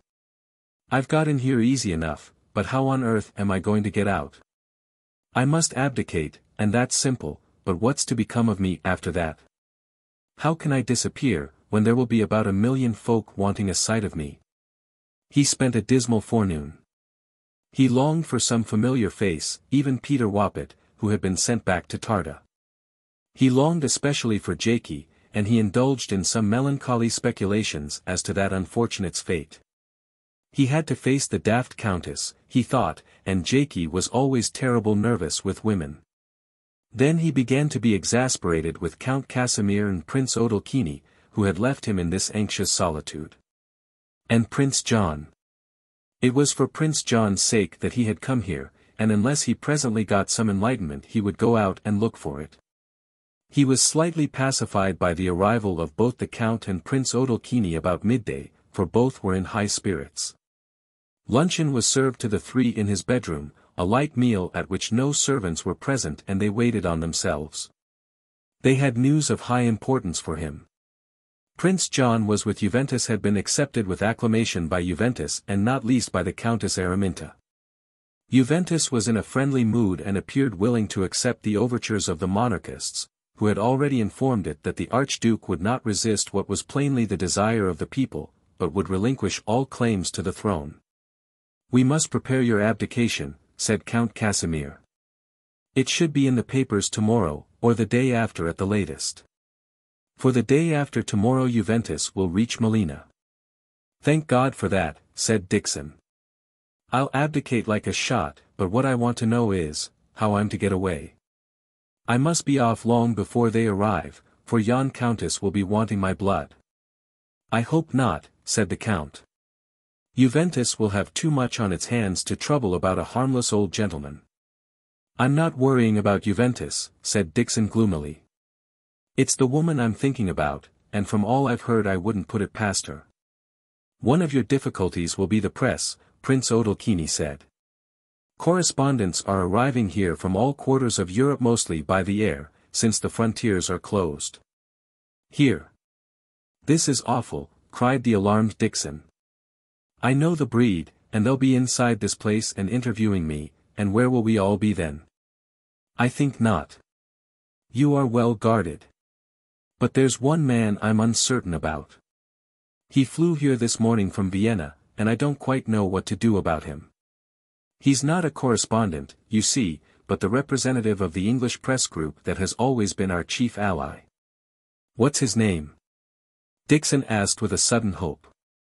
The prince drew a card from his pocket. "Crombie," he read. "The right-hand man of the great Craw. I haven't seen him, but he has written to me. I felt that I was bound to treat him with some consideration, so he is coming here at 3 o'clock.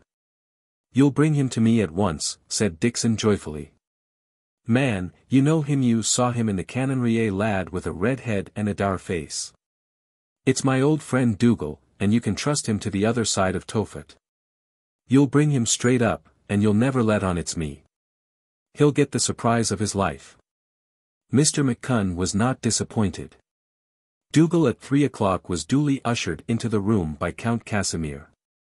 "Your Royal Highness, I have to present Mr. Crombie of the Craw Press," he said, and bowed himself out. Dougal made an awkward obeisance and advanced 3 steps. Then he stopped in his tracks and gaped. "It's you," he stammered. "Aye, it's me," said Dickson cheerfully. "You didn't know what you were doing when you whip-pit me out of Rosensea and sent me on my travels.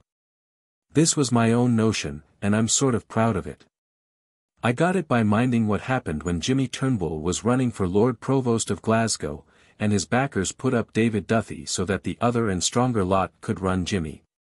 You'll mind that?" "I mind it," said Dougal hoarsely, sinking into a chair. "And by the mercy of Providence it turned out that I was the living image of the old Archduke. It has answered fine.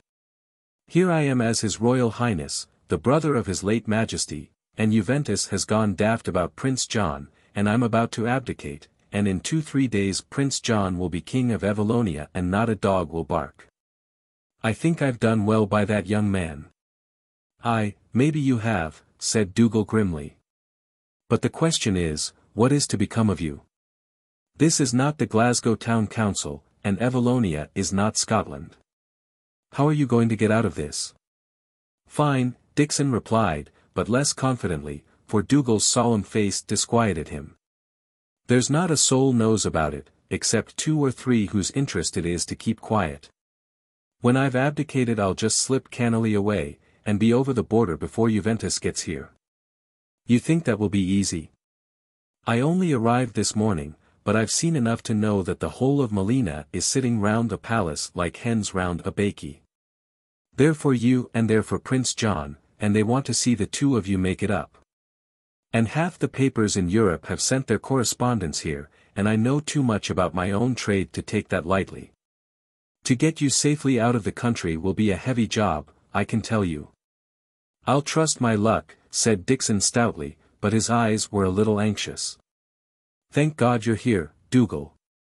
"Yes, thank God I'm here. The trouble with you is you're too brave. You don't stop to think of risks. Suppose you're found out. Juventus is a big thing, a bigger thing than the world knows, but it's desperate serious, and it won't understand pranks. Won't understand, and won't forgive. At present it's inclined to be friendly with the monarchists, and use them, for it badly needs them. But if it had a suspicion of this game, Count Casimir and Prince Odalchini and the rest would be in the dock for high treason. And yourself? Well, I'm not sure what would happen to you, but it wouldn't be pleasant. You're a job's comforter, Dougal. Anyway, it's a great thing to have you here. I wish I had Jaikie too. You'll come and bide here, for I'll want you near me. Yes, I'd better move in. I'll see the Count about it at once. Some of us will have to do some pretty solid thinking in the next 24 hours.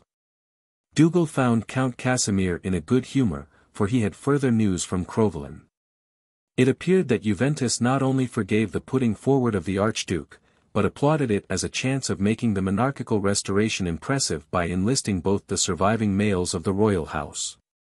The Countess Araminta was especially enthusiastic, and an elaborate program had been drawn up, first the meeting of Prince John and his uncle, then the presentation to Melina of the young man by the old and last the ceremonial functioning of the Archduke at the coronation.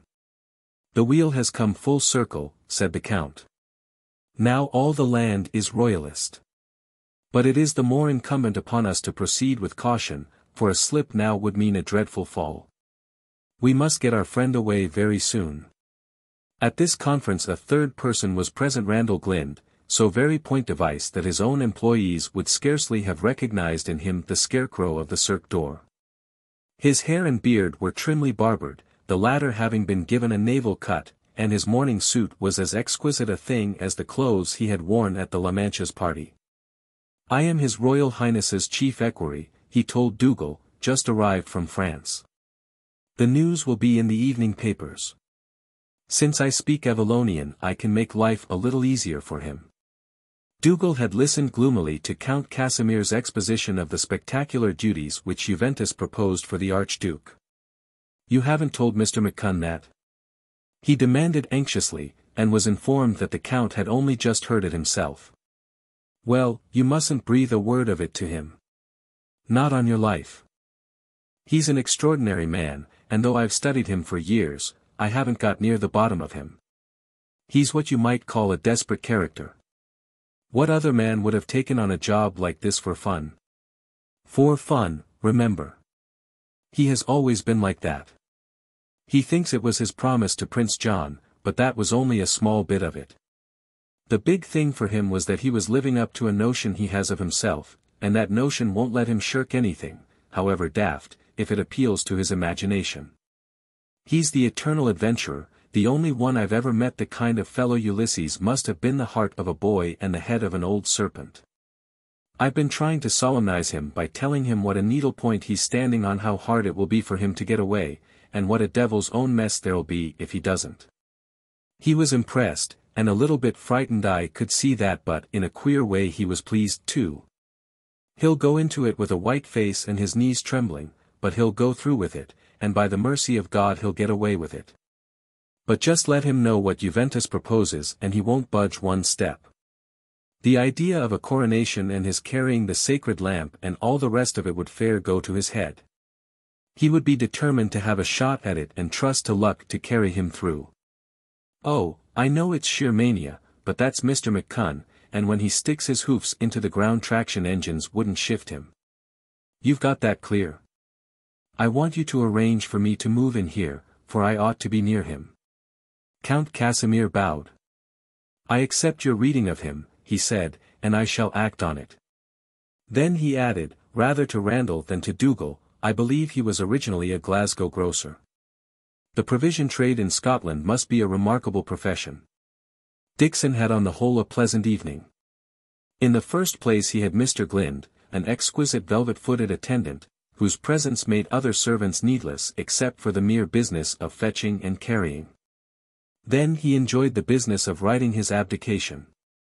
The draft was prepared by Count Casimir, but he took pains to amend the style, assisted by Randal, in whom he discovered a literary connoisseur of a high order. I am afraid that the resulting document was a rather precious composition, full of Stevensonian cadences and with more than a hint of the prophet Isaiah. Happily Count Casimir was there to turn it into robust Evalonian prose. Dickson and Randal dined alone together, and the former heard with excitement of the doings in the Street of the White Peacock. The peril of Alison and the Roylances, not to speak of Jaikie, made him catch his breath, and the manner of Mastrovin's end gave him deep satisfaction. "I'm glad yon one is out of the world," he said. "He was a cankered body. It was your shot that did it. What does it feel like to kill a man? In Mastrovin's case rather like breaking the back of a stoat that is after your chickens. Have you ever been the death of anyone, Mr. McCunn?" "I once had a try," said Dickson modestly. Then his thoughts fastened on Jaikie. "You tell me he's safe and well? And he gets on fine with the Countess? He promises to be her white-headed boy.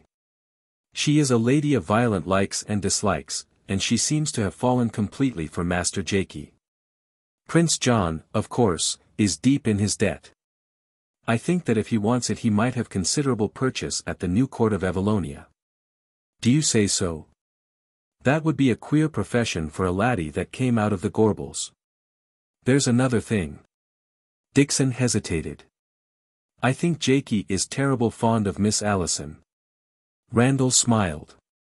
I believe that affair is going well. Last night, I fancy, clinched it. They clung together like two lovers. Dickson's eyes became misty. Well well. It's a grand thing to be young. That reminds me of something where I want you to help me, Mr. Glynde. My will was made years ago, and is deposited with Peyton and Linklater in Glasgow. I haven't forgot Jaikie, but I think I must make further and better provision for him, as the lawyers say. I've prepared a codicil, and I want it signed and witnessed the morn. I've determined that Jaikie shall be well tuckered, and if Miss Alison has the beauty and the blood he at any rate will have the siller. No man knows what'll happen to me in the next day or two, and I'd be easier in my mind if I got this settled. Tomorrow you must stay in bed, said Randal, as he said good night. You must profess to be exceedingly unwell. Dickson grinned. And me feeling like a he-goat on the mountains. 3. Next day an unwilling Dickson kept his bed. He had the codicil of his will signed and witnessed, which gave him some satisfaction. Randal translated for him the comments of the Evallonian press on his abdication, and he was gratified to learn that he had behaved with a royal dignity and the self-abnegation of a patriot. But after that he grew more restless with every hour. What for am I lying here? He asked repeatedly. I should be up and off or I'll be grip-pit. Juventus works to a schedule, Randal explained, and its formal entry into Melina is timed for tomorrow. The press announces today that you are seriously indisposed, and therefore you cannot appear in public before the people, which is what Melina is clamoring for. News of your being confined to bed this morning has already been issued, and a bulletin about your health will be published at midday. You appreciate the position, Mr. McCunn? Fine, said Dickson. It is altogether necessary that you get away in good time, but it is also necessary that you have a good reason for your going and excuse for Melina, and especially for Juventus. They are not people whose plans can be lightly disregarded. If there is to be peace in Evallonia, Count Casimir and his friends must be in favor with Juventus, and that will not happen if we begin by offending it. We must get a belief in your critical state of health firm in the minds of the people, and our excuse for your going must be that any further excitement would endanger your life. So we must move carefully and not too fast. Our plan is to get you out of here tonight very secretly, and the fact that you did not leave till the question of your health became urgent will, we hope, convince Juventus of our good intentions. That's maybe right enough, said Dickson doubtfully, but it's a poor job for me. I have to lie here on my back, and I've nothing to read except Sir Thomas Browne, and I can't keep my mind on him. I'm getting as nervous as a pea-sweep. Luncheon saw an anxious company round his bed, Prince Odalchini, Count Casimir, Dougal and Mr. Glynde. They had ominous news. The advanced troops of Juventus had arrived, a picked body who had been instructed to take over the duty of palace guards. They had accordingly replaced the detachment of National Guards, which had been sent to occupy the approaches to the city. There had been no difficulty about the transference, but it appeared that there was going to be extreme difficulty with the palace's new defenders. For these Juventus shock troops had strict orders, and a strict notion of fulfilling them. No movement out of the city was permitted for the next 24 hours. No movement out of the palace was permitted for the same period. Count Casimir had interviewed the officer commanding and had found him respectful but rigid. If any member of the Archduke's entourage wished to leave it would be necessary to get permission by telephone from headquarters at Crowvelin. I do not think that Juventus is suspicious, said the Count. It is only its way of doing business. It has youth's passion for meticulous detail. That puts the lid on it for us, said Dougal. We can't ask permission for Mr. McCunn to leave, for Juventus would be here in no time making inquiries for itself. And it will be an awful business to smuggle him out. I can tell you these lads know their work. They have sentries at every approach, and they are patrolling every yard of the back parts and the park side. Besides, once he was out of here, what better would he be? He would have still to get out of the city, and the whole countryside between here and Tarta is policed by Juventus. They are taking no chances. There were poor appetites at luncheon.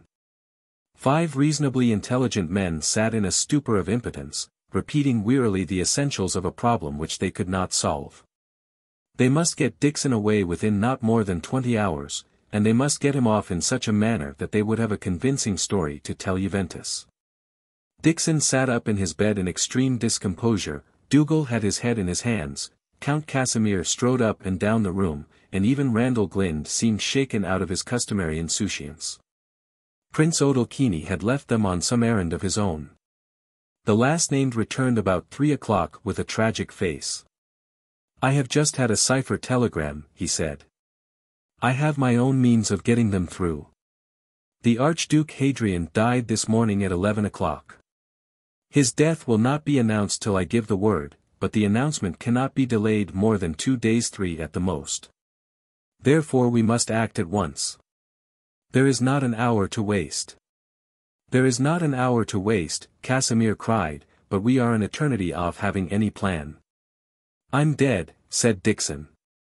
"At least the man I'm pretending to be is dead." "Well, I'll maybe soon be dead myself."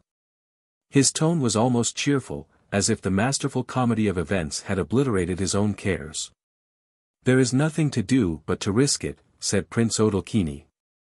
"We must go on with our plan for tonight, and pray that Juventus may be obtuse.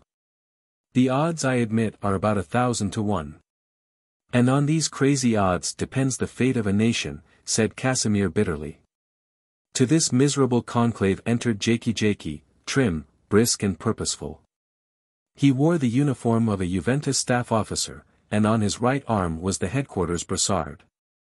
To Dickson's anxious eyes he was a different being from the shabby youth he had last seen at Tarta. This new Jaikie was a powerful creature, vigorous and confident, the master, not the plaything, of fate. He remembered too that this was Alison's accepted lover. At the sight of him all his fears vanished. "Man Jaikie, but I'm glad to see you," he cried. "You've just come in time to put us right." "I hope so," was the answer. "Anyway, I've come to represent Juventus headquarters here till they take over tomorrow." He looked round the company, and his inquiring eye induced Casimir to repeat his mournful tale. Jaikie listened with a puckered brow. "It's going to be a near thing," he said at last. "And we must take some risks. Still, I believe it can be done. Listen. I've brought a headquarters car with the headquarters flag on the bonnet. Also I have a pass which enables me and the car and anyone I send in the car to go anywhere in Evallonia. I insisted on that, for I expected that there might be some trouble. That is our trump card. I can send Mr. McCunn off in it, and that will give us a story for Juventus tomorrow. But on the other hand there is nothing to prevent the Juventus sentries from looking inside, and if they see Mr. McCunn, well, his face is unfortunately too well known from their infernal papers, and they have their orders. And they're certain to insist on telephoning to Crowellin for directions, and that would put the fat in the fire. We must get them into a frame of mind when they won't want to look too closely. Let me think." "Aye, Jaikie, think," said Dickson, almost jovially.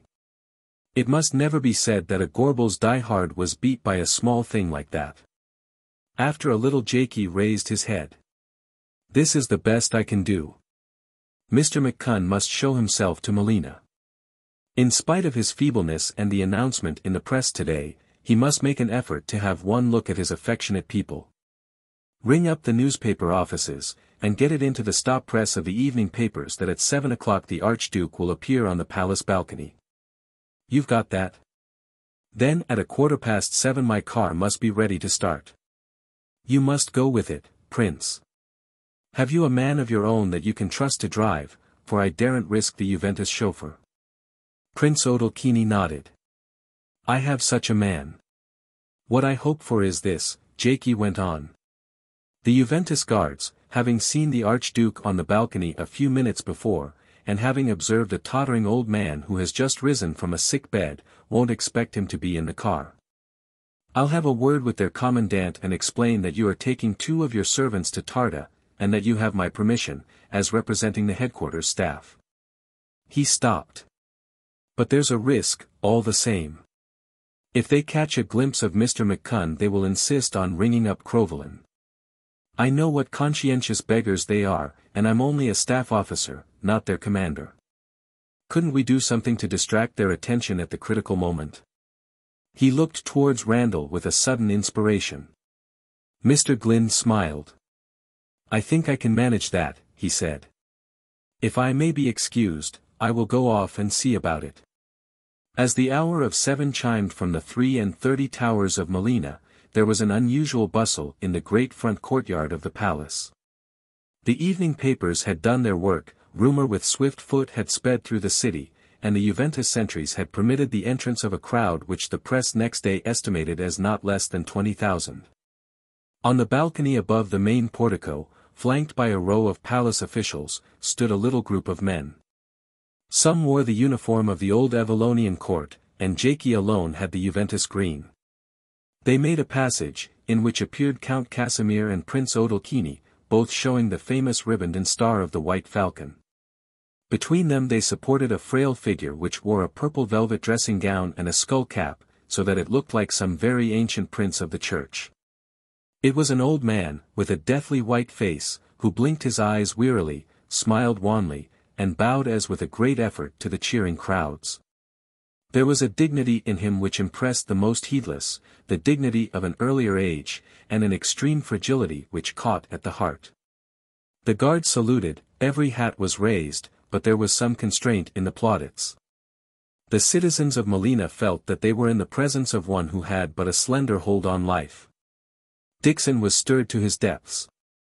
The sea of upturned faces moved him strangely, for he had never before stood on a pinnacle above his fellowmen. He did not need to act his part, for in that moment he felt himself the authentic Archduke, an exile returning only to die.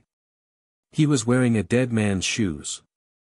Next day the papers were to comment upon the pathetic spectacle of this old man bidding Ave ac Vale to the people he loved. The car was waiting in a small inner courtyard. It was a big limousine with the blinds drawn on one side, so that the interior was but dimly seen. Dickson entered and sat himself in the duskiest corner, wearing the military overcoat in which he had arrived, with the collar turned up and a thick muffler. Dougal took the seat by the driver. The car moved through the inner gateway and came into the outer court, which was the private entrance to the palace. At the other end the court opened into the famous thoroughfare known as the Avenue of the Kings, and there stood the Juventus sentries. The headquarters flag fluttered at the car's bonnet, and Prince Odalchini's hand through the open window displayed the familiar green and white headquarters pass. The sentries saluted, and their officer, whom Jaikie had already interviewed, nodded and took a step towards the car. It may have been his intention to examine the interior, but that will never be known, for his activities were suddenly compelled to take a different form.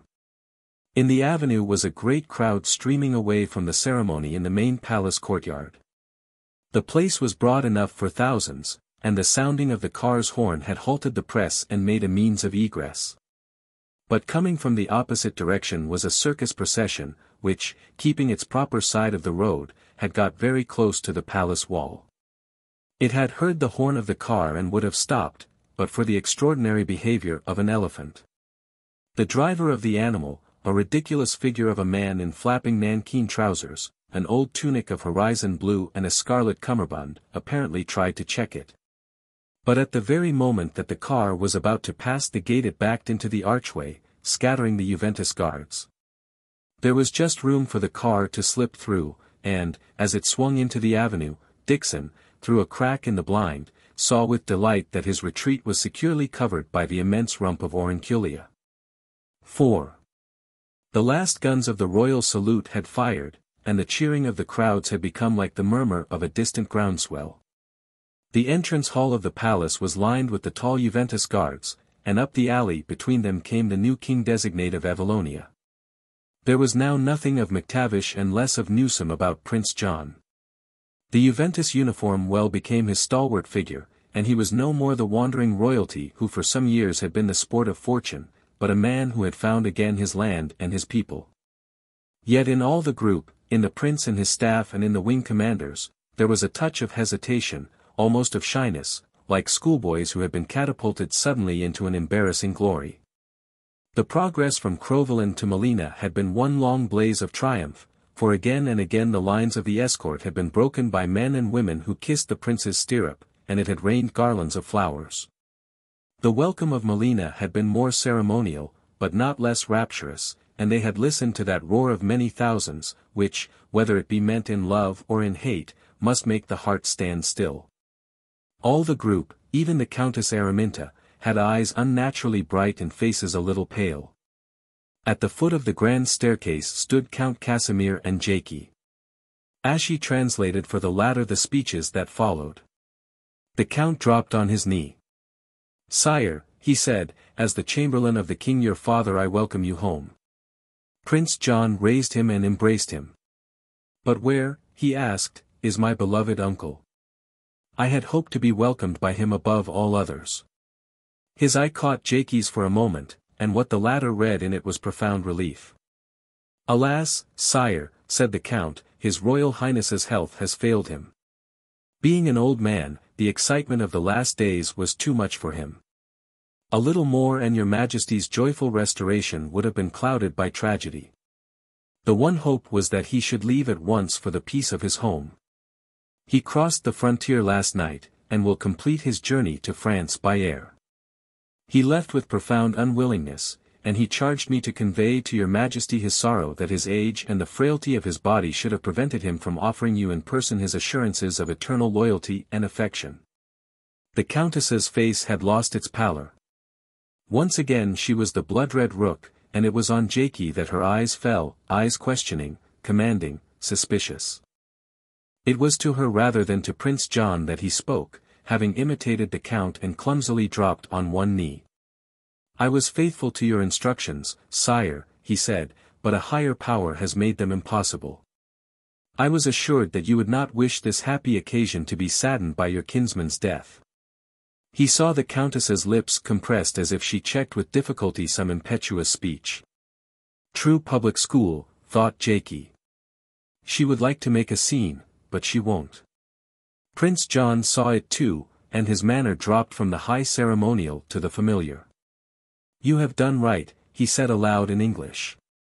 "Man proposeth and God disposeth. Dear Uncle Hadrian, heaven bless him wherever he is. And now, my Lord Chamberlain, I hope you can give us something to eat." Envoy. Down in the deep-cut glen it had been almost dark, for the wooded hills rose steeply above the track.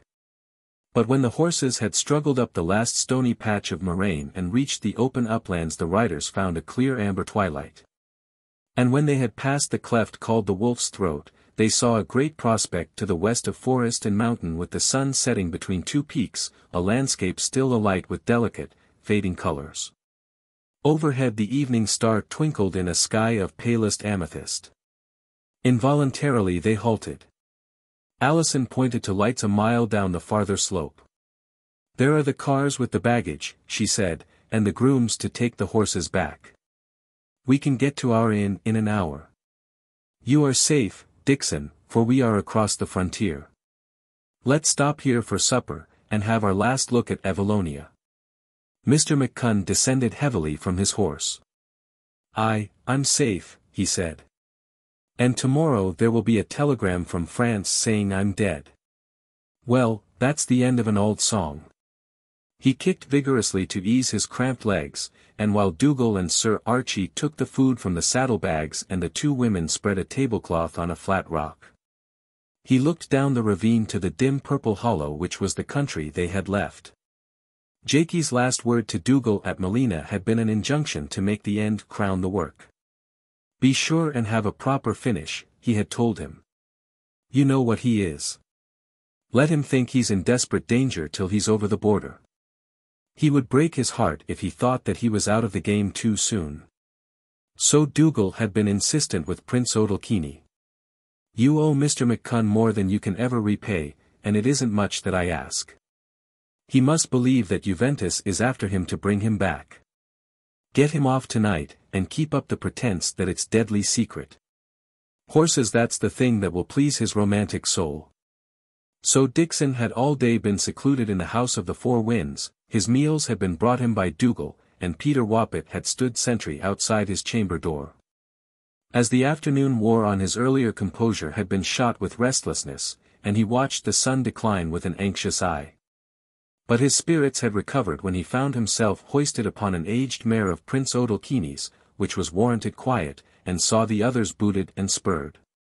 He had felt himself living a moment of high drama, and to be embraced and kissed on both cheeks by Prince Odalchini had seemed the right kind of farewell. The ride through secluded forest paths had been unpleasant, for he had only once been on a horse in his life before, and Archie bustled them along to keep up the illusion of a perilous flight. Dougal, no horseman himself, could do nothing to help him, but Alison rode by his side, and now and again led his beast when he found it necessary to cling with both hands to the saddle. But once they were in the mountain cleft, comfort had returned, for now the pace was easy and he had leisure for his thoughts. He realized that for days he had been living with fear. "You're not a brave man," he told himself. "The thing about you is that you're too much of a coward to admit that you're afraid. You let yourself in for daft things because your imagination carries you away, and then for weeks on end your knees knock together. But it's worth it, you know it's worth it, you old Epicurean," he added, "for the sake of the relief when it's over." He realized that he was about to enjoy the peace of soul which he had known long ago at Huntingtower on the morning after the fight. But this time there was more than peace. He cast an eye over his shoulder down the wooded gorge. All was quiet. He had escaped from his pursuers.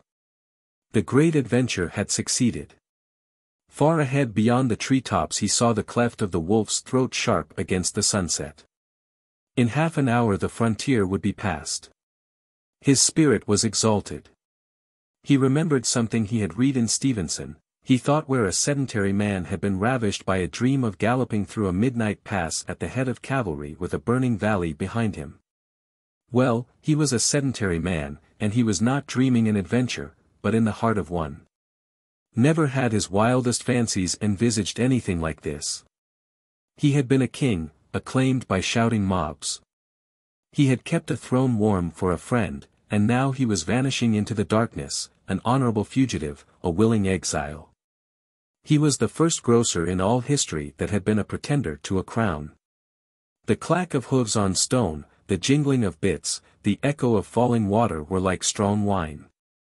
He did not sing aloud, for he was afraid of alarming his horse, but he crooned to himself snatches of spirited songs. March, March, Ettrick and Teviotdale was one, and Jock o' Hazeldean was another. Even on that hilltop the summer night was mild, and the fern was warm, baked by long hours of sun. The little company felt the spell of the mountain quiet after a week of alarums, and ate their supper in silence. Dickson munched a sandwich with his face turned east. He was the first to speak. "Jaikie's down there," he said. "I wonder what will become of Jaikie. He's a quiet laddie, but he's the dour one when he's made up his mind. Then he's like a stone loosed from a catapult. But I've no fear for Jaikie now he has you to look after him." He turned to beam upon Alison and stroked her arm. "He doesn't know what to do," said the girl. "We talked a lot about it in the summer.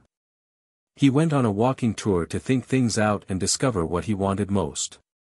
"Well, he has found that out," said Dickson genially. "It's you, Miss Alison. Jaikie's my bairn, and now I've got another in yourself. I'm proud of my family. Dougal, there is already a force for mischief in Europe." Dougal grinned. "I wonder what Mr. Craw will say about all this. He'll be over the moon about it, and he'll think that he and his papers are chiefly responsible. Humbug. There are whiles when I'm sick of my job. They talk about the power of the press, and it is powerful enough in ordinary times. The same with big finance. But let a thing like Juventus come along, and the press and the stock exchange are no more than penny whistles. It's the idea that wins every time, the idea with brains and guts behind it." "Youth," said Janet. Yes, youth is the force in the world today, for it isn't tired and it can hope. But you have forgotten Mr. McCunn. He made the success of Juventus possible, for he founded its leader. It's a pity the story can't be told, for he deserves a statue in Melina as the great peacemaker. It's the same thing, said Dougal. He's youth. In 2 months' time I'll be 63, said Dickson. What does that matter? I tell you you're young. Compared to you Jaikie and I are old, done men. And you're the most formidable kind of youth, for you've humor, and that's what youth never has. Jaikie has a little maybe, but nothing to you, and I haven't a scrap myself. I'll be a bigger man than Craw ever was, for I haven't his failings. And Jaikie will be a big man, too, though I'm not just sure in what way.